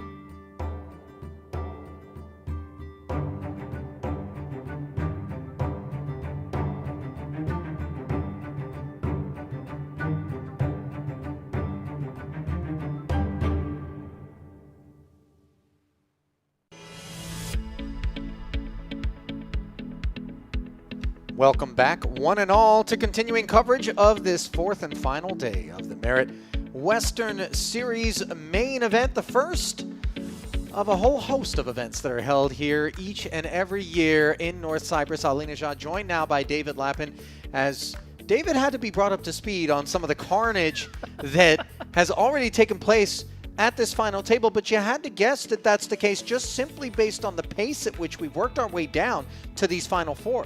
Yeah, it's been a relentless day, to be honest. 24 players came back. I think it took 90 minutes to get down to 13. We thought it might all calm down at that point, but actually it bashed along until it made final table. Yep. I then left the booth for, 2 hours, and you got rid of 5 players? You know, we didn't do it. It's the deck, which continues to choose violence out there. Some absolutely improbable collisions, of course. Ace-king, ace-10, ace-jack. Then we had aces against ace-king. And Damir Jugralin out in 5th place. We thought perhaps he was going to be spinning things up, but he leaves behind. 4 to do battle, chief among them, Khorshidian. 113 bigs as it stands, with the blinds moving up to 150 and 300. Well out in front of Ketzer, who had kept the pace for some time, David, but now sits mid-pack, which is not really where he wants to find himself. Bit of a war of attrition between Panetti and Mokrani in that order, rounding out the field. Mokrani on the button, king-queen, though, ready to go. An ace-jack for Khorshidian. Is this as we dive right in? Be straight away? My goodness me. Khorshidian, obviously, well out in front. I did a little bit of research on this man at the break. He's a cash game player. He's somebody who doesn't really battle in the tournament streets too often, but wanted to come here to Merit this week to prove himself, to get a notch on his belt, mix it up with these tournament guys. And wow, what a performance it has been so far. He has half the chips in play. As you mentioned there, Ketzer a little handcuffed with the 2 shorter stacks, but then he's not that short himself. He can still play poker. Yes, he can have pressure applied upon him, but not in the way that, say, he could if he had 30 bigs and these guys were sitting with 10. It's all a bit strange because it's all very deep still. Certainly we expect that depth to continue, at least for some time, as the 3-bet to 2 million from Khorshidian is awaiting a response from Mokrani. Lapin is very much urging Mohammed to jam. Yeah, I just feel as though, given the dynamic, yes, you don't want to go out in fourth. You want to at least get into the top 3 spots. You want to get on the podium.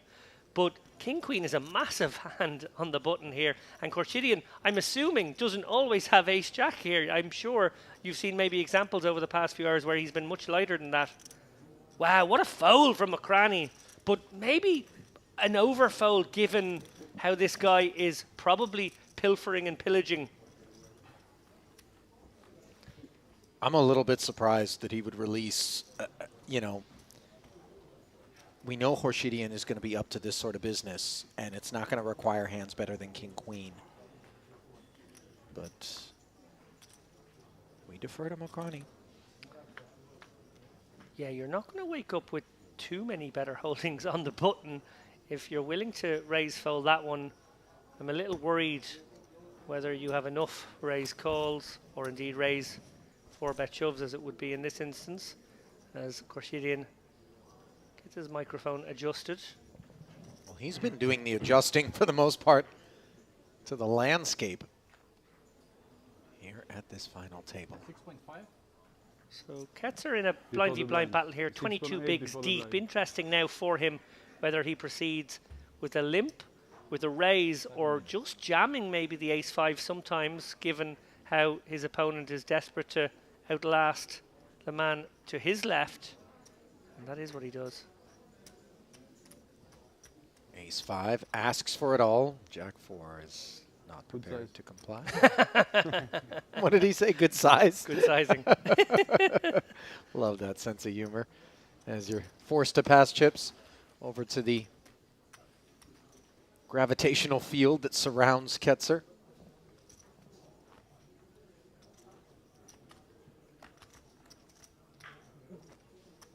I did actually meet Felipe Ketzer very briefly out in Rosvadov. He was playing the World Series of Poker Europe, as so many were. The freezing cold of the Czech-Germany border. My first visit over to that property.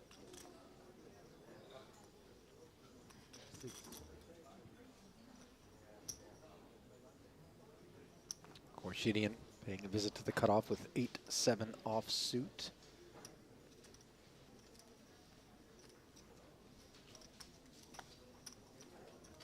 You see just this sort of snowball effect of being the big stack in a situation such as this one.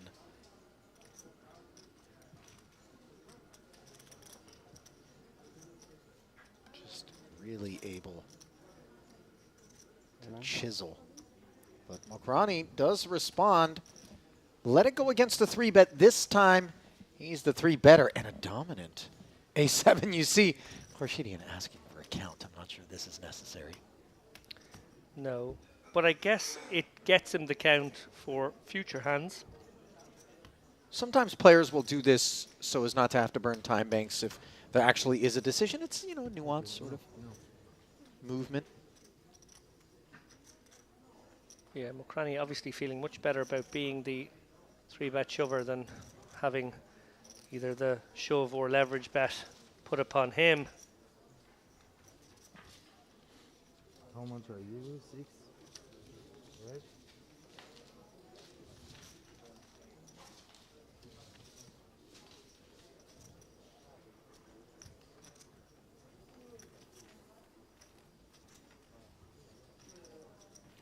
As you observe these chip stacks and as you invoke your knowledge of these 4 in this event to this point, David, what is it that you predict we'll see in terms of behavior? What do you anticipate out of this group as it stands in this climate? Yeah, it's an awkward one because our front runner Khorshidyan, while maybe not playing the deftest poker, he's playing the kind of big ball bully boy poker. It's very hard when a guy with those skills has the chip lead and can apply all the ICM pressure upon the other players. Obviously, they'd all love to get into a top 2, top 3 situation here. and they've all got each other to worry about. So I think we'll probably see them play a tippy-tappy sort of game. No tippy-tappy. Out of pocket eights here. Panetti ripping, getting it right through.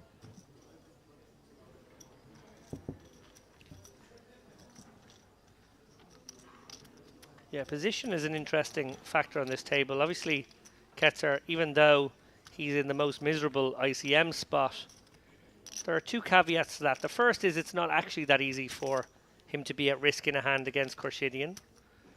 He actually has quite a deep stack here, so he can proceed reasonably carefully. Probably has to worry about playing 3-bet pots against him, probably has to worry about, you know, bloated pots, maybe with flop and turn bets or any check raising, but, you know, it shouldn't be that he gets all in or gets his stack threatened by Khorshidyan too often. And he also has position on him, which is kind of nice. I would expect to see Khorshidyan using the under the gun position, which is of course the cutoff here, into those blinds, depriving Ketzer of spots as often as possible. But once he folds, if he folds his cutoff, then the door opens for Ketzer to take advantage of the two short stacks, and he becomes the boss. So it's not all bad news for Ketzer. Khorshidyan, by the way, has been around the block. His earliest caches dating back to April of 2013. EPT Berlin, his very first score. Then a number of scores here at the Merit Complex. What Talking year was about that? Almost a decade ago. What year was that EPT Berlin? 2013. I think that was the robbery year. Oh, yeah, that was Famous the one. robbery year. There's video of that, by the way. If you don't know what David and I are referring to, do yourself a favor and Google it. It is absolutely bonkers, and it was the product of wheeling out the actual cash for the win into the middle of the convention center and then expecting that we weren't going to have something like that happen, where armed, masked robbers stormed the hotel, and then there was a man left behind. And I mean, it is stranger than fiction. You know, we can laugh about it now as there was nobody, you know, hurt. Nobody was hurt. Seriously, but it was a strange move by the organisers to put that much money in the lobby.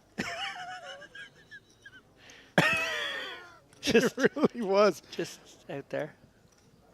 Nothing strange about Khorshidyan putting 600,000 into his lobby, nor of Ketzer choosing to play against these opens as a flat caller almost exclusively, David, save for with very top of range. Yeah, I think that's exactly right. And even very high up in range, still taking a passive line. Yeah. Like if this was an ace-queen, I wouldn't be surprised if it was also just Yeah, flatted. hoping to maybe find a squeeze behind him that he can then jam over the top of.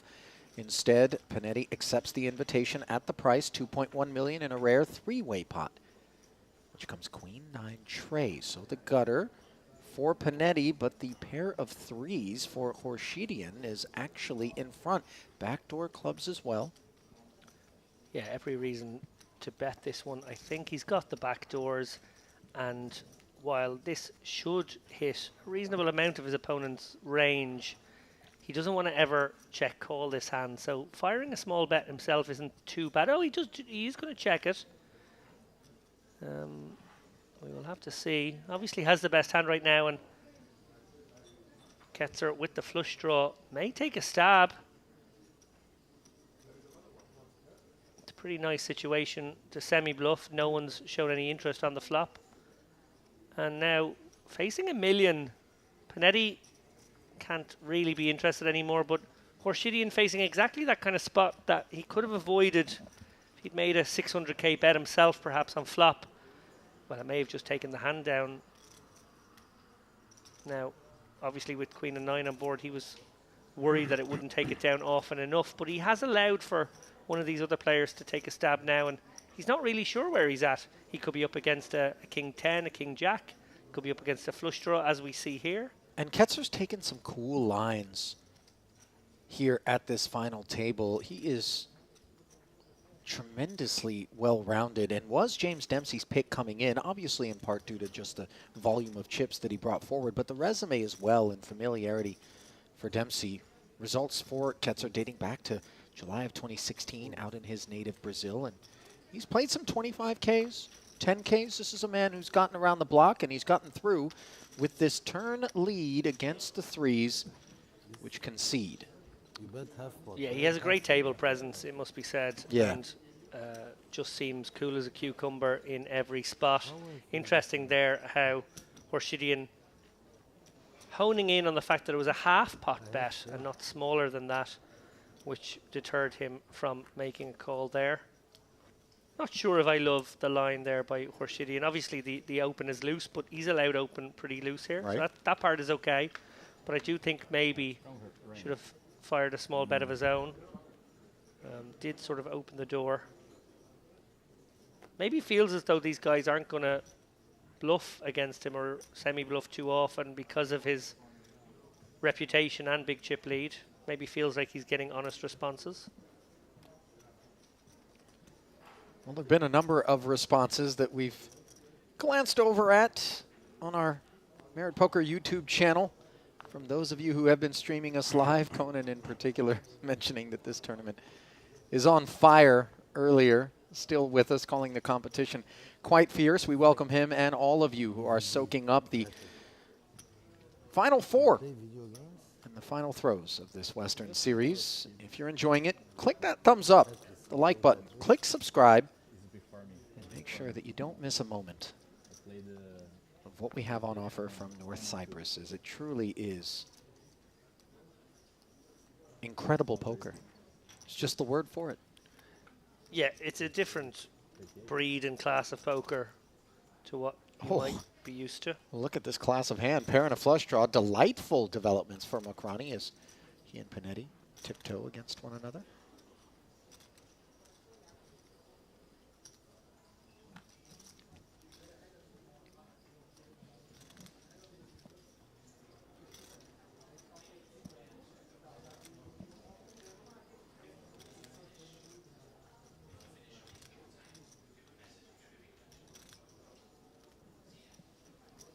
Jacks and deuces, the turn development.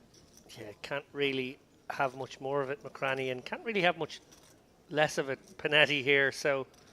I do like the choice, by the way, to check back the flop, obviously, with, you know, the ability to disguise and earn yourself even more, perhaps. Later streets.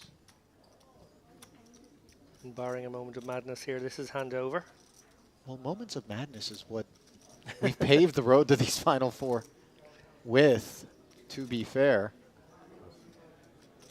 Yeah, the remaining pay jumps are very big. These guys playing for a lot of money now, and what I would say is, even though it's been swashbuckling all the way to four-handed play, the stacks are deep. Like, our short stacks have 20 bigs each. And then we have two guys sitting with, I don't know, 60 and 80 bigs or something of that nature, maybe more again. So every reason to believe that even though we're down to four, it could remain four for a long time. This could be a war of attrition from now on. And I think the operators in particular, maybe bar Horshidian, but even he, you know, he understands. Not just out there as reckless as maybe some of the hand histories might make it look as though he may have been from time to time. You know, he was like a hot knife through butter for a time, but these guys are just sound, it must be said, and have impressed all the way through, as Panetti impressed by ace-king suited and the button. Makes it 600. Queen 10 is playable for Horshidian. Yeah, absolutely. I wonder if he ever considers this to be a raising spot. I think it's probably just almost too good for that. You want to play the Queen 10 here for one more big blind.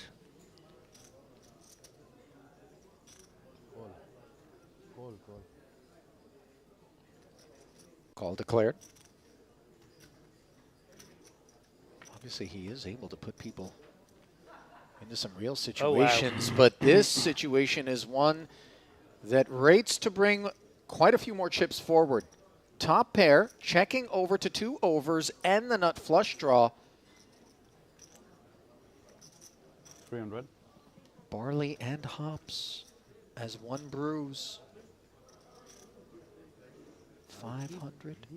I think he said 300, but think they are 250 maybe I'm wrong. No, I want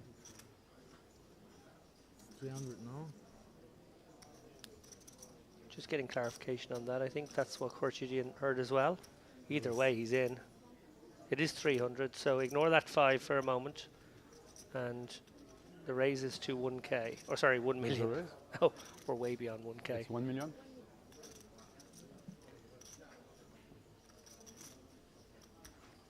Just calls. Yeah, you know, getting check raised.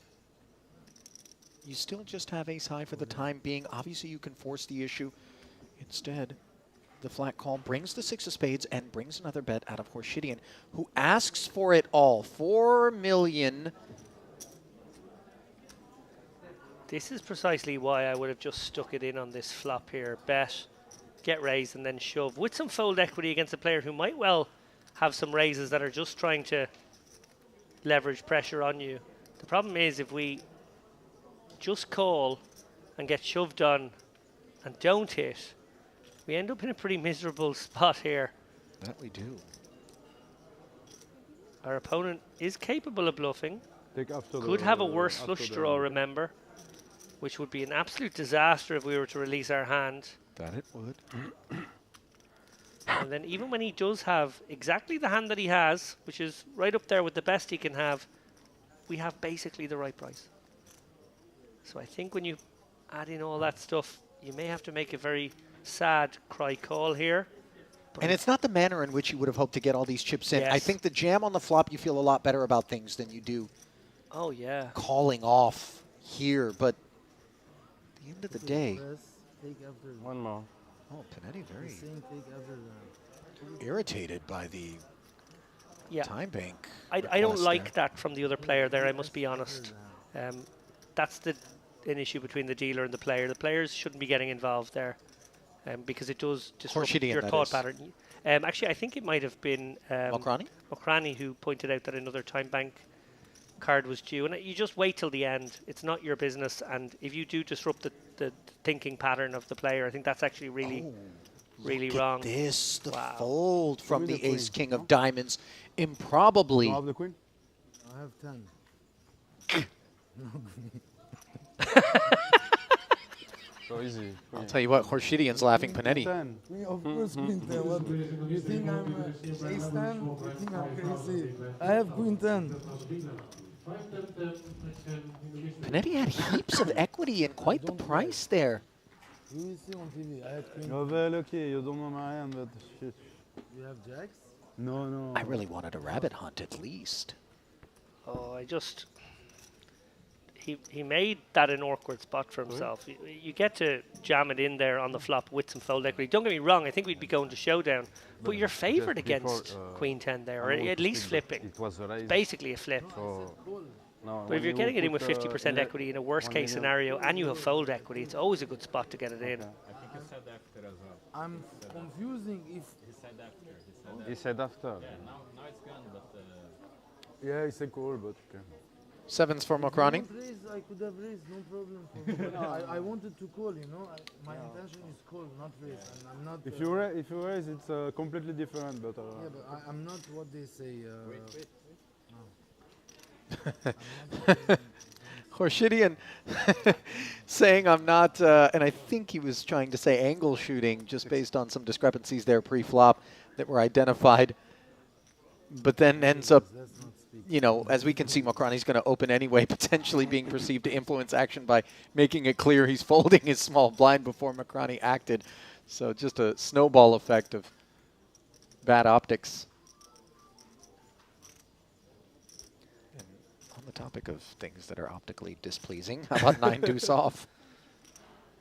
Yeah, Ketzer's just in a nice spot here. Doesn't want to really get involved with this kind of silly hand, I think. No, he doesn't. Meta. He already Sometimes dead bottom of range does, you know, make a bit of noise. so as not to have to take a flop. But fold is the other way to avoid taking a flop. We sometimes overlook that, don't we? These are 500. Yeah, I not think 250, 500. it's quite a nice situation for him to take occasional aggressive lines here. Obviously, with Panetti having whittled himself down to 4 million now, maybe even sub 4 million after that last hand. I think Ketzer with devilish ideas of really putting Okrani in the blender. And of course, we saw him fold the king queen earlier, so capable of being blended. Speaking of blends, I've just discovered that we have a lactose-free milk behind the barista bar here, which I've employed. Now, obviously, begs the question that what was I working with on the other occasions in which I had the coffee, and what sort of damage did I do to the local plumbing as a result? But happy to report, as is my tummy, the lactose-free milk is being blended in to my nightly iced coffee to keep us going late through the night. I feel bad now because since my very first visit here, I've been deploying the soy milks and lactose-free milks merrily. Here we go. Without so much as mentioning it, David? Without mentioning it on air. Ace queen for Khorshidian, and this is absolutely all the evidence you need that in this specific setup, even with all the chips that Ketzer has, ace king is supposed to play like this. And just note how nicely doing so is going to be, as we can see Khorshidian having binked top pair here, improbably in front of Ketzer. Panetti with a little gutter, not sure he's going to stay interested, but still, we note it.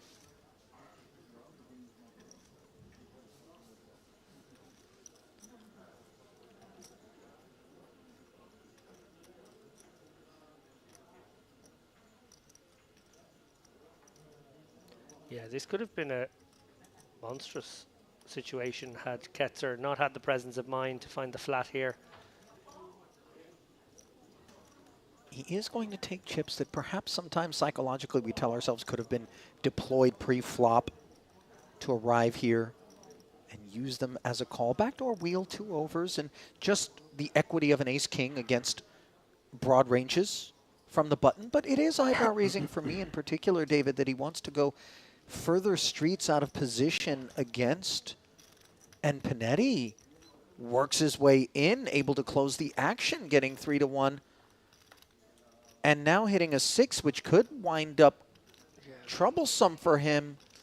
Yeah, this is all very awkward. I do think Ketzer has to be sticky with the nut-no pair here. He's obviously under represented his hand pre-flop, so I'm totally behind that call. I'm not behind the 6-3 gutter ball call, and now making a pair that is often not good. He's made himself a very awkward situation with the stacked pot ratio of 0.7 here. Maybe he's considering just sticking it in and hoping that nobody has a queen.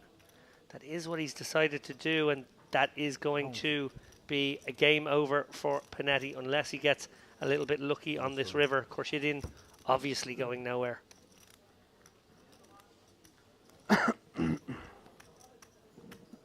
Panetti with the ace-king suited didn't manage to get all of his chips in, but here he does. And I just, you know, we're too deep as Khorshidian. This is too much hand. Maybe we feel as though the ace-queen isn't good with some frequency, but I don't think he's going to be stepping aside.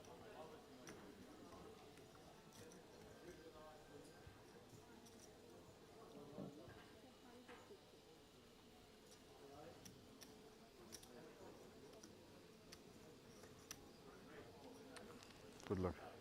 Yep. So Khorshidian does indeed make the call. Ketzer with the simple release, and now suddenly the hopes of Christoph Panetti here at this final table rest upon a 3, 5, or 6 river. 9 outs, 1 time to haul in 9 million and keep going. Instead, it's an ace on the end, top 2 for Khorshidian, upon whom the sun continues to shine. Handshake there between the two boys.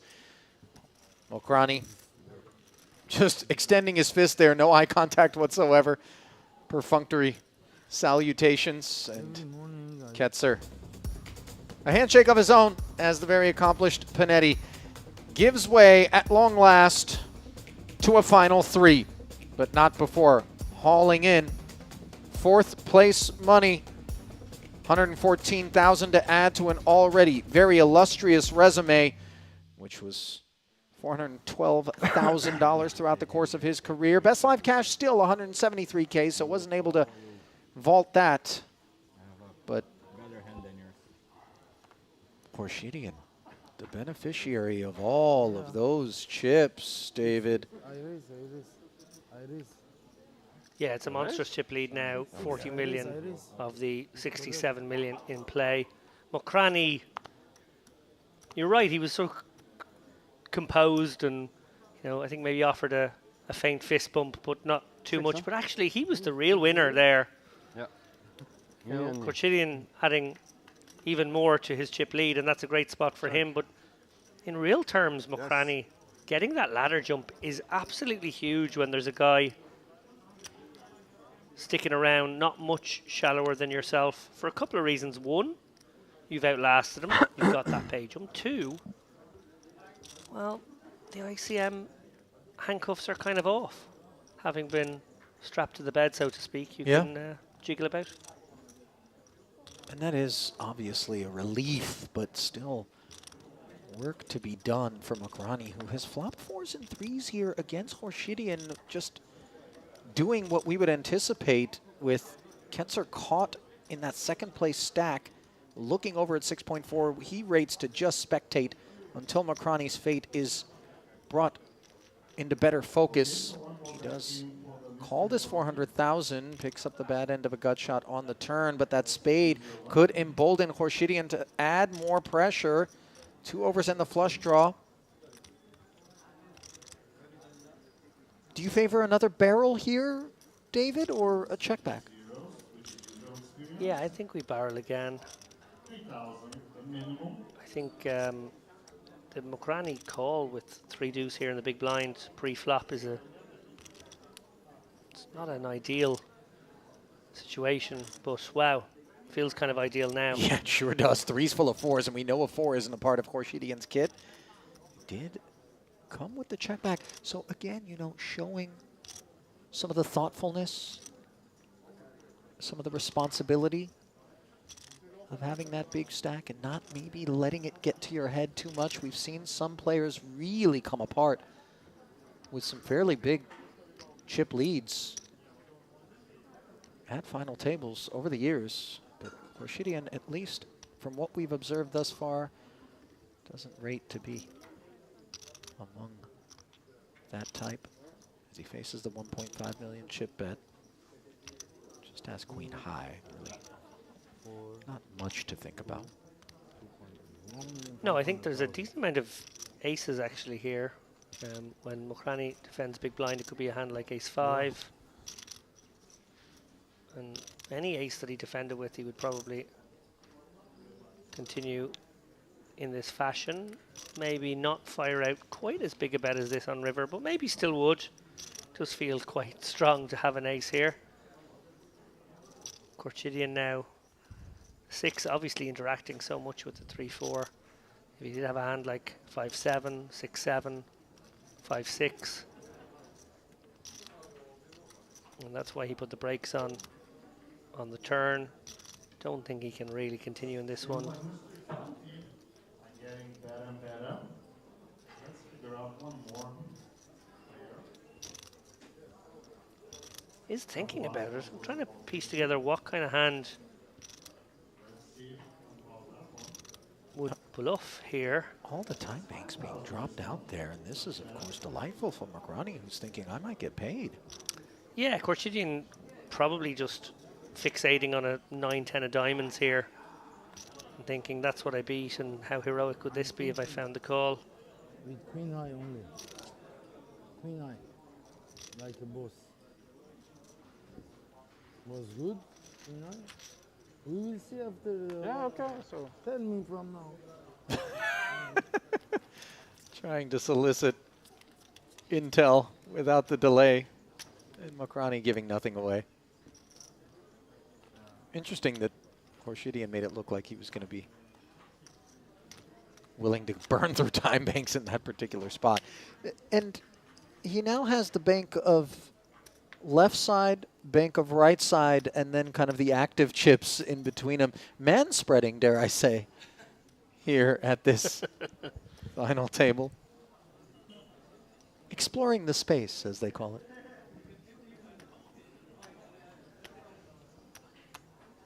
Very worried about who they are in this example. Yeah, the proverbial they. I'm not sure I had anybody in mind in particular. As Mokrani Space puts explorers. some of the, well, we are in outer space at times here, that's for sure. King 8 suited. Taking it upstairs, Khorshidian has an 8 in his hand.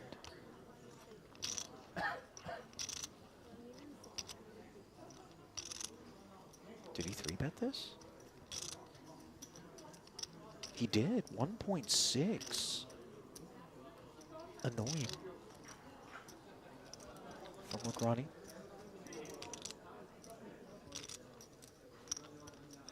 Yeah, I like this from Khorshidian. Obviously taking it to his opponents here, understanding the leverage points. It's possible he does have a pocket 8s. 1 million. Maybe an ace-8 suited here that's sort of somewhat doing this for value. Could also be at it with the cheeky little 8-6 or 10-8. So hanging tough is Mokrani and works his way into top pair. Not sure that King 8 of hearts specifically would be lurking for Khorshidian in the form of a 3-bet here. Obviously blocked by Less 10 Mokrani. seconds, you tell me, or 5? What it would take for him to have Less 10 seconds, right? Which one? equal you tell me? kid. Huh? What? What do you check? When do you announce my time? At 10 or at 5? What you don't remember? Okay. These Check, regular What you don't inquiries remember? into I'm the asking- time situation is Huh? almost a way to buy time. Oh my god, okay. 9. Mid-pot getting into it with the dealer a little bit about the warning buffer. Is it coming at 10 seconds or 5 seconds? Not satisfied with any of the responses. Can't quite hear what the dealer is saying. Is not mic'd up.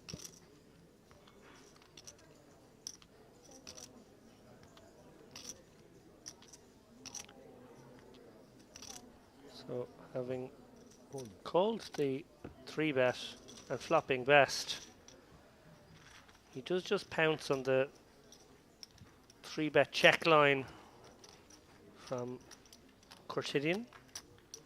Mokrani, that is.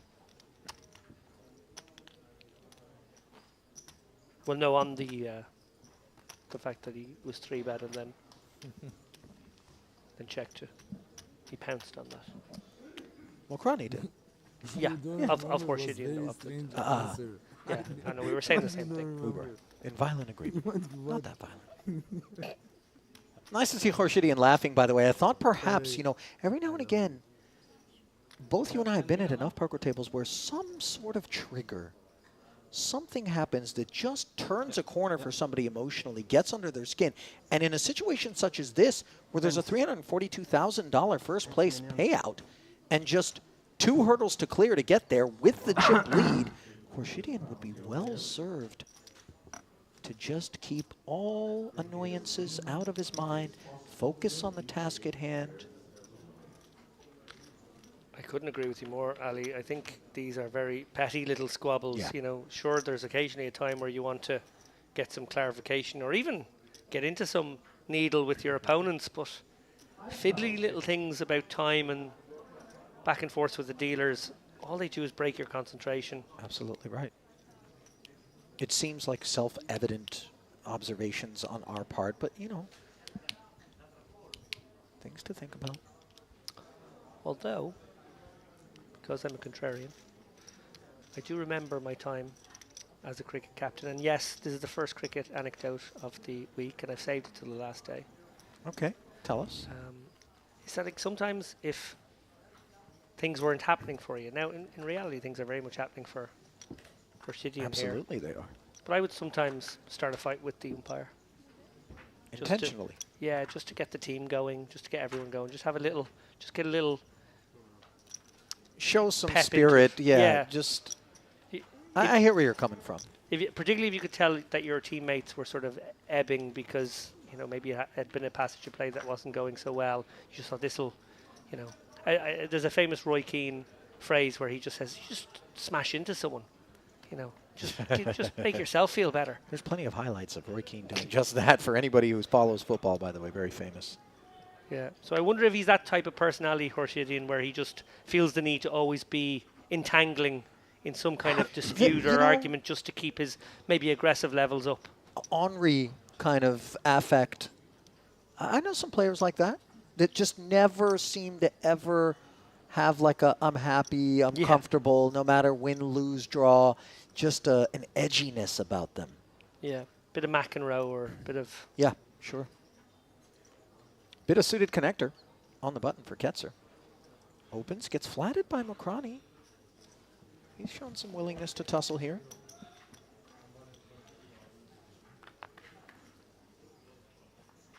King 6-3.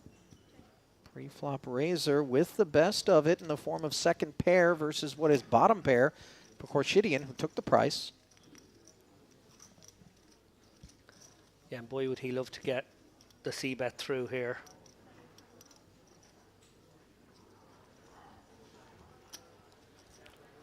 I feel as though Horshidian will not be compliant.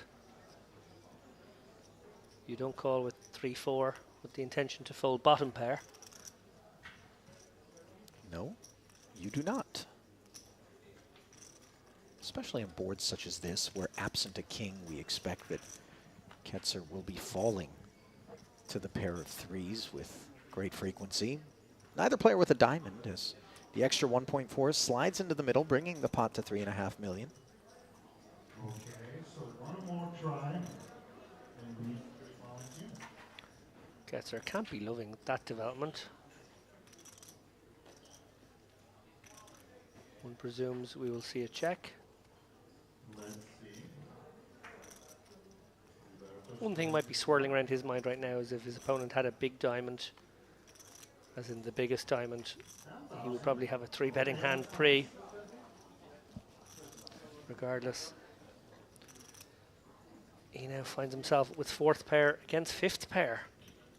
And will 5th pair turn their hand into a bluff? That is the question.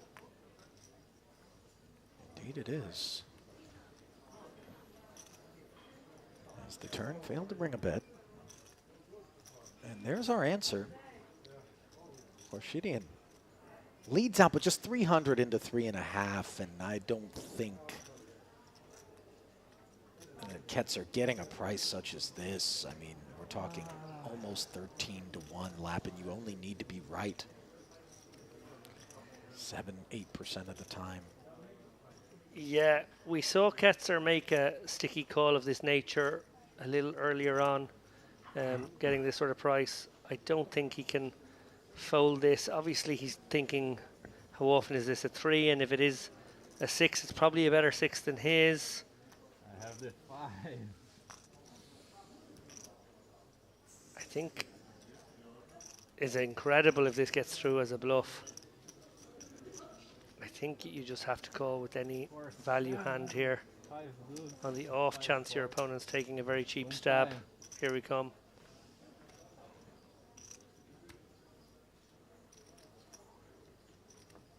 Huge, huge pickup there for Ketzer, who really wanted that 4 million badly. And Horshidian realizing that he did send an extra 300k away, but wow, if that had worked as a bluff. That bigger, I think I win. Huh? I do like the idea of maybe turning your hand into a bluff there rather than blocking as such. I mean, the size was just always ambitious. Really, it's almost as though no hand that beats the 3 is ever finding the muck. No. So why bother? So Other than to avoid a showdown, which is certainly not worth the 300K. yeah, and to dissuade being bluffed. Yeah, that's fair. Well, it's time for Orchidian to take one off. McCraney and Ketz are going to tussle here, most likely. I'm not sure we're going to see anything other than a call here. Be a little surprised if we did. McCraney in a dominant position for now. Jack 8-6, open ender for Ketzer, who was dominated but now has plenty of equity. 3-2 dog.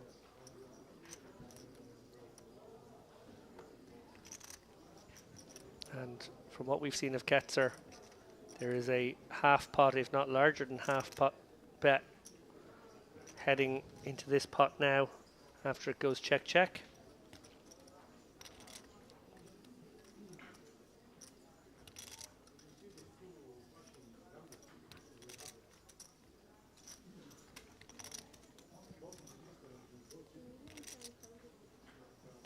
In fact, we're going over bet, Ali. Pouncing upon this perceived capped range. Yeah, 2.7 million. And Macroni's so thoughtful, you know, he recognizes that this isn't always the product of hands that have the ace-10 beat. And these are the sorts of spots that, by the way, pardon the interruption, we do end up placing ourselves in when we take the line that Macroni has, accepts the downside, as he does put a winner into the muck as it stood.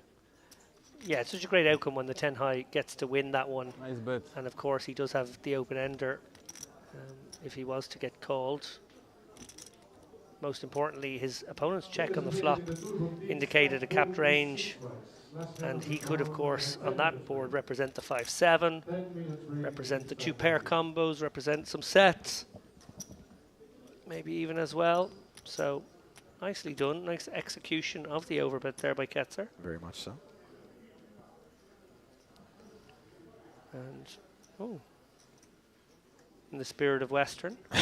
The bandit look being employed by Jack 9 off.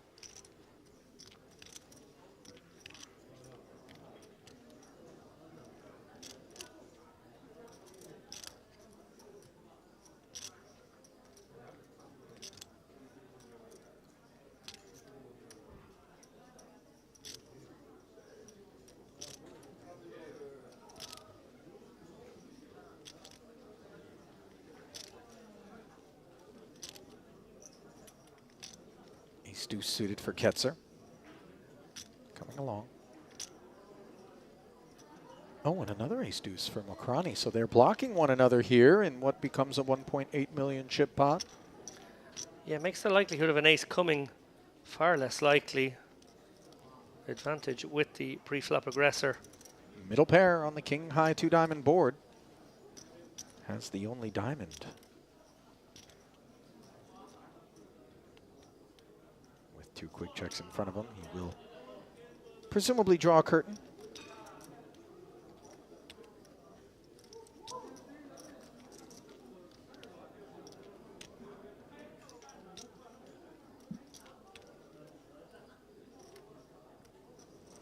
Can you check the jack of diamonds, please? This is a new deck, guys. New deck. Have a look in the jack It of looks diamonds. something from there. It's shining. They say nothing. I always see it something. I can see something. Have a look. I can see. Yeah, this one is marked. What's happening What's happening? I don't understand. Huh? Jack of diamonds has a mark on it, It's not important. according to 2 of the 3 players. Bro, they just changed. But the dealer immediately countered with, You just changed it's this a new deck.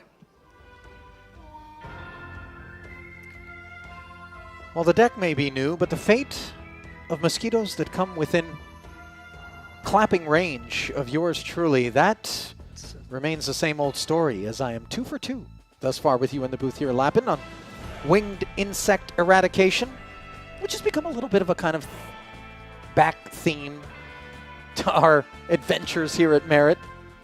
It is so impressive to watch you at work. 155,000. The secured payout with an almost 100K pay jump. If you can work your way to heads-up play here.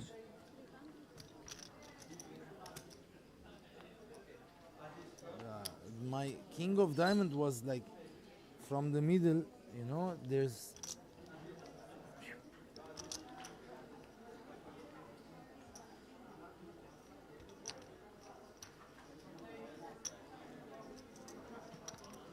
six.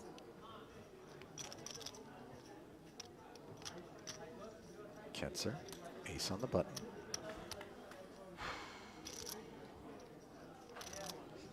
Bottom two pair here for Khorshidian, who defended on the monotone board where Ketzer has the only spade. Let's see how this one plays out. Yeah, we've talked about this before. Often monotone equals check or small bet.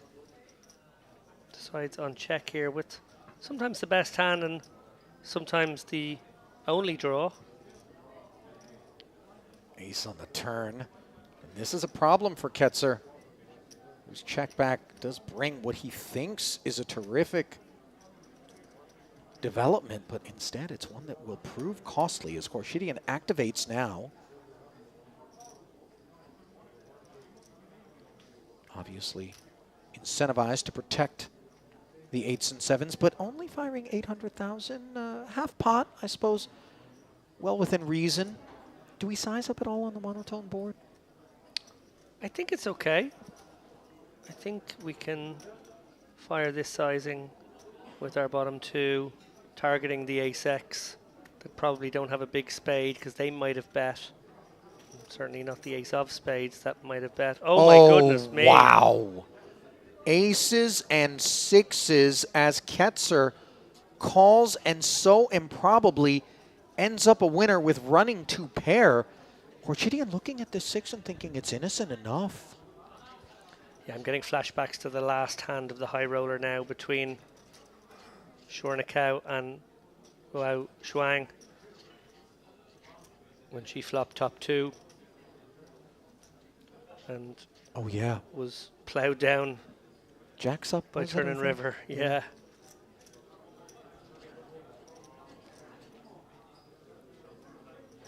Deft little check here from Khorshidian. Obviously not getting away. He's going to call a bet. But we've seen Ketzer go really big a few times. I wonder. Yeah, Jinx, go on. If it comes in at over 3.2? 1.2. What was the declaration here? 2? No, 1.2. So it's pursuing thinner value and will definitely get called at that sizing. He's guaranteed himself. Oh! Hold on to your hats. No. What's definitely part of the local nomenclature delivered past bitter lips for Khorshidian. Bravo. And not in that, you know, I paid good money for the opera sort of bravo. He's not looking for an encore. This is just a deeply sarcastic bravo. Yeah. These are ironic flowers being tossed on stage.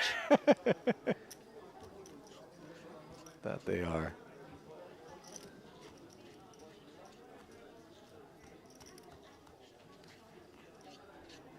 I have two pairs.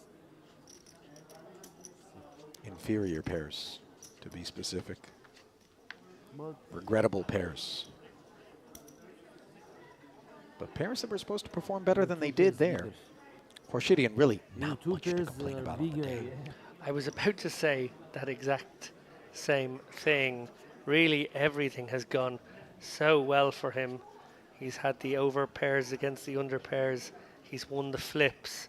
He decided to gamble a little bit with that ace-6. In fairness to him, putting his opponent on the kind of hand category he had. But he gets to win a flip there against the ace-queen too, against, of course, the dangerous Christoforu earlier on. It's been one-way traffic for chips into his stack. That 1.2 million really was a blip. Did he just fold Jack 10 to the Mokrani Open here? Did I see that right? You did. Interesting. Sometimes David, psychologically, when so much has gone our way. Are you okay? When so much has gone our way throughout the day, sometimes when something doesn't go our way, it has a more profound impact because it stands in such stark contrast. So we do need to remind ourselves, you know, just all is okay. I'm sorry, Ali, I'm no longer willing to continue down this road of conversation because at the moment I started criticizing his temperament. For half a second, he started directly talking to us through his mic. I think he knows, and I don't want to mess with this man. He seems plenty pleased with what's going on out there, so deceptive, you know. It seems like maybe all of a sudden he's very irritated, but then he comes right back to laughter. So, you know, that throws us, he's balanced, let's call him, when it comes to the emotions on display. As Ketzer plays the dirty diaper as a limp and shares a deuce with Mokrani, who checks back the ace. Okay. Yeah, always nice to keep a couple of aces in your check-back range in these types of spots. Ace 6, ace 2, ace 3, that kind of thing. How about a 6-high straight? You know, Ketzer, I'm reminded of that ace 4, or no, ace 3 it was, that he chose to 3-bet against Barca earlier here at this final table.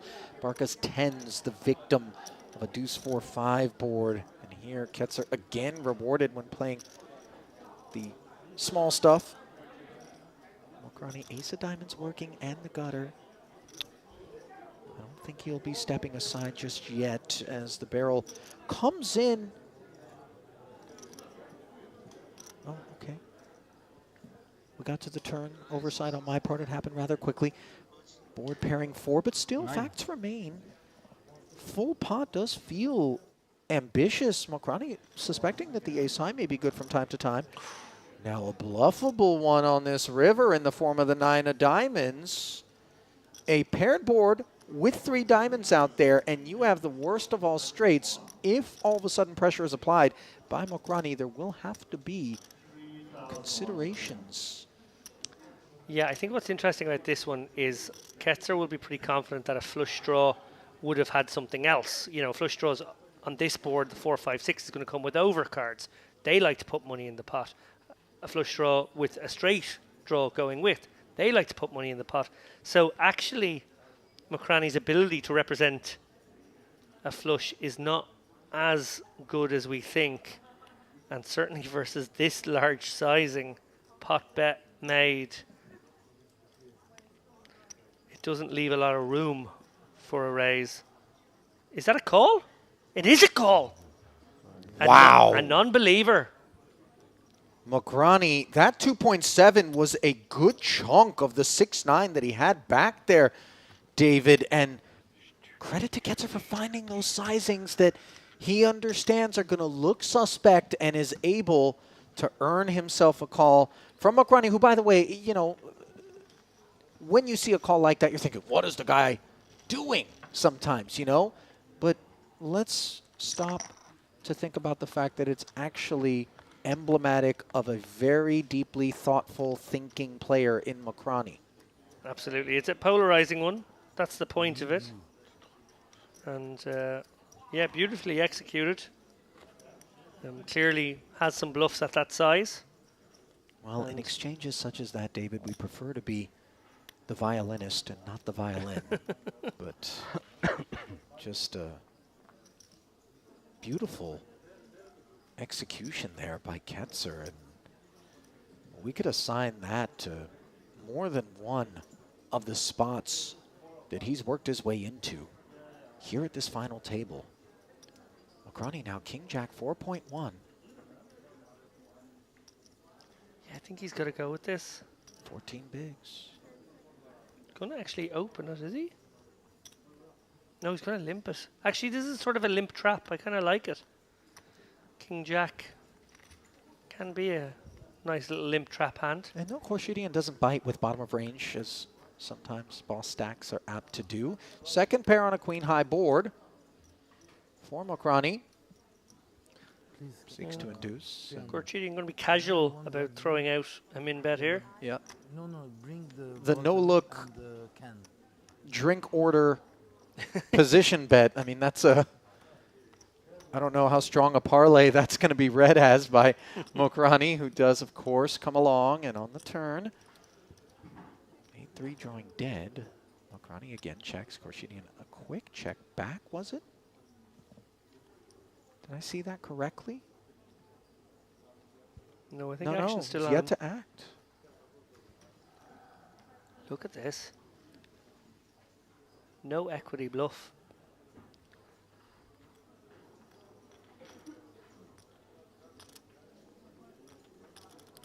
Oh, that makes life a lot easier for Mokrani. Kings and jacks. 1 million. Now he will speak up. Into 2.6 comes 1 million. You check, I continue betting.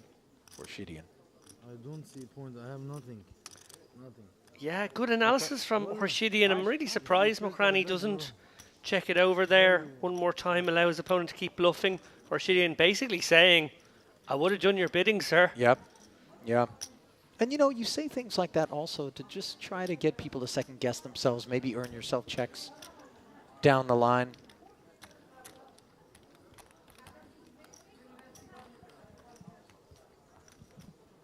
Look at the body language on Khorshidyan, by the way. Arm back over the chair, slumped over, just shades on. Living the dream here. Even though he lost that last pot. Yeah, high stakes cash game player Khorshidyan. Doesn't normally tussle in the tournament streets, but wanted to prove a point this weekend. Come along down to the Merit Poker Room here in the Crystal Cove and battle it out with some tourney regulars. Show that his particular brand of big ball, aggressive bully boy poker could make hay.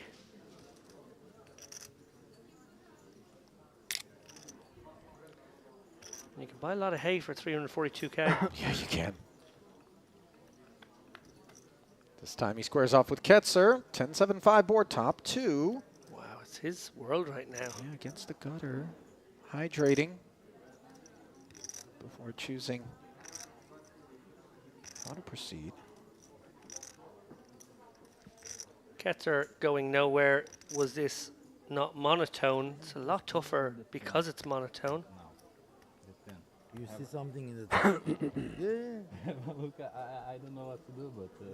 Now ask them, they say nothing. Check the 10. Check the 10, please. Yeah. We have another mark. Call the floor and let's stop the clock and talk about this. Another deck. Okay, so and it's always visible from here. we do seem to have a bit of an issue here where a couple of cards in quick succession. I think this is the third time we've a card that's marked. Don't know if it's the RFID deck or if maybe one of the players is peeling a little roughly or... I certainly haven't observed anything that would suggest that's what's going on. Obviously, these RFID decks are a bit more sensitive maybe than your average, but designed to endure even shuffle machines, which can be quite hard on the cards. I don't think there's any real sense with just 3 of you left at a final table that somebody's up to any sort of shenanigans. Nevertheless, though, deck will be looked over and replaced as the dealer is pushed and the blinds 200, 400,000 with an almost 100K paid jump. If the 2 big stacks can finally be left alone. But Mohamed Mokrani is going to have something to say about that as he is out there battling, scrapping, fighting for every single chip. I'm easy. Because I was here. So another new deck. I was here. These guys yeah, okay. hopefully won't have any further issues. I like how Khorshidyan is just like, we get someone over and we just have a big chat about this. Yeah, that was interesting, wasn't it? Stop the clock, bring some tea, bring some baklava, let's have a caucus. Ace-9 for Khorshidyan.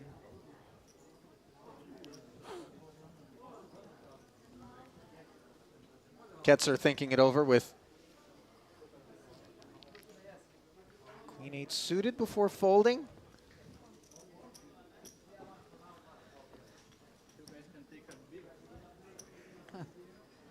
Mokrani, a patron. Jack 9-5 board. Gut shot straight draw against second pair.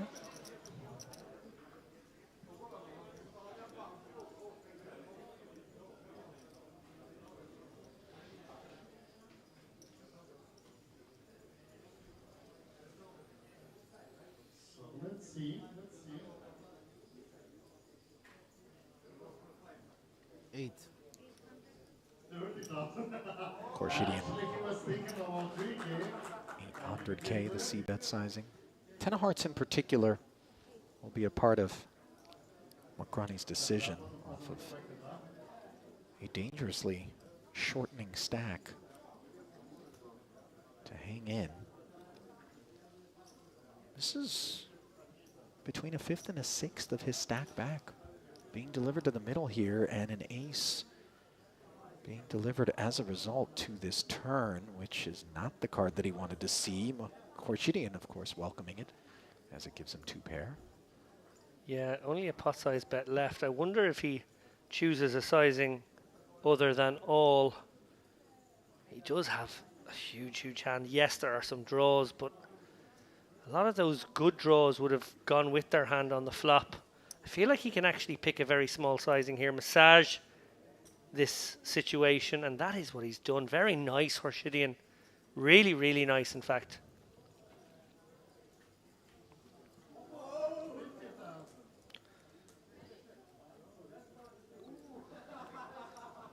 Mokrani clearly frustrated.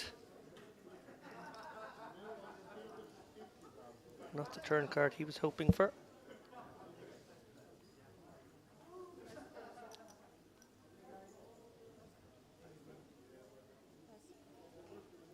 So the check fold to be expected in the face of the 1.2, which also was to be expected there. And while we are down to the final 3 of the main event, we're also down to the final stages of the Mystery Bounty, which is in the room just off the stage here. And our producer, Vitalis Milbudas, is also master of ceremonies in that one. Pulls the bounties with the players. You occasionally will hear a little cheer go up, or his booming, bombastic voice, letting the players know how much they've won.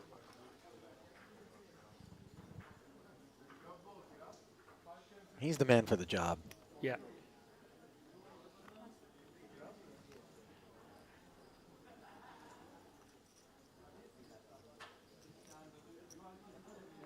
Well, I think this is it for Mokrani. More than qualifying off 11 bigs. No other way to play the ace-3 here. I haven't checked. All in. Korshidian, as he's being stared at there, just saying, no need to look. I haven't looked at my hand. And, of course, deuce 3 into the bin.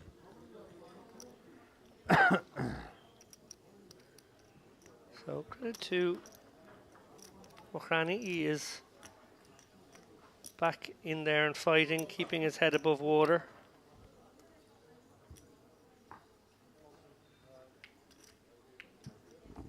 When you go back to Dubai? Tomorrow. I do have this sneaking suspicion, given the stack depth, that if, so don't and it's a big if, Mokrani could get a double up, could get back over that 20 big blind mark. This war of attrition between these 3, this true L, if you like, this Mexican standoff could continue for some time. Finally. Ace-5. Raise. Raising to 1.3, the size up from the small. Is it still a thing, sizing up 3-handed like this from the small? Yeah.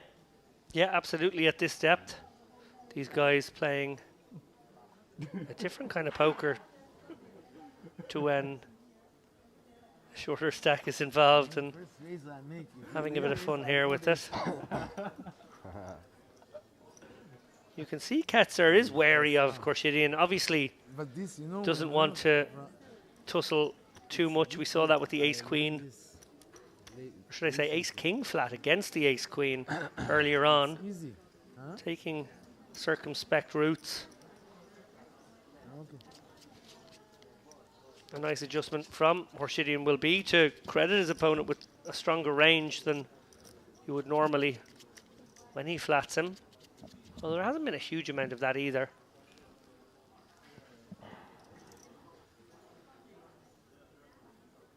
Another openable one here for the chip leader. 9.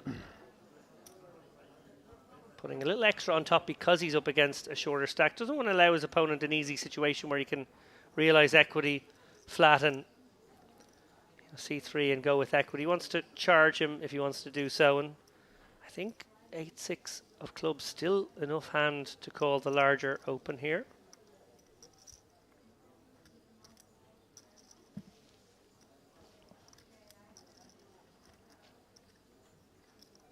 $900. Oh. Mokrani thinking this one oversuited one gapper in the big. Just 3.6 back. He does have 400 out there. It would cost 500. I'm very surprised by that. I mean, you know, he's allowed. In the end, I think he settles on the decision we would have expected. I think he's supposed to call there and try and flop something. But obviously, yeah, I suppose you're not right. feeling Now it. that I Now that I reflect upon it, It's their starting stack. 4 and 4 already in there. 500 of 3.6. He does need to avoid getting hacked away at, eaten alive, if you will. I mean, every 3 hands are costing the stack $1 million. Yep. Oh, it's getting somewhat dire here.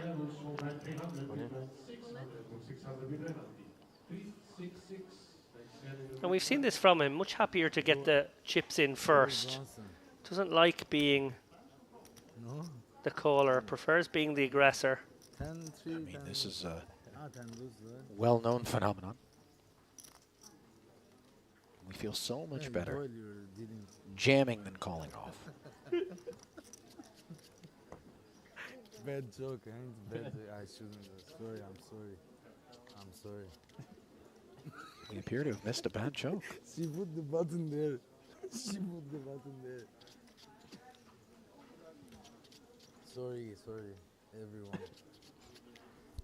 Get out.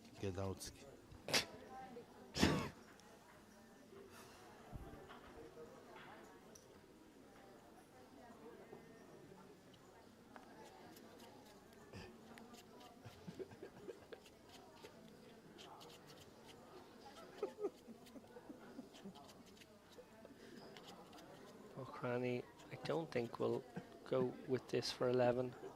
Suited maybe, offsuit certainly not.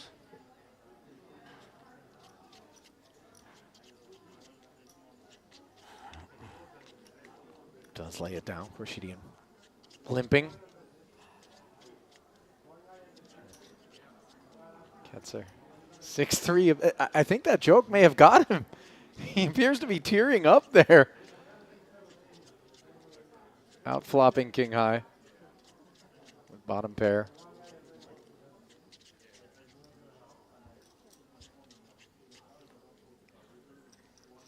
Turn connects with Khorshidin, who makes 5s for the lead, and given the check back from Ketzer, he will activate here.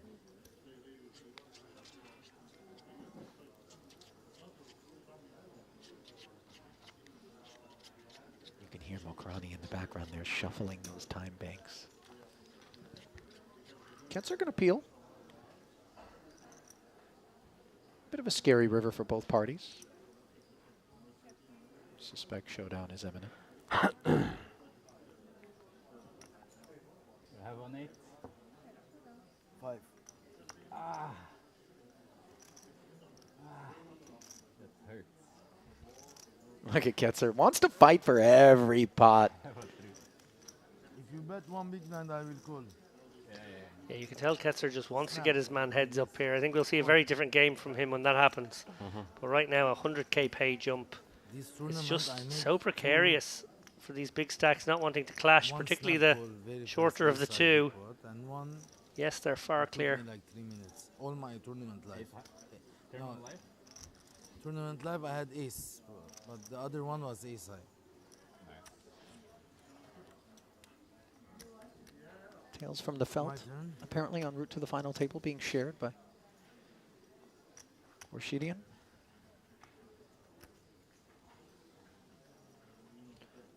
Ketzer with an easy jam here versus his short stacked opponent.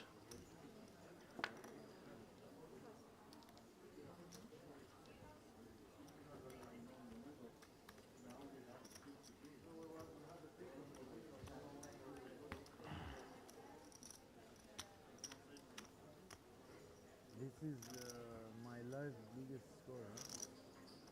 Yeah, that's good. You too? No? You have bigger?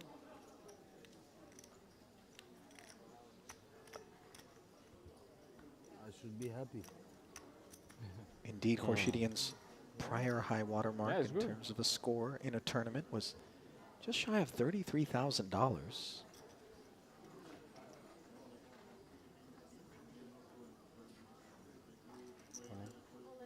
Mograni. Bro, I know what I have to call, but I'm not getting them. Fold. Okay, okay. It's good. It's fold. Why not? Okay. Like I will call you, but I'm not getting them. Don't worry about me. Just fold. No, maybe you think I will fold King 10. You know, maybe that's why You saw don't me. have the face that will fold King. Okay. Yeah, I don't think King 10 is one of those hands we can expect to be binned by that man there.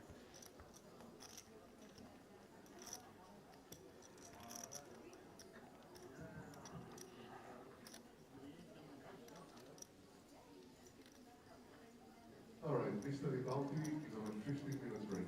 15 minutes break for this study bounty.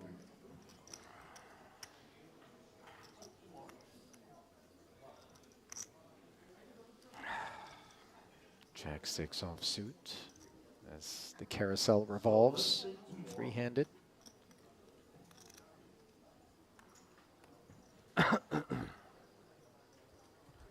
Sort of begrudgingly forced to play these, you know, little blind versus blind pots.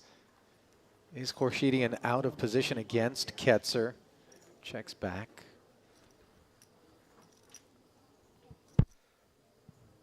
Eight deuce. Air in both camps. Not a bad start. Let's take one more. Mildly interesting turn insofar as Ketzer now picks up the wheel draw.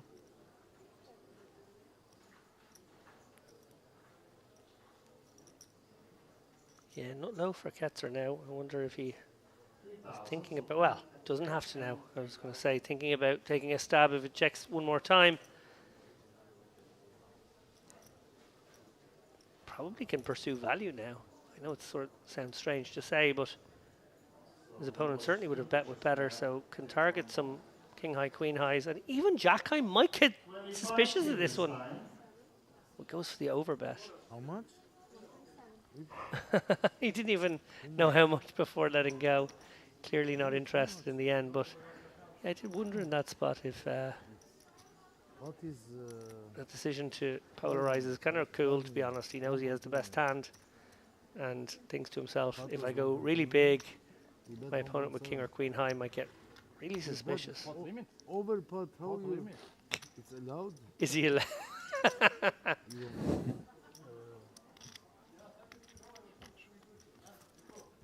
Did you play any pot limit back in the day? It was very popular in Ireland when I started. Pot limit hold'em? Yeah. I didn't. They loved doing pot limit. You know, it's in interesting. cash games as well. I played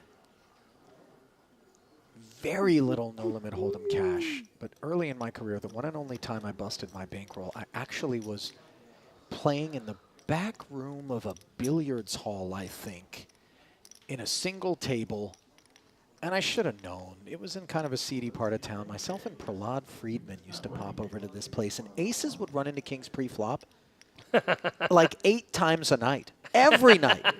And we never thought to ourselves how improbable that was. You know, being in our early 20s, new to poker.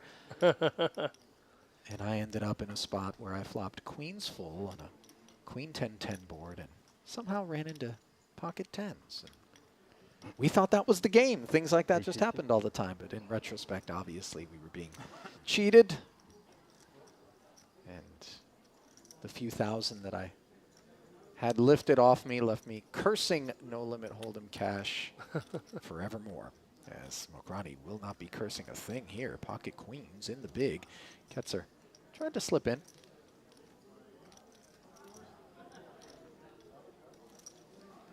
Oh, now this is a foot gone wrong for Ketzer.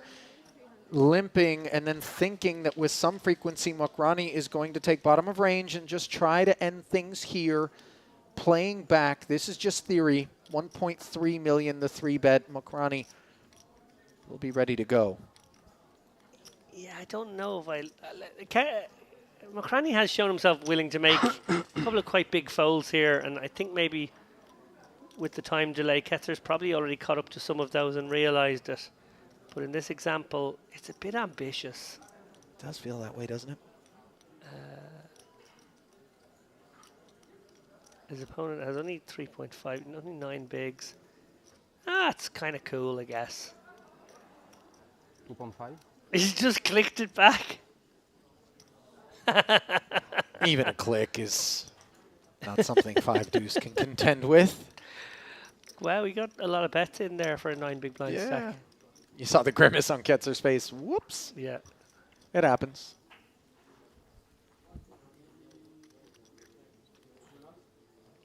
You want to be careful, by the way, because keeping Mokrani under 20 bigs, I think, is very important for these two.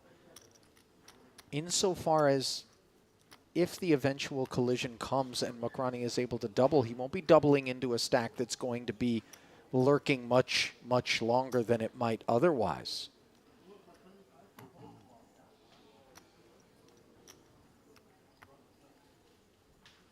Queen Jack suited. Ketzer will speak first here.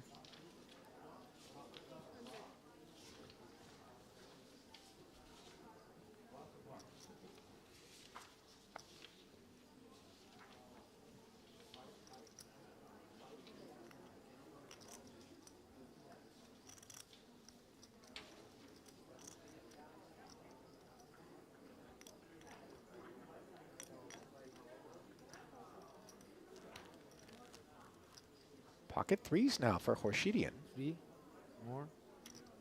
Yeah. Cool. Set mines. 2.2. In the middle. Ace 9-7 with a couple of diamonds. Ketzer with the flush draw. This one should be over. Should Ketzer rattle his saber.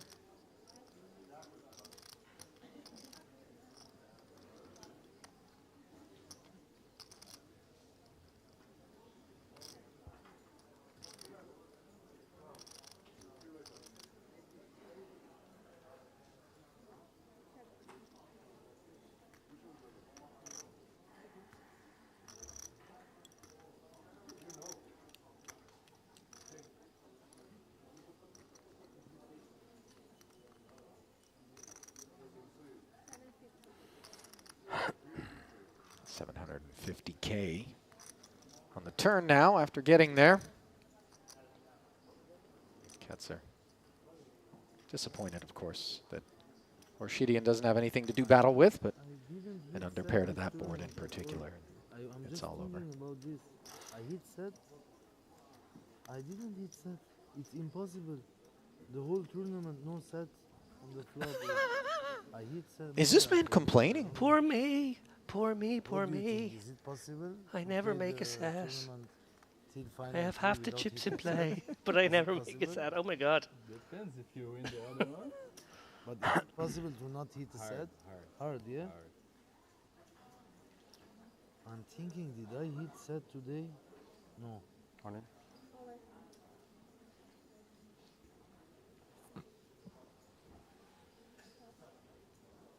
Ace 5 for Mokrani. Jamming. Ketzer wants a count here. With the king deuce. Even if I don't call, I know the next time. Yeah, yeah, okay. Yeah, I think probably getting a count for the sake of getting a count as much as anything else here. Yeah, not so much associated with the holding, we would imagine. Because you cannot get a count of a person's stack I haven't in game if I have ace, unless they I'm put not their chips no- in. Okay. So unless you ask Look. them, this is a way to verify 100%. Yeah. No aces? First card.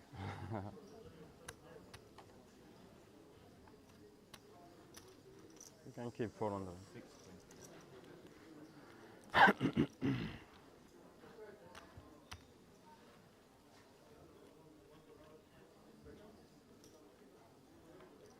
Well, not to say that there aren't things to sink our teeth into about this particular portion of the program, David, but it does feel like it's standing in very stark contrast to the absolutely explosive path that we took to get here. You know, I don't want to sound like Horshidian, you know, woe is us, where's the action? I mean, really, our cup runneth over. But yeah, it we was do seem to have, inevitable, you I know, think. we've settled in. Yeah, it was inevitable we were going to have a period like this at some point. Stacks were very, very deep overall.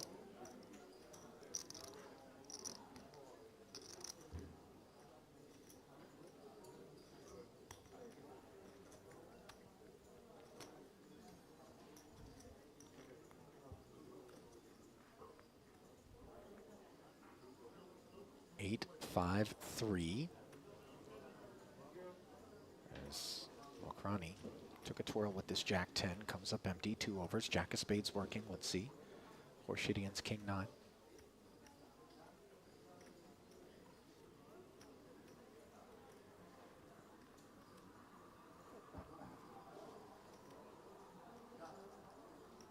Check back. Now a good shot straight draw. Developing for both players.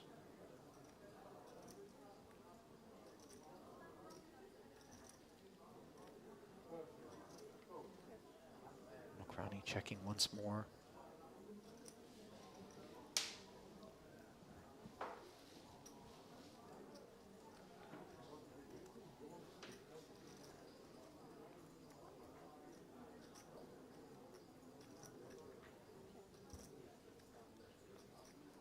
Cagey stuff. Yeah, still no post-flop betting, I was going to say.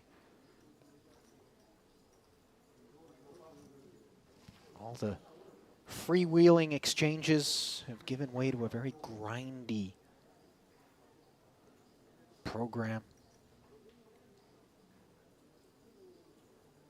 Testament, by the way, to these three as well, David.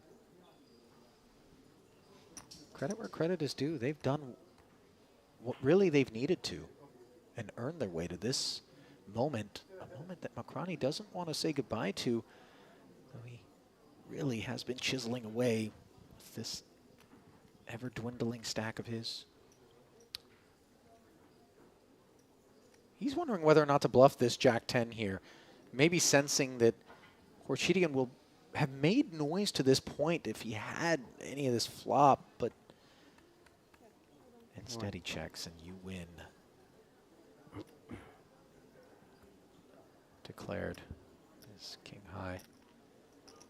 Able to haul in that pot, which won't do much for Horshidian, but obviously would have been so much more meaningful for Mokrani.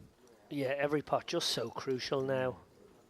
He's been hovering between 9 and 13 big blinds for a few orbits now. Yeah. And the pressure just doesn't ease. Is there dinner break or no? Is there a dinner break? That's the comment. Horshidian asks us. Get that man a cup of the traditional Turkish soup that's on offer today at the poker buffet. Hey, for those that, by the way, don't know the setup over here, it's all inclusive, No, all I'm meals, calling and how crazy is this? all drinks. You see? This time he decided to The fold. mini bar.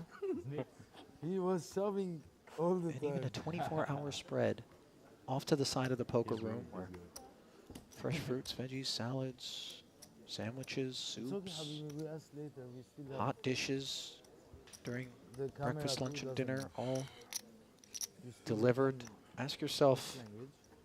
the last time you played poker somewhere, you could say that. I mean, really rolling out the red carpet, so to speak. These good folks over at Merit catering to every last want, wish, and desire that a poker player might have when Of course we're not gonna doing speak what they about do, the just vacation. trying to take Fold. everything off your mind outside of playing poker, and even the way in which they kind of schedule everything, where you can play multiple events throughout the course of a day, even if you work your way into a day two. Yeah, they really think of everything here. And it is so plush and so fancy. Yeah, even the spa, the gym, all the facilities accessible free of charge. Well, I think it's the blinds are 300. Fees for the day beds out on the pier during the season. I mean, just come on down, grab a towel, hop in the sea.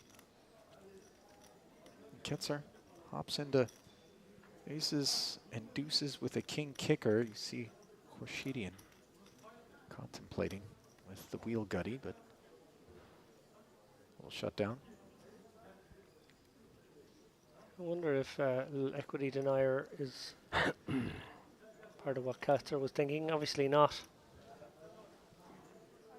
And induces a bluff instead. I feel like this is getting snapped off every day of the week here. Clubs do get there, but we've got the king of clubs in hand.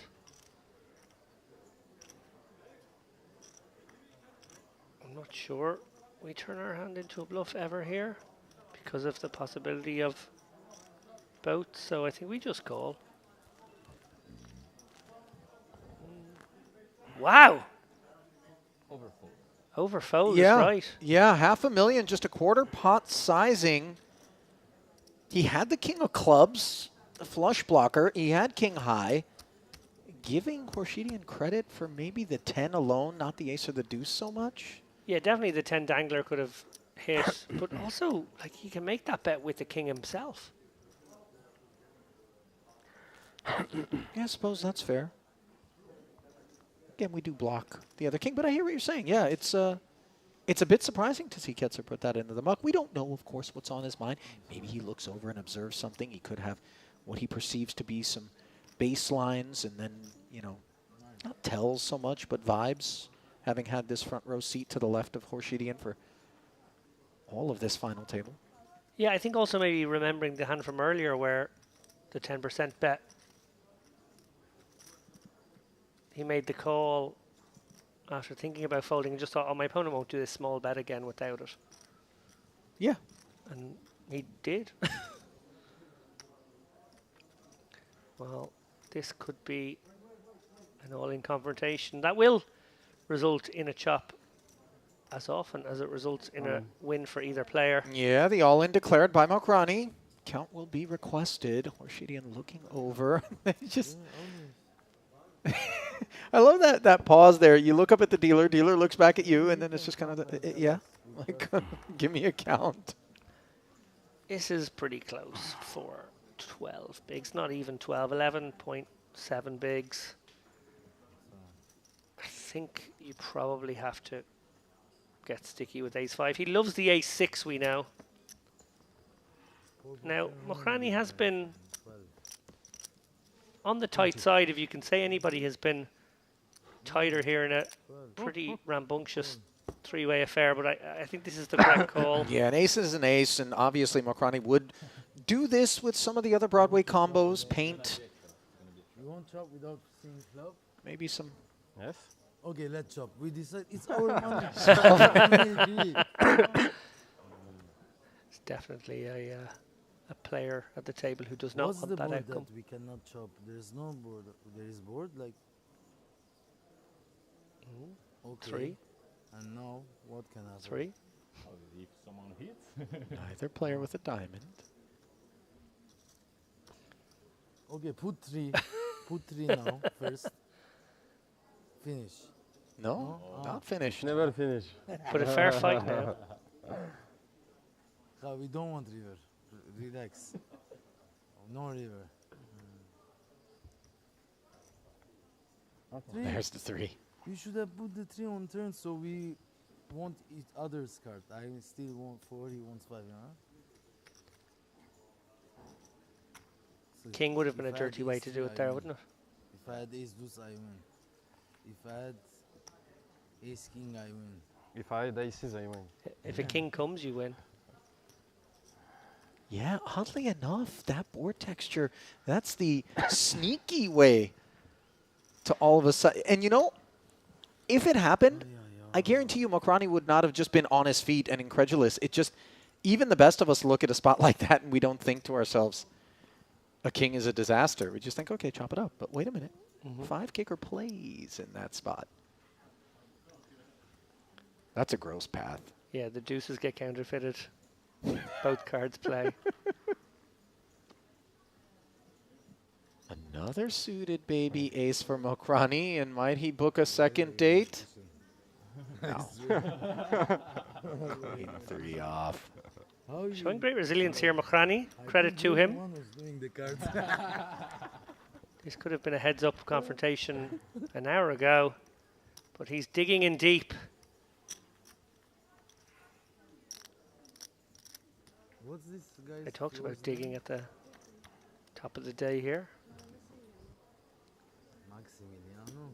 It's very long.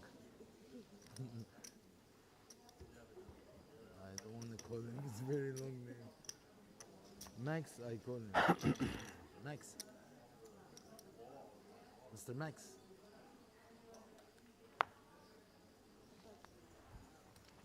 Mokrani will sit this one out. Call. To be expected are limp checkbacks the bulk of the time between these guys. Very much the product of the lurking Mokrani.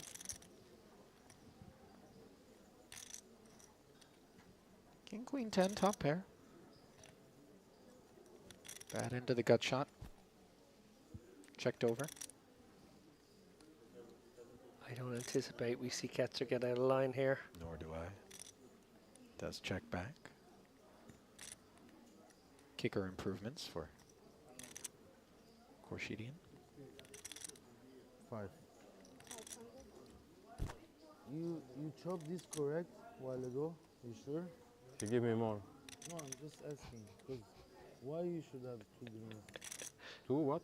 Greens. Always Because I won the He's actively involved in the subsequent pot and is reflecting upon whether or not the chop with ace-5 versus ace-4 was properly conducted just based on the presence of 2 green chips in Mokrani's stack. Ketzer genuinely thinking his 9 high can be good here. Not anymore, but was. It wasn't just about that possibility of a good shot to the bad end. It was about the possibility that 9 high was good. Right.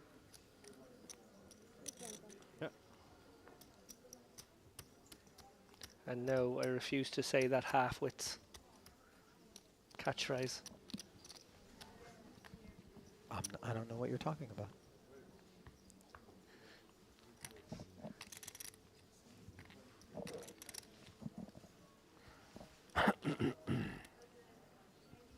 Is this the Will Kasuf coined catchphrase? Yeah, if you could only see the look on Lappin's face.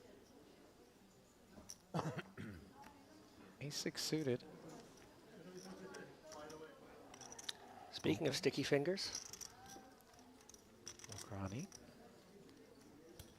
King 4. Does defend for the extra 500 here. Reluctantly. 9-10 jack giving him a gutter. Korshidian with the nut flush draw.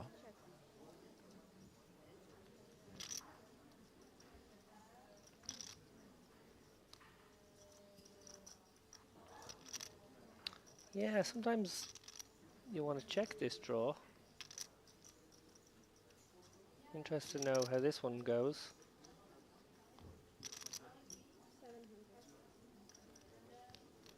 I thought he might go very big, maybe even shove 2.5x pot or check. He's actually found this small sizing, setting up a presumably a turn shove, whether he gets there or not, which I guess if he's met with a check raise, we'll just call it off for the price there. Interesting. Uneventful in the end. Yeah.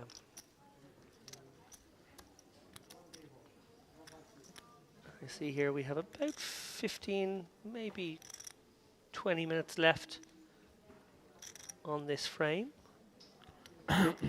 These guys still playing a full clock right now. I think perhaps when it goes heads up, we will play a 30-minute clock. But for the moment, these guys playing full hours.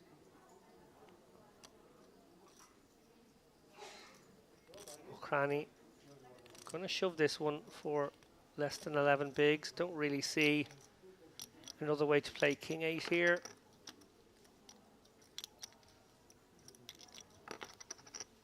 Always takes these few moments. Oh no, look at this. A limp. I presume a limp trap. Is he trapping all the way down to King 8 here? Perhaps. Well, he maybe suspects that Khorshidian is going to be inclined to put the raise in from the big eventually here with something that can't handle the heat. But, you know, we famously seen some people that go, you know what, I'm tired of you, and they just dig in, and I'm not sure you want to be spinning the wheel with something like King 8, although on the Ace-King deuce board, it'll work just fine. Two quick checks. Yeah, and McCranny with something to target now. Obviously feels very nutty here when you have King 8, knowing your opponent would have shoved any ace and any better king. So hoping Khorshidian has a deuce or a 7 here, or maybe a very weak king from which to extract some value. Now a devil on the shoulder of Khorshidian here, maybe thinking his opponent would have shoved the majority of King X and Ace X, and can he steal this one? Not gonna try, but definitely thinking in that manner.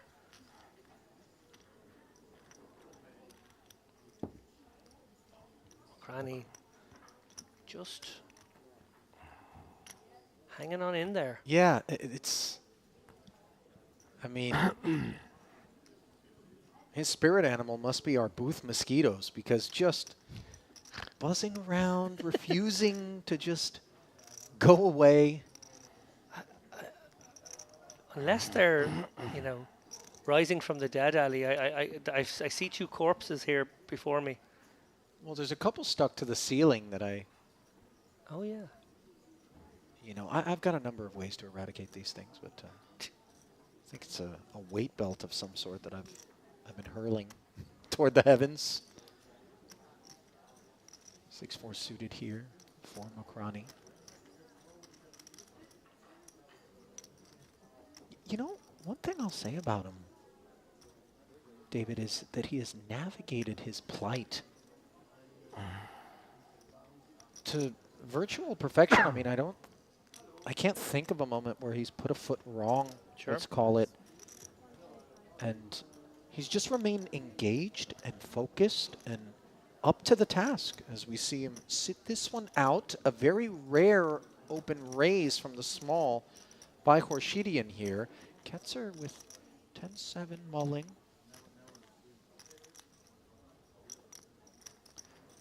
Yeah, I don't think we're going to see him continue here to a almost 4x. Obviously, he would love to start playing against Khorshidian, but there is a 14 million gap between their stacks, and there is a 5 million chip player at the table. So until something gives, I think he's just going to roll over in all of those types of spots, particularly with not easy to play holding, so just 10-7-0.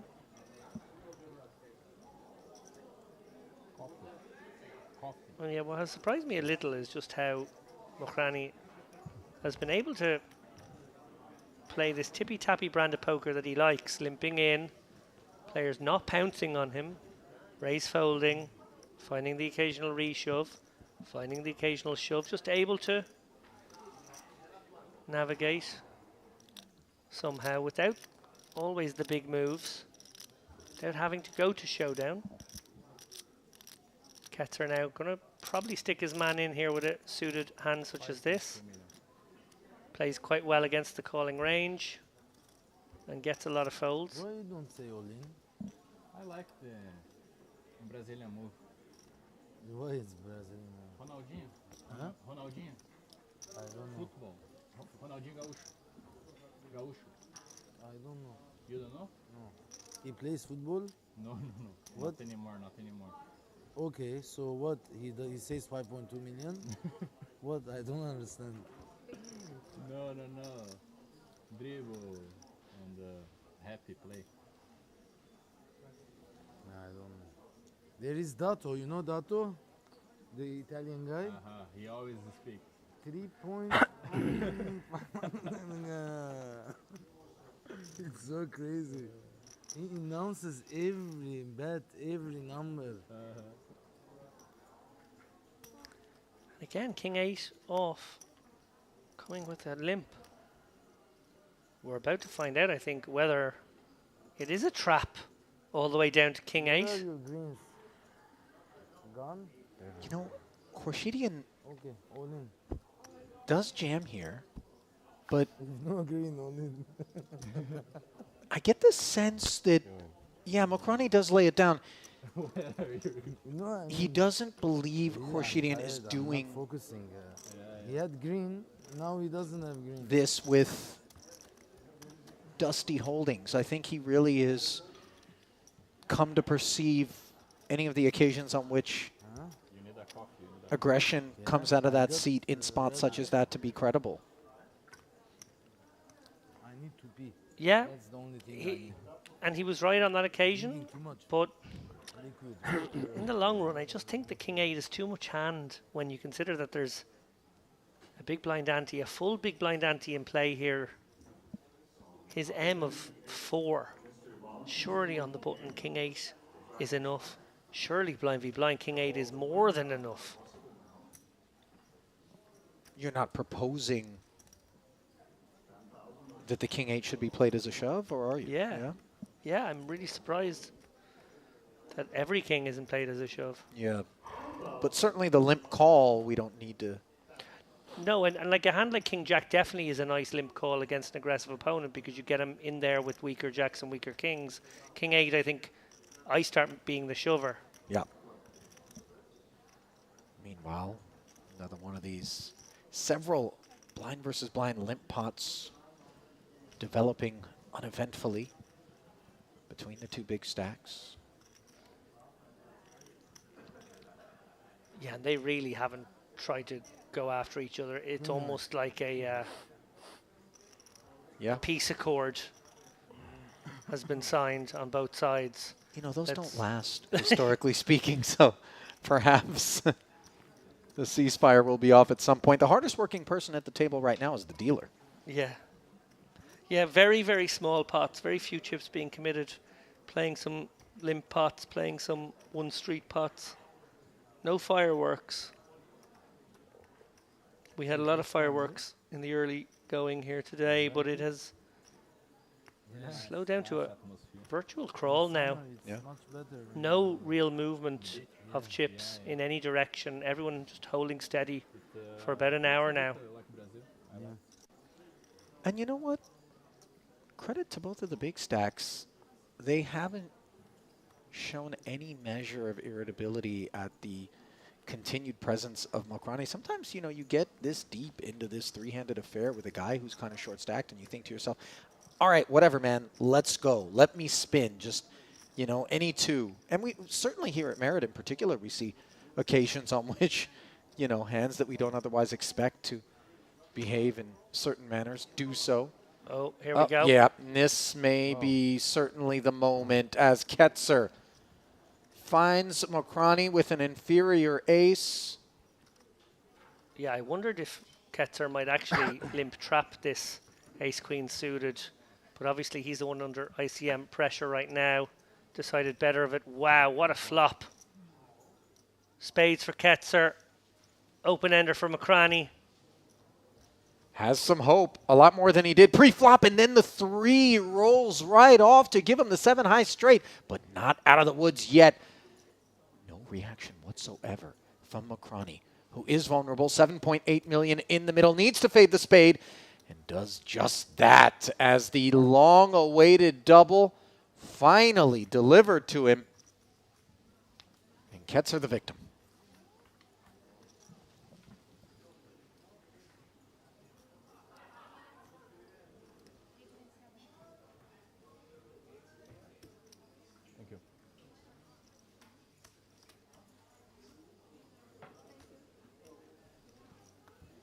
Little thumbs down update to his rail.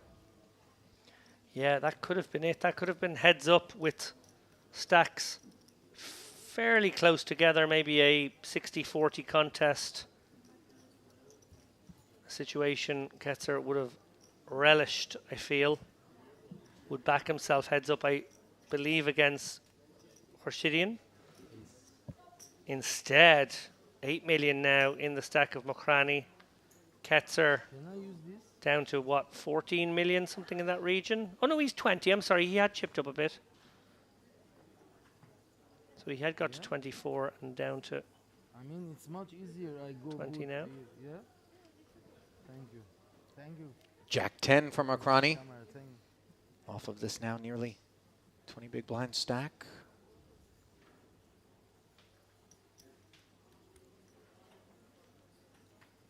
Limps in as Ketzer runs over to the rail, sitting this one out. Khorshidian says, let's take a peek at what turns into middle pair for his 9-7. Oh, and now look at Mokrani. No sooner does he get the kind of stack that affords him some maneuverability than we see him exercising it. 800? That's 800 into 1.2.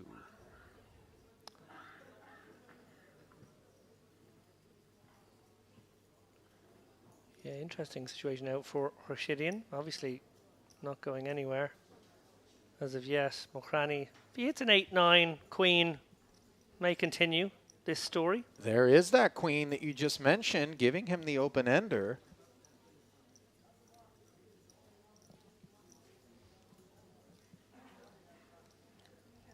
That's certainly the best one.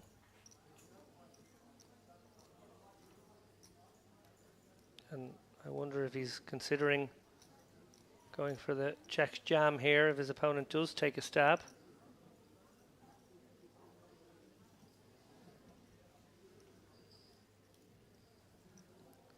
Khorshidian obviously would like to get this one to showdown.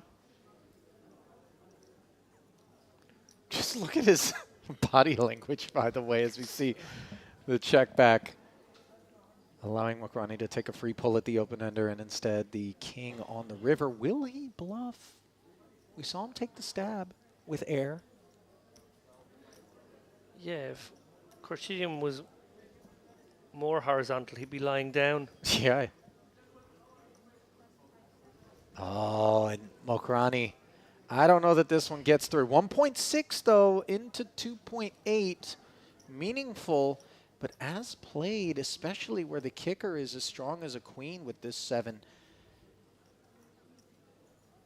you kind of discount the queen from being a part of the equation. And if you do so, it's just, am I up against a king or not? I don't know. I think there might be some queen X there that just, you know, he took a stab with the queen X, picks up the queen, but is worried about the king, and then when the second king comes, feels like he can target the 7 and 3. I think that makes some sense. I also think he could go as light as maybe an ace-7 here. I think very much targeting 7 or 3 now, and therefore a very good 7 could bet. Good call from Khorshidian. The right amount of sticky, feeling good. He's put Mokrani back in the box.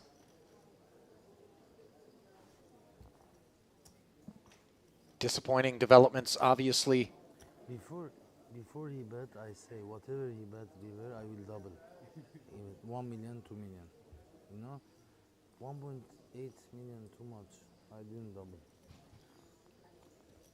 Unsolicited insights there for Ketzer, who's got his own problems. Yeah. Just a touch of the cool story bros there from Ketzer, I felt. Yeah. By the way, if you're Macrani, the post-mortem, I mean, you just lost that pot and you got to listen to the guy explain, you know, I mean, unflappable thus far. I cannot use here and there. Name? Both. Yeah, I know. All right, thank you. What's his name? Tell him thank you. I do like this. Okay, like this. Thank you, Andre. Cool.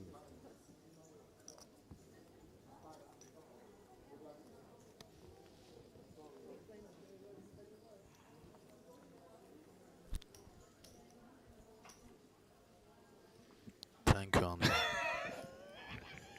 he's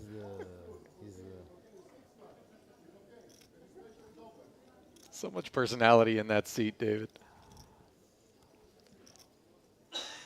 A little bit refreshing. Certainly something that we don't lack here in particular, but in general, a lot of these poker streams, the tacticians that work their way into the final 2 and 3, oftentimes really not indulging us in I like this better. any of the antics. Oh, he is a proper character. No doubt about that. Is he doing the butterfly press for the dealer here? I mean, come on. This guy's something else. Ketzer now might send this one. I can't recall the exact stack of Macrani after he shipped away that 1.6 million in the last meaningful hand, but I presume he's down around the 5 million mark.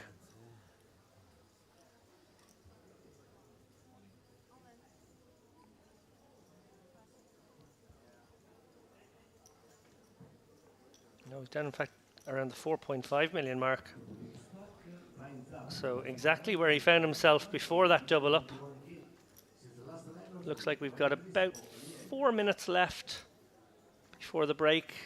These guys have earned their break.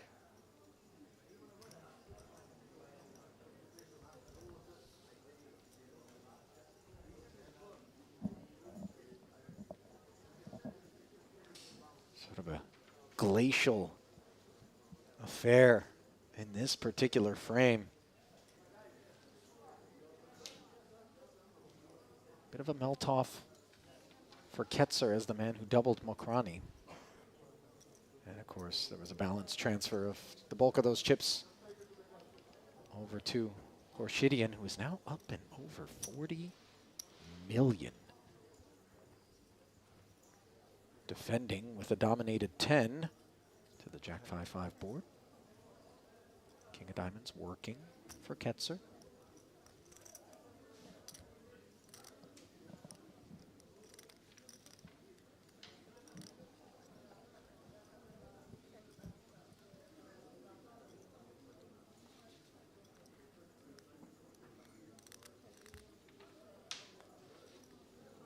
Ace of Diamonds on the turn, giving Ketzer the nut flush draw, and yet no post-flop chips have been committed, and just plays it to showdown as Gorshidian binked the deuce. Look at the reaction there.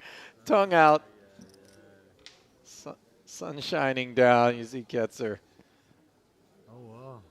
Showing way the better of it there, but nothing he can do once he took the line he did.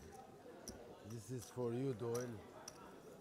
Oh, the Brunson 10 deuce. This is original Doyle. 10 deuce.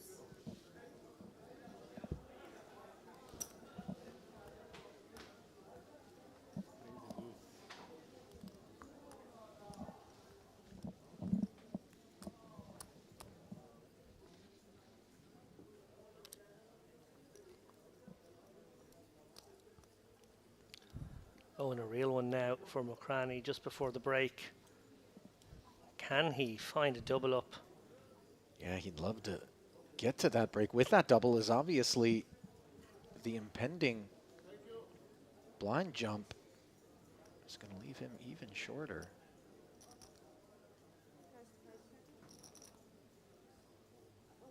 There's the jam. Any customers?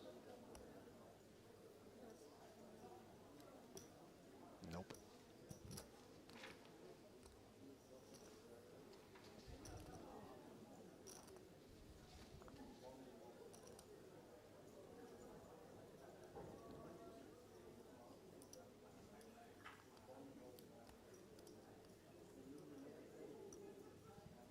Well, perhaps I've spoken too soon. Who knows?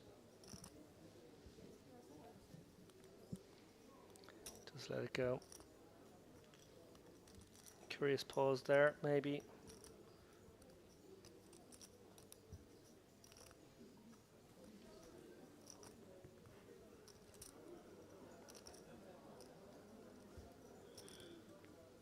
Makrani flashing a look at the boys there. I wonder if that was actually a pause designed to get himself the button for the level jump, tiny edges that could be earned. Just wait for it to get to about 50 seconds. Know that we won't get two hands in that time. Wouldn't be surprised if it had been.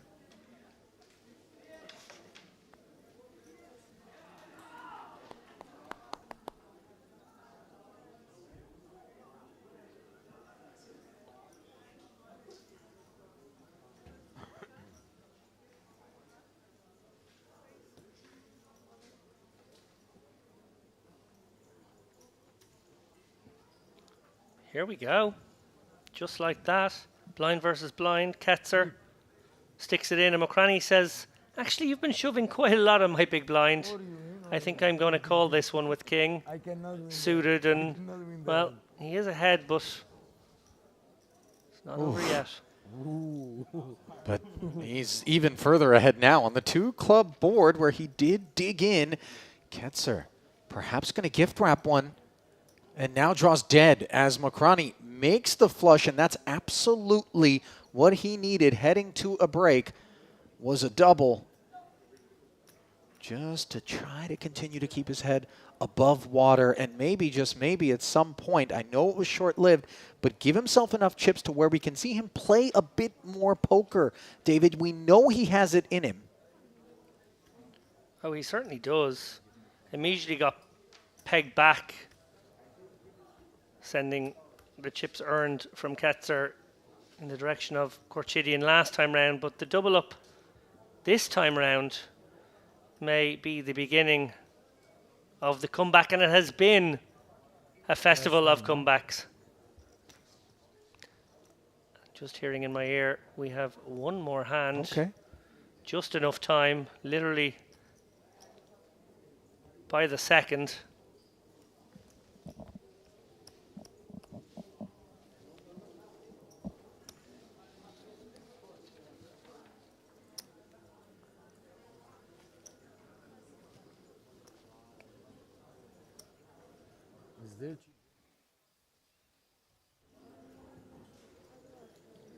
Ukraine now 23 and a half, 24 bigs. Going to put another half big to use here, limping in with King 7. Korchidian happy to knuckle back, see a free one. Check. Queen Jack Deuce. Doesn't connect with either player as Mokrani on the turn fires $500,000 with the open ender, and now they will officially find their way to the break. There's a look at how things will stand en route to that break. An over 20 big blind stack with the blinds going to 250, 500 for Mohamed Mokrani, threatening, and just look, only 9 bigs now separating him and Felipe Ketzer. Very improbable developments as Felipe failed to keep pace with the man of the moment, obviously, Korchidian, as we bring you back into the booth for a little debrief here by Mr. Lappin about what we just saw. Feverishly scribbling away. Well, as I like to do, Ali, I have been scribbling away here. At the top of the broadcast, I quoted Clint Eastwood, who said there are two kinds of people in this world, those with the loaded guns and those who dig. Well, this tournament, this battle royale, if you will, has boiled down to a Mexican standoff of sorts, precisely like the one we all remember in The Good, the Bad and the Ugly. The question remains, though, which of our players will be Blondie, which will be Tuco, and which will be Angel Eyes shot into that grave at the end? Three-handed. I mean, time will tell, although I gotta say, Mokrani, who we all thought would just kind of give way to what were the two massive stacks, lingering, and if on the back end of this break he can spin his way up forward, it could very well be either he or Ketzer who book what would rate to be the eventual date heads up with Korshidian. So then, don't go anywhere. When we return, I will bring James Dempsey in alongside Mr. Lappin to take you home here at the Merit Poker Western Series main event final day. See you in a few.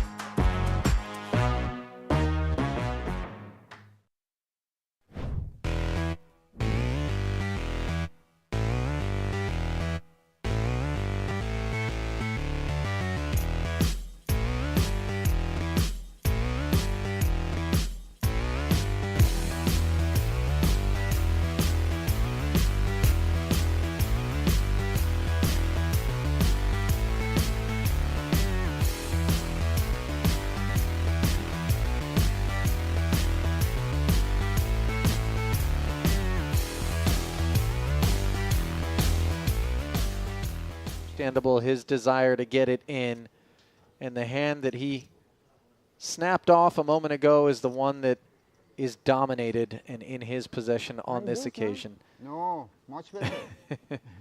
Much better it is. It's a much, much better hand, but no use against this hand, Ali. No. Maybe Queen come. 3.1 million chip pot. Again, Horbeen looking to stave off elimination, and again behind. Yeah, the rest rooting for him, except perhaps the chip leaders. Or even they don't like having a 15 big blind stack in here. You're right about that. A king in the window was bad news, at least a queen behind it, along with the ace of spades working for the time being.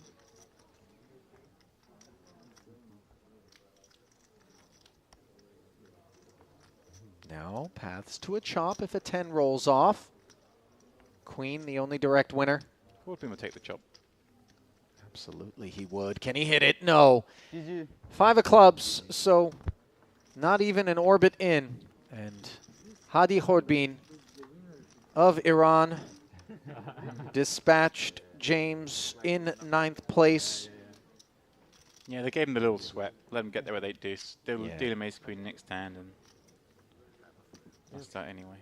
34,000 and change going to Hadi, who's made some deep runs here.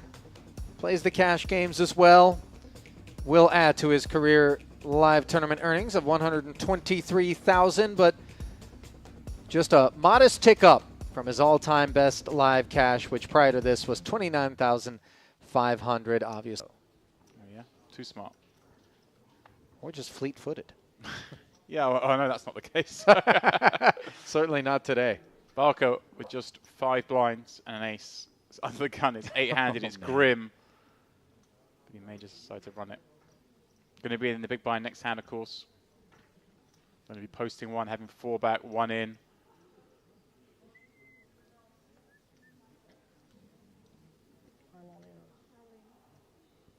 It's not even a spot where he could kind of do the half a stack thing, because half a stack is barely a raise anyway. Just to maximize the old fold equity. You know, as the stats go around, I like that Sugar and Jam even more because he's a little bit adrift of the rest. Only the one super short. Recognizing the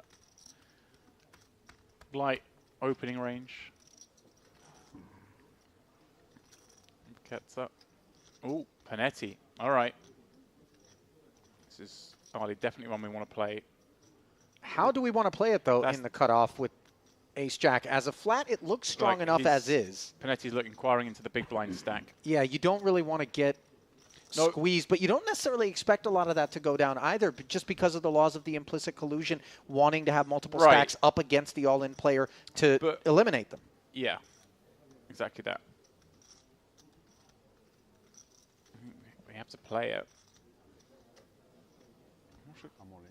Oh, he plays it as a jam. Yeah, I'm just see what the stacks are behind, because that might be just fine. Yeah, 4 million, 4 million, 4 million. I think. So yeah, for 20 blinds. It just makes it like what's a hand like 10's going to do now? Right. Have to fold. Especially when you're guaranteed a visit to the roulette wheel for Barca and that possible pay jump realization. Unfortunately, of course, for Barca here, who ran 10s into ace-3 unsuccessfully, is dominated on his feet in a 2.6 million chip pot, hoping. Oh, perhaps some prayers may be answered if a 4 or a 5 trickle off the deck.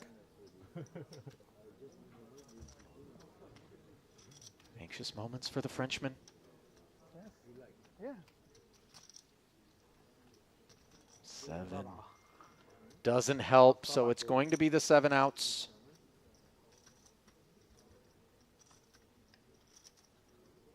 And that's not one of them. That'll do it for Sammy Barca of France. 235,000 in career live tournament earnings, 131K, his high water mark. Not going to be bettering that here today. As GG's the 8th place finish here in the Western Series main event. We'll award him a tidy 45,600, but nothing more, as the field realizes a roughly $12,000 pay jump, courtesy of the second casualty thus far here at this final table. So then, the beneficiary is... Oh, pardon me, Haspani was under the gun, not in the big blind this hand. Has decided to put it in. Very much making sense, Ollie. He's found a big one. King, Queen. Grolin thinking about it here with an ace. Wow, he is going for it. Thinking I'm Haspani's a little in here. surprised, yeah. Yeah, I guess he thinks Haspani's just putting it with any 2. Well, looking to avoid 2 random cards the very next hand in the big blind with the big blind ante. So Jugralin pouncing with an ace-5. But I mean, Haspani was going to get called here. Jugralin could have allowed it to happen behind. Right, because these big stacks are... Yeah. Oh my word, we could have a double elimination, Ollie. Horshidian waking up with ace-queen suited, and this is not what you want to see when you're Jugralin. These are the risks. And obviously worth noting, Jugralin does have more chips than Haspani, so when he does this, he would secure the ladder up if Horshidian wins the pot, but there are obviously scenarios where he goes out here and Haspani doubles. Wow, I think this is a little optimistic. So a double elimination potentially on our hands. Note that Horshidian dominates both Haspani and Jugralin in a 3 million chip pot. Yeah, Erjan sitting there going, this is quite nice. I can just ladder up 2 more spots here. The dream for him. 7 left, 56K. 57K, pardon me. With 5 left, it's 85K. Look at the rail. Jugralin needs to find a 5. And he's found not one but 2 of them. The injustice. Wow.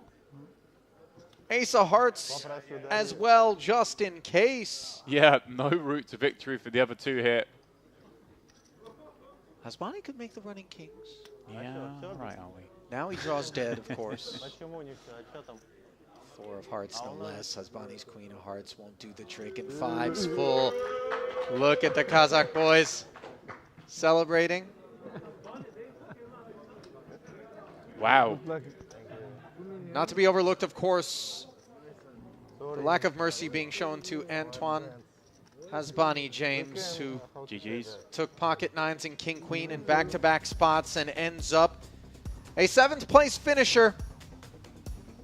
Certainly made the most of what he was given, but the Lebanese national with 144,000 in career tournament earnings coming into this one will haul in $57,300 and leave us with 6-handed. It's always nice. 300K. Obviously hoping for better ROI when you put that much on the line, maybe, but not a bad day's work. I think if I remember rightly, Mike actually got in a kind of a weird way. I think super high value. It might have been a really high value VIP free roll satellite kind of thing to get in. The guy who won it managed to engineer it, so Mike played it for him, and Mike was playing on a free roll, I think, for 20% or something like that.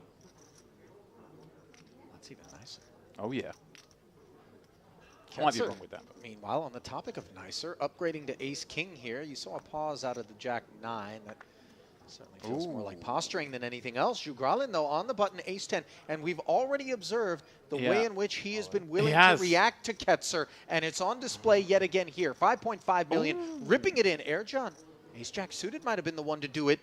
But oh, wow. He's seen enough. Airjohn in there as well. Remember, he's the guy that limp jammed against Horshinian. And Ketzer, look at this. He's going to laugh, but let's see how he figures this out. That looks super strong from Erjan, just casually flicked it in. Asking for a count, I mean, listen. Double problem. Even if you have some concerns about what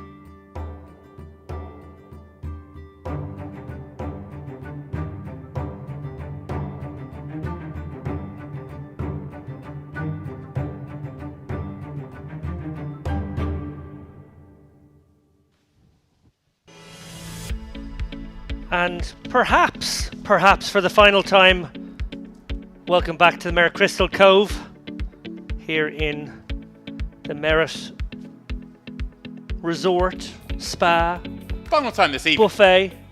Let's put it there. I'm going to be coming back to this buffet for decades to come. Don't worry about that. Look, we have got an interesting dynamic here. It went bish bash bosh early on this final table. Any hopes of an early night may be dashed now with the double up from Mokrani. He's back in the mix in a three-way affair that I predict could go for quite some time. They're still very deep, James Dempsey. Yeah, this was kind of how I saw things going when I was last in here. We got down to 4. We've obviously played 2 hours, got down to 3. It went so fast at the top of the funnel, it has to slow down.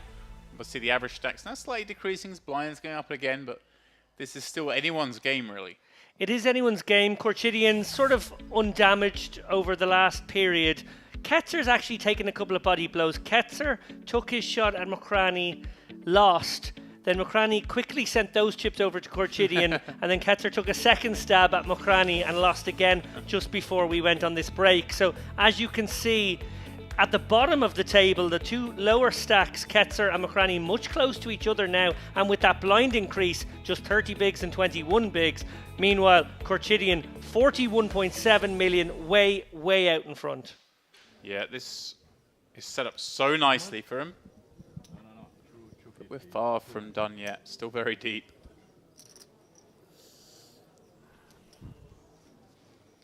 I predicted this would finish at the sort of 300, 600, 400, 800 level. Still 2 hours from the 400, 800. Yeah, at the beginning of the day, that certainly seemed like what would happen. Oh, look at this. Trappy here from Korchidian, looking to deal a body blow to Ketzer. I actually prefer an open from him here. Ketzer has played small ball both in and out of position, mostly in position against Korchidian here. Do you think he might change tack with that now, just given how things have gone? And, well, here we go. Well, I really didn't expect it in this hand, but this hand makes sense, right? yeah, like sometimes I kind of like the trashy stuff as a light open, and I guess that's what he's doing here as well. I don't love it with all the ICM pressure that can be applied upon me, though. That's the one factor pushing back against this move. Korchidian now, every reason to believe Ketzer has a real hand. He hasn't done this before. He hasn't attacked the limps of Korchidian at all. So and the limp raise. Limp raise and leave room perhaps for Ketzer to rip it. Yeah, if Ketzer had a hand like ace-jack, ace-queen here, he would go with it. If he had a hand like pocket eights, pocket nines, he'd probably go with it. So, yeah, Korchidian definitely...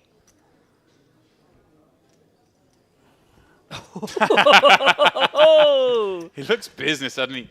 Has he been as lively and as chatty as he was throughout the final table up until now, or is it game face time? No, I would say more so. Loads of chat out of him.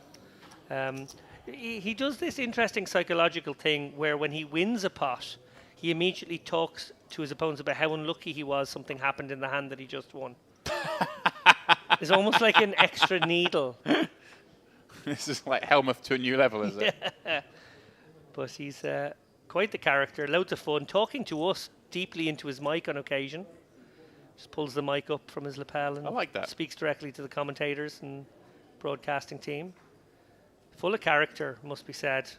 Ketzer, now virtually level pegging with Mokrani. Who would have guessed? Incredible how this final table has progressed. And when I left, I thought that I'd come back to find this man perhaps with the lead. I thought he would jab his way through this final table.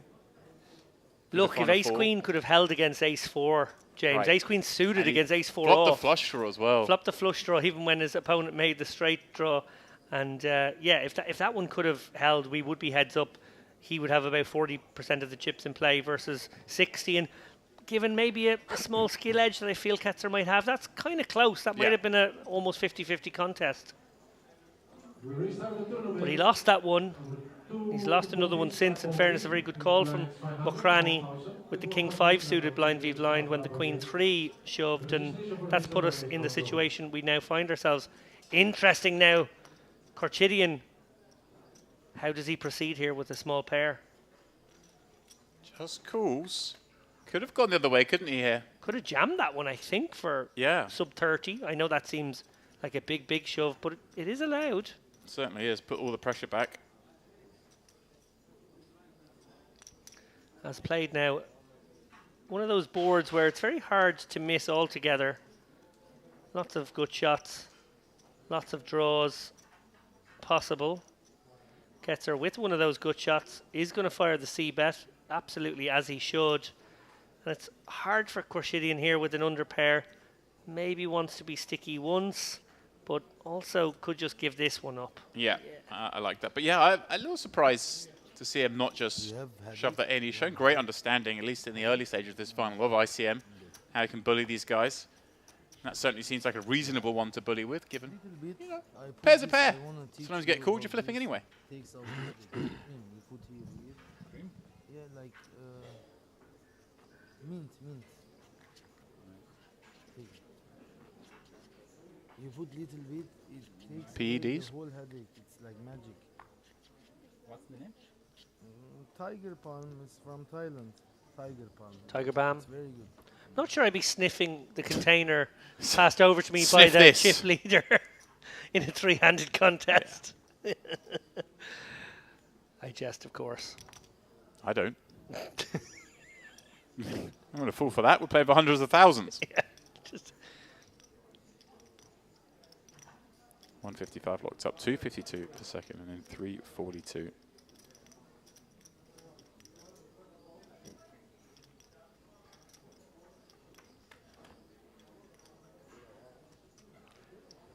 Sorry, did the dealer just pull the same flop? Yeah. Out of the muck? King 9-6. Ketzer, this time, with the best of it, in position once more. And Korchidian He's going to start firing chips at him.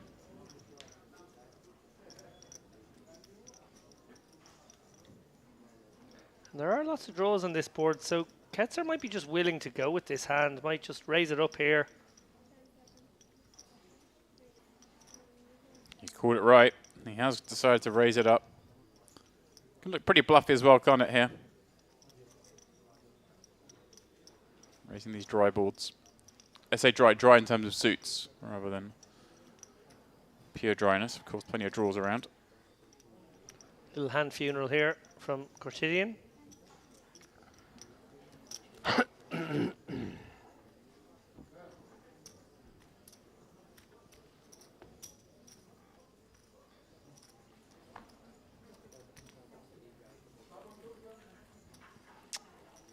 See, I was standing just behind the camera when you went on the last break, and you went back to your Clint Eastwood quote.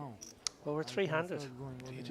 You're really getting money's worth for it, aren't you? Just I apologize to anyone who's been watching from the start and has had to hear the same thing 4 times. Okay, go.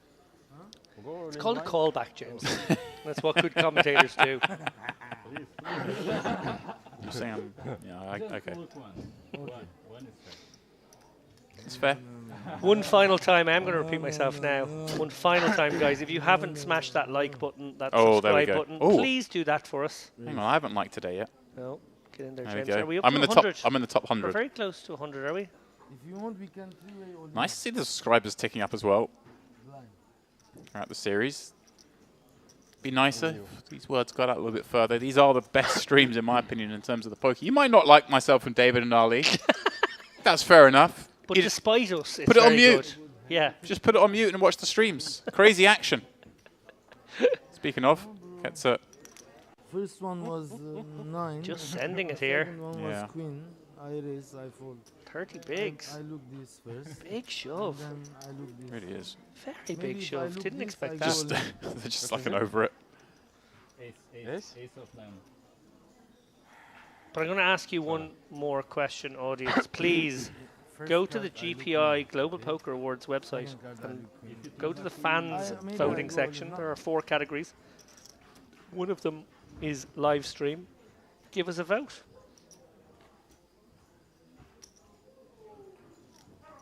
Are we on there, are we? Wasn't even aware. I think so. I think it's a democratic sort of situation. Wow. Heading over there now. O'Cranie with 6s here. Sub 20.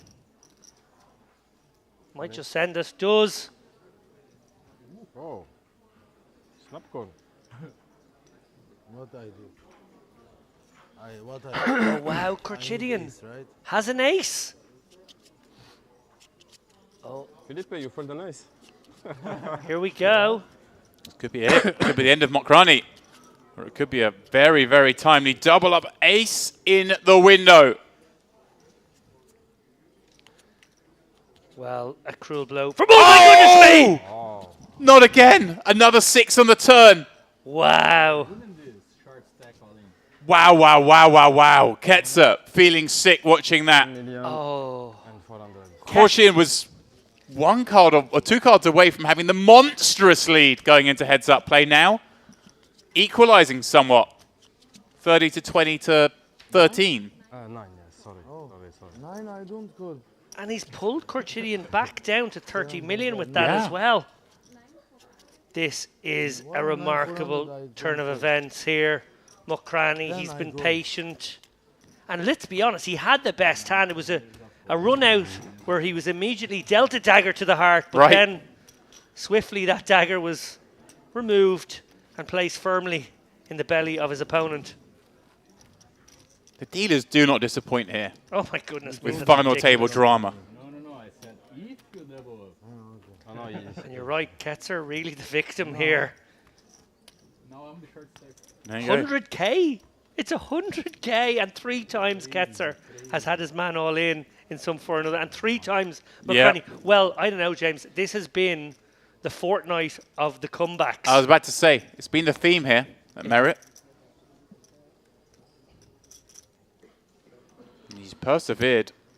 I heard Some of the production team referring to it as cockroach-like abilities, just sticking around surviving. Yeah. Now, all of a sudden, it has almost average chips.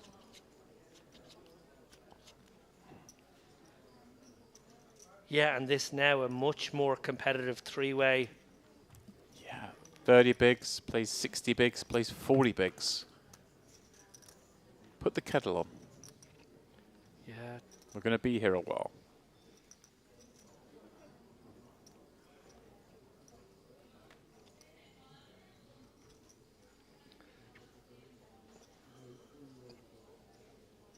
Ketzer with the best of it. Checking back that flop a little deceptively there with a 9. Will he go for a mergey sort of bet here? I think he will.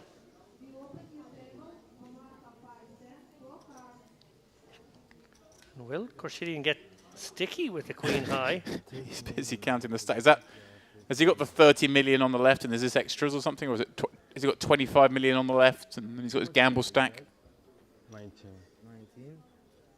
So 30, 19, 49. How much you have? Wow. 18. Incredible turn card there, David. I can't quite believe that happened. No. I was just beginning my eulogy. Correct. Going to talk about how he'd battled, how he'd, hung on in there for so many hours. He'd made these guys work to send them packing. I was ready to go. I'm sure it would have been beautiful. 4 hours of 300. I have no doubt. I play heads up 6-7 hours. Yeah, the period of 40,000. 400 and 300 is now longer than the rest of the final table. Yeah. Yeah, that's right. Took us 2 levels in about 15 minutes to get down from 9 till 4. Well, 9 till the break with 4 left. It might have been, I can't remember how we played 400 before that. Yeah, we didn't even play the full frame to get to the final table there. About 10 or 15 minutes shy. Yeah. Well, here we go, McCranny. Look at this. He gets to have some fun now. He's been waiting for this whole final table to get in the mix, start pressurizing these players, having his go at it. Oh, hello. Ketzer. Take a bow. Coming out with the limp raise, recognizing perhaps that Mokrani would be frisky when he finally gets the opportunity and setting a benchmark here. Yeah. You want to do this stuff to me, you're going to have to go for all of it a lot of the time. Yeah, and sort of protecting maybe his overall desire to play small ball, in a sense. What he'd like to do is limp in and see some pots, see some flops, see some turns, banking on his ability to outplay these guys. But then just throwing a warning shot across the bow there. If you do raise, be prepared for a cheeky little limp raise. Wow. You steal my moves. Learn with you.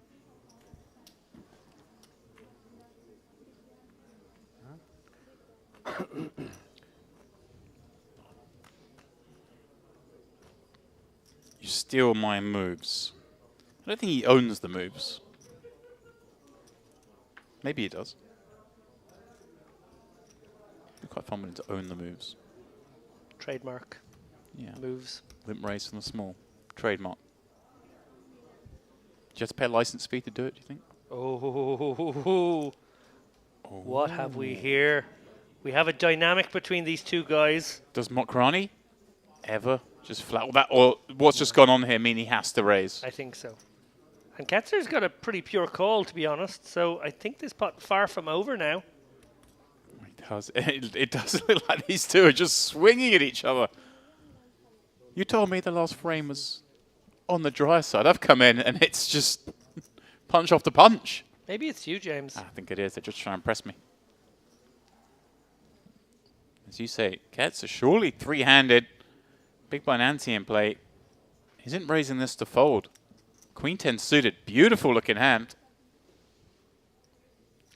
Yeah, and if he catches a good piece of this one, Look at even these two are in chips as well. Just 3 million separates them. 7.2 in the pot. We're playing an SPR of 2 and a queen and a diamond on the board. Oh dear.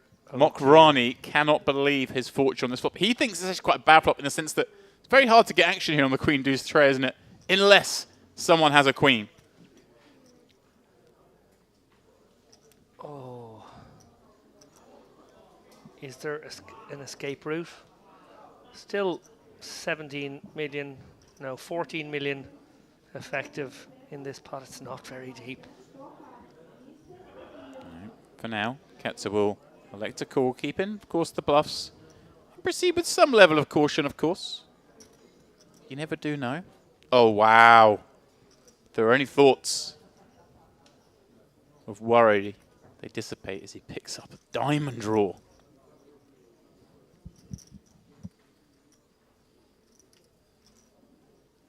Mokrani with the ace of diamonds. Is there ever move other than bet here, or with an SPR1, do we just want to bet small again here to set up a river jam? Yeah, I think we just want to go fairly diametric here. Maybe 3 million and 8. That's kind of nice. Yeah, 3 million will leave half pot. Yeah, maybe 3.5, 8.5, something like that. It's so dry as well. Like, it's just you're targeting that queen. Obviously, he might be in there with pocket 7s, pocket 9s. He's gone slightly larger than you suggested, but obviously in this instance, it's going to make no difference what he bet. Always going to get matched. Yeah, Ketzer can be good, and he's got a nice draw to go with. Does he? Is there any argument for shoving, or do we just always call here? I think we just always call because we only get called by better hands, I think. Still possible our opponent will triple off here with the ace-5, ace-4.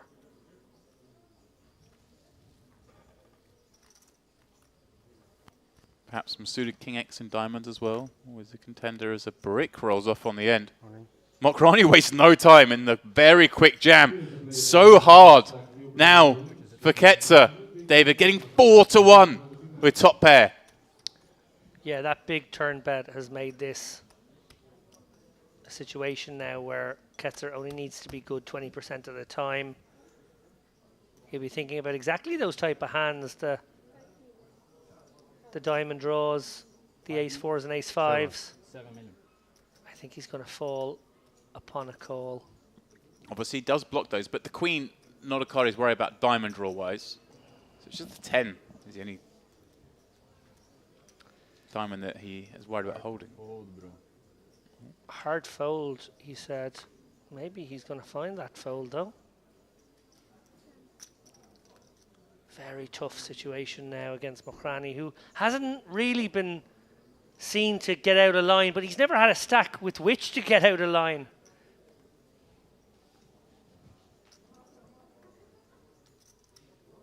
Ace-5 one time. He's calling it, David. Oh.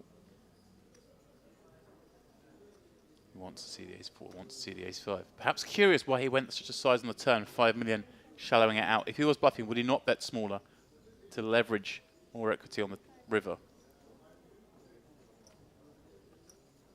Does look a bit stronger when you take this line and leave yourself just the third pot.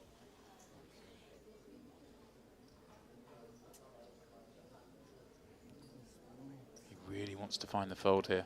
Mokrani giving nothing away. That man looks like he's about to fall asleep. Not one who's playing for 6 figures. Has he had a time card? Ace-5 one time. He makes the call. He will not see ace-5. He sees aces. Ketzer down to just 3 million in chips. Mokrani, what an incredible turnaround. He's now the chip leader. How? It's the fortnight of the comeback. This is insane. This man's been surviving and surviving. Now he is thriving. Simone, Andrian, eat your heart out. Yeah. we maybe have an even bigger story at this festival. Look at Ketzer, left with just 3 million chips, and should he begin his comeback, has to navigate the rest of the final table without a time bank. Oh, indeed. Yeah. Well, tip your cap here to Mokhrani, who has been incredibly composed. Yeah. You know, at the top of the final table, I suggested that I thought he was getting slightly over-involved in a couple of pots. They didn't need to with the item considerations. But then I backed that up with maybe he's the kind of guy who's not worried about the first couple of ladders. He's looking to add a title to the resume. 2.5. I love this. Just 5xing, keeping this man out the pot, taking on the short stack. That's the goal here. And the 8-3 offsuit. Going to get it through. But yeah, it seemed to me that he was setting out his stall late on the funnel. Not by playing aggressively, but just by getting involved in hands he didn't have to with short sticks around. But he was looking towards the top end of the payouts rather than the bottom end. And now, perhaps getting his just deserves here. Chip leader. That is insane. Yeah. I just can't believe what's happened in the last half hour. We were talking as the last orbit ran round of the last frame how Mokhrani so badly needed a double before taking that break just to pump himself up a little bit. Just it had been a really tough period. He'd gone from 6 million to 4 million to 8 million to 4 million to 8 million to 6 million and was back down to 4 million again. Wow. Oh no, how has this happened to Ketzer? Jamming his 4 blinds. All he can do is laugh and smile when he sees Mokhrani turn over the Cowboys. Incredible. Well, how fitting it is to see these Cowboys now as we reach the final act. Oh, hold on a second. Or do we, of this Western Series? We do. Not to be for Ketzer.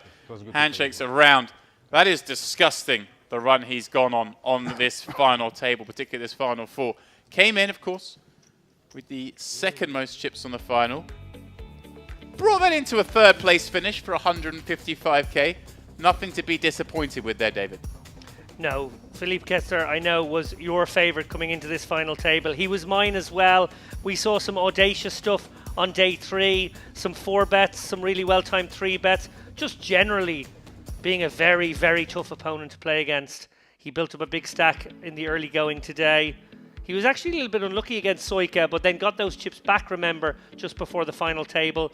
Brought a big stack here, and yeah, I thought he was going to close at a few points there, but that ace-queen, ace-4 hand was huge. Obviously, Mokhrani, it was everything to somehow claw back into this. But that was the moment. That was the sliding doors moment.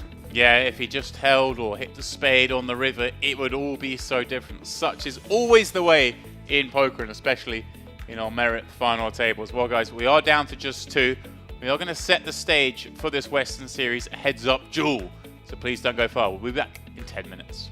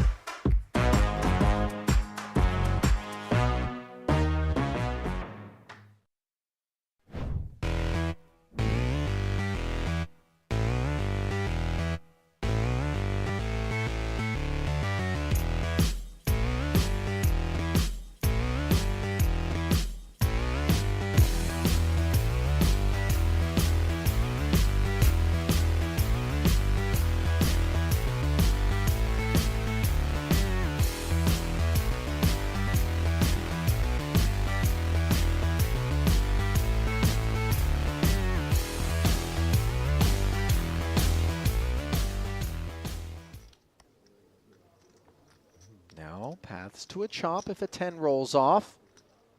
Queen, the only direct winner. Corbin will take the chop. Absolutely, he would. Can he hit it? No. GG. 5 of clubs, so not even an orbit in. And Hadi Khorbin of Iran dispatched James in 9th place. Yeah, they gave him the little sweat. Let him get there with 8 deuce. They'll deal him ace queen next hand, and that's that anyway. 34,000 and change going to Hadi, who's made some deep runs here. Plays the cash games as well. Will add to his career live tournament earnings of 123,000, but just a modest tick up from his all-time best live cash, which prior to this was 29,500, obviously. Oh yeah, too smart. Or just fleet-footed. Yeah, well, I know that's not the case. Certainly not today. Barker with just 5 blinds and an ace. It's under the gun. It's 8-handed. It's grim. But he may just decide to run it. Going to be in the big blind next hand, of course. Going to be posting 1, having 4 back, 1 in.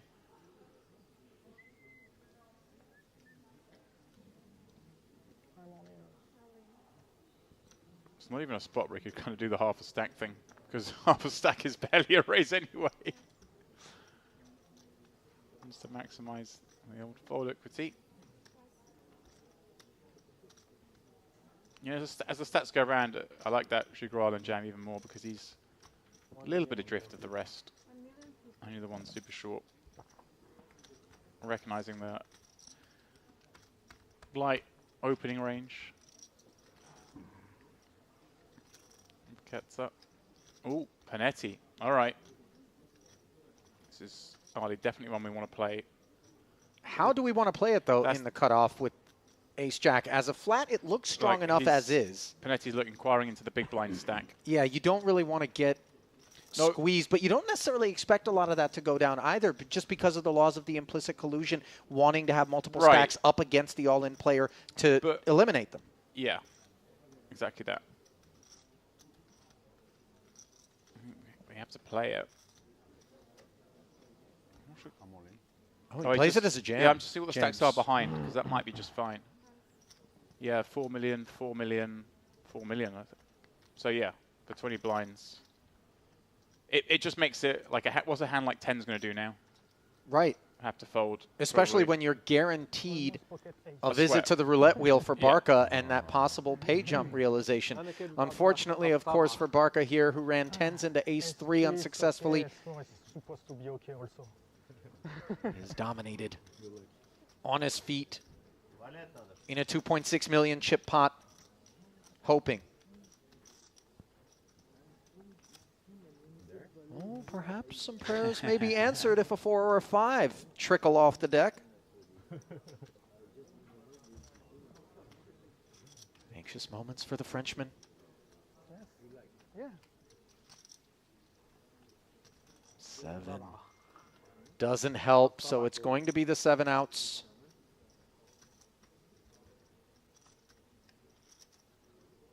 And that's not one of them. That'll do it for Sammy Barca of France. 235,000 in career live tournament earnings, 131K, his high water mark. Not going to be bettering that here today as GG's the 8th place finish here in the Western Series main event. We'll award him a tidy 45,600, but nothing more as the field realizes a roughly $12,000 pay jump, courtesy of the second casualty thus far here at this final table. So then, the beneficiary is... Oh, pardon me, Hasbani was under the gun, not in the big blind this hand. Has decided to put it in. Very much making sense, Ali. He's found a big one. King, Queen. Grolin thinking about it here with an ace. Wow, he is going for it. Thinking I'm a little surprised, yeah. Yeah, I guess he thinks Hasbani's just putting it with any 2. Well, looking to avoid 2 random cards the very next hand in the big blind with the big blind ante. So Jagralin pouncing with an ace-5. But I mean, Hasbani was going to get called here. Jagralin could have allowed it to happen behind. Right, because these big stacks are... Yeah. Oh my word, we could have a double elimination, Ollie. Horshidian waking up with ace-queen suited, and this is not what you want to see when you're Jugralin. These are the risks. And obviously worth noting, Jugralin does have more chips than Haspani, so when he does this, he would secure the ladder up if Horshidian wins the pot, but there are obviously scenarios where he goes out here and Haspani doubles. Wow, I think this is a little optimistic. So a double elimination potentially on our hands. Note that Horshidian dominates both Haspani and Jugralin in a 3 million chip pot. Yeah, Erjan sitting there going, this is quite nice. I can just ladder up 2 more spots here. The dream for him. 7 left, 56k, 57k, pardon me. 5 left, is 85k. Look at the rail. Jugralin needs to find a 5. And he's found not one but 2 of them. The injustice. Wow. Ace of hearts as well, just in case. Yeah, no route to victory for the other 2 here. Haspani could make the running kings. Yeah, right, are we? Now he draws dead, of course. 4 of hearts, no less. Haspani's queen of hearts won't do the trick, and 5's full. Look at the Kazakh boys celebrating. Wow. Not to be overlooked, of course, the lack of mercy being shown to Antoine Haspani James, who took pocket 9s and king queen in back-to-back spots and ends up a 7th place finisher. Certainly made the most of what he was given, but the Lebanese national with 144,000 in career tournament earnings coming into this one will haul in $57,300 and leave us with 6-handed. It's always nice. 300K. Obviously hoping for better ROI when you put that much on the line maybe, but not a bad day's work. I think if I remember rightly, Mike actually got in a kind of a weird way. I think super high value. It might have been a really high value VIP free roll satellite kind of thing to get in. The guy who won it managed to engineer it, so Mike played it for him, and Mike was playing on a free roll, I think, for 20% or something like that. That's even nicer. Oh yeah. I might be wrong with that. Meanwhile, on the topic of nicer, upgrading to ace-king here, you saw a pause out of the jack-9. That certainly feels more like posturing than anything else. Jugralin, though, on the button ace-10, and we've already observed the way in which he has been willing to react to Ketzer, and it's on display yet again here. 5.5 million, ripping it in. Erjan, ace-jack suited might have been the one to do it. But oh, wow. He's seen enough. Erjan in there as well. Remember, he's the guy that limp jammed against Horshidian. And Ketzer, look at this. He's going to laugh, but let's see how he figures this out. That looks super strong from Erjan, just casually flicked it in. Asking for a count, I mean, listen. Double problem. Even if you have some concerns about what Erjan has, look at the upside here with Jugralin's money in. You block aces and kings. I can't believe I'm saying this. Don't say he should fold. But this might be a spot we can fold. Just because Erjan snapped that off. He's never got ace-queen. He's never got 10s. Well, he's not supposed to have ace-jack either. No, you're right. You're right.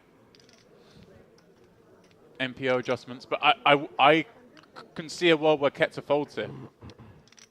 We can't discount Jugralin as well, jamming 22 blinds. But look, you've already got a little bit invested. You've got 21.6 million back, and you've got a shot at an almost triple up here. Yeah, and this could be like a 2-pocket pair situation where you're in great shape. I say triple up in relation to your investment, so not the entire stack. He's going to fold it. Wow. Wow.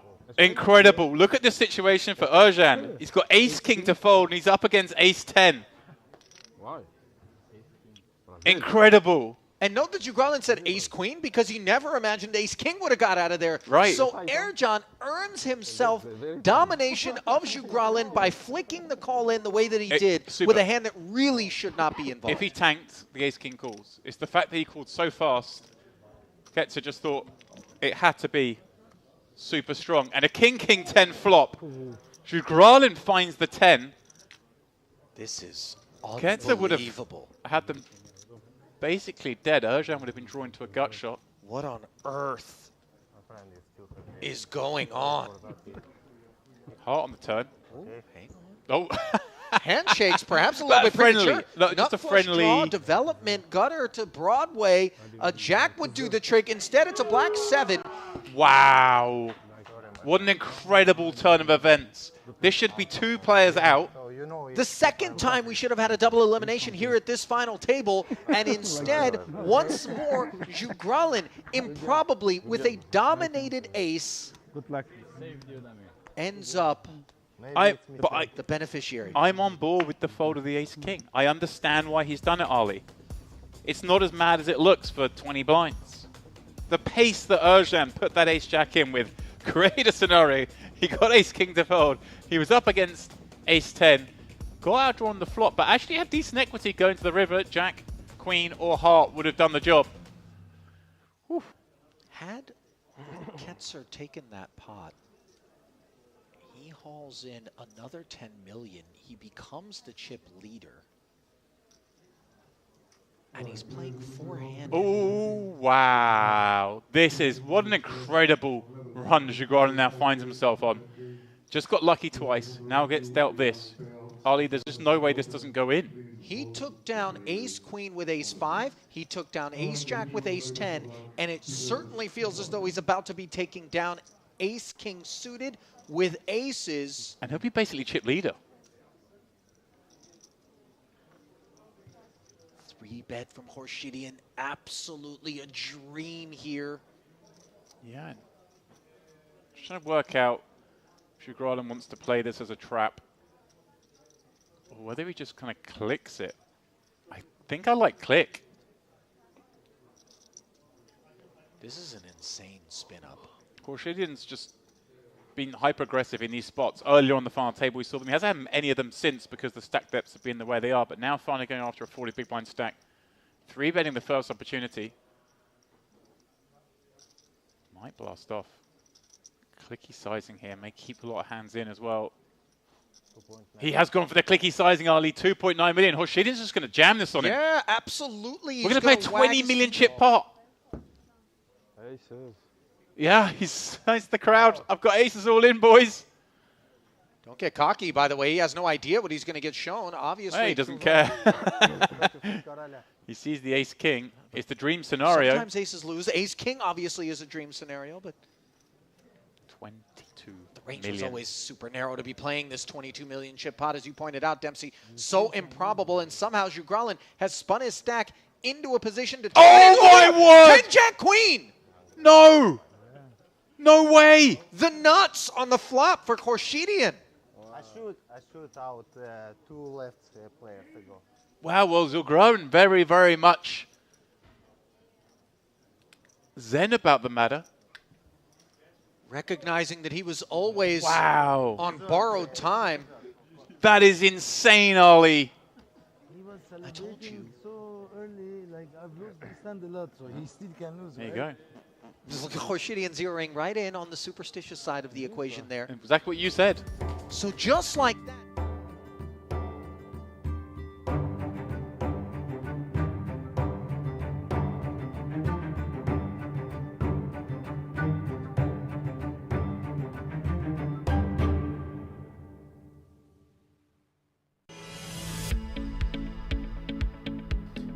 And for one last time, we bring you back to the Merit Crystal Cove Hotel, Casino and glorious poker room as we are down to just 2. The duel begins, David. We are heads up in this main event and perhaps not the lineup we expected. Certainly not, no. Mokrani pulling off an implausible comeback here so far. Horshidian, well, it's looked like him all day, to be honest. He's been just in the ascendancy. He had that ace-king cracking the aces of Jugralin. It just felt like destiny that he would get to this spot, but it also felt a little bit like destiny that Ketzer would too. He ran kind of poorly there toward the end. Yeah, and it's just funny rewatching some of those highlights as we were on that break. We're seeing that kind of Ketzer folding the ace-king early on. Yes, I can understand it, but obviously changed our dynamic, and then we just saw, of course, the ace-king running down aces, perhaps the hand of the final thus far. But now, these two going to heads up and going to heads up very deep stacked.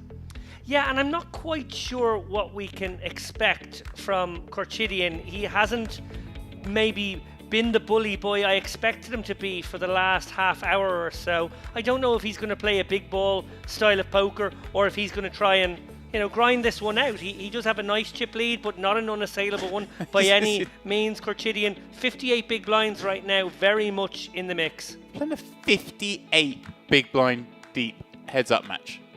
Yeah. This is insane. This is deep. Like, we normally get there, okay, yes, sometimes there's a prohibitive chip leader, but we normally get there with, you know, maybe 100 bigs in play, maybe 80 bigs in play. Yeah, like somewhere around there. And yeah, you're right. Sometimes maybe one of those players only has 20 bigs versus 60 or something, but this is 58 versus 77. Well, there you see it. A very clean equation here. They got the 100k ladder jump, 90k now on the line. That little wrinkle in the Merit Poker Room. Just a little Merit wrinkle. Little Merit wrinkle. It's got to stand out. That we've pointed out from day one, and they've never changed, so clearly they like it. Yeah.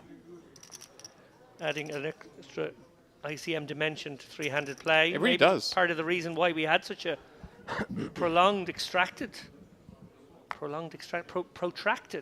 That's the word I was looking for. You struggle with words. It's not like It's you're a been writer or long anything. day. No, well, can write them down, can't say them. Mokrani. Kicking off this match with a limp.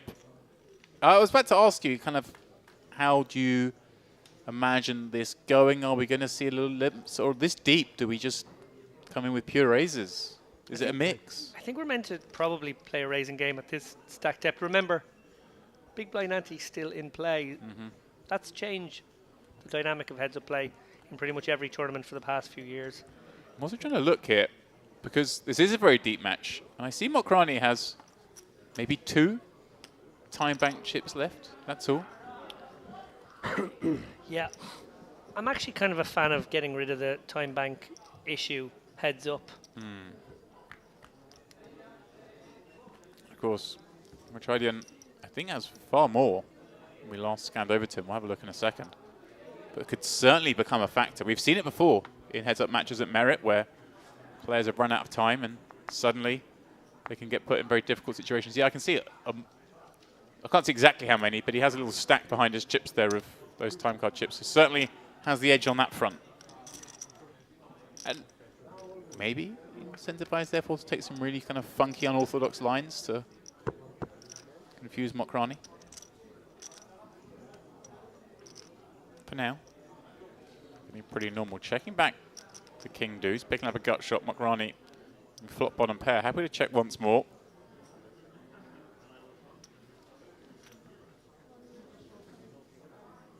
A delayed C-bet. A swift call from Mokrani.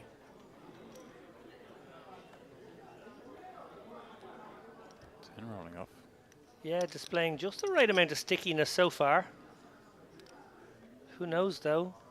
Korchidian might just try and rep this 7-8 or a good queen. Oh, lovely little bet size as well. Just 2 million, 1/3 pot. Looks so milky.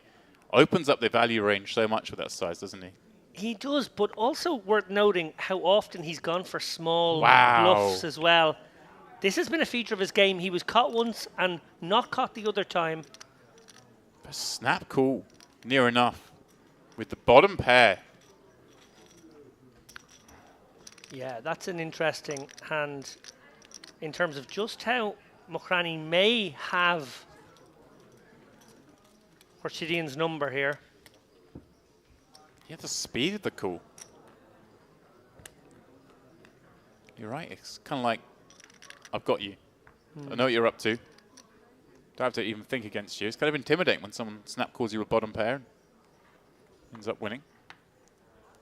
You want to at least get the sweat for your money. What a final day it has been for both of these players, but in very different ways, different journeys to these big stacks. One being a sort of a monstrous, consistent climb to this number, and one being a sort of holding pattern for so long, and then a spin at the end. Korchidian he just started the day so pure, didn't he? It was all going right for him. Raise call off that ace-6 for 18 blinds against king-queen. Just had a I know what kind of hand you got. I'm going to gamble with you. Set out his stall early doors. Yeah, you had the jacks against the ace-10.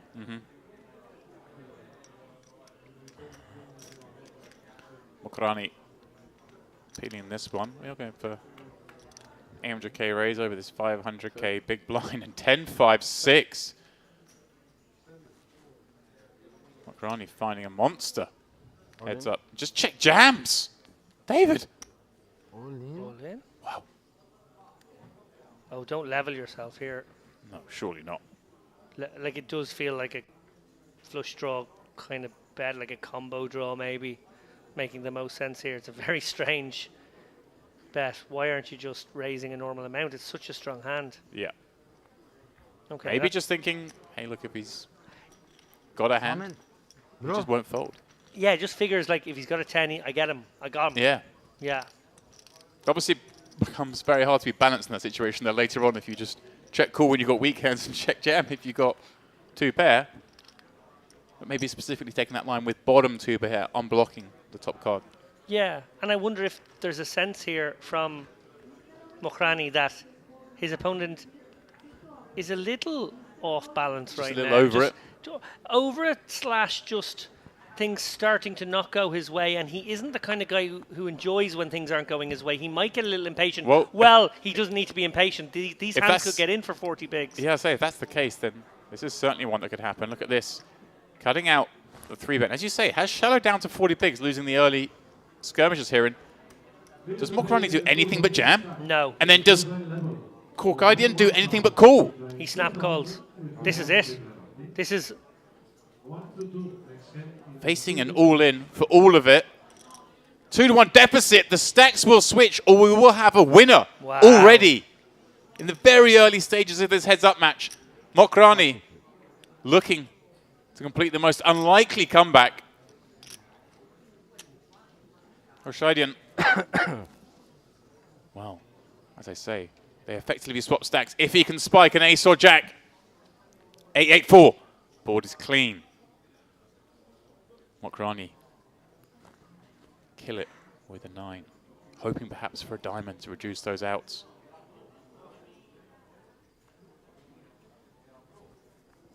Kaidian down to just 1 card, David. We're on the edge here, as I'm sure you guys are at home. There it King is. on the river, Mohammed Mokrani somehow has turned this around and in record time wins the Western main event. How has this happened, David? This is an astonishing hour of poker. It has just been an hour. Maybe not even an hour, this spin up. Insane. Wow, I really am breathless right now. I build this as a marathon. It was but 4 hands, all of which Mokrani won. Called off the bluff against bottom pair, then wins that huge flip there. Wow, doesn't he look happy with himself? And why wouldn't he be? $342,500 heading his way, as well as, of course, the title of the Western Series main event champion. Shout out, of course, to Nishan Gordian, who was leading the way most of the way. Won't be upset picking up $252,000. Just because you bring in the big stack to the final table, just because you lead most of the way, it's always nice to have at least secured that second place finish. You can't always win.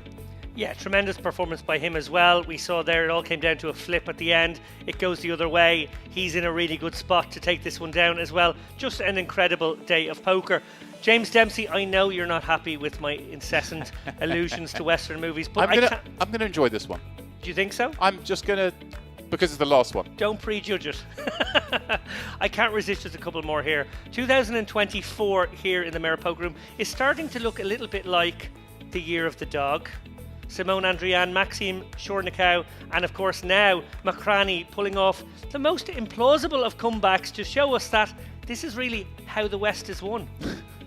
And in the end, Korchidian has walked away with a fistful of dollars, but Mokrani leaves North Cyprus tomorrow with just a few dollars more. Oh, wow. He really has now. Look how happy he is with himself. Beautiful. That's it. Beautiful as always, David. And I'm going to take our time just before we sign off here to thank David, of course, Ali, Andrew, who were with us. Well, Andrew a few days ago, Ali stepping out just a moment ago. And then, of course, all the Merit team, the staff, the floormen, the dealers, everyone involved with putting this together. Of course, we couldn't do any of this streaming without our great crew at Sharehands. They really are the best in the business. We love having them with us. And that's it. We've got to congratulate Andrin, Shornikau, Mokrani, the 3 winners, the 3 comeback wizards. So, with that, we will say goodbye and we'll see you next time here at the Merit Crystal Cove.